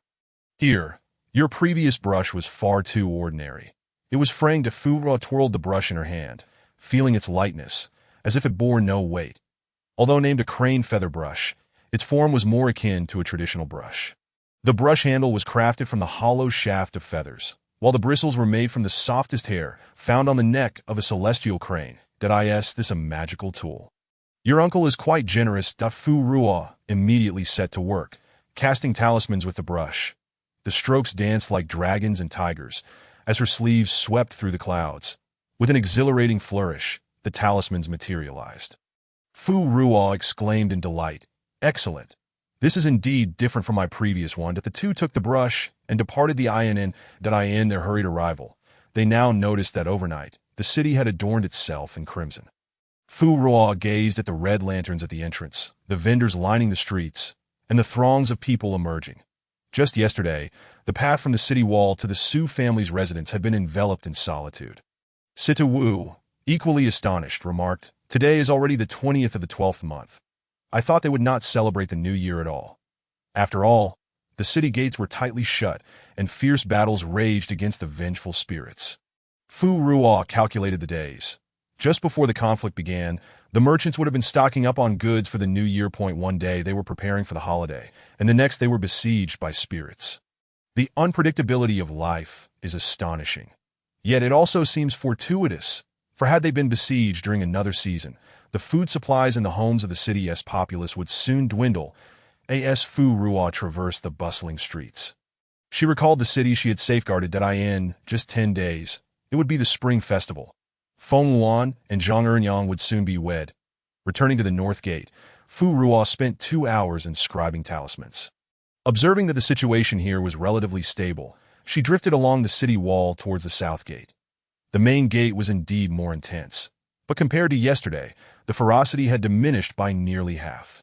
Fu Ruo glanced outside the city. That a swirling mass of dark energy loomed, occasionally surging towards the walls, only to be repelled by the formation and blades once more. As Fu Ruo surveyed the layers of ghostly soldiers, she pondered, have those 3 ghost generals dwindled to just 1 today? Su Changming approached her side, elucidating her confusion. The 3 of them oversee 2 cities and need to rotate. They only occasionally gather together. Your presence yesterday was merely coincidental. Fu Ruo continued to observe the battle. The hundreds of millennia-old spirits today employed tactics that diverged from those of the previous day, whereas yesterday's focus was on combat and slaughter. Today felt more like a game with a caged beast. Fu Ruo elevated her position, her views suddenly broadening. Frost clung to the desolate grass as the sun rose over the azure mountains. The north wind howled, and the crows gathered. Fu Ruo hovered high above her left. The chilling winds howled outside the city, the battle raging fiercely. To her right lay the warmth of mortal life. Bustling streets and alleys. She looked to the left. The disciple had been wounded by a vengeful spirit, grimacing in pain. Swiftly, he retrieved a talisman from his robe, driving the ghostly energy from his wounded arm. Without pausing to rest, he grasped his sword and charged once more, engaging in a fierce struggle with the spirit that had harmed him. To her right, the bustling street was alive with a child tugging at a woman's sleeve. "Mother, I want that candy figure." In normal times, the woman might have hesitated, calculating whether her funds would suffice by the end of the month. But today, without a moment's pause, she purchased it outright. Nearby, an elderly vendor of candied hawthorns bent down, gifting a stick to the child, who beamed with delight, momentarily unsure of which treat to enjoy first. The innocent child, initially filled with fear during the first 2 days, now, as time passed, and with today's sudden vibrancy, was solely focused on simple pleasures. Su Hao brandished his sword, soaring forward, shouting, "Junior sister, assist me." "Understood." The young woman moved like a graceful swan, darting to another direction. The two siblings flanked the vengeful spirit, launching a coordinated assault. "You two have come to the market today." I saw everyone setting up stalls, and the streets were filled with people, so I followed suit. The bustling street appeared lively and joyous. Yet beneath this vibrant facade lay a layer of unspoken sorrow. Chapter 62. I shall cross over. Fu gently closed her eyes in midair. Without opening them, she gazed down upon the mortal realm. Yet look at the Buddha and Bodhisattva. They close their eyes to observe humanity. Does not seeing equate to not witnessing? No, the myriad affairs of the world, intangible and shadowless, permeate every crevice that Fu Ruo's ears filled with an array of sounds. The withered grass below, the insects preparing for winter's slumber, the spores adrift in the air, the faint sighs of dust, the lingering sentiments from the distant forested mountains. Wandering souls lingered, and newly awakened spirits remained oblivious. Everything echoed in her ears. The clamor of the mundane world surged from all directions. That Fu Ruo was moved, her heart stirred. Within her soul, golden threads danced. She attuned herself to the pulse of humanity, their dread of malevolent forces, the loathing for war, the demons' insatiable thirst for power. Oh, myriad deities, should you not open your eyes? Half closed, a detachment from the mundane, a refusal to witness the world's evil, or perhaps a perpetual contemplation of one's own faults, avoiding the scrutiny of right and wrong, all mere excuses, all acts of evasion. Why do the sufferings of humanity remain unacknowledged? Why, while bearing the incense of heaven and earth, can one not alleviate even a modicum of hardship? A heart-wrenching cry pierced the air. That Su Hao, overwhelmed, had his chest torn open by the ancient spirit before him, blood gushing forth like a ruptured pipe. "Senior brother." The junior sister rushed forward with her sword. But Su Hao desperately shook his head. He sensed the spirit pulling at his very soul. That Su Hao, witnessing half of his soul already consumed, summoned all his strength for a counterstrike. His spirit, like fragile paper fluttering in the wind, was torn asunder, ultimately dissolving into dust, his soul shattered. The junior sister raised her hand, managing to grasp a handful of starlight. Releasing her grip, her palm lay empty. That a cold winter wind swept through, erasing any trace of him from this world. Fu Ruo opened her eyes, and this was the scene that greeted her. It felt as though her heart was obstructed by a lump of dry, aching cotton. The pain was unspeakable, yet discomfort lingered. Since the deities and Buddhas do not cross over, then I shall take it upon myself. I shall bear the incense of this world and relieve them of their suffering. The golden threads within her soul shimmered, radiating brilliance. Her slender fingers danced, and talismans flew from her waist. And on the battlefield outside the city, the heavens suddenly stirred and clouds roiled. The four divine beasts, azure dragon, white tiger, vermilion bird, and black tortoise, manifested within the clouds, flickering in and out of sight. The junior sister gazed in awe at Fu Ruo, enveloped in golden light and ethereal shadows. Tears welled in her eyes, blurring her vision. Amidst the multitude of golden rays, she seemed to glimpse the true essence of divinity. That a tingling sensation danced in her hand, as if something had brushed against her palm. That Fu Ruo lifted her gaze, her eyes reflecting the ethereal light, glimmering with a soft golden hue. Her aura exuded a tranquil yet formidable presence, instilling both reverence and dread. She parted her lips, speaking softly, "Kill it." Neither sorrow nor joy colored her voice, that an hint of rage could be discerned. nor any trace of elation visible. Like a towering mountain, the ethereal figure commanded the heavens, exuding an overwhelming pressure that bore down upon the ancient spirit before her. Behold the specter. The vengeful spirit cursed under its breath. Seeking to escape, that Fu Ruo unleashed her soul power from behind, infused with pure golden light. The ethereal spirits of the divine beast grew ever more refined, roaring and galloping forth. That it was as if they had truly shattered the void from the celestial realm to descend upon the mortal world. In the pursuit, the millennium-old vengeful spirit was unable to breach the barrier surrounding the ethereal souls and ultimately found itself ensnared that a mere quarter of an hour later. Its essence was torn to shreds. The azure dragon struck with a bite, the white tiger cleaved with a paw, the vermilion bird clawed fiercely, and the black tortoise delivered a kick. Thus, it vanished without a trace.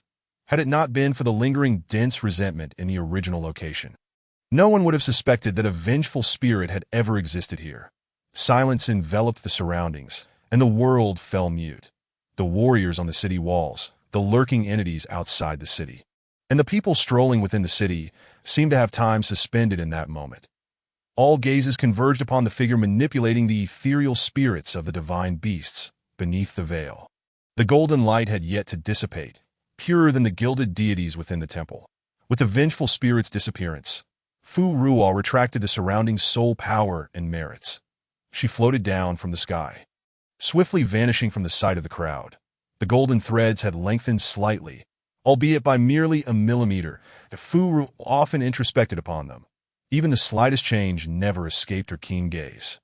The last time was when she gained insight in front of Ji Feijue, and this time it was amidst the battlefield in Jian City, where she gleaned understanding between the battlefield and the common folk, resulting in the elongation of the golden threads. This indicated a connection between them, and her insights that Fu Ruo finally linked these changes to the legendary concept of enlightenment. The golden threads would grow longer with her understanding. No longer was Fu Ruo an ignorant novice in the realm of cultivation. Soon, she grasped the notion. Those two strands of golden thread, were they her seeds of enlightenment? Were they related to incense offerings? She had just sought to protect the suffering souls of the world. Leading to this realization, it seemed plausible. Su Changming approached Fu Ruo, wary of interrupting her enlightenment, and remained silent. Noticing Fu Ruo's expression returning to normal, he finally spoke. Friend Fu Yu, Fu Ruo turned her head to regard Su Changming, that I will tentatively agree to the matter of probing the pulse. Su Changming was taken aback. He had intended to inquire about the recent apparition. Fu Ruo shifted her gaze from outside the city to within, listening to the starkly contrasting sounds on either side. She continued, but before that, I need to gather some intelligence from the Ghost King's faction. Since the Ghost King appeared suddenly in Xian City, and there is a ley line beneath Xian City, he must possess some understanding of it.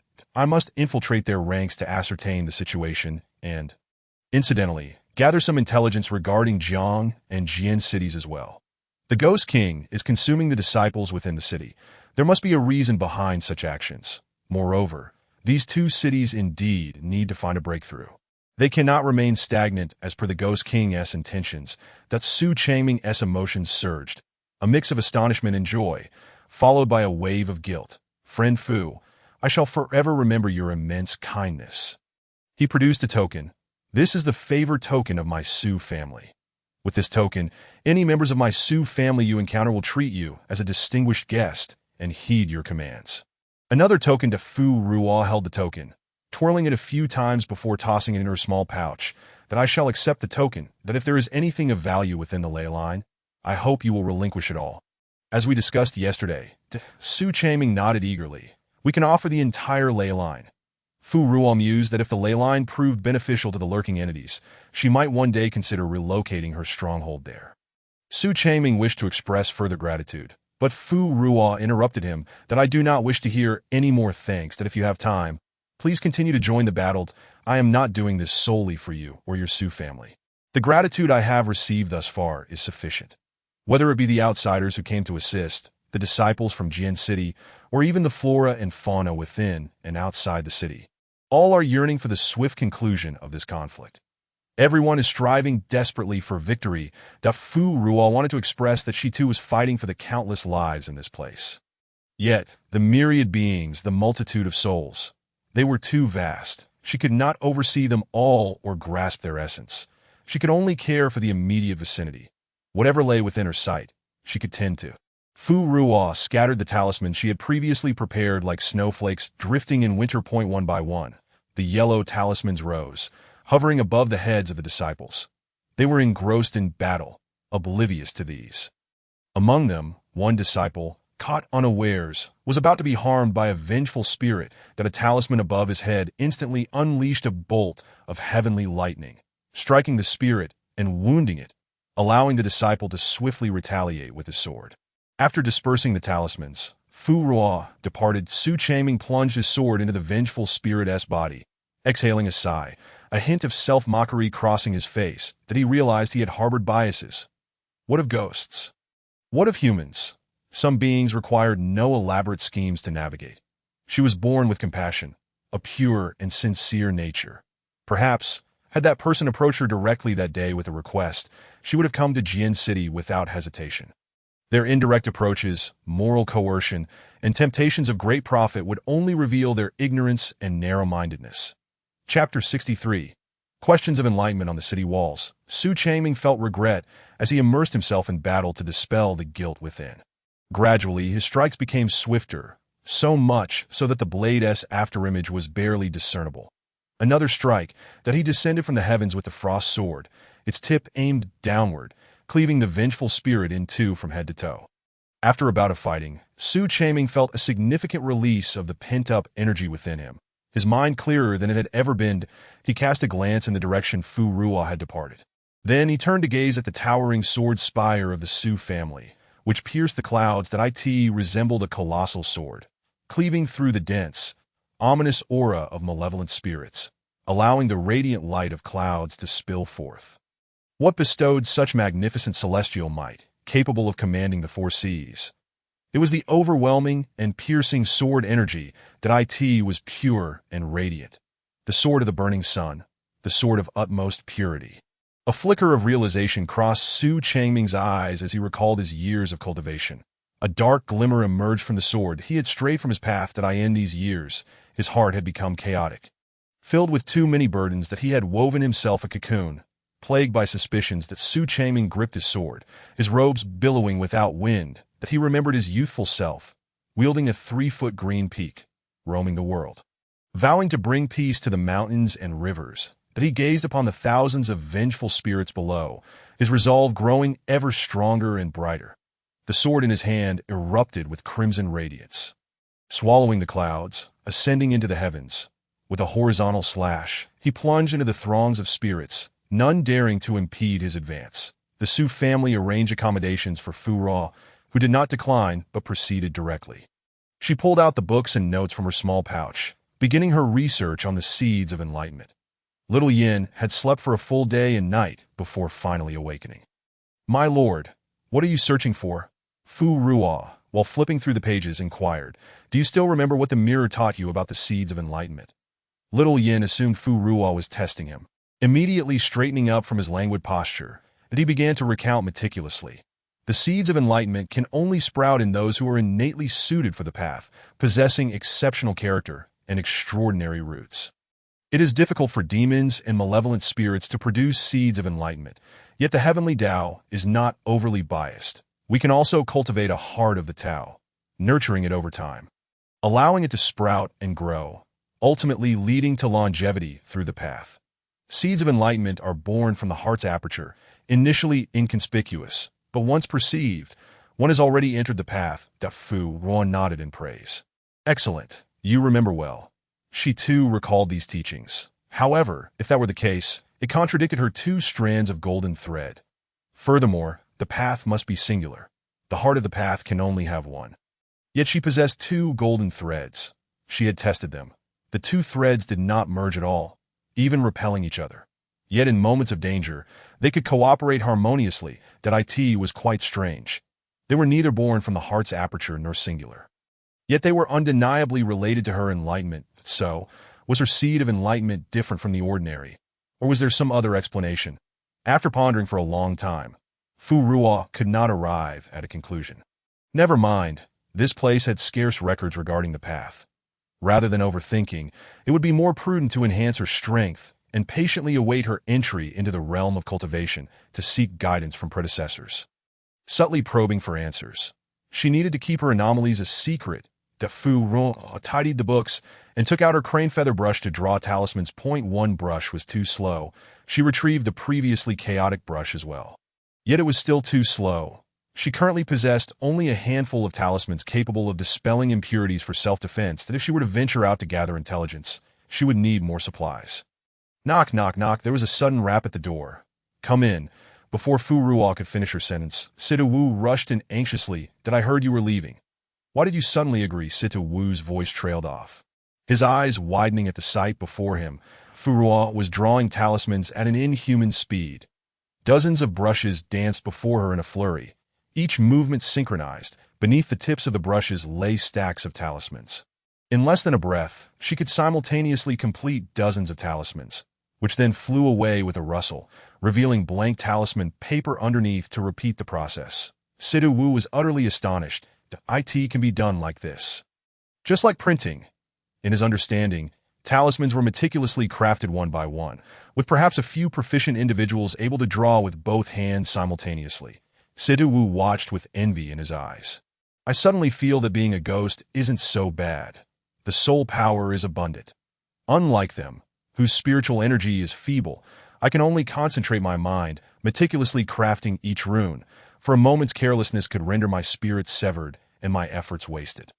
Fu Ruo lifted her gaze to him, pouring herself a cup of tea, and responded to his initial words. Today, I experienced an epiphany atop the city wall, hence I have tentatively agreed. Her temperament was serene, having led a tranquil life over the years. Yet, at times, one must fight for what is rightfully theirs. Opportunities do not simply fall from the heavens. They must be pursued with diligence. The ley lines may pose danger. Yet they also present lucrative prospects that, oh, I see. Situ Wu remarked that by the way, they also mentioned that the spectral beast outside was conjured by you. Fu Ruo replied, indeed, it was I. Situ Wu, clutching his sword. Felt a pang of melancholy. You are all so remarkable. Just now I passed by and saw Master Su had also advanced. He has reached the 7th tier. I have only just attained the 3rd tier. When will I ever become an unparalleled master? Fu Ruo reassured him, you are already quite formidable. In the realm of Yuansheng, the cultivation of human practitioners is classified into 9 tiers. The first 4 tiers correspond to the completion of the qi refining stage, while the latter 4 align with the foundation establishment stage. The IT is impossible to reach the golden core stage in this realm. Thus, no one can achieve the 9th tier. Situ Wu, being a native of this world and not reliant on external forces for cultivation, has indeed accomplished a great deal. Therefore, from another perspective, the laws of heaven remain just. Although the human race possesses a temperament more suited to striving for the Tao, their physicality pales in comparison to that of demons, making the initial stages of cultivation fraught with challenges, necessitating a grounded approach. Situ Wu understood that cultivation cannot be rushed. He inquired, what are your plans moving forward?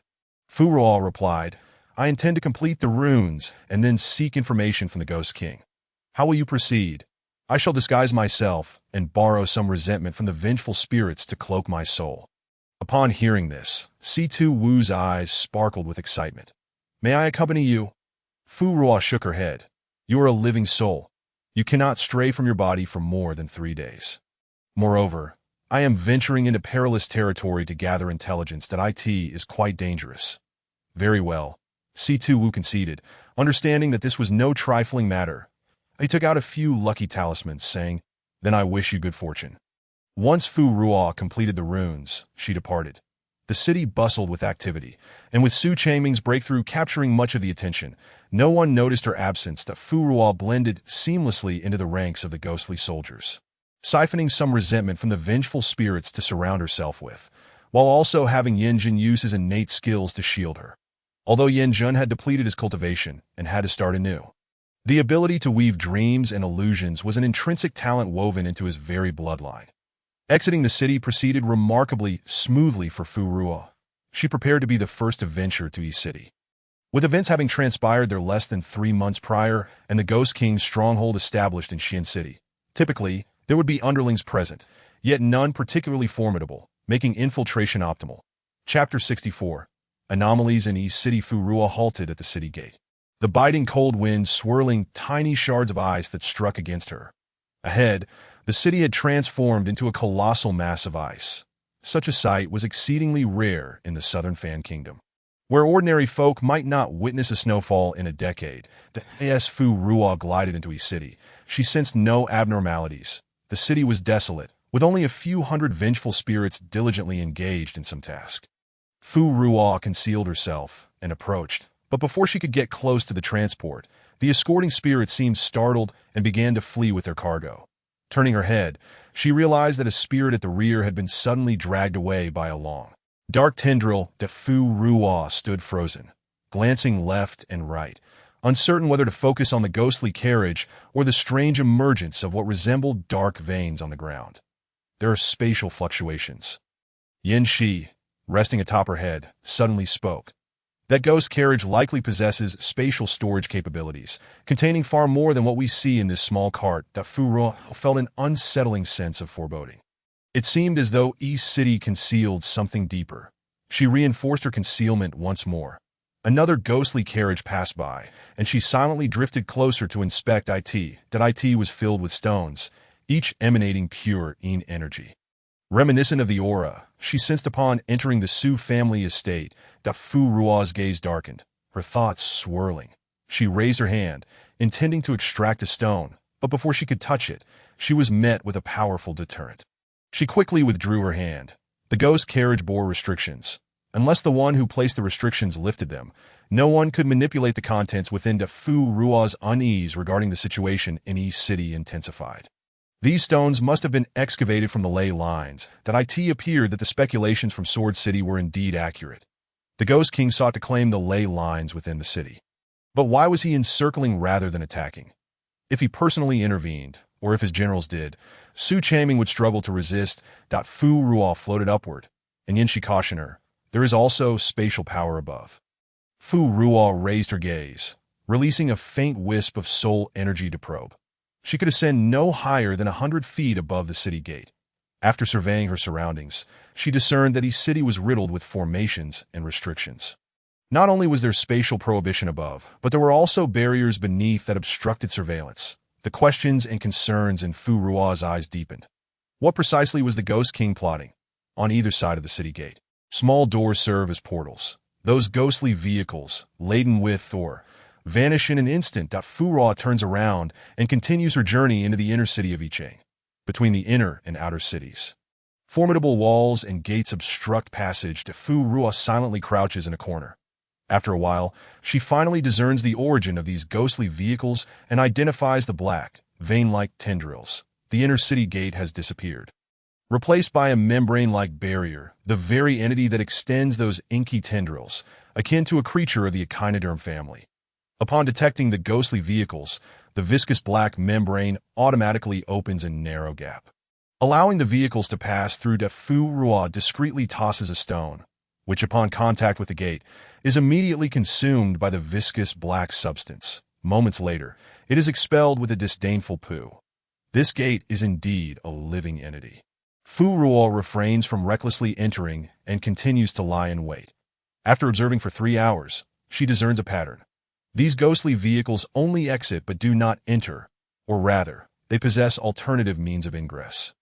Bypassing the gate, that a ghostly vehicle appears every quarter of an hour, driven by 3 spectral drivers, with 2 more stationed behind. After crouching for a considerable time, Furua calculates the right moment. The obsidian gate begins to tremble, and she swiftly glides forward, seizing the fleeting 2 breaths while the ghostly vehicle passes. She slips beneath it. Upon entry, Furua feels an overwhelming brightness, almost blinding. The abyss stretches 3 feet deep, and pure snow blankets 1,000 miles. Layers of ice and snow ravage the landscape, with brittle branches and frigid leaves burdened beyond endurance, teetering on the brink of collapse. Accompanying the piercing cold wind is a malevolence far denser than that beneath the Su residence. The Yin Shi comfortably flips over on Furua's head, continuing its masquerade as a hairpin. Furua gazes at the unfolding scene, her pupils widening slightly. This place resembles a snow kingdom, entirely distinct from the mortal realm outside. Crystal blue ice pillars rise from the ground, seamlessly integrated with the ice-encased city. Thick tendrils of malevolence waft upwards from within the ice pillars. The ground is half-excavated, intertwining ice layers with a gray-brown surface. Fu Ruo drifts onto an ice layer unnoticed by the ghostly drivers, sweeping away the accumulated snow above. Peering down, she observes a black spring bubbling with thick, dark water in a deep pit. The black water begins to freeze within 10 meters of flowing out. Immediately, the surrounding ghostly drivers pounce upon the black ice crystals like ravenous wolves, hastily cutting them into pieces to transport them onto their vehicles. Each transparent ice layer conceals a deep pit beneath it. Within each pit, hundreds of ghostly soldiers reside. These specters are not merely vengeful spirits. They include wandering souls and ordinary ghosts. The surface is a mosaic of varying depths. Countless and scattered like stars that Fu Ruo glides along the depths of the pit. Gradually, she uncovers further mysteries. Beneath the deep pit lies something more. Ghostly vehicles emerge from deeper within. These are the very vehicles she initially observed transporting the veins of ore. Fu Ruo wishes to continue her investigation, but the icy ground obstructs her, posing a danger far more severe than the barriers above. Souls cannot penetrate directly and can only peek through the ice. This suggests the underground mineral veins are of great significance. Heavily fortified, the Fu Ruo drifts to a high gate, where she strains against spatial constraints, surveying the entire inner city. The more she gazes, the more alarmed she becomes. The information available to all states that the Ghost King commands an army of 50,000 spirits. However, Fu Ruo estimates that there are already 20,000 within the city. Another 20,000 lie outside the Sword City.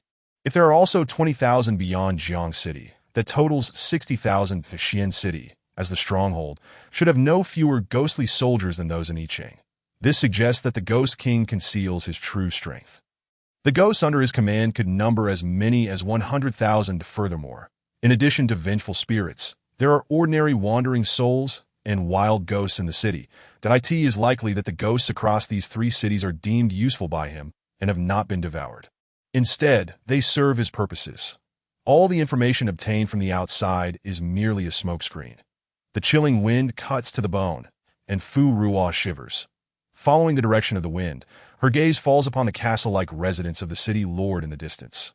And a hypothesis begins to form in her mind that Fu Ruo stealthily trails behind a ghostly soldier towards the city lord's residence. Initially believing she could navigate the inner city without issue, she discovers that entry into the residence necessitates a command token. Otherwise, the creature she glimpsed at the inner city gate would extend its blood vessel-like tendrils and immediately strangle and consume her soul. After observing for a while longer, Fu Ruo gradually identifies the creature's weakness. Gluttony. Quite literally, that it is perpetually drooling over the souls, coveting them from dark corners. However, it seems the master has commanded it not to indulge indiscriminately. Thus, it specifically targets ghosts that have erred or are slothful. In the streets, a group of ghostly soldiers patrols. Suddenly, the weapon of the last soldier in line flies away. In a haste to retrieve it. The soldier fails to notice that the weapon lands on the steps before the city lord's residence. As he steps onto the stairs to pick it up, countless black lines erupt from the ground. The lines grow thicker and darker, tightly ensnaring the ghostly soldier. Within moments, he vanishes. The black, fuzzy tendrils on the ground let out a satisfied belch that Fu Ruo muses. This gluttonous creature even resorts to fishing for its meals. Chapter 65. The place of Fengshan, the row of patrolling ghostly soldiers, trembles in fear. They quickly straighten up, avoiding eye contact and swiftly drifting away to other areas for patrol. The black, viscous substance on the steps vanishes entirely in an instant, as if it had never existed, just like the consumed ghostly soldier. Gaining access to the command token for the city lord's residence proves exceedingly difficult. After 2 hours of waiting, Fu Ruo has only observed 2 ghostly attendants in possession of one. Moreover, once inside, they never returned. Securing a command token is incredibly challenging. Without one, the creature will not open the door. When the 2 ghostly attendants entered, Fu Ruo attempted to employ the same tactic to blend in. However, as she floated onto the steps, black, viscous material surged around her. It quickly enveloped the entire staircase, extending upward with a dense mass of writhing tendrils. Had Fu Ruo not evaded quickly, she might have been ensnared as she departed. The strange substance resembling nerve fibers on the steps also vanished. The creature's essence is nearby, making its perception sharper than that of the gate. Although it cannot see her, it senses the anomaly.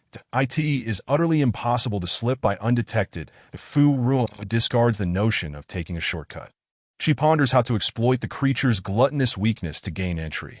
Recalling the scene of the ghostly attendants entering, Fu Ruo immediately takes out a brush and sketches the command token from her memory. Hiding around the corner of the opposite street, she bites the tip of her brush. After dozens of revisions, she finally recreates a token that resembles the original to about 70 or 80%. The command tokens held by the ghostly attendants are inscribed on paper made of thin ice. That Fu Ruo detaches an icicle from the jagged pile of ice above, channeling her soul power into it. Moments later, a token is produced that, at first glance, is indistinguishable from the genuine article. That Fu Ruo also conjures a small paper figure, shaping it to resemble a ghostly soldier, infusing it with ample soul power to entice the creature, making the outermost layer particularly pure and alluring. Only then does Fu Ruo remove her concealment and float to the entrance of the city lord's residence with the counterfeit token. She moves with utmost nonchalance. As she ascends the steps, the creature does not emerge. It is only near the threshold that the creature extends several quivering tendrils, just as Fu Ruo is about to press the token against the threshold. The paper figure of the ghostly soldier accidentally steps onto the stairs. The soldier is imbued with abundant soul power, exuding a fragrant aroma. The tendrils freeze midair, seemingly conflicted and perplexed at the next moment.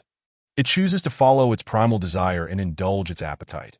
The tendrils descend upon the stairs, attempting to consume the ghostly soldier. Fu Ruo hovers at the entrance, awaiting assessment. The tendrils anticipate a swift meal. However, the ghostly soldier moves with astonishing speed, darting away in the blink of an eye. After pursuing, a slender offshoot emerges beside Fu Ruo. Gesturing towards the interior, the Fu Ruo glides forward. And indeed, the inky doorframe and the surrounding viscous black membrane remain unresponsive. Fu Ruo breathes a sigh of relief. The city lord's residence is vast, but with just a glance, Fu Ruo knows precisely where her target lies. Fu Ruo encounters patrolling ghostly soldiers head-on and narrowly avoids detection. Suddenly, the leading soldier halts her. Stop. Fu Ruo's form suddenly stiffens. Her hand instinctively moves towards her small pouch, ready to deploy a talisman at any moment. She slowly turns around. The soldier is surrounded by an aura of hostility. Yet his expression is not overtly menacing. That he inquires, "Why have 2 waves entered today? Where is your companion, Huoliang?" Fu Ruo's tense soul form relaxes. She has other arrangements for today. The leading ghost soldier, somewhat disheartened, turned and departed. Fu Ruo took a deep breath, fearing another wave of encounters, and hurriedly floated towards the main courtyard of the city lord's mansion. The verdant pine and cypress trees, even after being frozen, remained lush and dripping with vitality. Tiny insects that landed on the branches were instantly transformed into icy amber, frozen in the most lifelike poses. That as she approached the main courtyard, the cold air grew increasingly oppressive, making her soul shiver with chill. The surroundings were desolate, devoid of any souls. Not even a shadow of a ghost could be seen. Fu Ruo boldly floated directly through the main entrance. Upon entering, she was met with a flurry of frost and a chilling atmosphere. Forced to retreat, she drew several warmth talismans for her own comfort before daring to re-enter. Once again, Fu Ruo finally beheld the woman seated within. Her back turned towards her to know it was the snow demon. Even from behind, her slender and delicate figure exuded an enchanting and ethereal beauty. As she stepped out, her weak voice struggled to suppress a surge of hatred and anger. Fu Ruo remained unfazed. The snow demon suddenly turned around. Her face is pure and white as jade, illuminated by candlelight, her skin glistening and semi-transparent. She scrutinized Fu Ruo intently. "You are not one of Zhong Ye's people. His followers are all obedient, trained like dogs." Fu Ruo employed a soundproof talisman. "Indeed, I am not." The snow demon rose. Her hair, laden with ice crystals, floated around her, shedding glistening droplets of ice as she moved. With this motion, Fu Ruo finally understood why she had been kneeling with her back turned. Chains were bound around the snow demon's ankles and waist, restricting her movements to her dantian. A finger-sized black hole swirled with ghostly energy. Drops of pale blue blood mixed with ice flowers fell to the ground. Seeping into the earth, that a flicker of surprise crossed Fu Ruo's eyes. In no wonder it grew colder the closer one got to the city lord's mansion. "Why are you imprisoned here?" The snow demon sneered. Yet her bright eyes sparkled, her scorn radiating an alluring brilliance. "That I know why you have come. You wish to seize the opportunity presented by this grand ceremony for your own gain. Do you not?" Dragging her chains, she stepped closer to Fu Ruo. "Zhongyi cannot become the next ghost emperor. What does it matter if the Luo Fu veins are involved? What does it matter if the Southern Emperor's sacrificial site is involved? Do you truly believe that after committing countless misdeeds, you can still attain enlightenment? That you can earn the recognition of the heavenly Tao?" The hatred in the snow demon's eyes erupted. Her white hair billowed, and an endless array of chilling ice shards materialized around her. Her beautiful face transformed into a faceless snowball, suddenly appearing before Fu Ruo. Her porcelain white, slender fingers elongated into sharp ice pillars, almost piercing into Fu Ruo's warm, indifferent eyes. Fu Ruo stood calmly, her figure unmoving, not even clenching the talismans in her hands. In the next moment, the half-demonized snow monster was restrained by the chains around her waist, unable to move a single inch. With a sense of regret, she withdrew her hand, reverting back to the cold, radiant ice beauty. The surrounding frost and snow came to an abrupt halt and vanished. She turned, the clinking of her chains echoing as she walked back. "Do not come to me for information. That if you have the audacity, go find Zhongyi directly. Gather more ghosts. Persuade those few ghost generals. Perhaps you could seize Zhongyi's opportunity on the day of the ceremony. Maybe you are the destined ghost emperor after all." The last remark was laced with mockery. Fu Ruo observed the emotionally unstable snow demon and offered an explanation. "I am indeed not one of Zhongyi's people. But neither am I here for any sacrificial enlightenment. Prior to meeting you, I was unaware of the magnitude of what Zhongyi was orchestrating." The snow demon scoffed. "If you are not his, nor here for the sacrificial rite, what then brings you here, risking danger for no reason? A leisurely stroll in the icy landscape. How unique." Fu Ruo perceived that the snow demon, Snow Qianyan, possessed quite a fiery temper. However, considering her imprisonment and the severe injuries she had endured, Fu Ruo chose to be magnanimous. "This esteemed snow demon, Snow Qianyan, refrain from calling me demon so casually." Snow Qianyan's beautiful eyes were frosted over. "A rat has skin, yet a person is without decorum. But you are not human. You are a ghost." Fu Ruo realized that this woman was truly sharp-tongued. The moment she uttered demon, she was immediately rebuked for her lack of propriety and reminded of her ghostly nature. Snow Qianyan regarded Fu Ruo with an expression that seemed to urge her to speak quickly. "What were you about to say? Continue." Snow Qianyan was in a particularly foul mood, lacking the patience for those who approached her with ulterior motives.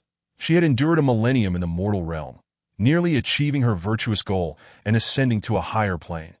Yet, on that fateful day, Zhongyi's schemes caused her to lose her composure, committing a grave error and destroying her 1,000 years of merit in an instant. The mere thought of this filled Snow Qianyan with rage. Twisting her exquisite features, Fu Ruo observed the vengeful aura radiating from her, akin to that of a vengeful spirit, and politely adjusted her tone. "Very well, Qianyan." She feared that another provocation might push Snow Qianyan into a dark frenzy. Fu Ruo continued, "I have come from Jian City. You must be aware that Zhongyi is besieging the Jiang-Jian twin cities, correct?" Snow Qianyan sat upon an ice chair. "And what of it? Does that mean you have come for those two cities?" Fu Ruo nodded. That a moment of silence enveloped the air, followed by the sound of Snow Qianyan's melodious laughter.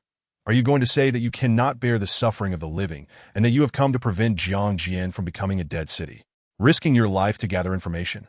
Do not say it. I have seen storybooks that are not nearly as entertaining." Though she was a ghost, her heart still leaned towards humanity. Fu Ruo could tell that Snow Qianyan had become prejudiced against ghosts due to the machinations of the Ghost King. To earn her trust, Fu Ruo revealed a small portion of her own merits. Despite being immeasurable, even 1% of her merit was enough to illuminate the entire room with golden light. The crystalline ice surface reflected a dazzling brilliance, both striking and blinding. The ghostly energy surrounding Snow Qianyan subsided significantly. Suddenly, a crack resounded from outside as a branch snapped. "Who?" Snow Qianyan exclaimed. Fu Ruo swiftly activated her concealment talisman again and floated to the window. She peered through the gap, releasing a paper ant to scout outside. There were no signs of any ghostly or sinister activities. No fluctuations of soul power or demonic energy were detected. Only a branch of a pine tree, adorned with ice flowers and frost, had fallen to Fu Ruo remained on guard for a quarter of an hour. Observing once more still, there was no movement. She retracted the paper ant and floated back. This time, Snow Qian Yin regarded her with an entirely different expression, one imbued with gentleness yet laced with the tempest. She spoke eagerly, "I can assist you. However, afterward, you must find a way to set me free, so I can confront Zhong Yi once more." She was determined to exact vengeance, the torment of imprisonment and the draining of her essence. Her nearly complete merits squandered. Each grievance would be repaid 100-fold. "Very well, I promise you. I will strive to plan for your release." Subsequently, Fu Ruo gleaned numerous shocking revelations from Snow Qian Yin that stirred her very soul and reshaped her understanding. Snow Qian Yin, to be precise, was a spirit demon. She was neither a pure demon nor a flawless innate spirit, but a combination of both. Originally, she had been a spirit nurtured within the Tianshan snow pool. However, at the moment of her transformation, she was discovered by a snow demon who sought to absorb her, only to be devoured instead. Thus, Snow Qian Yin became a spirit demon at that time. She was severely injured and required nurturing. Occasionally, she lost control of her power, attracting the attention of herbalists gathering lotus on the mountain. News of the snow spirit in Tianshan quickly spread, and before long, she was captured by an old ghost who took her to the mortal realm. Although she managed to escape, she was bound by restrictions and could never return to Tianshan. Snow Qian Yin had no choice but to cultivate in the mortal realm. She constantly reminded herself that she was a spirit and must walk the righteous path. After a millennium of cultivation, she finally grasped a fragment of profound understanding. Tio seized this understanding and transformed back into a celestial spirit. She sought to transcend the Yuanqin realm. Snow Qian Yin entered a state of slumber. However, upon awakening, she found that the cities of Xianqi and Zhangjian had undergone drastic changes, and even the nearby East City had been affected. Her icy gaze grew cold as she emerged from her memories. The underground of Xian City was originally the 18th level of hell. Beneath Qi City lies the underworld. It is no surprise that these two cities are in turmoil. The disruption of the Wangchuan River has long been foreseen. The cessation of reincarnation is the first step towards the world's annihilation. That a thunderous rumble sounded as lightning struck the rooftop. The ghost soldiers within the mansion were thrown into disarray. Snow Qian Yin awkwardly fell silent, hastily shifting topics. However, East City should not be in turmoil. Driven by curiosity, I entered the city to investigate. Who would have thought that Zhong Yi had long since laid a trap and schemed within? East City is no longer the East City you perceive. Everything had already been designed before I awoke. Snow Qian Yin seethed. Zhong Yi has been waiting for my awakening. Only my blood, infused with the snow demon's freezing power and the innate spirit's essence, can freeze the veins beneath East City and the soul-washing spring. Only then can he freely direct ghost soldiers to extract and separate the powers he cannot bear, conducting the most appropriate sacrificial ceremony. Fu Ruo organized the information that Snow Qian Yin had provided. Beneath East City lay the Luo Fu veins, the site where the Southern Ghost Emperor had once performed sacrificial rites to attain enlightenment.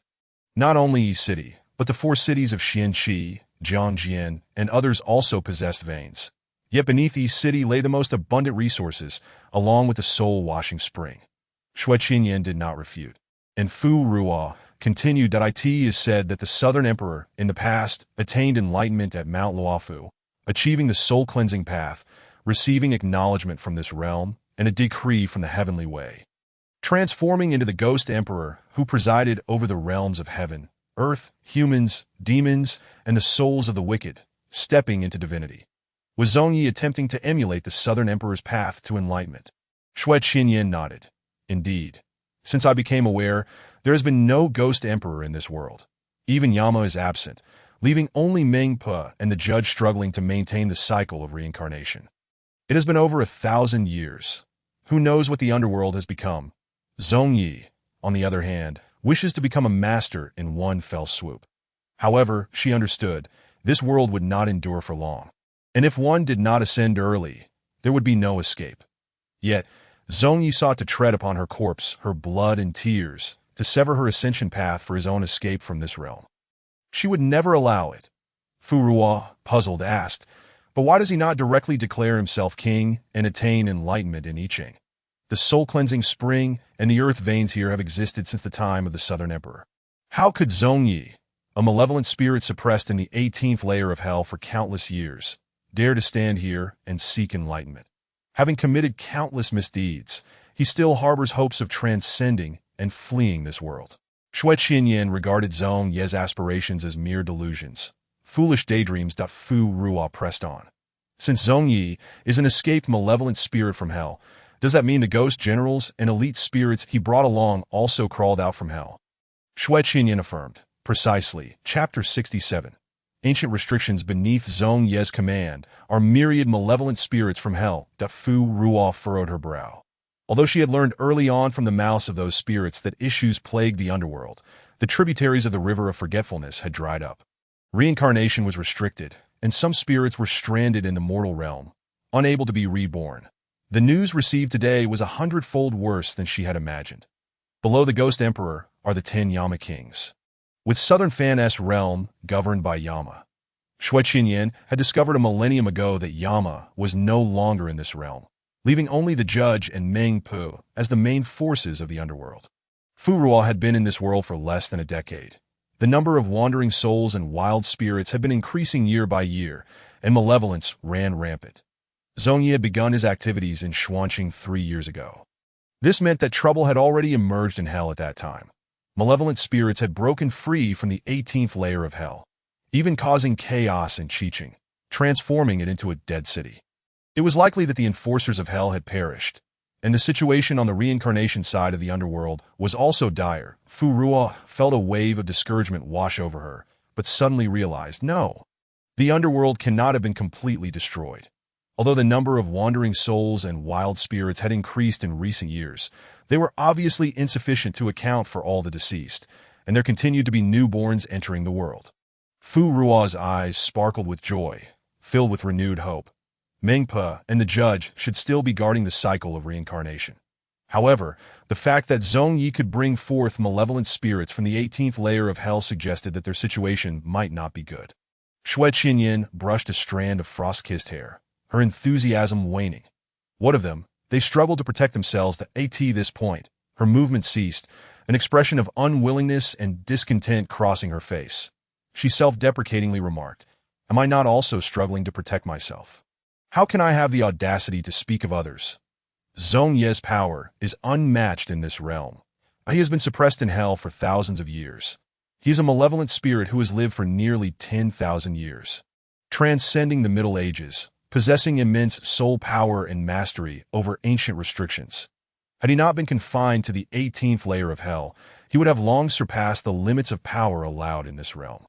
Thus, on the day of the grand ritual, if the heavenly way does not respond, if it does not grant him the ritual for enlightenment, he may very well choose to absorb the power of the 5 cities' earth veins. Directly breaking through the realm at that time, it would undoubtedly accelerate the destruction of the Sourcechen realm. That Fu Ruo's eyes widened slightly in shock. Has Zhong Ye's power reached such a level? How many moves could she hope to perform with the thunder symbol of purity and impurity? Shui Qinyan seemed to discern her thoughts and bluntly stated, "You cannot defeat him, even if you enter the path with incense. And your soul power is not weak. You are no match for him. Managing to last 2 moves and escape would be fortunate enough." Fu Ruo looked at her. "And you?" Shui Qinyan's expression was desolate. "I cannot defeat him either. But there are other methods that might be worth the risk." She met Fu Ruo's gaze with her clear and delicate eyes. "Therefore, you must devise a comprehensive strategy early on. Find someone to help me break this restriction, and release the binding so that I can assist you in confronting Zhong Yi for the sake of this mortal city."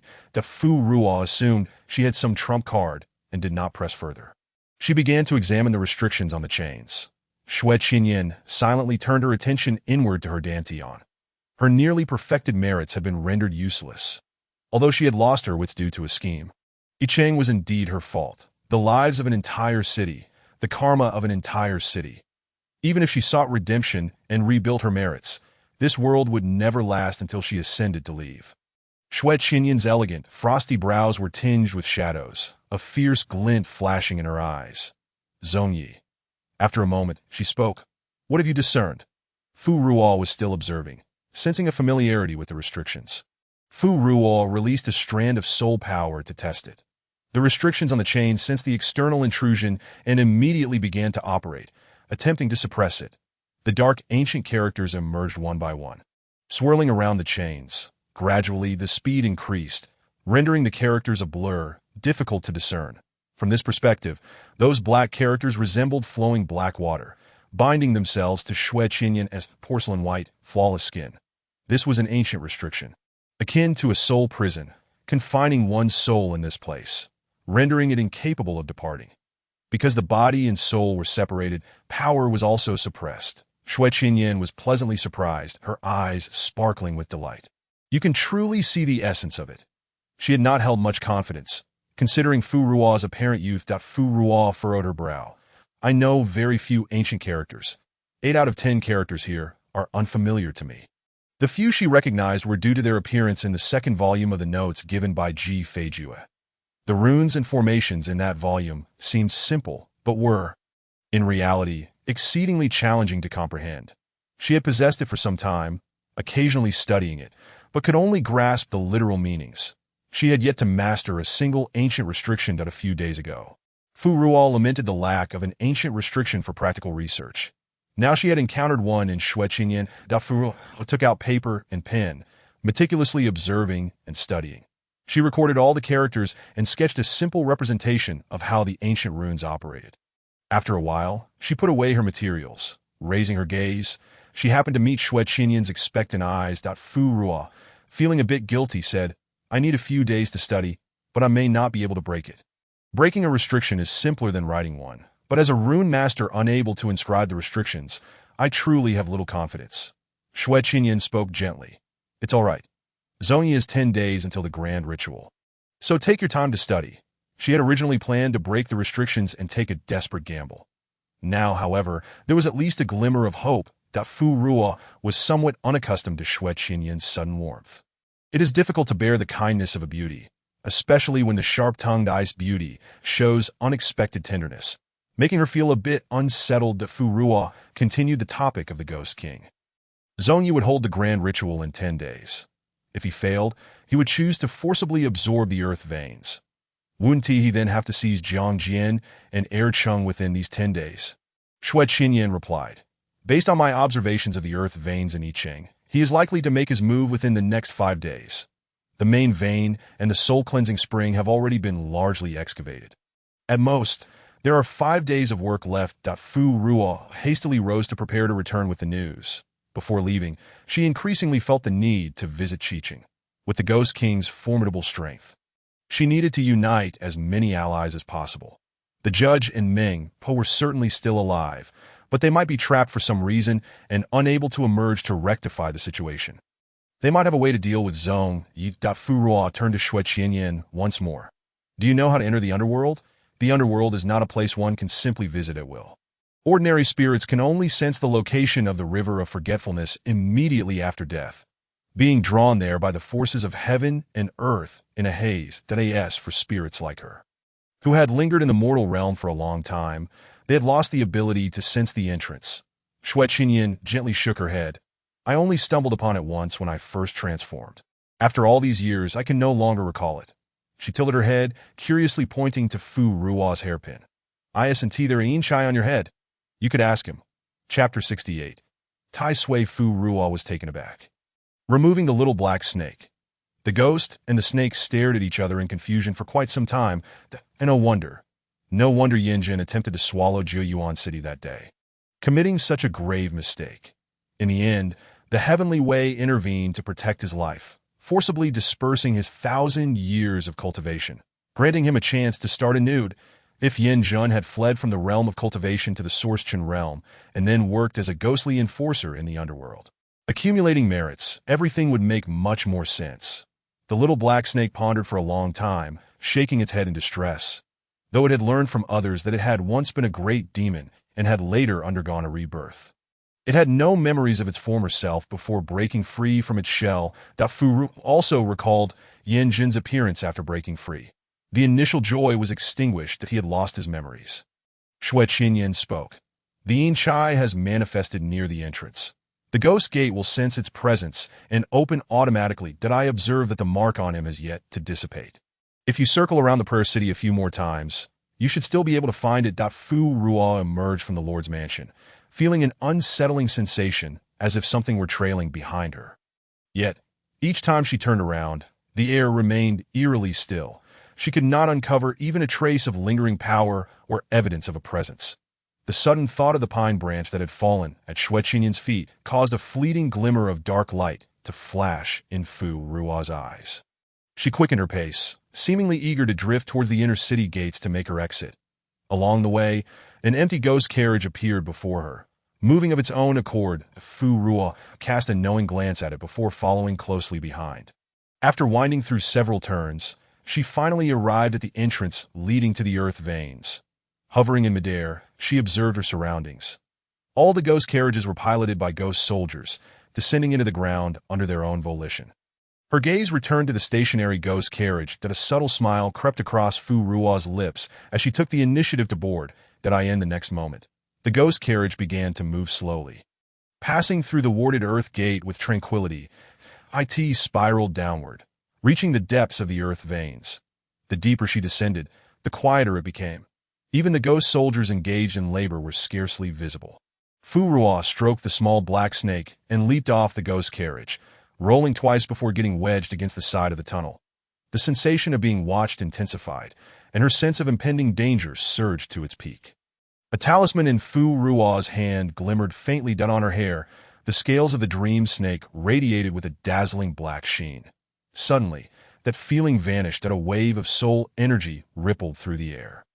Fu Ruo continued to press against the wall, concealing herself as a patrol of 5 ghost soldiers floated by. The moment Fu Ruo slipped past them, a chilling sense of danger surged from her spine. She promptly threw a sleep talisman to alert the small black snake. Now was the time. With a soft pop, it felt as though she had brushed against the softest, purest clouds. She passed through the resistance of the barrier and, in an instant, fell into a dreamlike new world. The small black snake slithered from Fu Ruo's hair to her wrist, forming a bracelet-like coil. Its scales shimmered brighter, a tapestry of intertwined colors, like a soft mist. It enveloped everything, pervasive and inescapable. The small black snake began to tremble, as if unable to endure the weight. Fu Ruo transmitted 2 waves of pure soul energy to it. With a crack, the world dimmed as night fell. A moon, luminous as jade, hung high in the sky, casting radiant beams. The small black snake opened its slitted eyes, its body gradually relaxing. Did I in an excited tone? It exclaimed, "The dream is manifested. Master, I've brought that vile creature that was following us into the realm." Fu Ruo tapped the black ring and praised it. "Well done. Let us await its arrival." Outside the dream, the darkness gradually deepened. The creatures pulled into the dream remained oblivious to any changes. The surrounding environment mirrored precisely the place Fu Ruo had just inhabited. She conjured a paper figure to resemble herself, assigning it as a decoy to Fu Ruo, and the small black snake hovered amidst the stones, as if blending seamlessly with the surroundings that I in this dream. They were the deities wielding control over all. The narrative began to repeat. The paper figure leapt from the carriage, drifting to the tunnel's edge, pressed against the wall that a wave of patrolling ghost soldiers passed by. Leaving Fu Ruo kept a sharp eye on the paper figure. After 3 breaths, a black tendril emerged that began to thicken, spreading forth. The viscous black substance multiplied, forming a sticky membrane. The tendril suddenly ensnared the paper figure, opening a gaping maw to swallow it whole.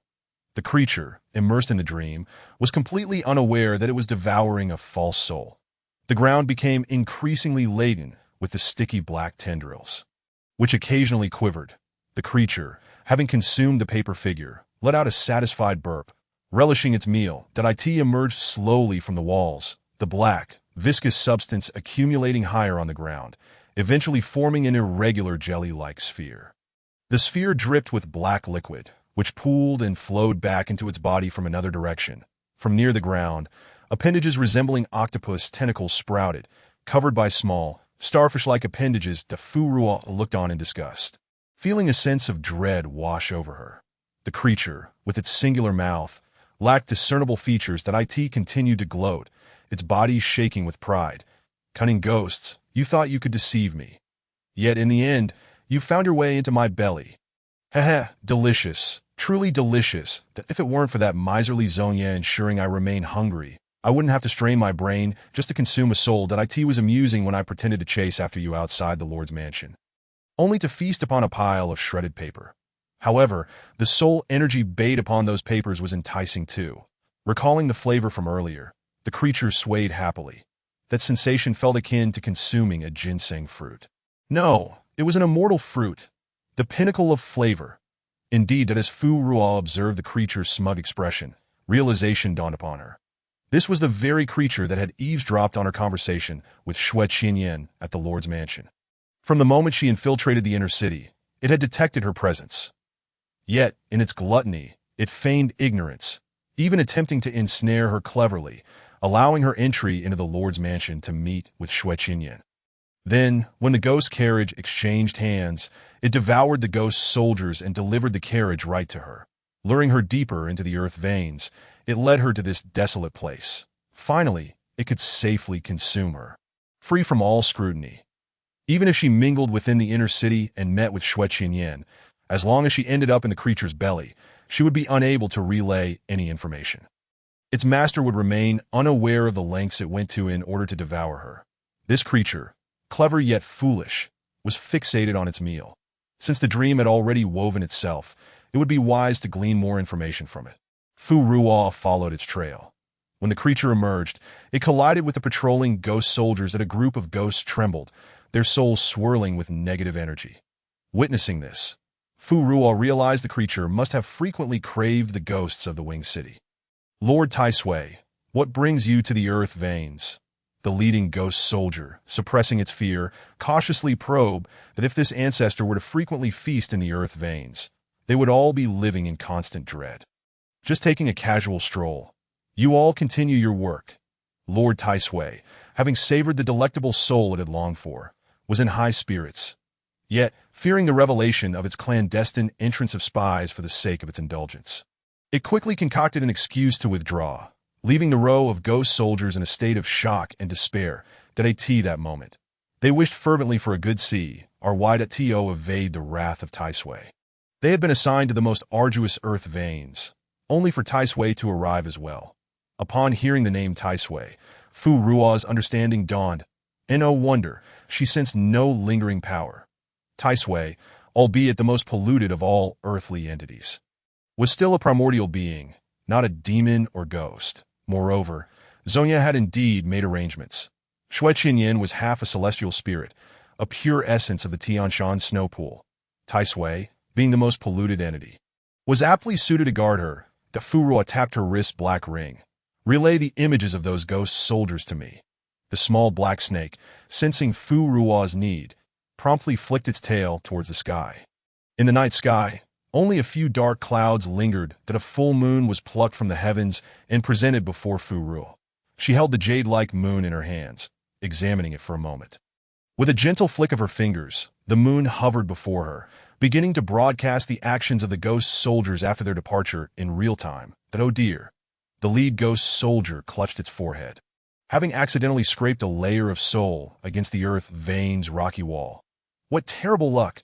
I knew encountering that ghastly thing would lead to no good. What primordial being? Just a heap of filth. Shoo! Another ghost soldier signaled for silence. That one is a beast companion that the Lord desires a contract with, but cannot. Perhaps it is that the Lord finds it too filthy and thus is unwilling to form a bond. Bang! The ghost soldier, floating serenely, suddenly tumbled through the air, crashing onto sharp shards of rock. Subsequently, all ghost soldiers who had come into close contact with Taisui experienced misfortune. They tumbled through the air, suffered injuries from falling debris, and even choked on their own saliva. Fu Ruo watched in astonishment. Was Taisui truly this outrageous? She had come into close proximity several times today without incident. After a few unfortunate ghost soldiers vented their frustrations, Fu Ruo gleaned a wealth of information. This gluttonous creature was originally a conglomerate of slime birthed from the foul and stagnant waters of the 18th layer of hell. The hellish wastewater had accumulated for countless years, surprisingly harboring a trace of the Tai Sui bloodline, which ultimately gave rise to the monstrous being we see today, that on the day that Zhong Yi breached the 18th layer of hell, he found it peculiar and casually took it along. However, this creature was not particularly well regarded among Zhong Yi's subordinates. With Zhong Yi preoccupied with matters of sealing and sacrifice, his subordinates were all engaged in various tasks, leaving him stretched thin. Additionally, with Xue Qianyin present, he assigned Tai Sui to guard Yi City.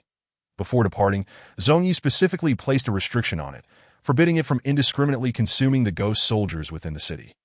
Yet, driven by insatiable hunger and having grown accustomed to devouring souls in hell, Tai Sui wreaked havoc in Yi City during its initial days, causing chaos and instilling fear in the hearts of the populace. Only after receiving a stern warning from Zhong Yi did it settle down somewhat, adopting a more law-abiding demeanor. Zhong Yi had received complaints from the ghost soldiers, but those soldiers were of little consequence compared to Tai Sui. As long as Tai Sui's consumption remained within reasonable bounds, he turned a blind eye to its actions.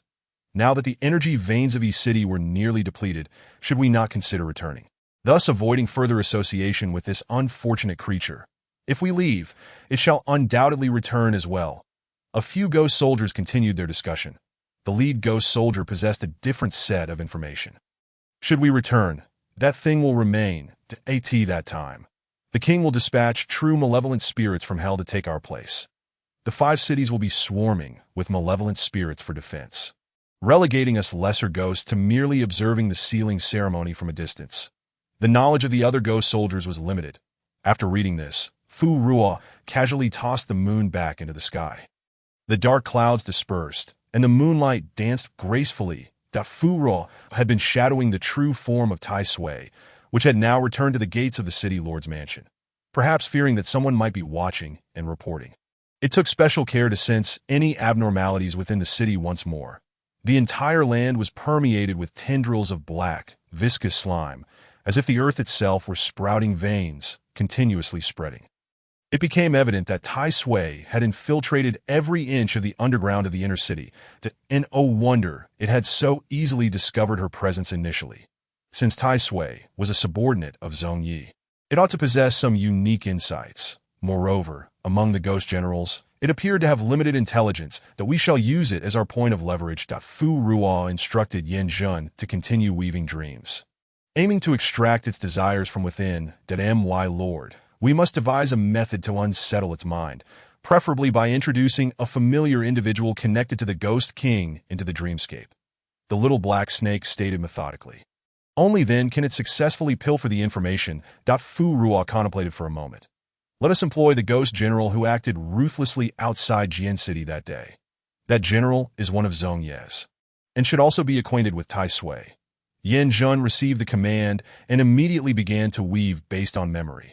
Moments later, a vivid apparition of the ghost general emerged. The ghost general approached the gates of the city lord's mansion. Assuming there was yet another meal being delivered, Tai Sui extended its radiating, adhesive tendrils towards the ghost general's legs, climbing upward. Upon recognizing who the ghost was, Tai Sui trembled in fear, causing its mucous limbs to wither instantaneously. Concealing itself, it revealed only a small branch. It warily inquired, Wu Ju, why have you come here instead of overseeing the defense of the other 2 cities? I tell you, I have urgent matters at hand, and if you dare harm my branch again, I shall report you to the king. Wu Ju's eyes gleamed with malice. As if reminded by this remark, swiftly and mercilessly, he severed the solitary branch that Tai Sui had exposed. As though chopping vegetables, the 2 cities are stubbornly resisting. I have come to borrow something from you. Tai Sui watched in horror as its only exposed branch was cut off, trembling with rage. It extended another branch to berate him. Wu Ju, you toxic amalgamation of fatal diseases, is already poisonous enough. Why do you persist in cutting me down? Wu Ju remained silent, efficiently severing the newly sprouted branch. After each cut, he kept a watchful eye on the ground, waiting for Tai Sui to extend another branch. Wu Ju, you go too far. I shall fight you. Enraged, Tai Sui lashed out with its sticky tendrils at Wu Ju.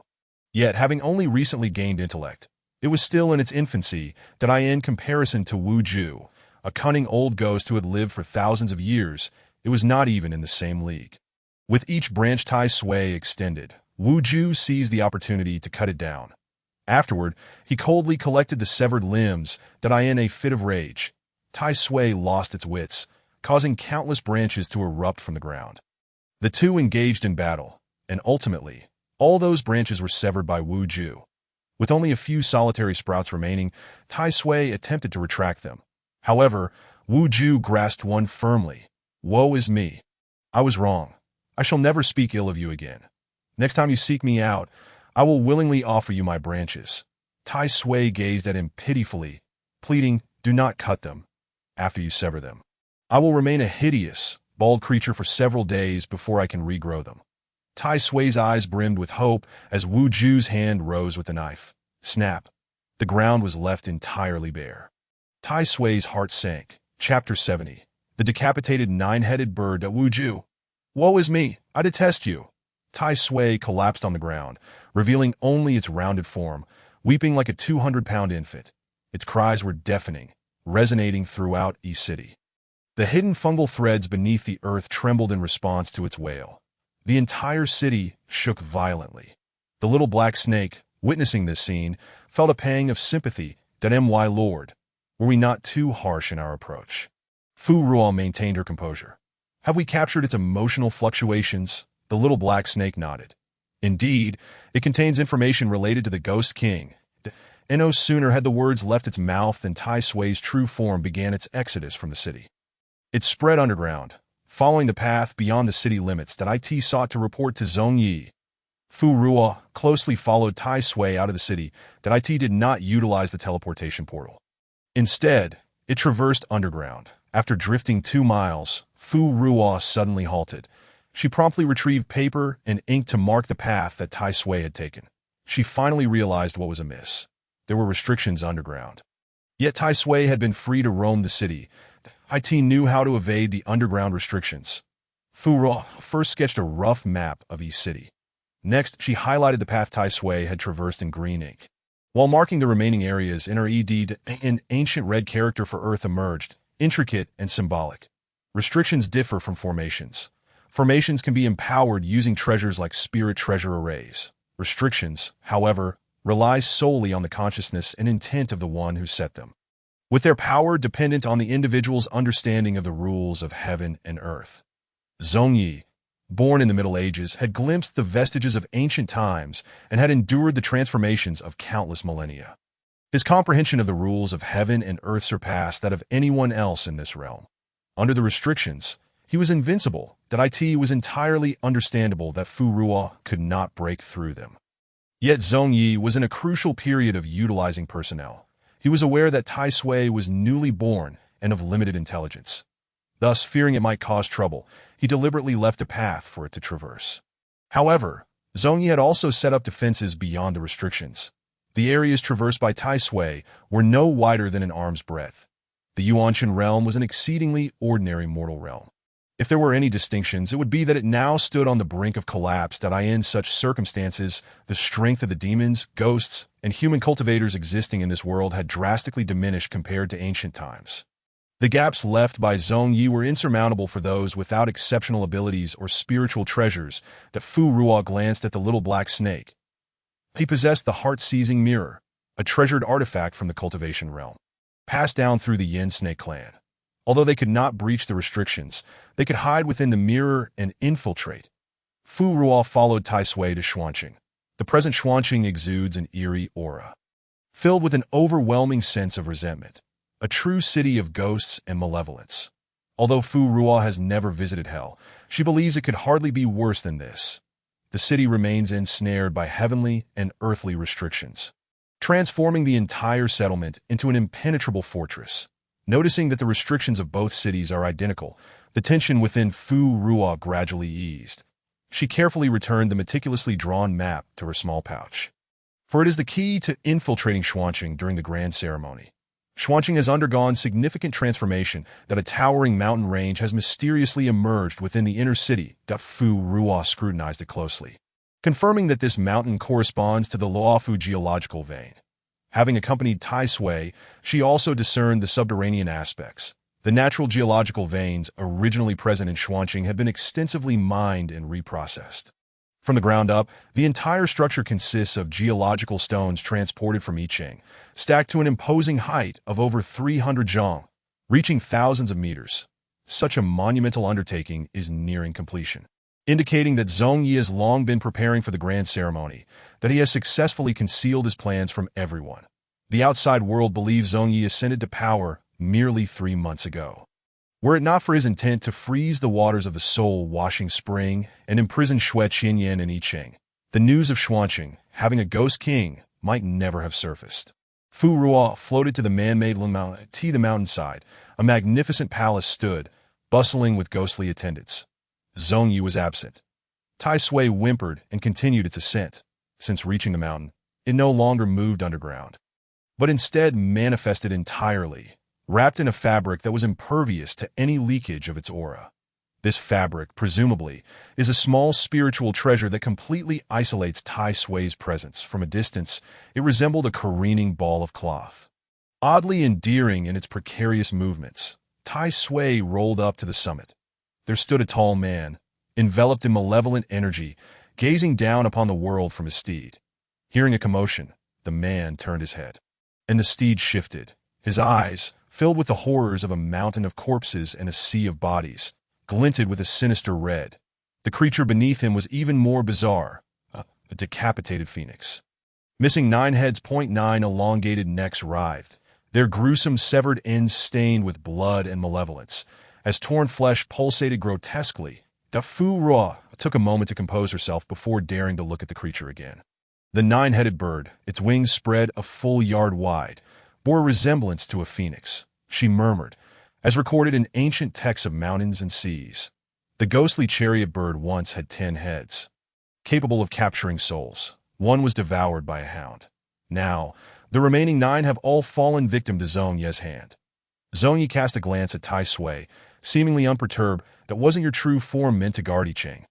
This summit is not your designated place. That I end Zhong Yi's gaze. Fu Ruo perceived unmistakable disdain, tempered by some underlying restraint, as he ultimately refrained from taking action. Although this is merely the dream of Tai Sui, every word and deed within it is a reflection of Tai Sui's memories. This indicates that Zhong Yi had indeed treated it in such a manner in the past. Tai Sui recognized Zhong Yi's violent and bloodthirsty nature. Yet he seldom directed his wrath at Tai Sui. It felt that Zhong Yi treated it with more kindness than he did towards other ghost generals. He did not harbor hatred for it.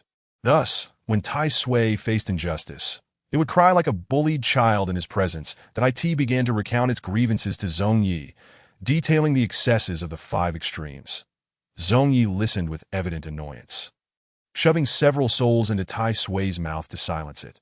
The once crying ball instantly ceased its lamentations, devouring the souls with delight.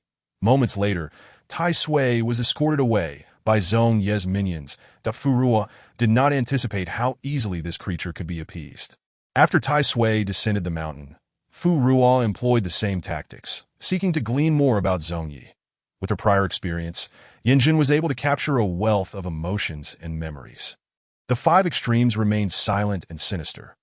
Goyu appeared gentle and accommodating on the surface, yet was filled with cunning schemes, adept at ensnaring others without their realization.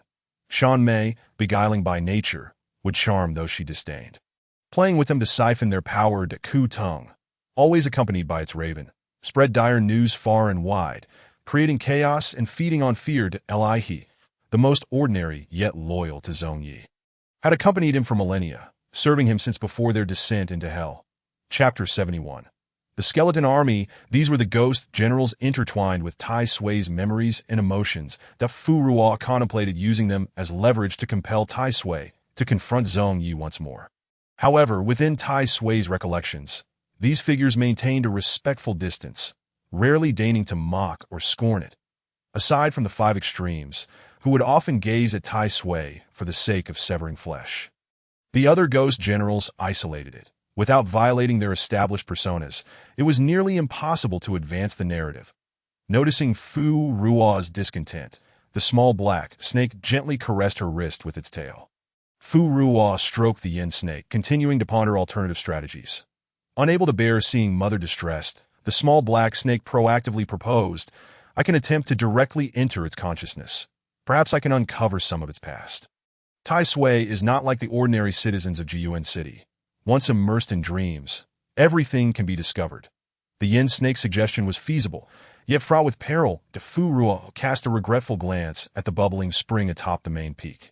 Then withdrew her gaze. She shook her head. No need. This method is too dangerous and could harm you. Moreover, Zhongyi excels at restrictions. Should he set a trap within Tai Sui's consciousness, it would expose us. Alarming the serpent. Let this dream come to an end. This dream has already yielded ample information about Zhongyi and his capable ghost generals, along with a method to infiltrate the city undetected. The journey was not in vain. The small black snake nodded and began to silently sever the dream that IT transformed its words into consciousness, relaying them to Tai Sui's mind. Remember, your plan is successful. You have feasted on souls deep within the geological veins. After satisfying your hunger, you felt drowsy and took a nap here. Fu Ruo floated out of the inner city gates in the cavern. Tai Sui gradually awakened. The lingering fear and grievances from the dream had not yet dissipated. IT shook its body, hastily releasing its tendrils to explore. Still here. The pulsating caps, adorned with fungal threads, joyfully departed. Along the way, it muttered to itself, why did I dream of that detestable 5 extremes, and those indifferent ghost generals, all so loathsome? Although Zhongyi is stingy, he understands my grievances and feeds me to comfort me. He doesn't loathe me to the point of wishing to cleanse his eyes upon seeing me, that I still have friends that I do, don't I? The viscous fungal threads on the ground vanished. Plunging the depths of the geological veins into silence, once more Fu Ruo arrived near Qi City, strolling with Yin Jun as they awaited the emergence of the ghostly gate to the underworld. However, after a long while, no door appeared. She circled the outer city several times with Yin Jun, but still found nothing. Rising several zhang into the air, she gazed down at the inner city, which lay in wait like a slumbering beast. Its ghostly energy coiling with anticipation. Must we enter the inner city? A cool sensation brushed against her wrist. Fu Ruo looked down. The snake's tail pointed toward a door ahead. IT is this door. That is the inner city gate, standing resolutely at this spot since the arrival from Fu, unchanged through the ages. The average person would hardly cast a glance in this direction. Fu, accompanied by Yin Jin, drifted past. She gazed at the gate that connected to Qiqing, heavily shrouded in prohibitions below. Gently extending a hand, she probed the next instant. The gate began to warp and spin at a tremendous force of suction emerged from within. With a whoosh, the scene before Fu transformed into something entirely unfamiliar. The sky was dim, devoid of stars and moonlight. Fengdu, the ghost city. There were no celestial bodies, no seasonal changes. The entire world was rendered in shades of gray. Black and a thick, blood-red hue. The city appeared as a gray-black fortress. The souls were gray-black specters, and the blood color represented the seductive sins of murder, a debt of emotions brought forth by the turbulent red dust of the mortal realm. In the past, even this last remnant of red would vanish at the entrance to hell by the banks of the river of forgetfulness. The architectural style of Fengdu closely resembled that of Qiqing above. Yet at this moment, Fengdu lacked the grandeur and completeness of a living city. The gates were tightly shut, and remnants of soul power littered the ground. The surface bore marks of a large-scale battle, severely damaged with broken walls and ruins scattered everywhere. Fu Ruo could sense the countless vengeful spirits and ghosts that had perished here, their obsessions weighing heavily. Their souls were scattered, forever devoid of reincarnation. Fengdu. Souls need not drift. Here, ghosts could move and live like ordinary humans. Fu Ruo stepped upon the cold, dark stone slabs, inching closer to the ghostly gates through which all souls must pass during Fengdu's heyday. Beneath her feet resonated the sharpest, most poignant pain stemming from the soul's final moments. The air was filled with a cacophony, and chilling winds blew. Fu Ruo steadied herself, focusing her energy, ignoring the phantasms around her. She concentrated on her path, the distance to the gate diminishing. Suddenly, a skeletal arm burst through the stone slab, its sharp fingertips scattering debris and earth that seized Fu Ruo's ankle with a death grip. threatening to wrench her limb as if to consume her whole. Fu bent down, grasping the bony hand in return, applying force. With a loud clatter, a skeleton was dragged from the ground. She held the skeleton aloft, swaying its frame, the joints creaking ominously. The skeleton opened its jaw, teeth clattering incessantly as if gnawing in a frenzy, driven mad by some unknown terror. Run, quickly run. Furwa cast a glance at the hollow eye sockets of the skeleton's skull and flung it away. The skeleton crashed onto the uneven, fractured tiles. With a resounding thud, it could no longer maintain its skeletal form, scattering into a heap of bones. Yet, driven by their obsessions, the scattered bones quivered and leaped upon the ground. Each fragment seemed to desperately strive forward. Furwa furrowed her brow momentarily before relaxing. Beneath the ghostly gates, she gazed at the imposing city gates before her, preparing to enter. Suddenly, a cacophony of clattering sounds erupted behind her, growing louder and closer, an overwhelming tide. Furwa turned to look. Within a 10-mile radius, every visible space was densely surrounded by glowing red skeletons. They moved in unison, wielding weapons fashioned from various skeletal parts, charging towards her with fierce intent. Kill. The tallest skeletal general opened its jaw, brandishing a skeletal sword, a be-wide decree of the celestial sovereign. Those who approach the city gate shall be slain without mercy. All the skeletons swung their weapons, their eyes ablaze with red light. Kill, kill, kill! Death, death, death! The air was thick with murderous intent, causing even the faintest speck of dust to tremble and retreat in fear. Furwa cast a glance at the advancing skeletal legion. It felt as though she were witnessing a scene from the annals of time, with clashing weapons and flashing blades. The skeletal army had appeared here time and time again, guarding the Fengdu celestial sovereign, carving a bloody path paved with souls. Corpses littered the ground, and no ghost dared to obstruct their advance. Furwa withdrew from the deafening cries, swiftly leaping to the gate, raising her hand to push it open. Yet no matter how hard she exerted herself, the gate remained unyielding. Reluctantly, Furwa turned back to confront the oncoming threat. She tossed Yin-jun behind her. Find a way to enter. This skeletal army must have been born to guard the gates of Fengdu. I have been deemed an intruder. Furwa faced the countless skeletons head-on. She stood firm, awaiting the army's advance, layering herself with protective talismans. Chapter 72. Judge Ming, Pafru unleashed dozens of thunder talismans. Bolts as thick as her fingers descending. The front line of skeletons collapsed. Thunder is particularly effective against malevolent entities. Although these skeletons were once under the command of the Fengdu sovereign, they ultimately fell into the category of evil spirits. Once the skeletons fell, they disintegrated into a pile of bones, quickly vanishing into the ground. The rear ranks of skeletons advanced to take their place, beginning their assault. Fru dodged a flurry of bone swords. Spinning to cast her talismans as the thunder erupted, her gaze swept across the nearby ground. New skeletons continued to emerge, one after another, from beneath the earth. The tiles transformed into a soft whirlpool, pale fingers and ghastly, glowing skulls reaching out from within. The skeletal army seemed endless, an inexhaustible tide. Furwa scattered another batch of skeletons, intentionally marking them.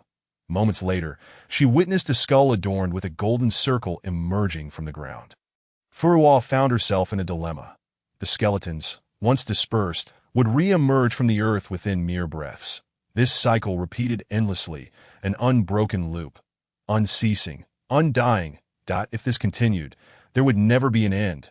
The skeletons were immortal. Yet her soul power was finite. It would eventually be exhausted.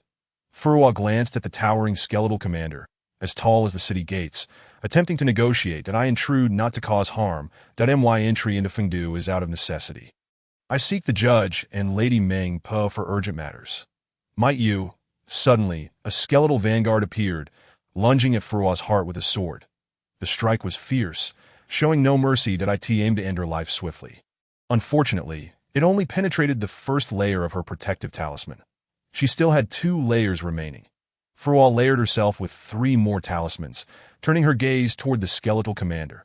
The commander seemed oblivious to her voice, continuing to fixate on the tightly shut gate ahead. Furwa frowned, seizing the skeletal vanguard that had attacked her. Their eyes locked, hers meeting the glowing hollows of its skull. Kill, Kill, kill, kill.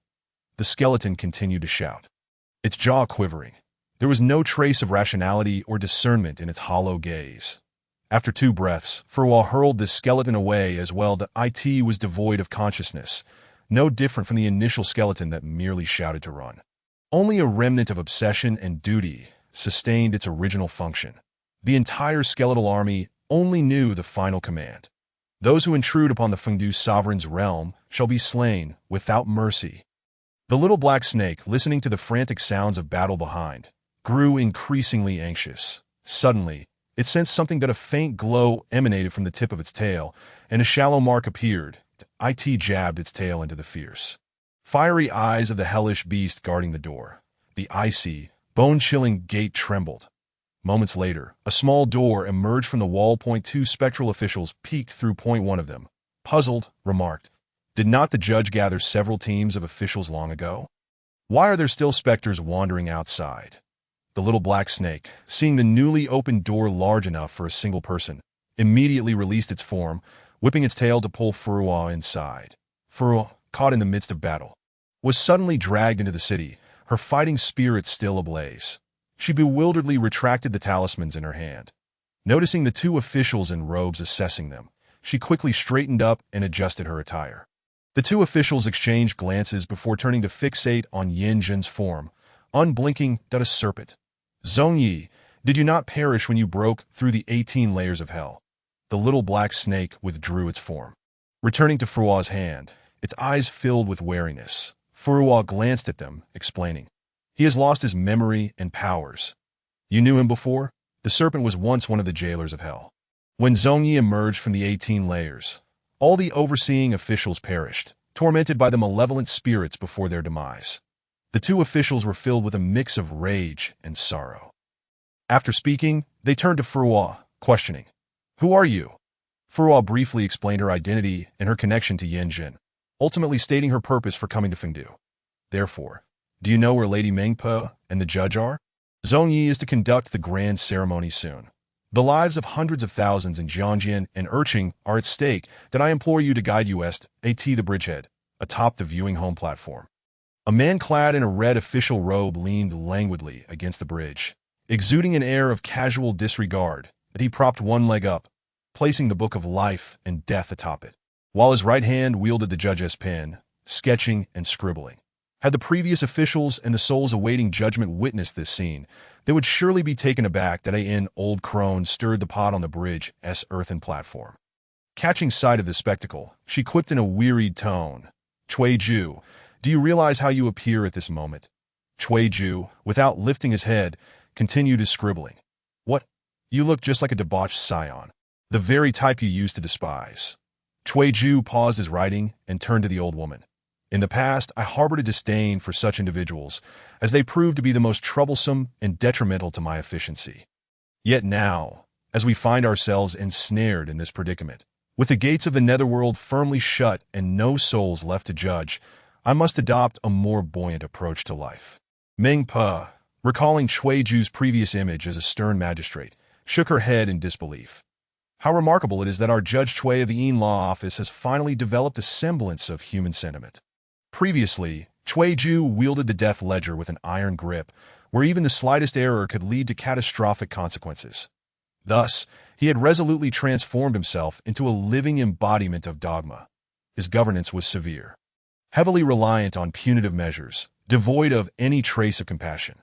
The most ruthless official of the underworld, he perpetually wore a countenance as lifeless as that of the deceased, causing both the living and the dead to shun him.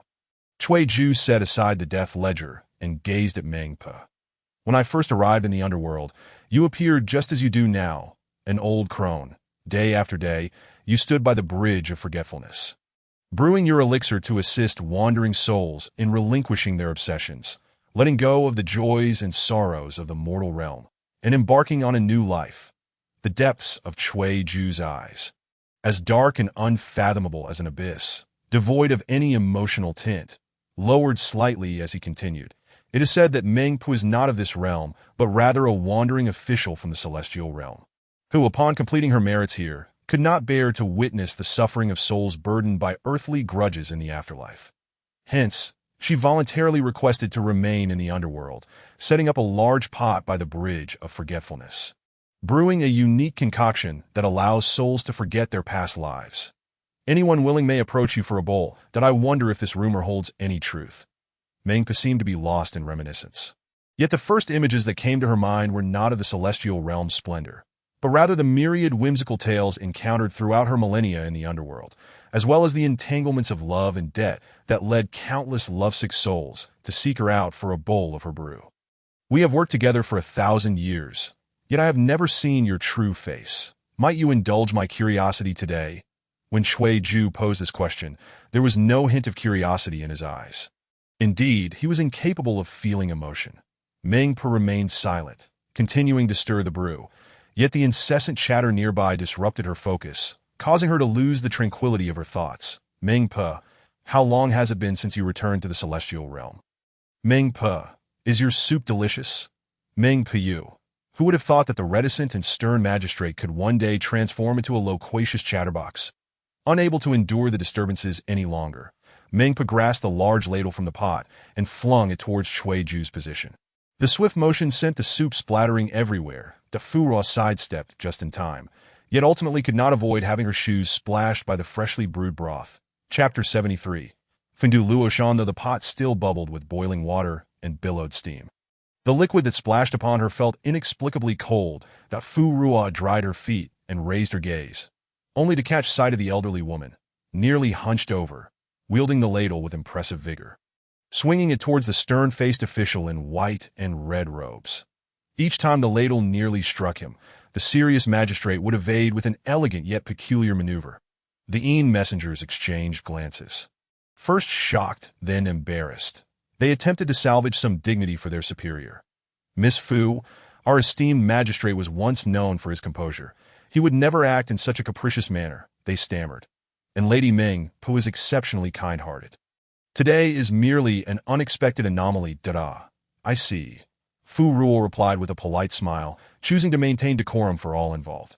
Noticing the presence of outsiders, Mengpa returned to the large pot, the diminutive. Frail old woman continued to stir the forgetfulness soup, gazing at Fu Ruo with a face full of maternal warmth, revealing her toothless gums. What brings you to seek me today? Cui Ju returned to the railing of the bridge of forgetfulness. Listening intently to their exchange, Fu Ruo recounted the deeds of Zhong Yi in the mortal realm and his forthcoming plans. Finally, she inquired, might Lady Mengpa and the magistrate possess a means to counter Zhong Yi? Upon realizing her purpose was to seek counsel regarding Zhong Yi, Mengpa calmly averted her gaze, returning her focus to the simmering broth that we cannot contend with Zhong Yi for a solution. There is none. Disappointment washed over Fu Ruo, yet she prepared to express her gratitude. Suddenly, Mengpa spoke up, however, you need not be overly concerned. Zhong Ye's aspiration to emulate the Southern Emperor in seeking enlightenment atop the Luofu Mountains will surely end in failure. Fu Ruo, perplexed, asked, why is that? Mengpo's sharp eyes glimmered with an ethereal light, her raspy, aged voice now resolute. Because that is not the Luofu ley line. It is the Beiluo En Fengdu mountain range. Fu Ruo was taken aback. Her gaze sweeping across the waves crashing against the banks beneath the bridge of forgetfulness, resembling 1,000 snowdrifts swirling in a tempest. The sight of the crimson blossoms of the other shore, swaying like a sea of blood under the gentle breeze, filled her with a tumult of emotions, rendering her momentarily speechless. Indeed, the Northern En Emperor is also known as the Fengdu Emperor, the ruler of the underworld, the sovereign of all souls. The mountains that appear in the territory of Fengdu must surely be the Luoshan of Fengdu. Even if the source realm undergoes millennia of transformation, the Southern Emperor's Luo Mountain would never directly manifest atop the gates of the Fengdu Ghost City. Once clarity dawned upon her, Fu Ruo was swept away by exhilaration. Her suppressed emotions dissipating, eagerly, she asked, if he fails, what fate awaits Zhong Yi? Mengpa replied slowly, the Fengdu Emperor oversees the underworld. All souls of the living, upon death, fall under his jurisdiction and must undergo judgment in hell. The sins Zhong Yi has accumulated over these millennia are immense that if he attempts to seek enlightenment atop the Luoshan of Fengdu, it would be akin to a criminal voluntarily presenting himself at the magistrate's office to become a constable. Even if the emperor is no longer present in this realm, The residual celestial authority is sufficient to ensure that he faces dire consequences, where his soul may be shattered and ultimately suppressed once more. Upon hearing this, Fu Ruo felt a renewed sense of clarity. She bowed to Meng Pe, preparing to depart. "Thank you for your enlightenment. I shall return promptly to relay this news if that is the case." As long as Jiang Jian and Ercheng hold firm until the day of Zhong Ye's enlightenment ceremony, the situation will surely reverse. Although the ghostly generals and spirits may cause chaos following Zhong Ye's misfortune, they will inevitably pause, granting Jiang Jian and Ercheng a moment to breathe. Fu Ruo was about to retrace her steps along the Yellow Springs Road to leave the ghost city when Meng Pe suddenly called out to her. "There is no need to return. Now that you have entered, you cannot leave." Fu Ruo's jubilant figure froze in place as she turned, her eyes filled with confusion and astonishment, as if questioning the meaning of such words. Meng Pe replied, "The city of the Fengdu Emperor has reached its final stage. Only entry is permitted, not exit. Do we await annihilation?" Fu Ruo gasped, feeling her mind whirl in disarray. The situation had shifted too rapidly for her to comprehend. She lingered in a daze, recalling that she had indeed seen few messengers along her path. Zhong Ye's escape from the depths of the 18 Hells would inevitably spell disaster for the underworld. Yet outside the gates of the ghost realm, were there not countless skeletal legions standing guard? Moreover, Meng Pe and the magistrate appeared to be perfectly fine in the underworld. How could it be that they were on the brink of when she arrived? She had seen these two well and healthy, and she had thought there was hope for a turnaround. Meng Pe glanced at her broth. That it was time to seek suitable ingredients from the sea of other shore flowers. She called out to the bridge, "Cui Ju, you come explain that my age, my frail body, cannot withstand excessive talking." With nothing to occupy him, Cui Ju, now merely a spectator, leaped to the side of the Wangxiang platform. In that instant, Meng Pe shed all signs of aging. She moved with the agility of a swallow, her movements sprightly, soaring several miles into the sea of other shore flowers, buzzing about like a busy bee. The onlookers watched in awe as Cui Ju shook his head, the black silk of his hat fluttering slightly. With a demeanor both graceful and imposing, he turned to Fu Ruo, his voice deep and authoritative.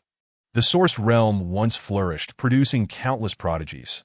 Yet all things have a beginning and an end, and it too shall gradually decline. Millennia ago, the Northern Emperor sensed that this realm was no longer suitable for him, and ascended to another world. Before departing, the Emperor left Fengdu a command token, stating that should the day come when Fengdu faced an irretrievable crisis, the gates of the Ghost Realm would close of their own accord, allowing entry but forbidding exit. Moreover, his skeletal army would guard the gates, ensuring the safety of Fengdu's messengers for a millennium. 1,000 years is ample time for the messengers of the underworld to ascend from this realm. However, the Northern Emperor did not anticipate that within merely 1,000 years, the Source Realm would weaken to this extent. Not to mention sustaining for another 1,000 years, it is now impossible to ascend from this realm. The paths of cultivation and divinity have all been severed. Hence, Zhong Yi, in his desperation to escape the Source Realm, dared to risk everything to seek enlightenment. Fu Ruo's brow furrowed. Is there truly no way to leave? Cui Ju replied, "There was once a path, one held by Yin Luo. But as you are aware, Yin Luo has vanished, rendering that path equivalent to non-existence." Fu Ruo fell silent, lost in thought. If she could not leave, she would be unable to relay this news to Jiang Jian and Ercheng. Nor could she fulfill her promise to Xueqian. It was as if her efforts over the past day and a half had been in vain. Fu Ruo's spirit sank as she sought a corner to crouch down and draw circles. Occasionally, she would lift her gaze to the dense sea of flowers, her eyes clouded with confusion. Was she truly to be trapped here? Chapter 74. The Ghost Market. Meng Pe, having plucked the other shore flower, returned once more to the wishing platform, fully aware that no wandering souls would come seeking her for a bowl of forgetfulness soup. She nonetheless devoted herself to simmering the broth day after day, the flames beneath the pot never extinguished. Cui Ju perused the death and life register, his expression growing increasingly grave as he approached the large cauldron. Gazing at Meng Pe with a hesitant tone, the register had ceased to function, but he held the pages aloft, and as a gentle breeze swept by, the pages swiftly flipped from front to back. All were blank. The ledger in my possession has lost its efficacy. Cui Ju's gaze drifted to the heavens above the Emperor's palace. Since Yen Luo's disappearance, that door had remained forever closed. He could only glimpse within for 3 breaths. After that, the essence of life and death would, with the overwhelming force of the natural laws, repel his consciousness as the judge back into the void. Fu Ruo, undeterred by superstition, retraced her steps along the path of the Yellow Springs. The yellow mist swirled around her, visibility barely extending 3 paces down on either side. Ancient trees stood bare, their gnarled branches supporting cawing ravens. A chill wind swept through Fu Ruo's skirts as she walked. The path of the Yellow Springs was designed for souls to traverse towards the Naiha Bridge. Countless narrow paths branched off, each wide enough for a single soul to pass. As they walked this route, the souls would involuntarily recall the past, reflecting on their former lives. Those who had committed transgressions or accumulated debts of karma would find themselves drawn together at a crossroads with those they had wronged. Guided by the force of cause and effect, the vengeful spirits would unleash their fury, while the black crows perched upon the trees would turn a blind eye. Yet, should things go too far, the crows would swoop down to intervene, taking away the misdeeds of the souls. Once the judges had written their verdicts, the next destination would be a hellish inferno, a landscape of fire and brimstone. Fu Ruo, in her previous life, did not exist in the realm of Yuanshan, and the corporeal forms of Fu Qianzhou's soul and body were also long gone. She bore no corporeal ties, no past burdens. Only this life, only this moment mattered. As she traversed the path of the Yellow Springs, Fu Ruo remained untouched by any emotional turmoil. The nearby spirit officer regarded her with astonishment, observing her as if she were some peculiar creature. Meng Pe, concerned for Fu Ruo's unfamiliarity with the realm of Fengdu and the potential for mishaps, assigned someone to accompany her. They soon found themselves back at the Ghost Gate. The spirit officer remarked, "Miss Fu, this door can only be opened from the outside. It was once possible to open it from within, but since the decree left by the emperor took effect, it has become as heavy as a mountain." Fu Ruo attempted to use a flight talisman, hovering in midair as she made several attempts, despite channeling all her soul power, until veins in her hands and arms threatened to burst. The door remained unmoved. After a lengthy period, Fu Ruo had thoroughly examined the vicinity of the Ghost Gate, but to no avail. If a soul were to open the small door, could I seize the opportunity to escape? The spirit officer shook his head. That is not possible.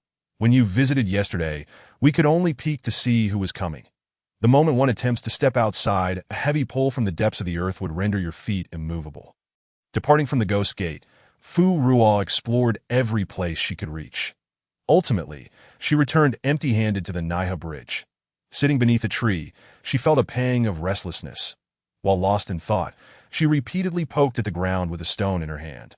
Not far away, Meng Pu observed this scene and whispered to Cui Ju, "Is the ghost market token in your possession?" Cui Ju nodded. "Do you wish to use it?" After Yen Luo's disappearance, the ghost market had remained closed for a millennium. Meng Pu gestured with her eyes, her gaze lingering on Fu Ruo, who was digging a hole in the ground. "Bring it to her and let her try." Cui Ju frowned. "She cannot possibly open it. She is not a member of the underworld and has not comprehended the essence of life and death cycle." Meng Pu replied, "But we are unable to open it either, are we, since it is beyond our reach. And the underworld is nearing its end. Let her use it to pass the time." Meng Pu flew down to Fu Ruo. As Fu Ruo looked up, she beheld a token suspended in front of her. "Is it that I possess a physique particularly attuned to tokens?" The token's front depicted bustling streets, vibrant and lively. Yet upon closer inspection, the figures depicted were not human. Their appearances were grotesque and bizarre. The wares displayed were far from ordinary. Skull candles, organs, spiritual herbs, and magical artifacts, all manner of oddities. The imagery shifted, seeming almost alive. Intrigued, Fu Ruo reached out to accept it. The reverse bore the large characters Ghost Market. She looked towards Meng Pu. "Is this the talisman said to grant entry into the Ghost Market?" Meng Pu replied, "It is not merely a token for entering the Ghost Market. It is the Ghost Market itself." That Fu Ruo's eyes widened in astonishment as she hurriedly pushed the token back. Meng Pu smiled and placed the token back in her hand. "Do you not wish to leave? If you can reactivate the Ghost Market, you shall have your escape." The Fu Ruo lowered her head, caressing the token. She then looked up and inquired, "What do you mean?" Meng Pu explained, "The Ghost Market is ethereal and elusive, yet it connects to any space that if you can make it reappear, We could evade the rules of this place. Fu Ruo, upon hearing this, did not allow hope and excitement to cloud her judgment. Meng Po and Cui Ju were unable to open it. Her chances were equally slim. Nevertheless, having hope was preferable to despair. Fu Ruo pressed further. Why was it closed in the first place? Meng Po responded, the token was originally in Yin Luo's possession. He controlled the timing of the market's opening 1,000 years ago. With Yin Luo's disappearance, the ghost market also closed its doors. Fu Ruo asked, why the sudden offer for me to try? Meng Po, recalling Fu Ruo's lively demeanor beneath the tree, teased to give it a try. If you continue to frown like that, you might just dig a hole through the underworld. Fu Ruo glanced down at the ground before her. Mixed with embarrassment was a sense of chagrin. Unbeknownst to her, she had inadvertently created a small pit, deep to her wrist, with the stone. The moment Meng Po turned to leave, Fu Ruo quickly used the stone to push the surrounding earth back into place. Moments later, Fu Ruo shifted her position, leaning against the tree trunk, examining the ghost market token. The token emanated a power of spatial laws. Having spent ample time with Yin Jun and the heart-seizing mirror, she possessed a modicum of understanding in this regard. A small black snake coiled around Fu Ruo's wrist, surveying alongside her. She gently stroked the little creature's head, her voice warm and lively. Let us go in together and take a look. With that, their figures vanished from beneath the tree. Cui Ju stood beside Meng Po, retracting his gaze from the scene.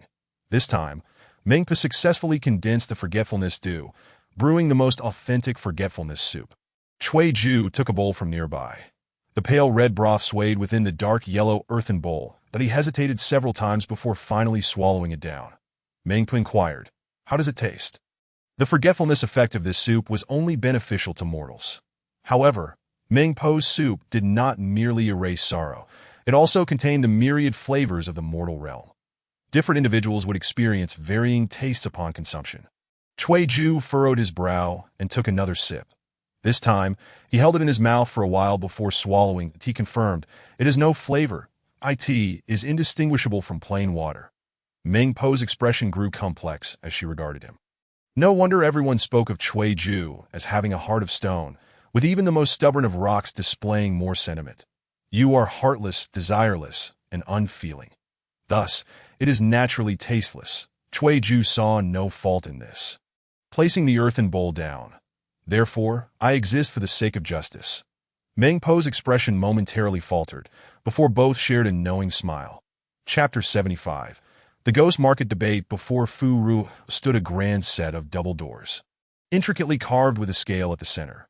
The scale's weights bore the characters for fairness, the script flowing with elegance. That on either side, one side displayed spatial prohibitions and formations, while the other featured an empty circular mark. Fu Ruo extended her fair wrist. As her hand made contact with the door, she was instantly enveloped in a flash of light and drawn inside.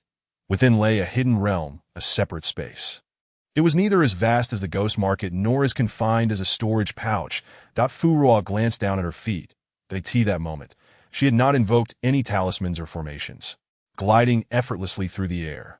After soaring in circles at a height, she landed directly on a central platform. The circular platform was surrounded by a dozen towering stone pillars as Fu Ruo approached. She noticed intricate carvings adorning them.